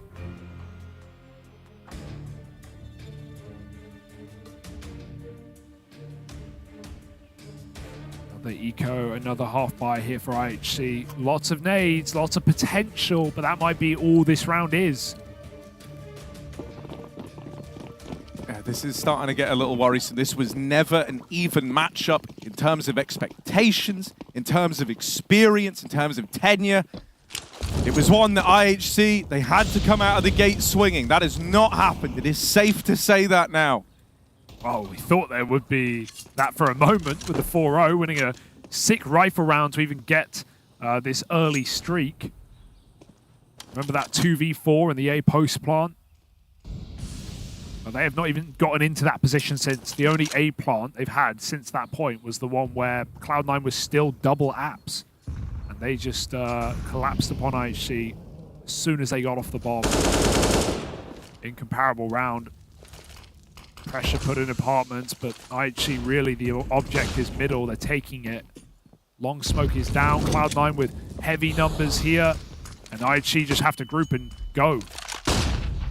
Pop flash in. It's a great flash. Everyone was blind to that, so it does make this A-hold a little more awkward. Okay. But once again, Axile has been the bane of these A plays in the apartments, and this round is no exception. Another step up from this guy. And this is why, you know, like we put so much attention on him as an individual. This matchup's showing us exactly why, what he's capable of in these high-pressure moments where someone has to deliver, someone has to give you something to go off of. He's so often the guy we look to, and he's rising to that challenge, rising to that occasion right now. Yeah, I mean, number 5 rated player in 2021, number 4 in 22. I mean, clear improvement there. What else can you take? What else can you need? And the heavy hitter for Cloud9. Even that kind of ties into this idea, right? That the stakes on this matchup is so different for both these teams. For IHC, you know, this roster, the reason why you get behind it, the reason you're romanced is it's a huge breakout opportunity for the region, for the country, for these guys in particular. For Cloud9, the kind of the questions that we have is, you know, looking at Buster, looking if that was the right move. It was more about this team not performing well in playoffs and making these champion runs, right, with 2 top 5 players in the roster. The kind of stakes riding on this are drastically different between these squads. Cloud9, they're at least giving us a lot of faith right now. Not faltering, not fumbling. 9 in a row on this CT side and showing no signs of slowing down. Yeah, Buster's position even gives credit to the util that you called last round for IHC, right? He's looking into the wall, he's playing anti-flash on Balk. He knows this util has been decent for IHC. They've had the flashes, but it's capitalizing upon them. That has been the problem. Hobbit mollied out of the corner, but he'll just replenish it as soon as it's over, making sure they don't go through this smoke. Oh, he's been smoked off. That didn't go how Hobbit wanted it to, but he's still fine. He survives as Blitz hides behind the fire. They're popping out apps. Buster could not have a better position for this, especially with Axel smoked in the pit. He's blind. Buster's not. Takes a fire, and he drops for the kill. Now they've got a fall on his head. He swaps sides of under balcony, and Axel's baiting them in. Hobbit's fallen. Buster will as well, but Axel's still in the back of the pit, putting up kills. 10 seconds. That had to happen. It was only 1 bullet to Bartak that could have won this round to time. Instead of bomb planted, and Shiro's got to cross past an AWP. Shiro looking conservative, right? He wants to leave that option open, a save, but it feels like Nafany is interested in giving this one a go. And I mean, hell, you've got so much money. Give this a look in. Seek your fortune. See if you can shoot for the stars and take 10 in a row. Shiro hanging around here. I would love to see him go for it, but so much time ticked off the clock. The save's kind of already been decided here. Break the money, you know? Yeah, there's just so much more to gain from hanging around and going for these frags, and he's going to get given fights, but Annihilation, a hop, skip, and a jump, a 5th round for IHC, and finally they break a 9-round streak.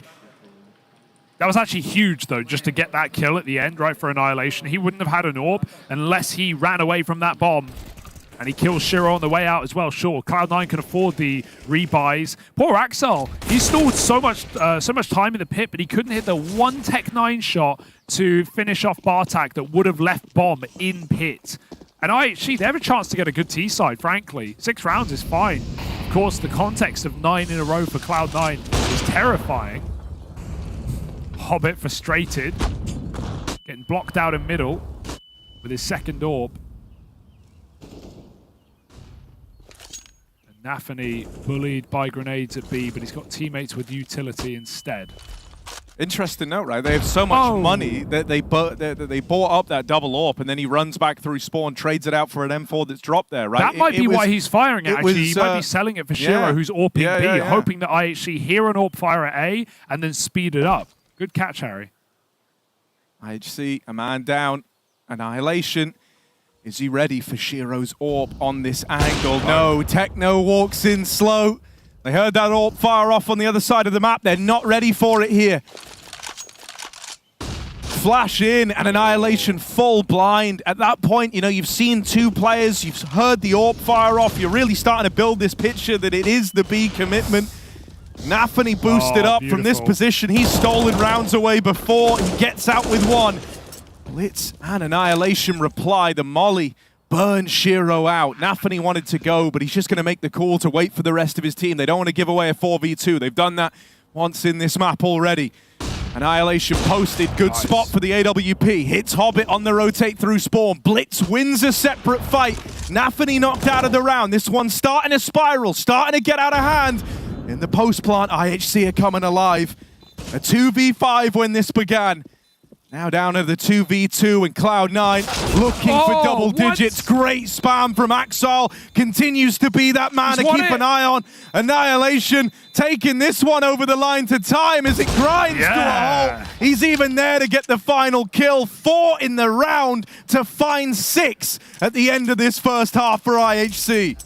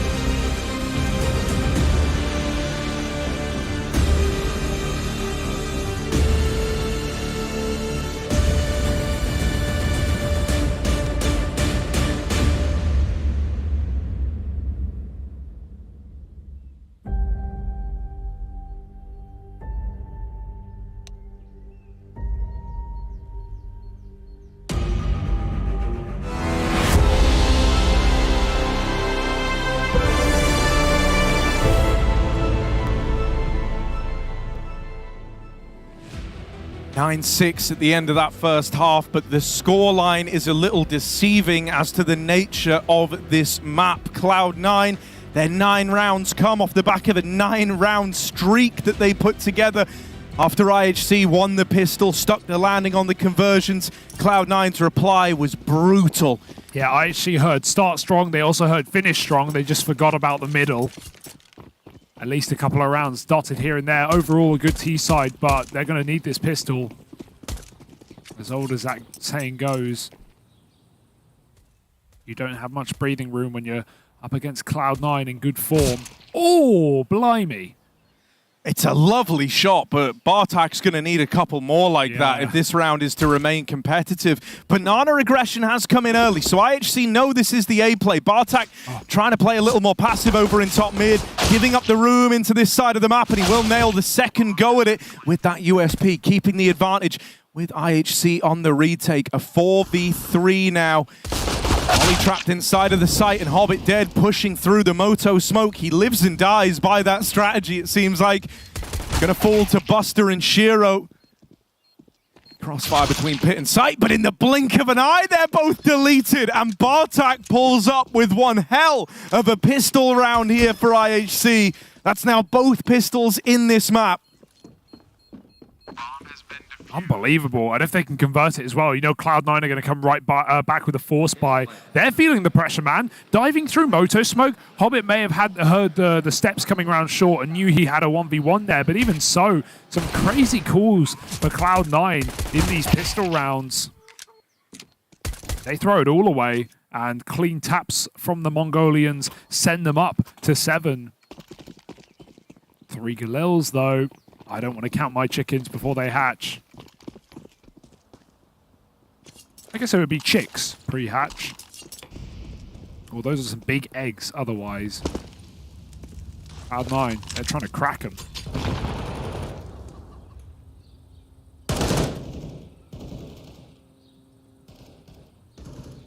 Full banana, but won't stay here for long. Got 1 re-smoke. They can lob it deep. Luckily, more actually left over back in spawn, so she can still buy a lot of time. If you throw a smoke at this point, Axel's going to go through it, and so they will not. They'll just hold on, jiggle at the corner, get that info. You know you're fairly safe. You're not going to get one-bulleted by Galil, so Techno can get back in time. Good grenades. Cloud9. They take car. And IHC use their smoke sooner rather than later. Ooh, maybe another. No. It's just going to be an exit for Cloud9. That's all they've really got. 2 mollies, 2 smokes, and a couple of flashbangs. It's more than enough. Yeah, and the fact that IHC is so passive over towards A means they're not going to have any early warning sign on this. The lack of an incendiary as well to slow down this site take is massive. IHC just having a scrap, having a brawl for the control. That is a big double from Shiro. Axel dead on the cross. But it is this Shiro-Axel combo that makes Cloud9 so threatening. And now Shiro gonna have to deliver in the clutch. But this is where this guy so often does his best work. Doesn't have that trusty AWP. Instead, it's the Galil that he's gonna have to make sing in this one. Wrapping through. He's trying to play some mind games. He's traded places with them. Crossing in a CT, has to swing now. And there's the kill from Blitz that seals the deal. In moments like that, very easy to let the pressure get to you. You look at the scoreboard, you see who you're up against. But IHC with a cool head on their shoulders, in with an 8th. Yeah, they had a good play there, right? They didn't want to stay in the bomb site, but they had this flash set up on Coffin so Score could go through the CT smoke, and they didn't rush it either. They held it for quite a while until they heard footsteps from Cloud9 running through that smoke. That, you know, they get 2 kills. Sure, they actually trade badly. Going 2 for 2 on B isn't that great. You know, considering the second round force buy, but Annihilation smoke spam puts them up a man. They're able to trade out to win the round. Nice recovery for IHC, but Cloud9 is still tempted back in with another buy. What will lack in util is made up for in firepower. 5 rifles. Buster even burns out Score and Banana. So already off to a hot start. don't know how he gets burnt there. Might have been blind, but there's the response. Fried is Axile, and Annihilation poaches another. Cloud9 was sitting pretty for a second. Now they've got to go back and get that bomb, and if they do, they might run into Techno. They've left him solo B, very risky, so he will fall back to the top of Banana and still has that Molotov available. Cloud9 want a double face. Keep it cool, keep it dry, no flash. He gets spotted, and he goes back to his bomb site.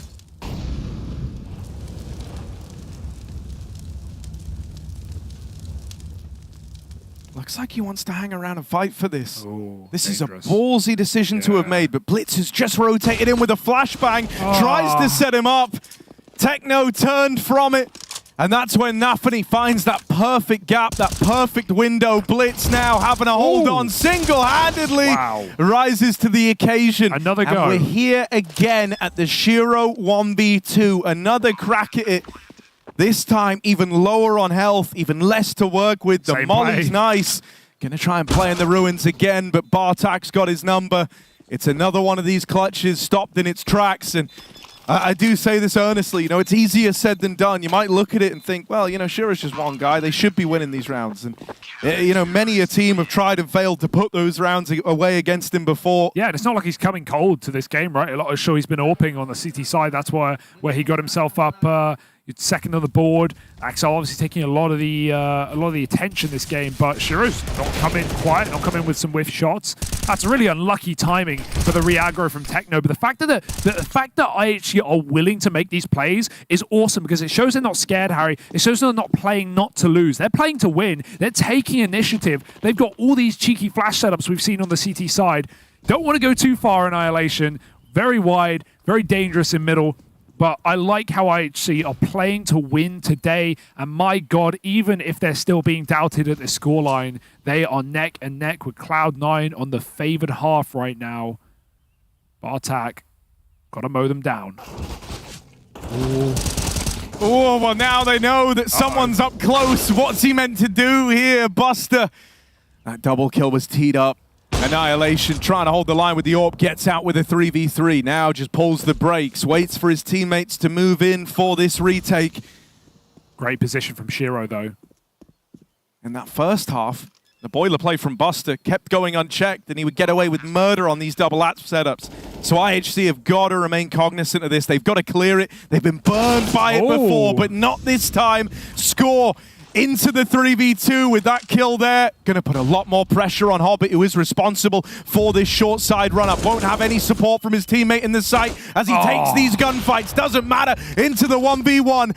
Axile tucked in. Annihilation hounding him down. It's a close angle. Oh, but the no-scope lands, and Annihilation with that kill, with the 1v1 going his way, puts IHC up in the lead. A big hat-trick round from the AWPer. IHC, they must be elated after that one. It's the most competitive round we've had since the rifles have come out.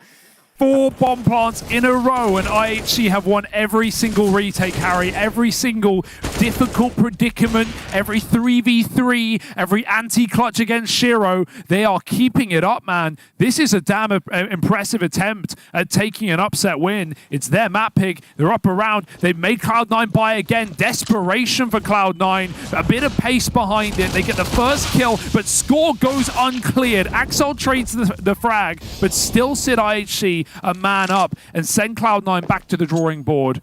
2 of their 3 MAC-10s removed. It's onto the rifles now.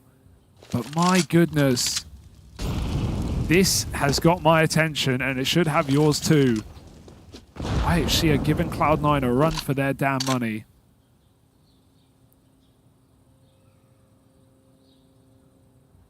Oh, Blitz gets that spot. And I love this little move, right? Yeah. Letting them out of top mid, not risking the engagement, instead just goes back to help out from Moto, from Library. Bartak, he hears them moving up the short side, the spam connects, brings him down low, but he still delivers the opening kill on this A take. Keeps them at bay, and now with a smoke in their face with, oh, that peak is overzealous. Yeah. That peak is a lot. It leaves you wanting. Wasn't meant to be this tricky. Wasn't meant to be this hard. Bartak out of ammo with a USP dink. Axile will best him. It's a pistol round getting run back there. But Techno comes in with the trade. The young gun of IHC keeps that one in check. 11-9. A rebuy and a pause for Cloud9. They just haven't ecoed. Keep that in mind. Cloud9 have not ecoed in this half, and you could almost justify it, right? Like you could almost, they're favorites. They've had all these bomb plants. They've had all these low econ rounds for IHC where they get out with 1 or 2 players surviving. Typically, it's just been 2 players alive every time, and Cloud9 keep investing, but it's not working, Harry.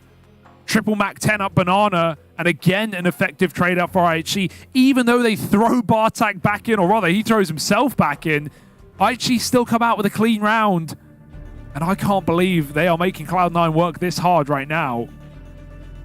Finally, they don't even get a bomb plant. Yeah, I mean, you said that they've been buying every round. This is why. When you look down the ranks of IHC, Cloud9 know they're just 1 round win away from breaking the money. It's so tempting to keep putting this cash in. They can afford it. They can justify it. We might end up in a spot where it's a series of close finishes, what ifs and maybes, and that won't get Cloud9 through this map. And again, IHC still making plays on this CT side, not relying on anchors, but rather forcing the fights. That assault on A short, great util as C9 was scaling up on cart. They mollied, they forced Hobbit to commit without his team. Then they got a nice nade, a nice flash. They just kept throwing everything but the kitchen sink at these Ts. Still, missed shot, good spam, won't connect the kill. But Annihilation is low health and Bartak's out of the round. Hobbit has started wonderfully well, and Cloud9 can't throw away this opportunity. They're double long right now, ready to go. But so are IHC. Ahead of the smoke, Blitz finds a kill. Nafany jumped the gun there without a doubt, and now Score can surprise from the side. Hobbit, oh, he tries to escape. You're not going to get that chance. 2 on 4, B is gone, and Blitz, he's in a fight for survival right now. Yeah, he's stuck between a rock and a hard place. They're pressuring him through B. That fight on Ashiro brings him down low. 2 players inside of this B bomb site. 1 shot away from certain death. Blitz lighting them up, keeping them trapped. They can't hunt him anymore. Annihilation is about to get... or at least you thought he was gonna. Now trapped in. No scope. Tries his hand at the no scope. I mean, hell, they've been pretty fruitful for him in this map. But this one, this is the round where Cloud9 break IHC. With only 1 gun salvaged, with only 1 gun still held on to. Buying is not a prospect for IHC here. They're going to have Blitz with a hero gun, that's it. So Cloud9, they kept investing, they kept bringing guns out. There was a moment where it looked like it could have been their downfall, but this was the payoff. This was the light at the end of the tunnel. The reason why you kept the investments coming down the pipeline. Their chance to springboard this into an 11-11 tie game as the money is broken for IHC. Yeah, I mean, Annihilation's had a great map here, and he's been winning some key rounds for IHC, but he could have escaped there. He could have gotten away. He could have run back through the door. He would have been fully safe to do so, and he still chose to take that fight. So it's not going to help IHC's money in that inevitable eco round that we've been setting up. So it's still a little rough, and sometimes that's all Cloud9 need. They've been sandpapering this CT side all game long. Buy after buy, plant after plant, failed clutch after failed clutch, but all it took was 1, and now they are poised to build up into this T half as much as they did in the first.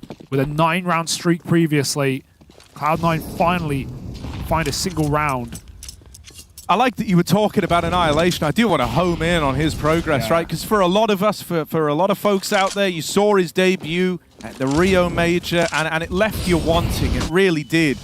It was a very rough go at it for his first outing internationally with the squad, but he's come such a long way, it feels like. Yeah. And in such a short space of time as well. And he's saving for that AWP here, so we've got MP9s, we've got rifles around that M4, and an AWP coming down the pipeline later on, but IHC have invested here. They still believe they can give it a go in this round. Yeah, they didn't really have much choice but to buy here, but still the AWP is saving. Just trying to hide out, go for a 1-for-1. Bartek on Balk. If Cloud9 wrap long, which looks to be the intention, this will be so easy for them because there's just no rifles on this site. No one this area to even stop a moto split or get info that it's coming in. And Nafany, classic is for him to like walk through the moto smoke on one of these A hits. He might just go through the library side instead. Bartek forces the fight. He's got a gun. This could get weird. Annihilation, nothing to lose. He will just die, and they do find Bartek, who swings out of the apps. Nafany not needed, but his position guarantees that CT is fine, and Cloud9 can sit comfortably knowing that mid is the only area of contention. 11 rounds now. That was a perfect round out of Cloud9, despite losing a man in the apartments. They are just okay. Techno looking for a gun on the way out, and he's earned one. Give it a quick pick and get the hell out of there. Hold on to what you've got, because Cloud9, you can tell that it's changed, that they are waking up and making the most of this broken buy that IHC have finally fielded. At least leaving with 2 rifles gives them a chance to play into this next eco round. But their job is far from done.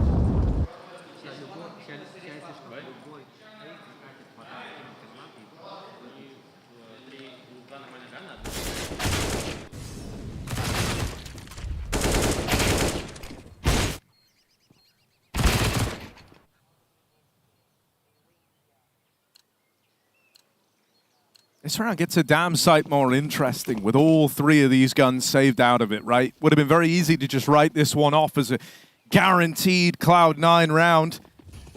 But with 2 hero guns in play and the SMG as well for score, there's stakes on this one. Buster lobbing in a bit of util up the banana side, trying to test this side of the map out. It is where Techno resides with this AK. Had a bit of a rough go at it here to open up, and this round is no exception. Bested by Axel. The IHC youngster locked out of the round to open up, and that's the AK, one of the most precious resources you had, loose at the top of banana with no one in a position to retrieve that. Cloud9 will not give it to you. Blitz, he tries to test the waters, tries to give it a peek. That's the other rifle drop now as well. But this time it's been gained, put in the hands of Score.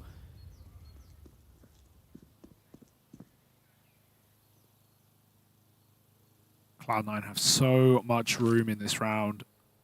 Annihilation here. It looked like he wanted to cross back into A, but oh dear, spam through the smoke. Tries to make a swing before it blooms. Nafany sees it coming. And a 5-on-2 with Nafany on long. Already providing a lot of impact with this position in these 2 rounds.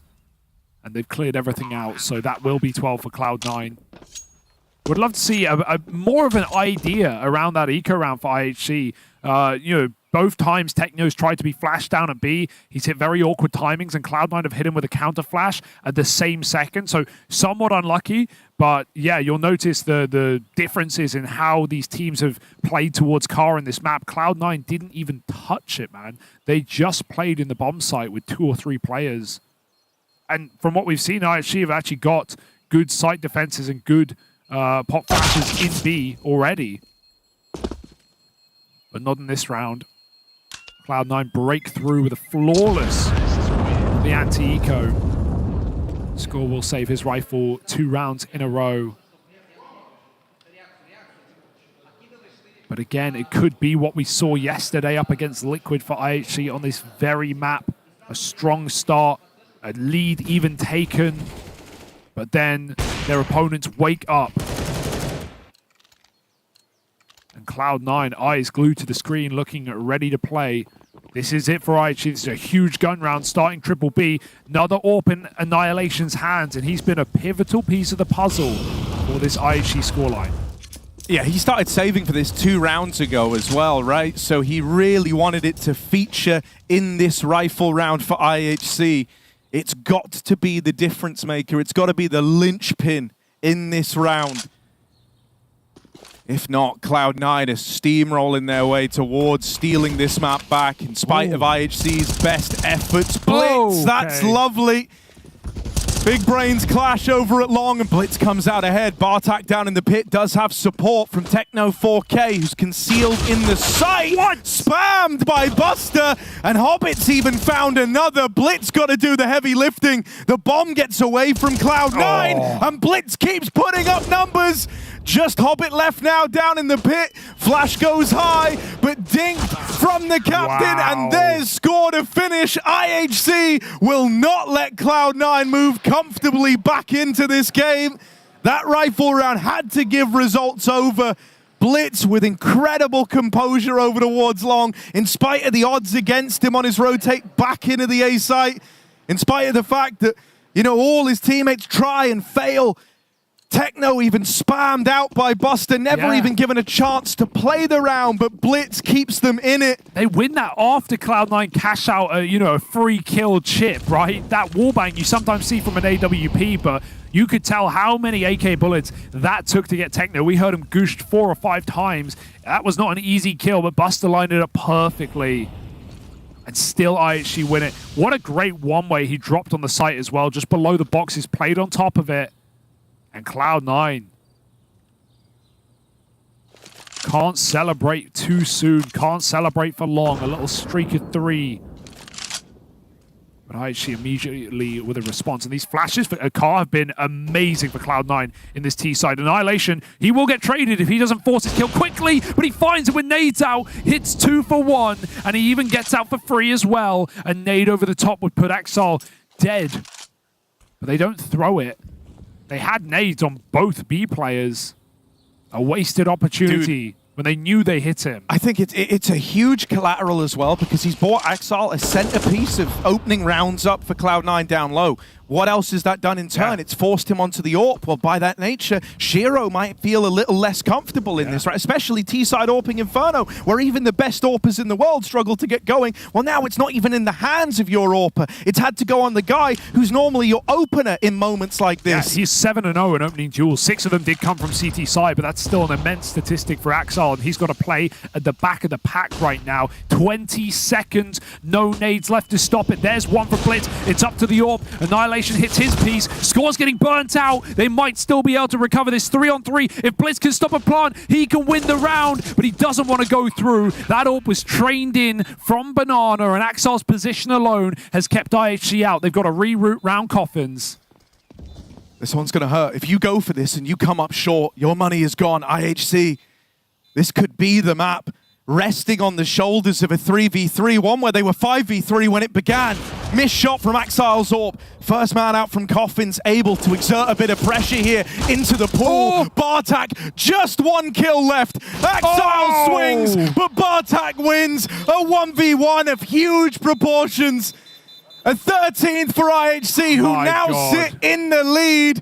And thanks to this guy, thanks to Bartak, they're still in with a chance here on their map pick. I'm just so impressed at how they're playing. They're not making silly little mistakes. Blitz could have gone through. That would have lost the round, right? It's so tempting. He's spamming. He's sitting in the smoke. He knows stopping the bomb wins you this, but they have an AWP, and he knows it's going to be trained in on that exact play. Blitz decides against it, groups with his squad, and they win a difficult 3-on-3 retake with almost nothing in it.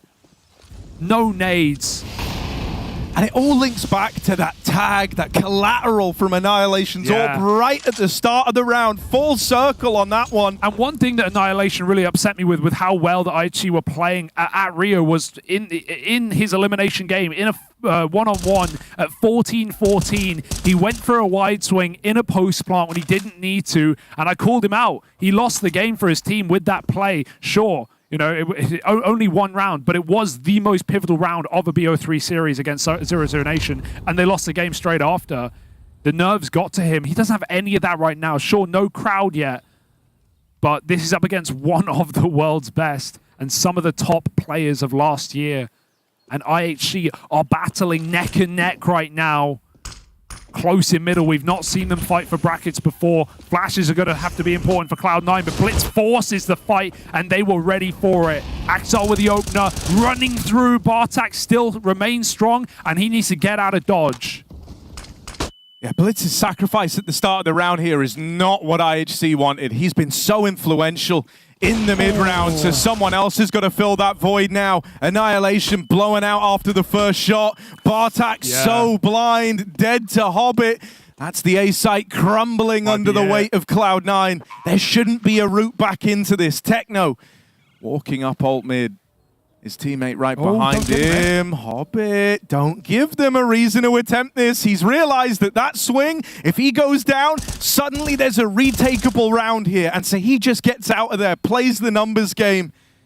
IHC, they're being given all these little reasons to give this one a go. Have you heard about my friend Doja? Do have nades. Do have nades. Could look to just maximize the damage. Kills coming through. Shiro's down in the pit. Oh, first nade goes in. It's at the graveyard. He's dead. He's dead. Bye. No, 9, dude, 9. Yeah, you don't die. It wasn't deep sight plant though. It was just first box. Damn, I really thought. All right, give it to Shiro. He knows his numbers. That plant was like in sight, like middle of sight. I'm sorry. I tried. But good damage either way on the way out. They get rid of all the rifles, Harry. Only the AWP on full health survives. 91. But still, good damage for IHC. That being said, Cloud9, again, I love the flashes. They were doing the same in some of the post plants on CT side, lobbing 2-3 flashes in a row over apps to just keep swinging short side. IHC was so suppressed. Util game has been great for Cloud9 in this map.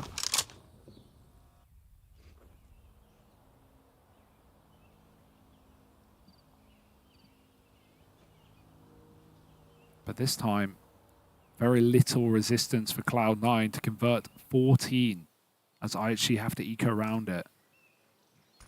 At least one of the rifles in the right place, but Techno, bottom of the server, needs a huge multi-kill to even make IHC interested. It shouldn't be possible. They're going to trade this surely. He gets away with a 1, but knocked off the top, and Nafany entered the site at the same time. You know, while we've had Axel go a little bit quieter in these previous few rounds, that's a massive trade kill to assure 14 for Cloud9, and Scores looking to save. Annihilation and Blitz may as well go hunting. They could bodyguard their teammate for now, though.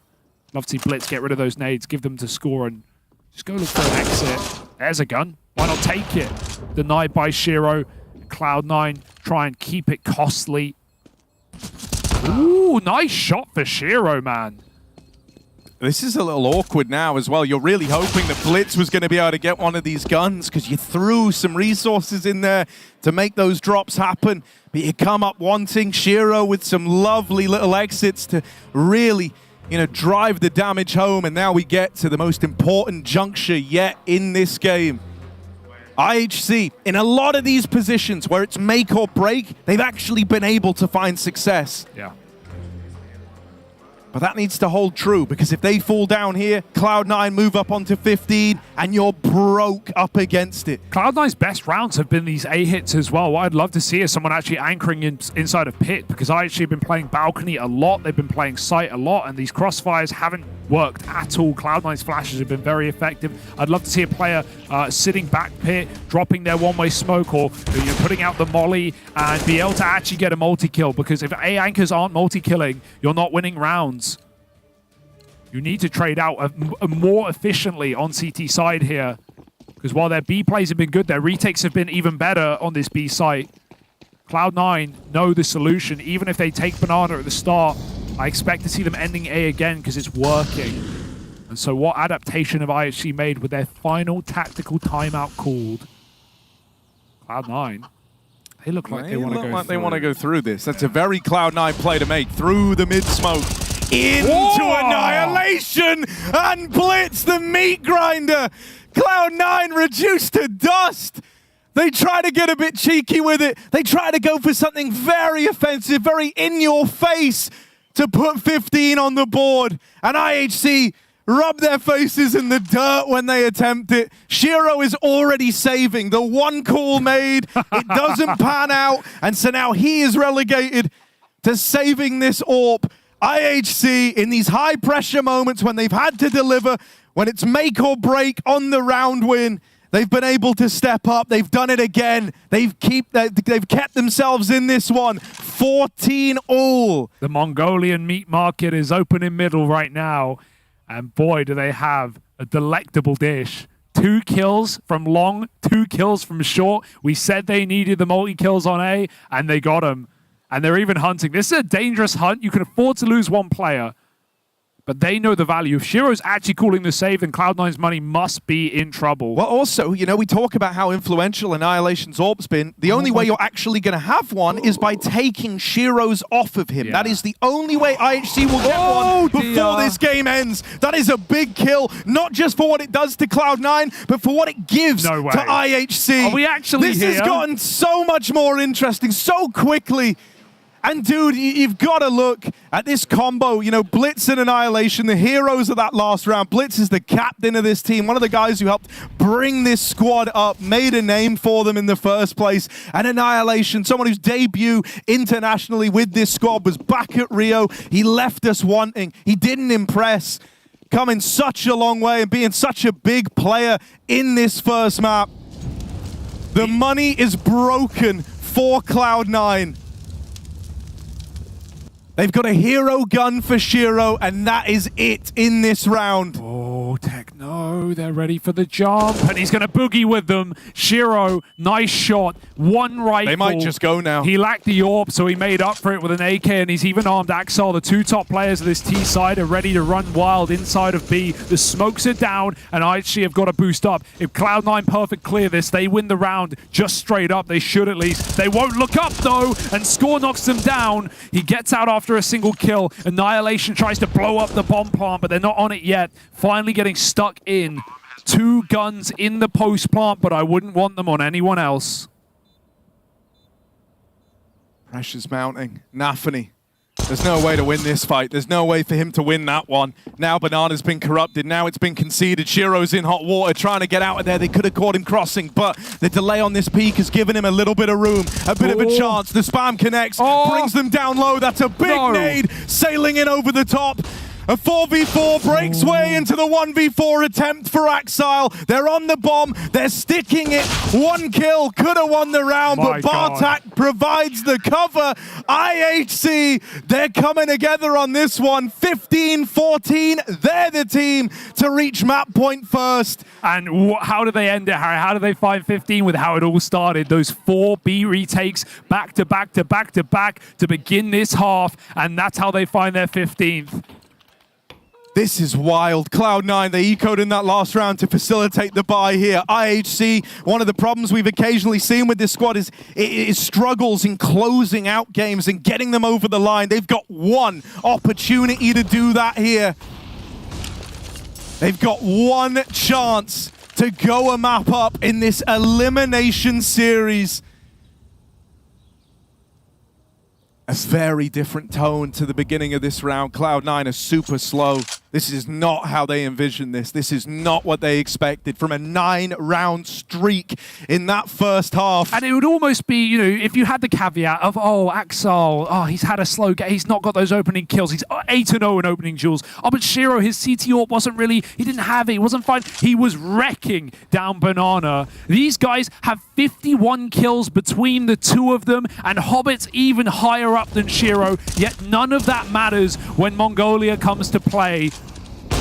Yeah, Banana taken back, and Cloud9 sent into what at least worked for some T-side rounds, these A-Raps. Yeah, those two names you mentioned, the 2 top 5 players that Cloud9 possess stepping up. It's normally the win condition, but IHC still stand tall. A 4v4.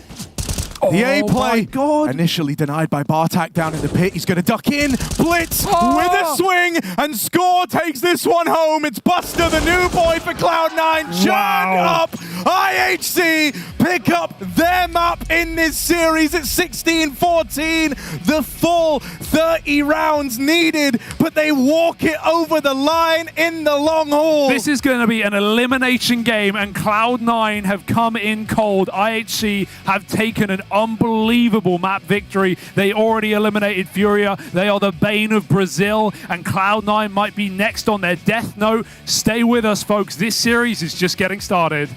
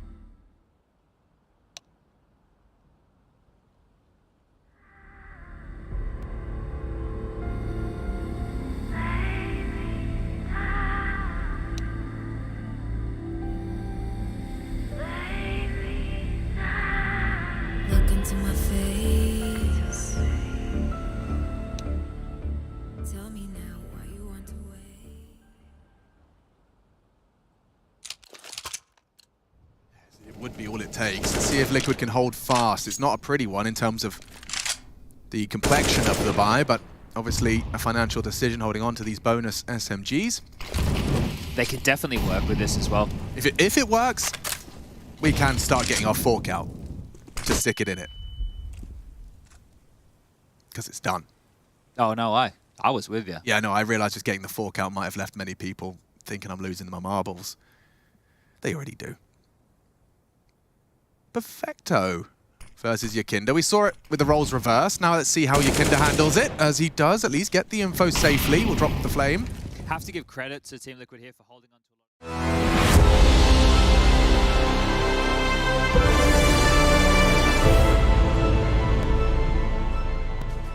It's been a breakthrough event for IHC, and they certainly break the backs of Cloud9 on that map of Inferno. It takes a full 30, but now the top dogs in that matchup, one map away from elimination. But elimination on the B stream, qualification on the line on the A stream. What's been going on there, Heku? On the A stream, we had, first of all, we had G2 against FaZe, kind of like a rematch of the grand finals of the previous year, but, you know, FaZe issues could not stop G2. G2 got like that with the 2-0, and right now we have Navi against Liquid.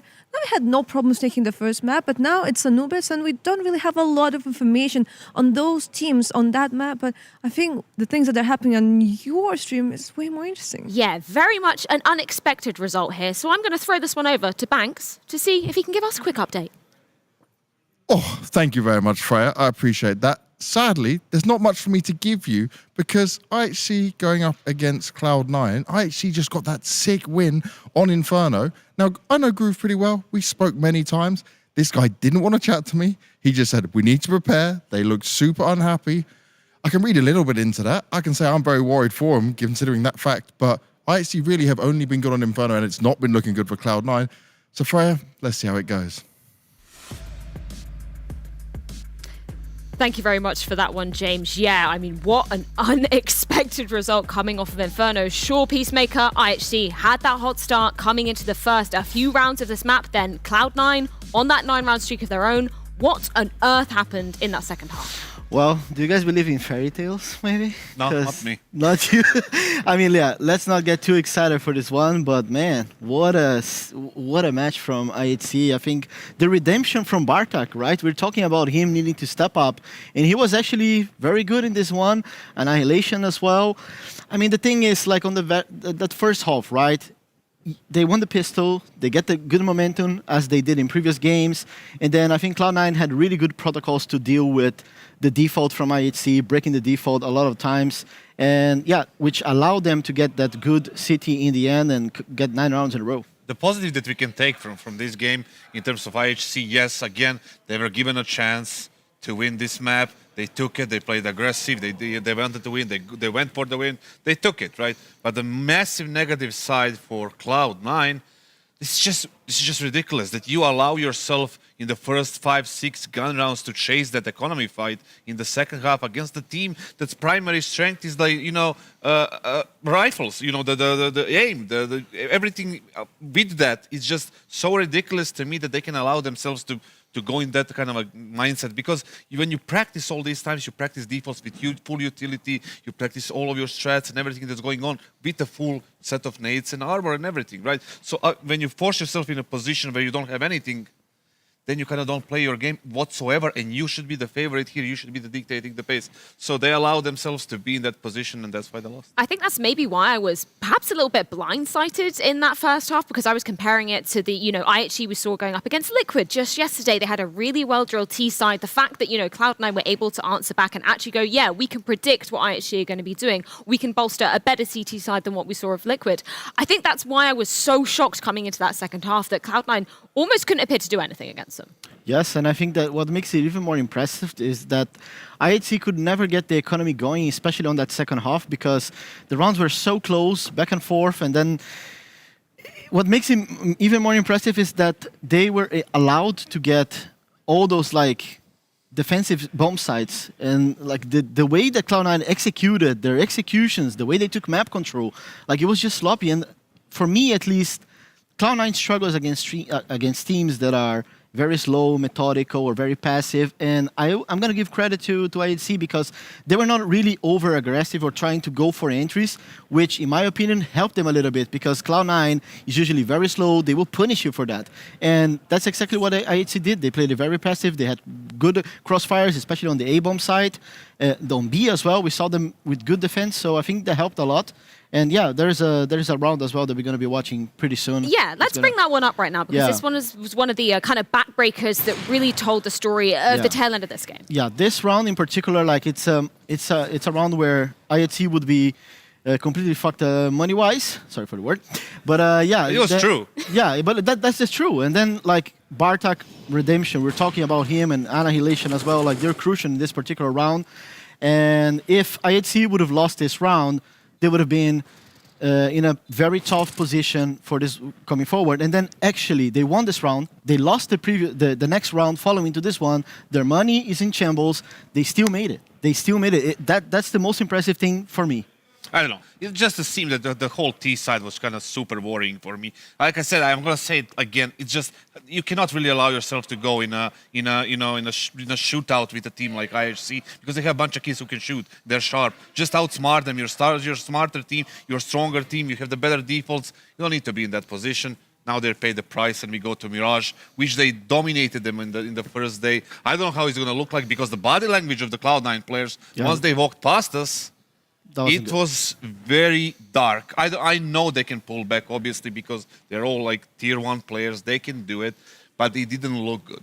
Yeah, and in terms of Mirage coming into things, as Cassard aptly said, not a pretty sight for IHG last time around. Are you expecting them to have learned anything, considering it hasn't been all that long since they did play this game? Yes, for sure. I think if they are here, it's for a reason. They're proving us over and over again that they can beat opponents, they can do it, and if they did the homework, they rewatched the game, they saw the mistakes they did, and honestly, we were talking about it pre-game, that on that Mirage specifically, it was, yes, very one-sided, but IHC actually committed a lot of mistakes. If they're able to capitalize on that, fix those small little details about map control, missing grenades, and that kind of stuff, and maybe come with a different approach. Guys, you just beat Cloud9 on the first map. Come on, set the pace of the game. Try to do something. If you're going to lose and get eliminated, at least do it trying to win. That's it. Well, you spoke about Cinderella stories, potentially a chance for IHC to be pulling off a fairy tale of their own. It comes at the price of one of the top dogs of the entire tournament, but it is their map pick up next. We've seen the hurt they could submit to them last time around. It's going to go down on Mirage.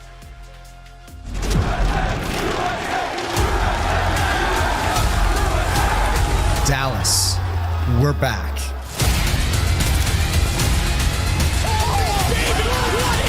Counter-Strike is in our DNA.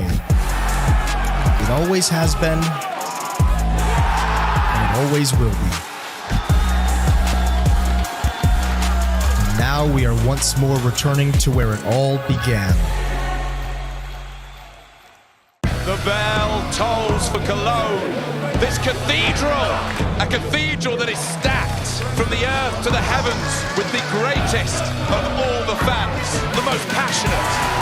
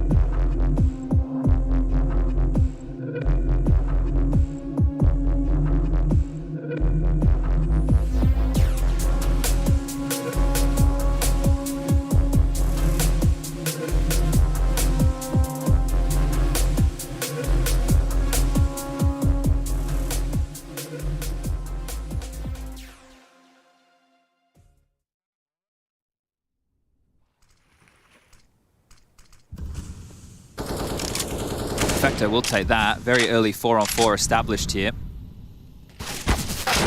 Oof.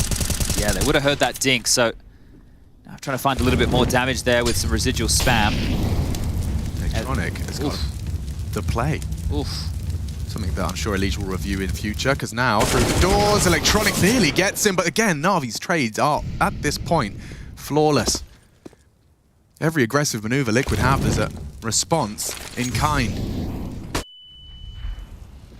God of the previous round, yeah, he's going to find very little to report on A as they are walking up canals. OC's even floating away as well. There's no smoke for Temple. They can get the molly in on Perfecto, sure. It's all going to come down to the timing here. And it looks like OC has relinquished the B site. More than happy to play retake in this scenario. Oh, that one didn't land. Something to work on. Nice quick on the flank again here up canal. Bomb yet to be planted, giving so much time for this. Or reposition for the plant, okay. Simple holding dark. Na'Vi simple and quick, proactive fragging. Gives Na'Vi the advantage again. Barrel, NPL, they know where you are. Doesn't matter when the shots are hit, as Na'Vi will convert it into a 9th. All right, well, the best and the newest combined right there for 4 frags in total.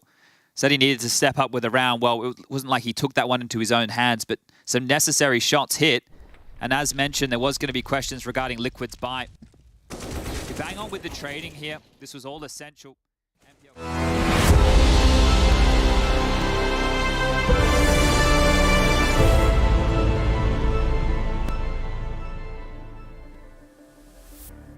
After the first map takes the full 30 rounds, IHC emerge victorious 1-0 in this elimination series now. You might assume that IHC are going to be feeling like they're on cloud 9 at the end of that one, right? But they're coming into this with a laser focus. Yeah, Blitz, in-game leader for IHC. We were watching him during the GoTV just on the side. He did not step away from his PC, Harry. Hero Mirage, he just spent the last 10 minutes doing the window jump over and over and over, doing window to ladder to cat, back to window to cat to ladder, all around in circles, practicing his movement. Laser focused, not leaving the flow state of the game, not looking away, and trying to remain in this one as they go up against what is now a repeat map that we saw as the opening game of the Katowice play-ins. It was day one, it was a 16-5, it was dominant for Cloud9, but this is a different day, and this is a different IHC. They have improved every single game, and now they are trying to eliminate Cloud9 in 2. We're going to have to wait and see. Overpasses are decider if Cloud9 can come back now, and they better, or this will be an underwhelming Katowice to forget. Early on, everyone over towards this A side of the map for Cloud9. Just one man here from the IHC ranks back in spawn. It's Annihilation. Everyone else leaning B, but Blitz has gone full aggro through mid to open up this round. He's coming in on a backstab. If Annihilation can just stay alive here, they're teed up for a retake round. Cloud9 wanted to take CT away. They had the util to do this. Flashes to try and set them up. They've even spotted Blitz on his wrap through the back line. This fight is important, but he can't win it. Falls short. His teammates will succeed in the meantime. A man advantage situation. IHC trying to keep the pacing high on this retake. It's already forced a molly out of Cloud9. They wanted that for the defuse, but instead it's had to come out early. Buster removed. Shiro in an impossible clutch. The bomb's not planted for him. And even though these taps are nice, there's no winning this round for Shiro. IHC pull up, and they continue where they left off. And a pistol round goes their way for their 3rd in this series. And I love that because I remember the opening round of Cloud9 and IHC on Mirage. It was the same setup, Harry. It was a T-spawn flank. It was a CT retake on A, but they did not buy a kit. They had full armor, and Cloud9 did the same damn strategy. They had a Molotov for the post plant that they didn't even need. This time, kit smoke, and it makes all the difference. This is what we talk about when we say the improvements for IHC. They smoke the bomb, they win it out on gunfight, and they defuse while Shiro finds 4 headshots. It does not matter. And this was even the narrative we were pushing in the first map, because it's not like Cloud9 came in cold individually. They took those aim fights, as Kassar said, on the desk, and IHC came out better for it. This is still a map Cloud9 are favored in. Don't delude yourself. But IHC already taking a pistol round and already showing presence in apartments. They want to force more fights. Not ready for Axel there. Buster's Galil even pops around the corner, and Techno needed two. He can't. The beat screams Cloud9, and locked out of the B site is IHC. Yeah, they try to set the pace, try to set the precedent in this one, but it's come back to haunt them. That triple push through the apartments held by Cloud9. And now just Bartak walking in to the Lonely Hobbit on his journey, deals with that attempted save. And so Cloud9 respond immediately this time. And that's such a sigh of relief for Cloud9, because what did they do in the first 5 rounds of T-Side Inferno, that second half? They chased the money game, didn't they? They got lulled in by the idea of breaking IHC's CT economy. They forced, and then they forced some more. And you know, you can understand it to a degree. They were getting bomb plots, they were getting 3-4K rounds, but it didn't matter because IHC won every single retake. This time that doesn't happen, and Cloud9 immediately give them a dose of reality.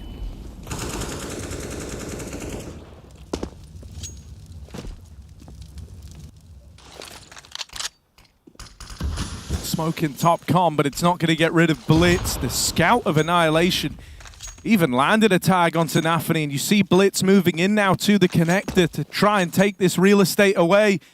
He heard that tag. He knows that someone's wounded here. Cloud9 virtually up and leave it. They're going to entrust it to Hobbit, playing mid alone.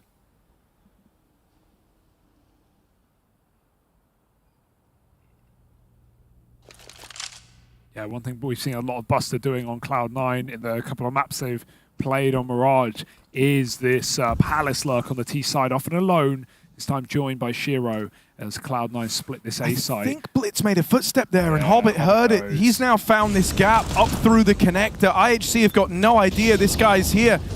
Two of these guys for Cloud9 are both tagged up, and the bomb gets away from them, tumbles away at ramp. They don't know about Bartak, who's playing around this Molotov. That is a big spam for Axel to have found.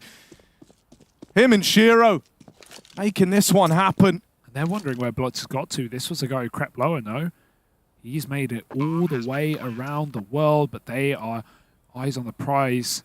Scores looking towards ramp. There's a rifle there. He's going to take it. Under balcony, knows his planter cannot be far, but he hasn't looked in the right direction. Going further afield, and they will shut him down on the trade. 3 kills for Shiro, 8-1 on the opener. Damn good start to the game for Cloud9. They almost get forced right back. That would have been a tumultuous beginning to this map, but instead Cloud9 land on their feet, just about. Slight sway, but still putting IHC back to a full eco now. Give us a few rounds for Cloud9 to start stronger.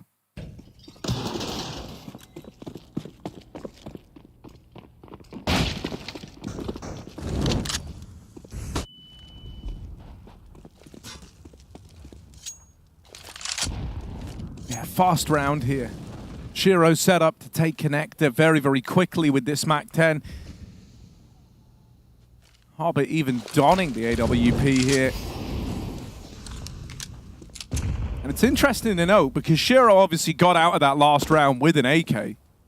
He comes into this, drops that over to someone else, and purchases up this MAC-10 to be the front man, to be the point man for Cloud9 and make a bit more money. Orpas, they love it. And so Shiro looking to set himself up for the future.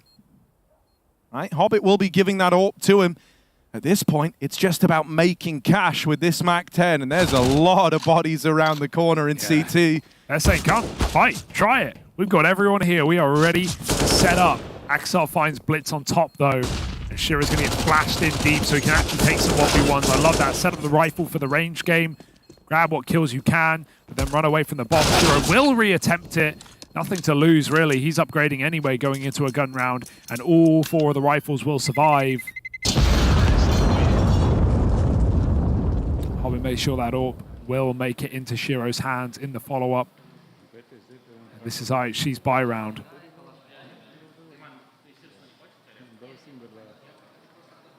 This is really, if we want to be honest, where Cloud9 should start to flex their muscles, right? They know they've already messed up by dropping a map in this series. Supposed to be a world-beating team. Can't be at threat of elimination this early in the lower bracket. They're playing FaZe, the winner of this game, so Cloud9 at least got to make it there, you'd think. They've come in strong to Mirage. 3-1 and full respect in middle. They've got everything they want. Scores in ladder.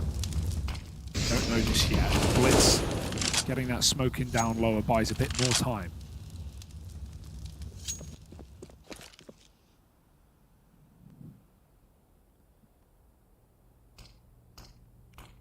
Yeah, a lot of respect being given to Cloud9 over here in middle, but it's when they try to do anything with the extremities here. That's what IHC are accounting for. Ooh, that is a big kill for Hobbit to have picked up. Score on the receiving end. He was in ladder room, right, playing this crossfire with his captain. Score often the kind of right-hand man of Blitz. Flash through, trying to retake Con, but Hobbit, that is clean. A lovely spray transfer from him. And a flawless round about to be bestowed upon Cloud9. Annihilation is moving over towards B, but doesn't want to go much further. Everyone from Cloud9 is hunting. Little does he know it, he's got a 1v2 in the site right now, and one of these players is very low. Oh dear. This is starting to get a little concerning. Now, I don't think on like numbers alone, he should never give this a look in, right? And they will check for him. Buster not going to let any sort of treachery, any sort of trickery happen there. Dude, if he gets that kill, like he has a 1v1 and he has a chance, but obviously not to know how free the site is there. That's the idea for Cloud9. Score, taking a wide swing. I think he got mollied out by Nafni. He was lower with a molly. I don't know if he put it in window or ladder, but that would explain why Score swings. Cloud9, nice clear in middle. And Annihilation's flash into Con to save the day. Not only blinded his teammates, but Hobbit gets away with a brutal spray. I was going to say, Score, if he fired, that might have been an opening kill, but Shiro just creeps into the angle and takes that first frag in the round. 10-2. Nice start for Shiro. Just Deegs. 5-7 for IHC.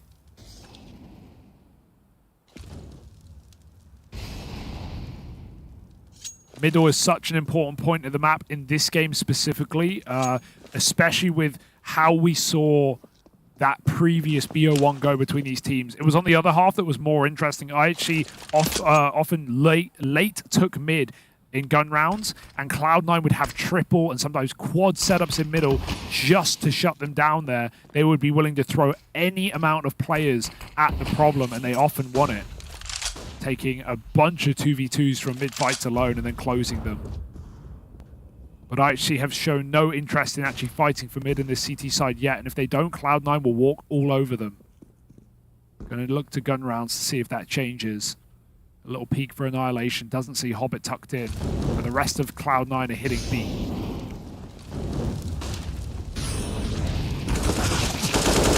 Oh, Techno and Bartak making this interesting. It gets really awkward now. That's the bomb dropped. Damage done from Bartak's Deagle. Shiro drops into the belly of the beast, but he's in this one all alone. Annihilation taps one out with the D. 10 seconds for Shiro to cook up an impossible clutch. And he's deleted. Bartak with the double. Techno battling alongside him in a valiant hold of that B bomb site. And that is huge. The stand-in stands up, and the young gun delivers alongside him. That's unreal, dude. Those were insane shots for that range with a 5-7. He was tucked in Edward, and he tapped out 2 falling in players before they could even barely damage him. Bartak buys time and somehow closes it onto Shiro, who we've seen snuffed out, Harry, in 3 1v2s in this series. It's the openers that he's been good for, and that's more like it. Oh, Speedy Cat, quick take, and Nafany, it's so ugly. That spray, if he lined it up, he had Annihilation looking the other way. Instead, he tries to just full commit, and Annihilation gets bailed out. IHC quickly respond into a 4-on-4, and they give up the A site. He sees a barrel, and he takes a leg. Buster gone. 4-on-2 now as Techno from afar fires off, and Blitz goes over stairs. They are just 1v1ing and winning them all out right now as Cloud9 are caught out on islands, on limbs, and no trades in this round. You know, after losing that first map for Cloud9, the question was, you know, was it going to ignite this fire underneath them, right? Was it going to force them to kick things up a gear because they never envisioned being in this position, staring down the barrel of elimination? For IHC, they've been the underdog versus damn near every team they've played, right? It is one where they've always put everything they can muster into the game. They've committed, you know, their hearts and minds to the counter they've played here. There's this idea that, you know, you kind of somewhat reserve yourself based on the games you're playing, based on, you know, whether you're favorites, what it demands of you. And for Cloud9, they probably thought this was going to be an easy day in the office. But now it is requiring that step up, right? Yeah. Bridging that gap, having to fully commit yourself to the game. And those losses, they're the ones that hurt the most. A force back in for Cloud9. IHC with a chance to break them early and take the lead. This is a golden opportunity, and IHC cannot let it slip by. You know, they can feel that as well, with the weight of not just their country, but their entire region on their shoulders. It's quite some pressure for IHC. But they've come this far. Cloud9, very strong positions in this round. They are in connector. IHC know about the potential, but they don't have that guarantee, that knowledge. 30 seconds. Cloud9 ready to pop. Bartak pops ahead. Hobbit out of Palace. He sees a second. If he can stop the bomb in Palace, that would be massive. But Shiro spams a smoke. Annihilation forced out of position. Wants to try and stop this bomb from crossing it. Takes a wide fight as a flash comes out. And that will get Shiro into the site to fight with his team. There's more util to come, though. IHC keeping the pressure on. And they can stop this bomb. Far shot for Blitz! And he transfers to two more heads. He has shut them out. The captain of IHC sends Cloud9 calamity. Unbelievable! And as if you needed more proof that the level is raised, the bar has raised for IHC. That is wild from Blitz.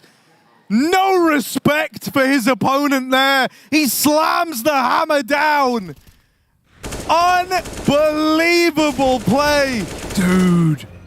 Every shot pristine. It looked like he almost whiffed that first kill. He goes into a perfect transfer to find two headshots and then even predicts the fourth. And that's the in-game leader. Could Nafany do that? Remains to be seen. 0-6 on the other side. My God. They are putting on a highlight reel today, Harry. This team already eliminated Furia. Top 8 from the previous major. Out. And now they want to try and take Cloud9 with them, huh? It's crazy. You know, Blitz, he's been with the bulk of these guys for years now, right? The core of this team, at least. He's seen their developments, and now they're seeing his. They're learning that their captain has got what it takes to perform in these moments. And there's a real feeling of faith around IHC right now for Cloud9. The money broken. A round stolen away by just one man has left them in the dirt. Bartak back in spawn. He's given us some great games today as this guy, and even remaining measured here, not wanting to offer anything up to these pistols. It's not until Blitz finds that opener that Bartak even really tries to get involved here. Just trying to have a bit of a save from the spawn. Not able to spam out the bomb planter. But still a threat, still a nuisance. Doesn't want to go down, doesn't want to give up CT, and so he won't. A 1-for-1 before he's dealt with. A reload having to come in for Axal, wasting precious time. Techno set up, back in the spawn, is bested. Okay. Maybe some legs on this one, but Axal's so wounded, so tagged up. It's going to take something huge. Up and over the top here. First kill connects, but they're on the bomb, and there's no stopping them for Axal. Try as he might, gives it all he has for 3 in the round and a plant for Cloud9, but IHC still put a 5th on the board. Yeah, and the most interesting part as well is like how many young players we have in this IHC team. You know, Cloud9, they were the youngsters at one point, Harry, literally by name. They were the coolest kids on the block coming in and stealing titles away during the online era. IHC still average a year younger than this Cloud9 squad and so much less experience as well. But the amount of improvements in such a short space of time coming to Europe has been immense. Now this 5-4, this is the sheer amount of rounds that IHC were able to field in their debut in Katowice against Cloud9 on Mirage. They got 16-5, Harry, and right now they are already there with more to find. Nice shot for Axile. 8-0 in openers, back on Inferno. It mattered not. But he will crack the skull off of the main AWP. It's up to score instead. Hobbit will trial with him in short side. It's actually Nafany who gets picked. Hobbit, can he trade? Molly's down. Score misses his shot. Hobbit takes his chance to live. Smoked out as he concedes in a 4-on-4. And again, they're not playing to lose. They're playing to win. The amount of ballsy moves IHC have made in this series. Bartak's on one of them right now, but he doesn't know. Right above him sits Axile. Oh! No. Bartak now dead, and that's going to leave a gaping hole in the defense. Cloud9 are quick to react. They know that with a kill like that, the A side of the map is clear. They're moving in with the bomb. You've only got a handful of chances to regain control over this one, IHC. Cloud9 are going for the throat. Techno back in spawn, drops that smoke. Bomb crossing in here. It's on Buster. He's low, could get spammed, and he will. Techno finds the 3v3. Set up with a flash now from Score. The young gun trying to play into this, wants to come through the smoke. Oh, they're not ready for him. Techno adds another to the tally. So little time left. It's going to force a safe plant. Going to force something a little safer. Could have been denied by Score, but he plays around the nade instead. Yeah. The AWP was holding him. Shiro is waiting for that fight. Cloud9 have stumbled back to their feet here, and now they've got to stop Blitz, but this guy's been a thorn in their side. He had one chance to land that, and Shiro will. And remember that round back on Inferno where there was a collat and Axel had to take the AWP for Shiro? I just saw a disagreement in that round for Cloud9. Buster was on 10 health. He dropped his gun to Shiro, asking for the AWP, and Shiro did not give it. He did not bog down Buster. He kept that AWP, and he threw him the bomb instead. He forced Buster to plant when he got spammed out, and thank God he did, because Shiro goes on to win 2 kills and close that 2v2 with the AWP. He is not playing around. He is not here to help his team. He is here to win. He regretted it once before, and he won't do that twice. Yeah, it shows, you know, he's really kind of taking that pressure inward. He's trying to channel it. He's trying to become the hero figure that Cloud9 need. He needs to be. And that's not often a Shiro move. That's not really what you attribute to this guy. But he's getting direct with it now. He's getting demanding because he knows he's got that star power. The best time to be selfish. And sure, Buster may not like it, but you boy on the block has got to earn his respect. Coming out from under, Axile. Annihilation was the first to get picked on. Triple last round, he might again. Pulls a nade. He's already through it. There's no respect on the Cloud9 side. Axile's already up on top. Score. Chased down by Nafany. His first kill in this round. And Annihilation hits a leg. The Bartak can finish 2 kills in middle. An area of contention last time. IHC will win it. Cloud9 have window though, and they're walking right into the Lion's Den. Hobbit with another. Just going to smoke that out, not let Cloud9 come through. Give them the A site, and they'll take it. A ballsy plant in the open. Cloud9 recognize their opportunity, but they're playing double CT. The bomb is not for this position. This is a very dangerous move, and it's going to come down to these CT fights. 2 players of IHC coming through. Out with the swing. Hobbit dead. Very separate game plan here. That's nearly the lineup. The Glock could do this. Techno is low and fighting with a pistol of his own, but he's going to win it. Blitz was there to help him every step of the way.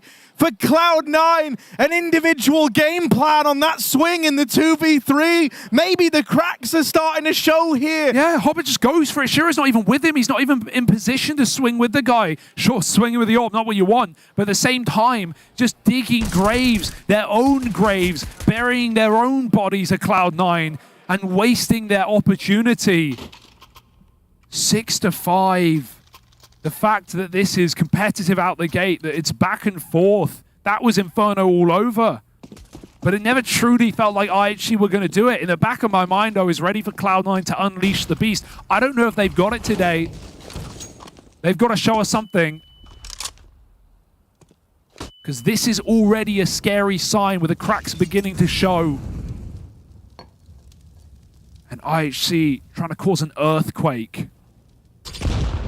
Will the ground swallow Cloud9 whole? I mean, this is where the pressure comes in, right? This is where there's that pressure factor for Cloud9. They know there's a lot of eyes on them, not just because of the Buster move, but just because the expectations for this squad are so much higher than what we've been getting. And it was always going to be the case that the individuals felt like they needed to give more, but you hope that that doesn't break down the team, the big picture, as everyone's focusing inward for IHC. The only thing they've had throughout all these tours in Europe is each other, is the guy next to them. Cloud9 have got mid control. B split.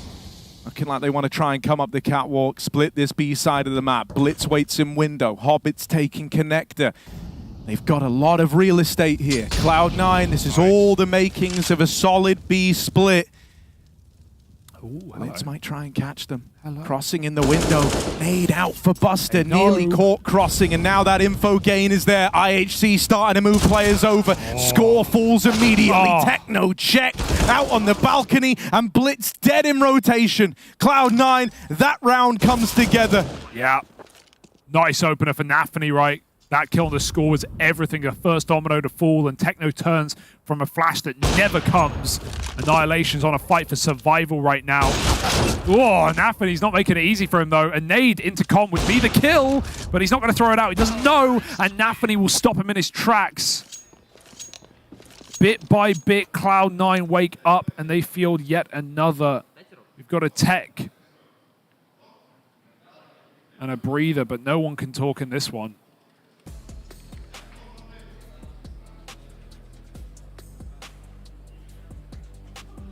What an unbelievable world we're in. I mean, the pure expectation is that Cloud9 should be taking this map and taking us to a third. Up at that point, it's anyone's guessing game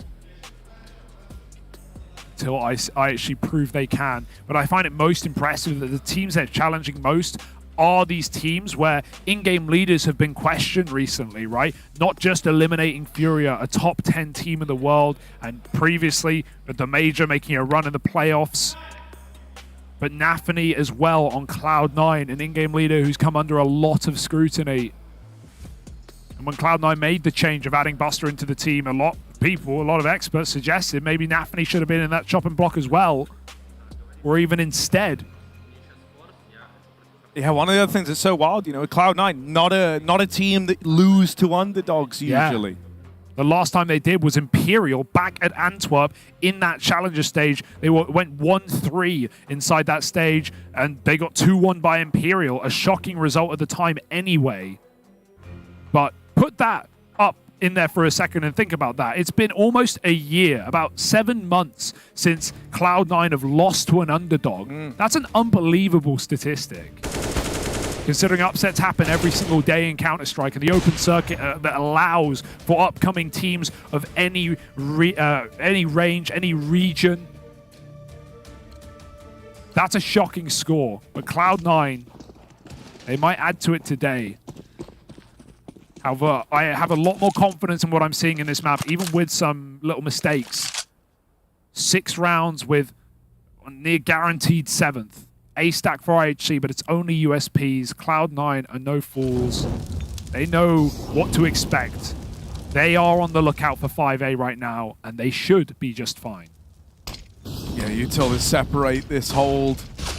5 becomes 3 very quickly as the smokes rain in, cutting off these sight lines. It's not going to be some heroic USP round today. Score would love a little bit of damage here, but when you've seen 4 at the A site, you should be ready for a 5th. Well, that one's going to sail on past him. Cloud9 with a 7th. They take their freebie round in their stride, keeping 5 alive. Good. That's critical. That set them up to keep the investments coming in till the end of the half. And again, this scoreboard is top heavy, right? Shiro 16-8, Axel 12-7. Both of them 6-0 in opening duels combined. It's 3 apiece. So much as Inferno, the stars are stepping up for Cloud9, as they should be in a game like this. What have IHC got for us? They had a pause after that tech. They're throwing in a mid-take. 2 players running at the top. Nafany alone. He needs some help. He's holding a smoke for a Molotov. They're not throwing fire. They're throwing hands. They're throwing fists in your face. Shiro, quick pick out of the A site. They run out of Palace, and the Famis lets Blitz down. It's up to Annihilation. Wide plant. That default spam won't do a thing. They're going to get the bomb in. Techno run at, and with that molly and the smoke, he had nowhere to go and nowhere to hide. Cloud9 surprise IHC, even though they had that play to get an opening kill. I love the pace called by Nafany. Just send him out into the A site. Cloud9 had a huge gap, and they take it and they close it. 8-round T side at bare minimum. They've won the half. Yeah, 3 in a row now as well. Looking for that magic 4th to really cement this as a T side that they can be proud of. A back and forth nature to this one, right? Little of a different vibe to the opening map in this series, where we saw IHC have a good start, go 4-0 up, and then we had an immediate 9-round streak for Cloud9. That felt like it was going to set the tone for this series. We all remember how Inferno ended. IHC closing that one out at 16-14. They're going to be tasked with a similar sort of comeback here, one where they have to keep themselves in this against overwhelming odds at a Cloud9 that are rebuilding. Ramp taken. IHC have done this a lot. Blitzers loved kind of calling the bluff on the A ramp hold early. It's in the reaction to this info that IHC have sometimes been left lacking, right?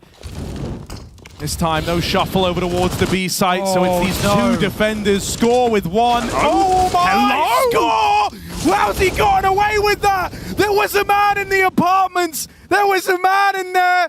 And now, Bartak with the wraparound, trying to drive this one home. Not ready for 2. Score has done them in. The B play denied, and now Shiro has to deliver in the clutch. He's not been given much, and they're asking a lot of him. Too much, in fact. Blitz with the wraparound, and IHC from nowhere finds 7 at the end of the first half.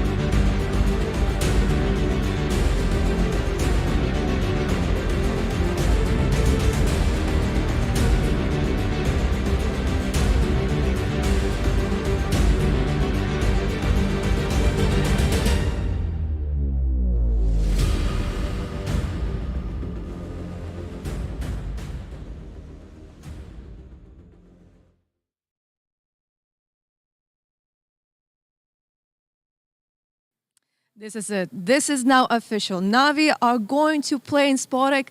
NPL will get to play in the big arena. It is not yet the end for Liquid, but they did have a hard time. Unfortunately, they got dominated on the first map, and on the second map, even though they took Na'Vi to double OT, still, in the end, Na'Vi was way stronger. We'll see how will Liquid recover afterwards, but yeah, this is basically what happened on the A stream.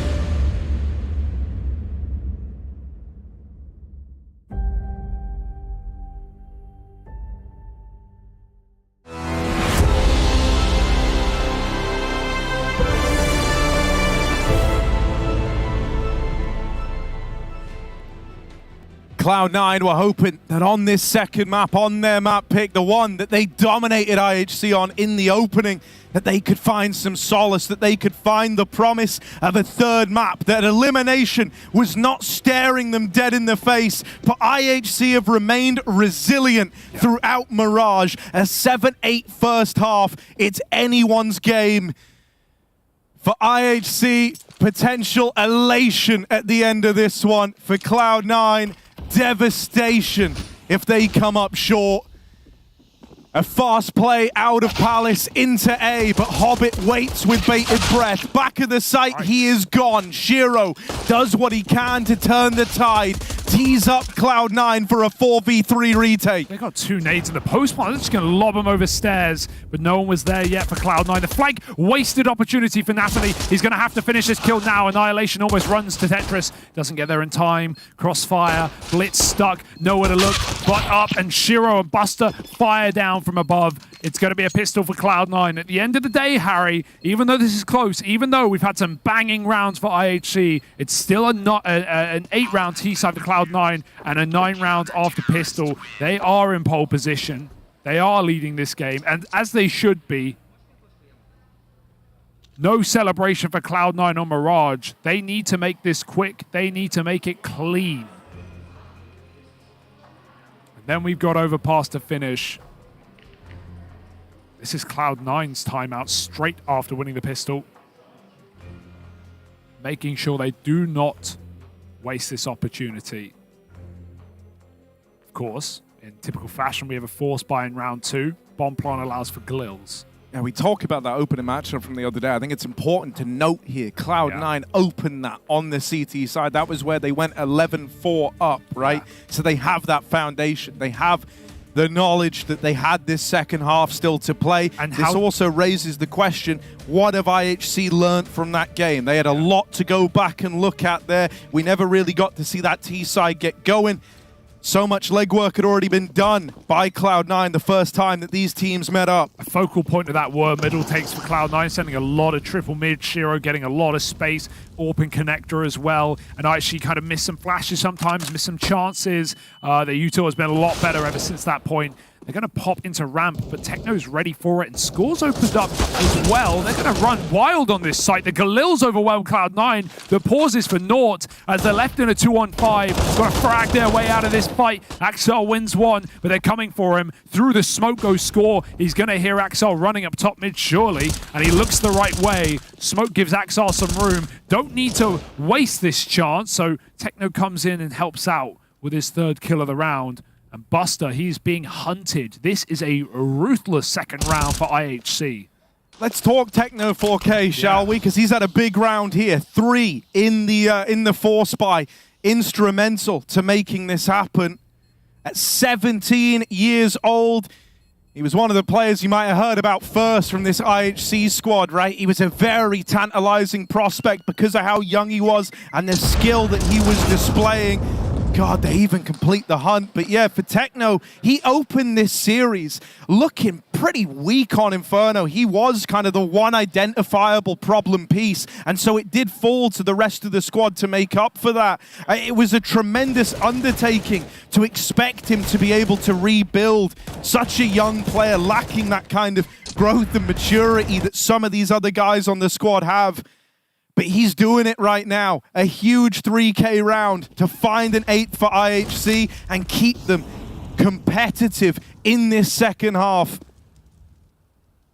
Force back in for Cloud9. A heavy A-side lean. IHC, and that opening matchup, they showed that they love these A hits. They loved giving that a go. And so Cloud9 are trying to play with that idea. Really stacking this side of the map out.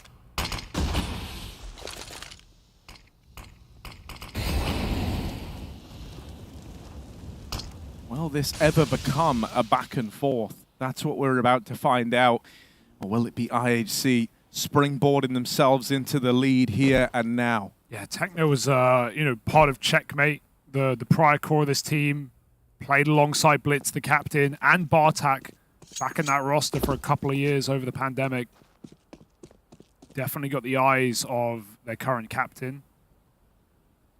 But funnily enough, it's Cabal, the most experienced player, the guy from the Mongols team. The first time you would have heard of Mongolian Counter-Strike all the way back in 2016, 2017, that's not even here. They don't even have their most experienced player. They have these young players, these 16, 17, 18-year-olds, and they're still wreaking havoc right now. Scores up short and scores on the doors. This is a 9th round for IHC. Cloud9 stack clowned on as IHC already spread their wings and look for these exits.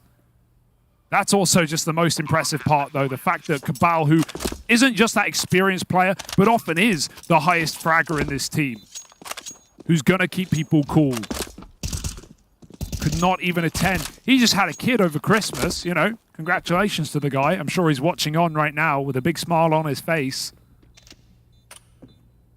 And it has to feel great as this 6-man lineup,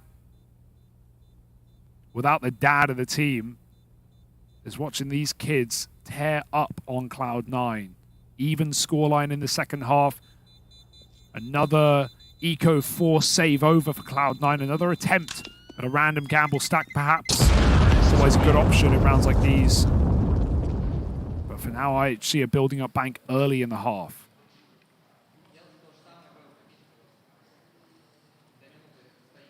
Yeah, chance to tango with that Force buy again, though, right? That's the nature of the beast for Cloud9 in that round. Big part of calling a stack like that is you have to come to terms early with the fact that if they go to the right place, they've earned the round. And so you just have to go again. Fast for IHC into middle. Don't have to worry about that orb. Don't have to worry about these rifles. And score, my God. Lovely little tap to find Axile. An early 5v4 versus this second attempt at that Force buy.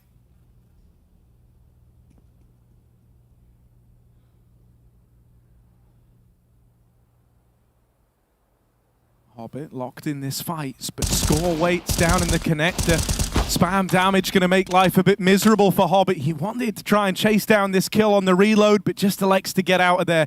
IHC are not jumping the gun on this round. A 5v4 versus only pistols, it might sound easy, but with Cloud9 so prone to going for these gambles, nothing is given, nothing is safe, and nothing is certain. They're taking their time, trying to piece together where this stack is. And it's Nafany, who's having a very rough game, is alone anchoring the A site. You don't even have Hobbit here, which, you know, this is his whole home right now.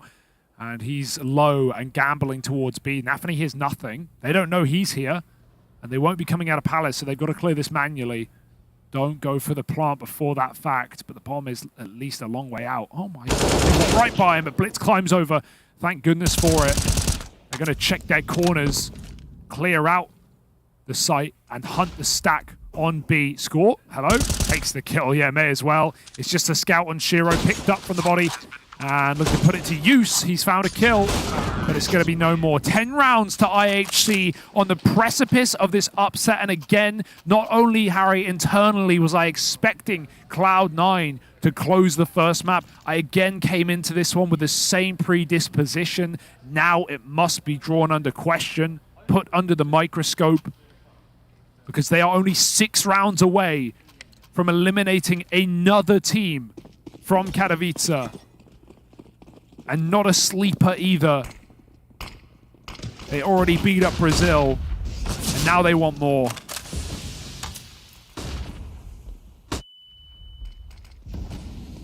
Last play up the catwalk, Nafany trying his damnedest to shut it down, but they do make it up through the short side into the stack at B. They're fighting forward, caught on the weapon switch, but Bartak is still a threat, still in the round, in with a chance. Axal spammed out, low HP on Buster. But he's just trying to play the long game here, trying to stay alive, be the thorn in the side of IHC. Bartak fakes the run through on this smoke. Swing it short, and Nafany will be there to hold the line. Cloud9 repel that B offensive. IHC didn't realize they were walking into that triple lead until it was already too late. And so now we reach an even keel. Both squads 10-10. All in on this round. Most notably, Cloud9 are lacking that AWP. Yeah, nice round out of Nafany, though. He has had a bit of a tricky series, and it seemed like they were just dodging his shots on that cat split through the smoke, but he comes out with 2 kills and shuts down the Bartak clutch, and he was clearly feeling it in that 1v4. He was clearly giving it all he had. Smoke on the molly, keeps score standing top middle. IHC walking an underplay. Cloud9, you can tell they're a little bit more scared than last time they played. Far less attention on middle in this CT side. Yet to be a problem, but it shows they respect their opponent a lot more than that BO1 opener. And for good reason. They've been made to fear these players after Inferno. All right, silent drop style. Okay, well, you tried. That's all that matters. That's especially good if you hit that silent drop if there's an AWP on the angle. You can walk into it and catch it unaware, but talk of unaware, they don't know whether there's an AWP in play. And as you already said, Harry, there's not. Shiro's back on a rifling connector. Kind of uncertain where this is ending. It looks like B from positions for IHC. They don't have any A control right now, but Cloud9, a blanket of smokes and mollies in middle. They lose all info. Eyes very much off the prize as IHC set up on short to go again and split this site. Scores in ladder room. Going to be able to come in on this split. Might even be able to find Nafany in window. Buster just gets that spot on the jump. Nice. Going to trigger that molly to come out with so little time left. That could make all the difference. You're really working with some slim margins here if you're IHC. The entries have got to be flawless, and they're not ready for Buster. Axile in at the bench, does what he does best. Delivers hope right when they needed it, dropping the bomb. And so even though IHC get these kills, they get the entries, it's too little, too late. I don't know if they would have even had time for the plant, but Bartak prioritized that kill instead of going for the bomb. He had to grab that bomb if he was ever going to win the round and go for the stick, but he tried to trade Axel instead. And you know, at that point, you've got to rely on your teammates in that moment. 6 seconds when he was falling out of the sky. I think he probably could have got a plant in, but you know, obviously it's down to whether his teammates cover him at that point. You have to just assume they will. No round win. And that was an excellent Molotov for Cloud9 in the final few seconds to slow down that hit. Yes, they smoked it, but it wasted just a couple more, and that's all it took for Cloud9 to win the round. But by God, what a slim margin to win a rifle round when the game is this tight right now. 6 seconds, and 1 when he went for the plant. So, you know, it's up for debate anyway. But a nice round out of Cloud9. They hold on. And it doesn't matter how you get there. It just matters that you get there. Cloud9 trying to send us kicking and screaming into overpass. IHC, again, no interest in middle. They really have adapted since that first BO1. They have not gone for a mid-take yet, with the exception of just score out behind the boxes or going up cat in the gun round. full exec over A. That molly is lovely as well. It's going to burn out Hobbit. He has to drop his smoke, and it's all a fake. Look at Cloud9 falling for it. 4 players have moved over. There was so much util, and now they go for a mid take. This is out of nowhere. This is out of pocket, and Cloud9 are going to be confused. Yeah, this is not what you're expecting with this volley of util. Wow. They found such a huge gap. They start to pull players over towards this B side of the map. Cloud9, they realize that they might have been rumbled here. It's all a ruse. Buster blinded by his teammates, fighting for his life, trapped at the back of the site. He desperately needs help, but the nade's gonna find him. Nafany and Shiro might be here, but someone's gonna be that hero piece. Shiro, he's really taken it upon himself in this series to try get the job done, but this one is written off. IHC, they throw a bit of misdirection the way of Cloud9, and they fall for it. Hook, line, and sinker. And I think that showcases where the brains of Cloud9 are at right now, right? That volley of util comes in. It looks like a full A-side take. They panic rotate everyone over towards that side of the map. And IHC, they find the gaps that have opened up. Cloud9 left with their heads in their hands as they save at the end of this one. No money in the next. So IHC are teed up nicely to take the lead all over again. I can barely blame Cloud9 for rotating there, right? Like they're barely shuffling. All they did was pull one B player out of the site, and that's all IHC needed right there. That was an execute that was clearly not a one-man throw all these smokes on timers. No, everything came over at the same time. 3 smokes, a molly, double flash. Cloud9 had good reason to rotate there. It's how quickly the adaptation comes. They throw the smokes. We get a top con smoke late, 15 seconds after the default smokes, and then they run up catwalk, and Cloud9 have no eyes on middle, and that was the point of contention in that BO1. That was the area IHC couldn't win. They get up cat, they split. The mistake for Cloud9 is in communication, because what do they do to the solo B player? They throw a front sight flash. Nothing wrong with that. It would have helped Buster, but he looks right into the sun and has his retinas burned out. Caught in the open, and Cloud9 and IHC get that info. They know exactly where he is. That's a communication issue more than anything for Cloud9, and it's going to cost them a rifle round. Yeah, I think it was Nafany who lobbed the flash. He was that first player rotating around, so I'm assuming it was, and that's not great to come from your leader, right, from the IGL of the squad. Don't know if it was calmed and not heard. There's a lot of chaos in a moment like that, but it's going to hurt. It's going to get in your head. Shiro tries his hand at the opener, and now they disassemble that boost. That opportunity just sails right past him. That looked dead on. You're not going to get many more of those. Look at the buy. It's a couple of itty-bitty pistols. Forced, by the way. Not Cloud9 ecoing around the saved guns. No, forced. And so the pressure's on for Cloud9 to actually make this round worthwhile, or they will be dug an economical hole, and this should be 13-11 as a result. Techno low. Did he get legged? Looks like it. Wait, he was deep in B. Did Shiro wallbang him? Maybe we can get a replay. He was in the B site at the time. I think he might have wallbanged him. That's crazy. Yeah, you can't overcook this round, right? Even with just a hero AWP, they're still super deadly on the side of Cloud9. Shiro, he's been that guy. He's put the hero back in his name, but spelt right. Bartak gonna get pressured after dropping that molly. Nice Tries kill. his best to hold on, but Nafany will get the better of him. Low on health, sure, but a serious foothold lost over towards A. That's going to trigger the B play, but look at where this AWP is. Shiro waiting in the sight. Buster blindsided, and so now Shiro's got to do it. First shot misses, second shot does not connect. Out of ammo, out of chances, and out of time for Cloud9. IHC are all over them in this round. The hero AWP looked so keen to get involved. It had opportunities, it had chances, but it left us wanting.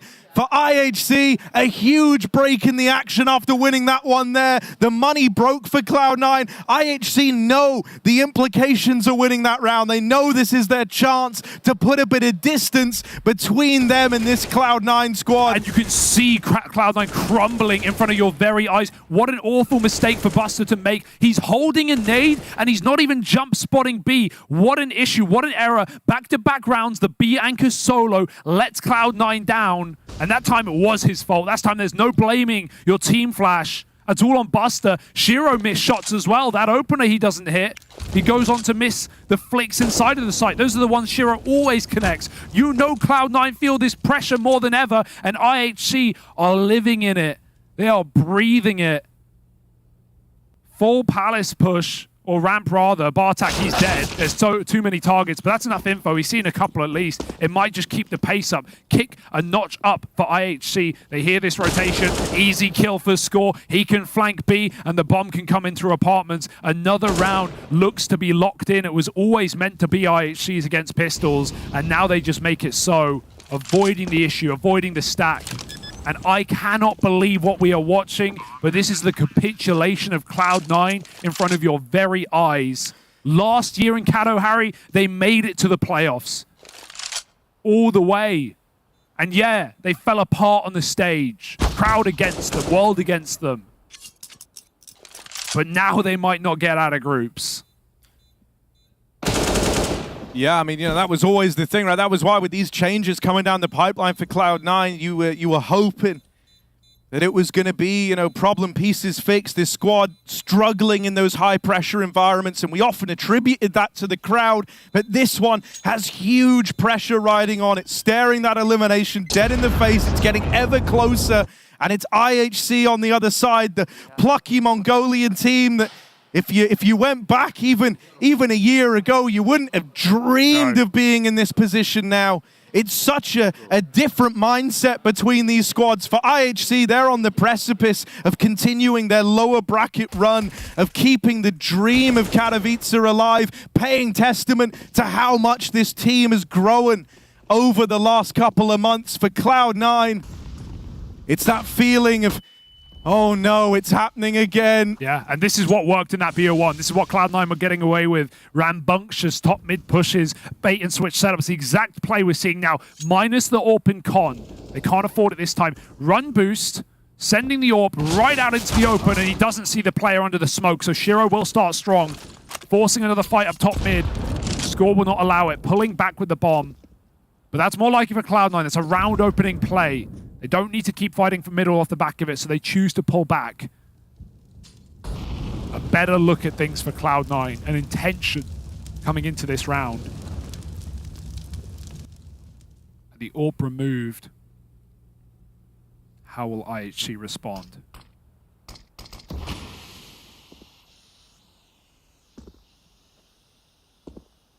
We are seeing Shiro have that feeling that he has to be the man to influence these rounds. He has to be the player to make a difference. A missed window smoke is only going to give him more room to stalk his prey in mid. Coming out with a window swing, he adds another to the tally. He extends this man advantage for Cloud9, and then he disappears as quick as he arrived. Not going to give them a chance at the trade. They've got to come and seek him out in the window. Score finds Hobbit, but that's not the window player. They know that Shiro is here. Score's going hunting. Takes ladder room away. Gets the info that window's clear. This is the bomb on his back. And so just saving with the AWP in the ladder room. They want to try and remove it. They want to try and get rid of this gun, and they might. They've got him pinned in, boxed into a corner, but Blitz holds on. Watches his back in mid and makes that an expensive moment for Cloud9. I mean, they can't really afford that, can they? They've bought up an AWP. It's straight in. That's the first thing they buy. But yeah, Cloud9 don't have a wealth of money. They don't have a streak of rounds. That was their first. So yeah, sure, they win the round, but they come out with empty pockets, Harry, and that means IHC, again, are primed for reset. I think a lot of this series has come down to economy. It's part of the talking point that Kassar brought into the desk, right? With Cloud9 chasing those force buys at the start of Inferno. Bartak with a mid-spawn, took it and went for a pick. Moonwalking over Annihilation, trades it back. That was close. He almost found the window kill. Shiro's now comfortable in connector, and Nafany takes top mid instead. Oh, that's a play. They smoke the molly from outside of middle. It's going to make Cloud9 not only waste util, but scared that someone's behind boxes, so they actually concede middle entirely. Look at what it's done to them. Paranoia induced. And it means Cloud9 can't go with their original plan, which was taking middle. They're fine. They're still CT. They can sit back and relax. And IHC are challenged to make the next move, but they are patient with these executes. A minute now.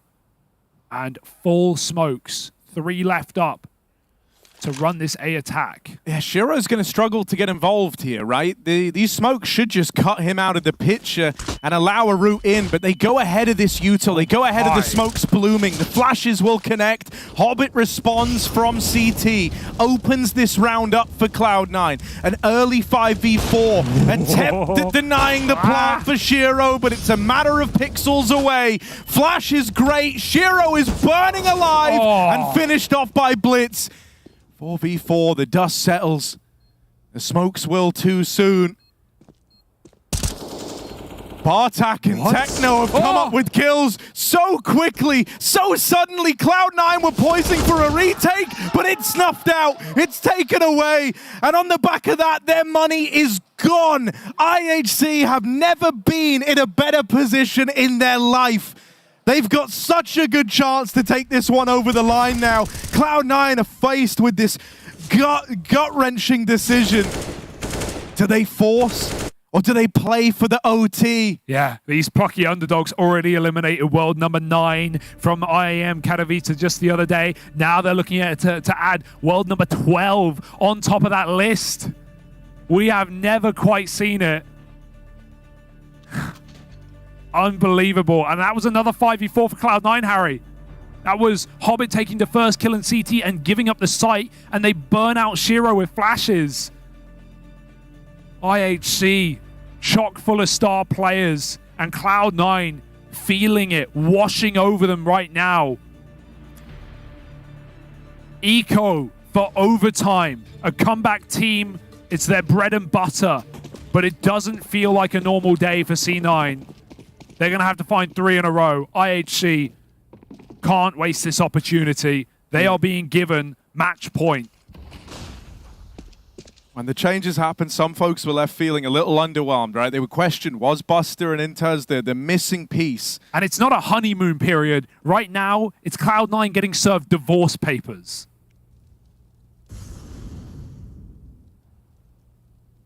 IHC 15 should come for free here. Annihilation opens it up. With each kill, they can feel it happening. But they don't go fast. They don't jump the gun. They know these stacks are still a factor. It's all in. Laser focus, composure. They lose Annihilation over at jungle. Score attempts to move in and take this real estate. Shiro with a P250 and a dream. All alone in the B site is dead, flushed out by Blitz. And so this one will not get exciting. It won't get action-packed for Cloud9. Locked out and playing for overtime. But they knew the stakes. They knew that with this eco, they weren't going to win this round. They were believing in getting 3 in a row to force this one into OT.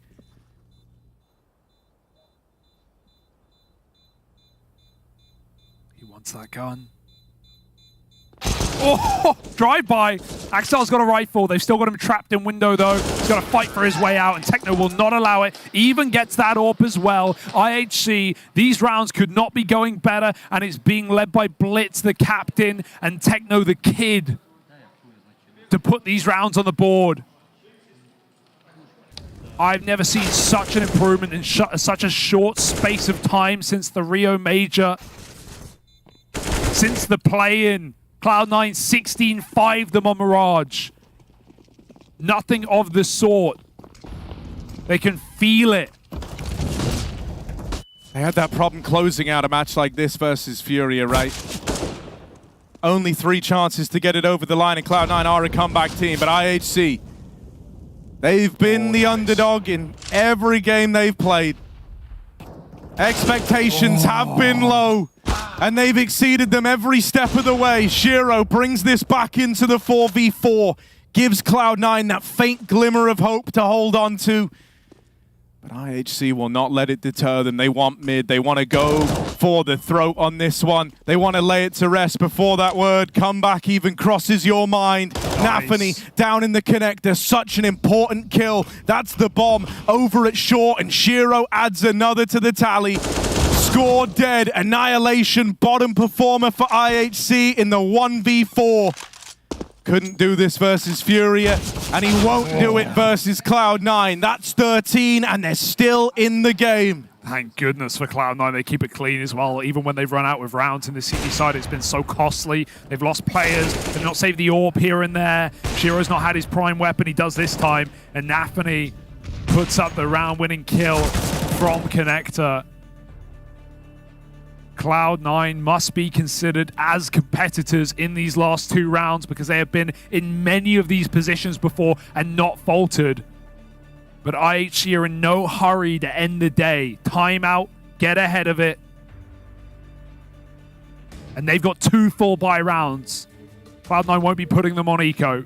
Won't be making them decide like IHC did to them.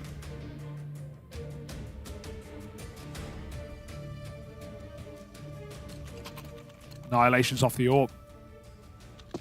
Having a bit of a stinker, but may lean into a faster round just to change.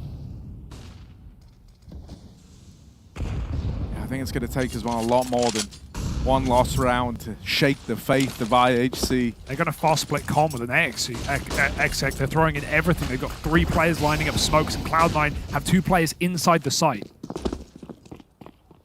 They go slow after that initial volley. Not the commit, but Axile over in mid is kind of dealt with the split component of this round. Annihilation's left there alone. Hobbit up on the balcony. They've been mollying this in the past, but this time they try to walk it contact. And they're going to come to regret that. Hobbit lines up the double. Annihilation dead in mid. 1 round away from overtime for Cloud9. IHC, this is the last chance they're going to have for now to close this series out and eliminate Cloud9. 1 opportunity, 1 chance to make it happen, all or nothing. And those are the hardest rounds. Once we enter overtime, we always say the experienced team comes out on top. This one should be no exception. Cloud9 are going to get this opportunity. They're not going to waste it. IHC, for a moment, looking like a historic matchup, could still be forgotten if Cloud9 get their way here. And that would be a heartbreak. This is where, you know, the dawning realization, that feeling of excitement, anticipation, this is where it can start to work against you if you're IHC, because just a few rounds ago, you had multiple chances to close this out.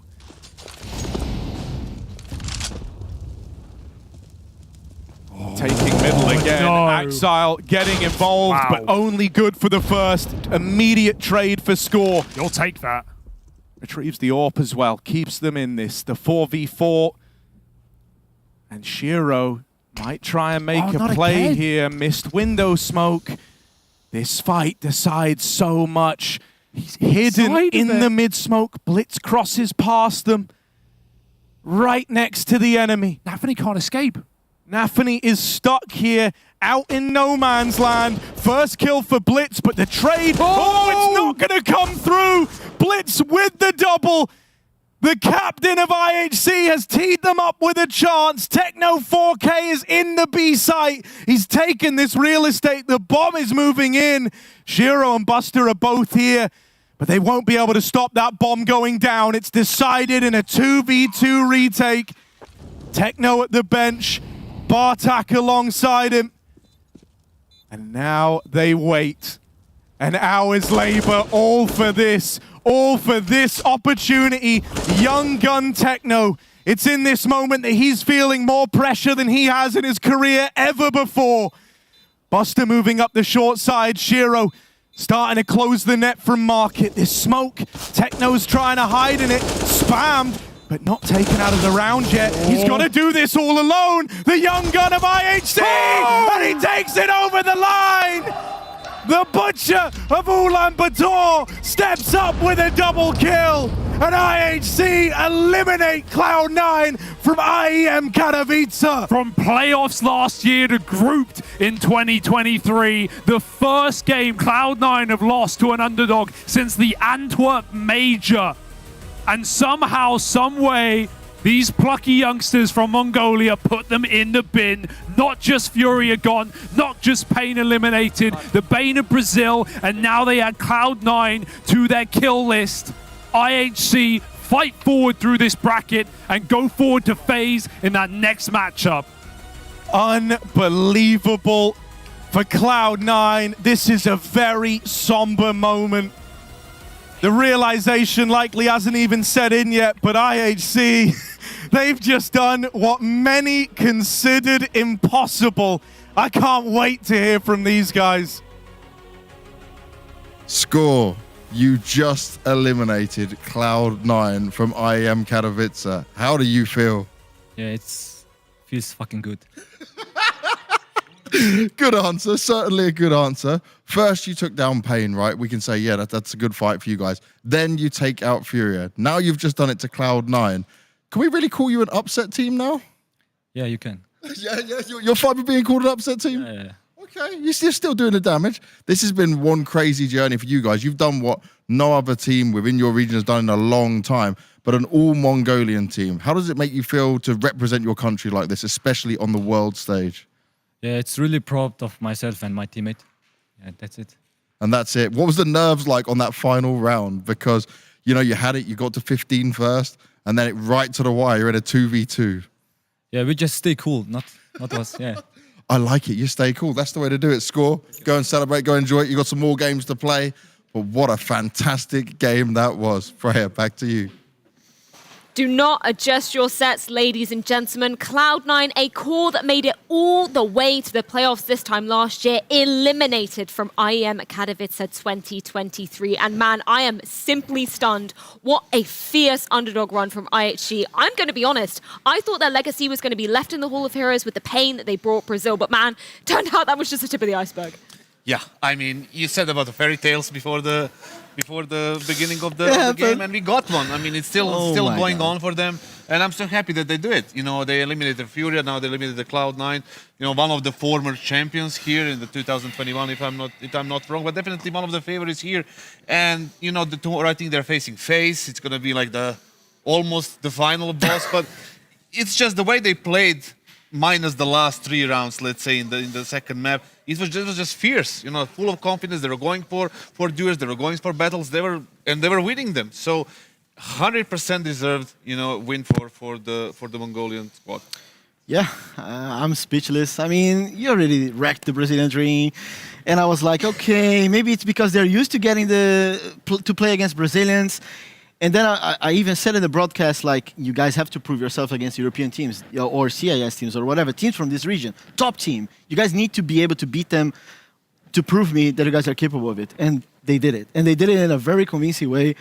I mean, yeah, they outsmarted Cloud9 in this one. We're going to get there. But yeah, it was impressive. Yeah, let's not forget that obviously this was the opening game of the entire play-ins for both of these teams. This particular map, 16-5, pure domination by Cloud9, and we weren't expecting IHC, considering, you know, it's been a mere few days for them to actually be learning from this. The fact that they get to bounce back and take it on Mirage, I'm simply stunned from that.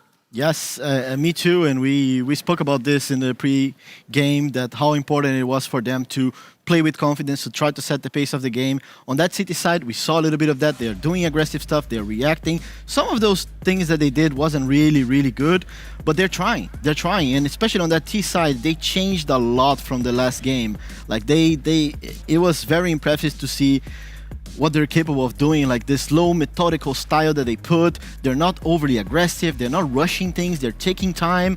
I mean, this is what Cloud9 struggles against. They struggle against teams that plays like this, the Navis of the world, the outsiders of the world. We saw them against Navi. They struggle against that, and then this team just came with a good game plan on that T side. It was We had another type of outsiders against them today, right? Yeah. So, and just to switch a little bit conversation towards Cloud9, you know, what we saw in that CT side of Mirage was very, you know, troubling in a way. That Buster was like, his moves on some specific, very key rounds of the game were so awkward on B side that, you know, you can see that the player is not comfortable there.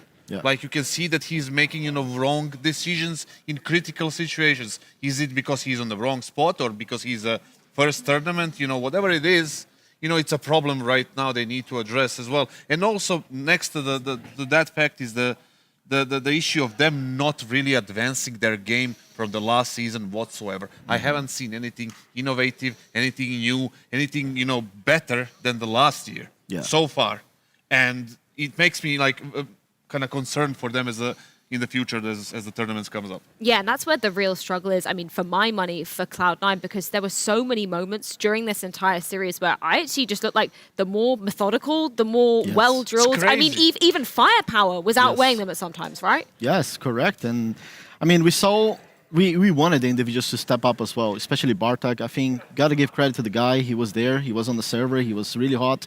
Blitz as an IGL as well, putting up the numbers, 24 kills. I mean, Tekino had a rough game prior to this. I think he was the bottom frag. Comes into this one, 22 kills. Like, what else do we expect from him? Like all of the things that we are saying right now, it's on top of the fact that they came in with a stand-in on this event. We haven't even touched upon that subject, which is kind of crazy. I feel bad for Cabal because, like, after this one, like, does he still have a spot? Questioning some things. I think what's so impressive about this particular last map coming out from IHC was competitive from the very beginning. It wasn't like, they had to have too much of a comeback story. We've got round number 8 that you want to put under the spotlight. This is a great CT look coming out from them to start things off. Yeah, I mean, on round, let me see the round. Yeah, this round in particular, like we see a highlight, right? And this is also an important round because it would break their economy. And then we just see like this is a retake situation on the A-bomb side. The guy just runs through from Ticket Blitz, just gets 4 kills, headshots with an AK, pulls them back into a very complicated round, post-plate situation. I mean, it's like the trigger. It's the swing round that they can okay, guys, we can do it. We actually won Inferno. It's like back and forth right now, but we can actually do it. We are doing this.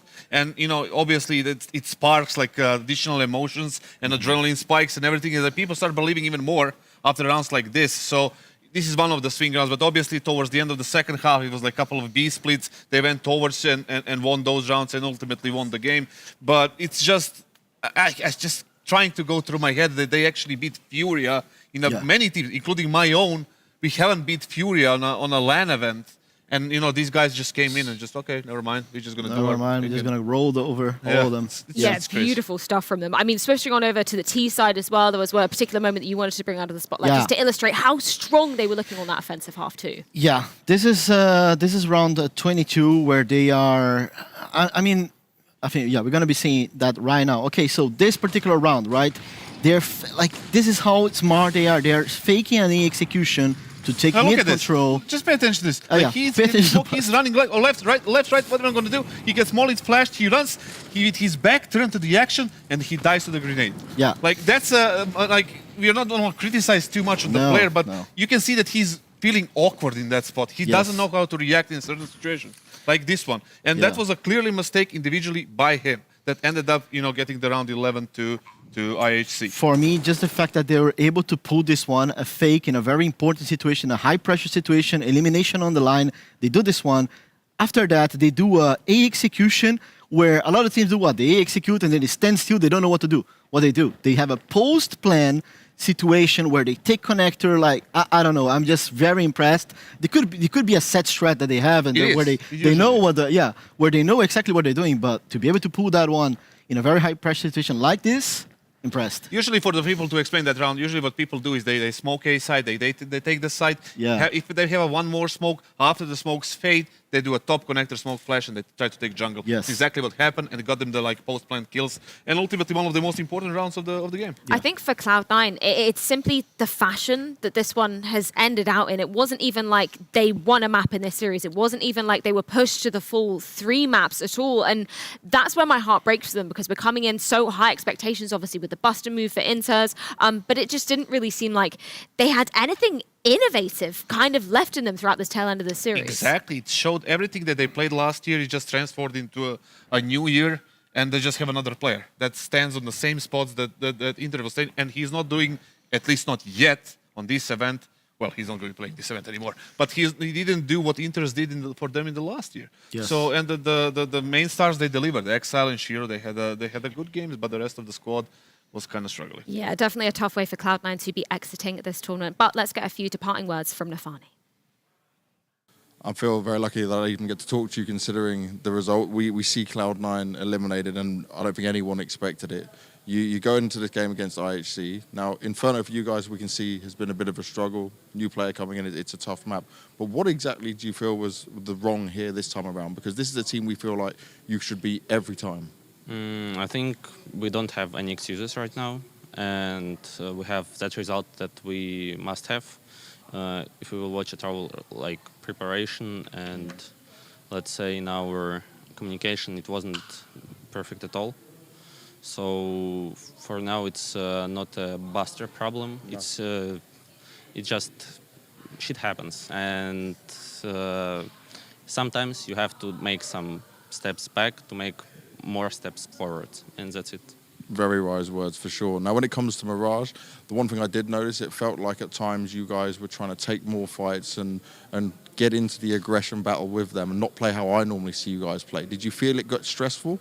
No, I don't think so. It wasn't stressful at all. And as far as I can see, again, the worst thing in our game was our communication, and that's it.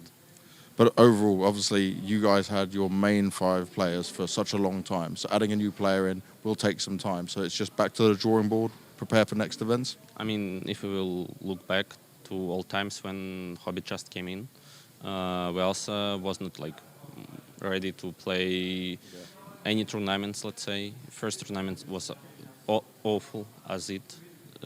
At this one, I mean. So for now, I'm pretty sure that we just need some time to speak about how we want to play in the future, and yeah, that's it. Well, you certainly know how to do it, and you've done it before. Nafani, thank you very much for talking to me. We'll see you next event, mate. Thank you. Yeah, props to Nafani for giving us a few words in what is an incredibly hard situation for Cloud9 to be facing. But I just don't know whether I buy into Kassad, him saying that they didn't feel any stress. Surely that is one of the most stressful situations you've ever been put under. Obviously. Also, I don't agree with the fact we just need some more time. That's, for me, that's a BS statement.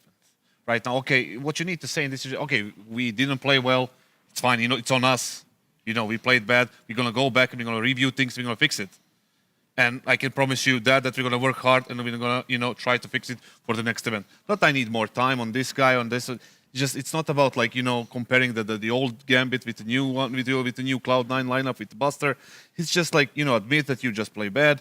Whatever happened. We're just going to go into the new month, new season, whatever. Fix what we need to fix. Come back in 2 weeks and play 10 times better. That's it. Yeah, unfortunately for Cloud9, that does mark the end of the line here at IEM Katowice. But let's check in with the brackets to see exactly what else has been going down on the stream today, because plenty of Counter-Strike has been on the cards, including Na'Vi and G2 making it through already to the Spodek. That matchup you see is purely for seeding, who will be going into the quarterfinal and then the semi-final in the arena. But man, it is great to see those two names making it into that Peacemaker. Yeah, 100%. I mean, it is expected, right? But I think the way that G2 made it more special for me, I would say. I think they were very convincing on that one.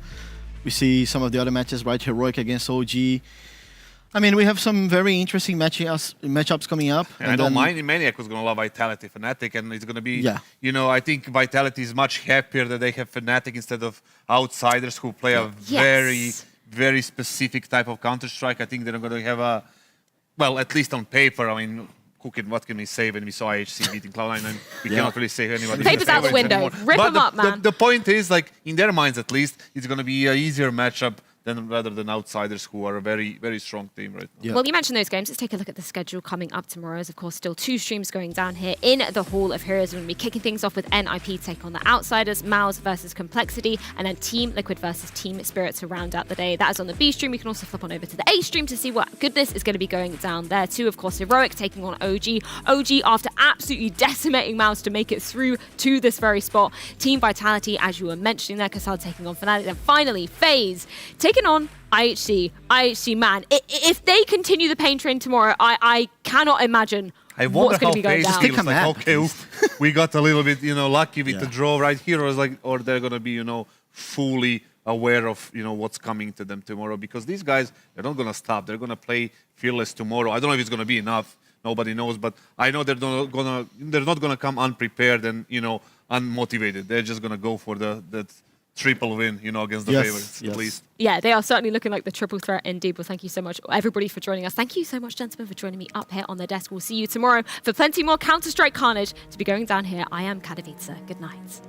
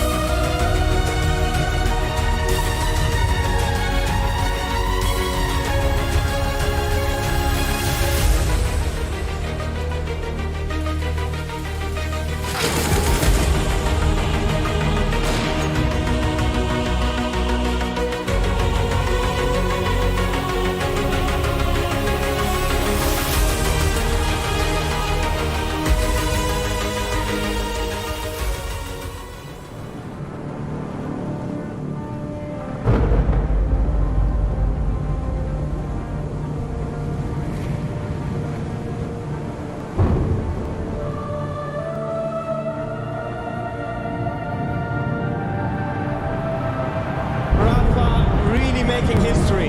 Absolutely phenomenal.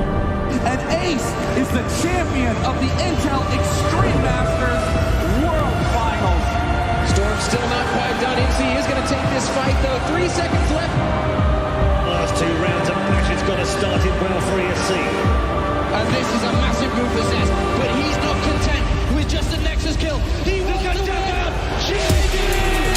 And it's all done. A Trollocs win it. Unbelievable Rogue with a 4-0 victory over Classic. And they did it again in the grand finals. It's Gold! Give it up for your Intel Extreme Masters World Champion!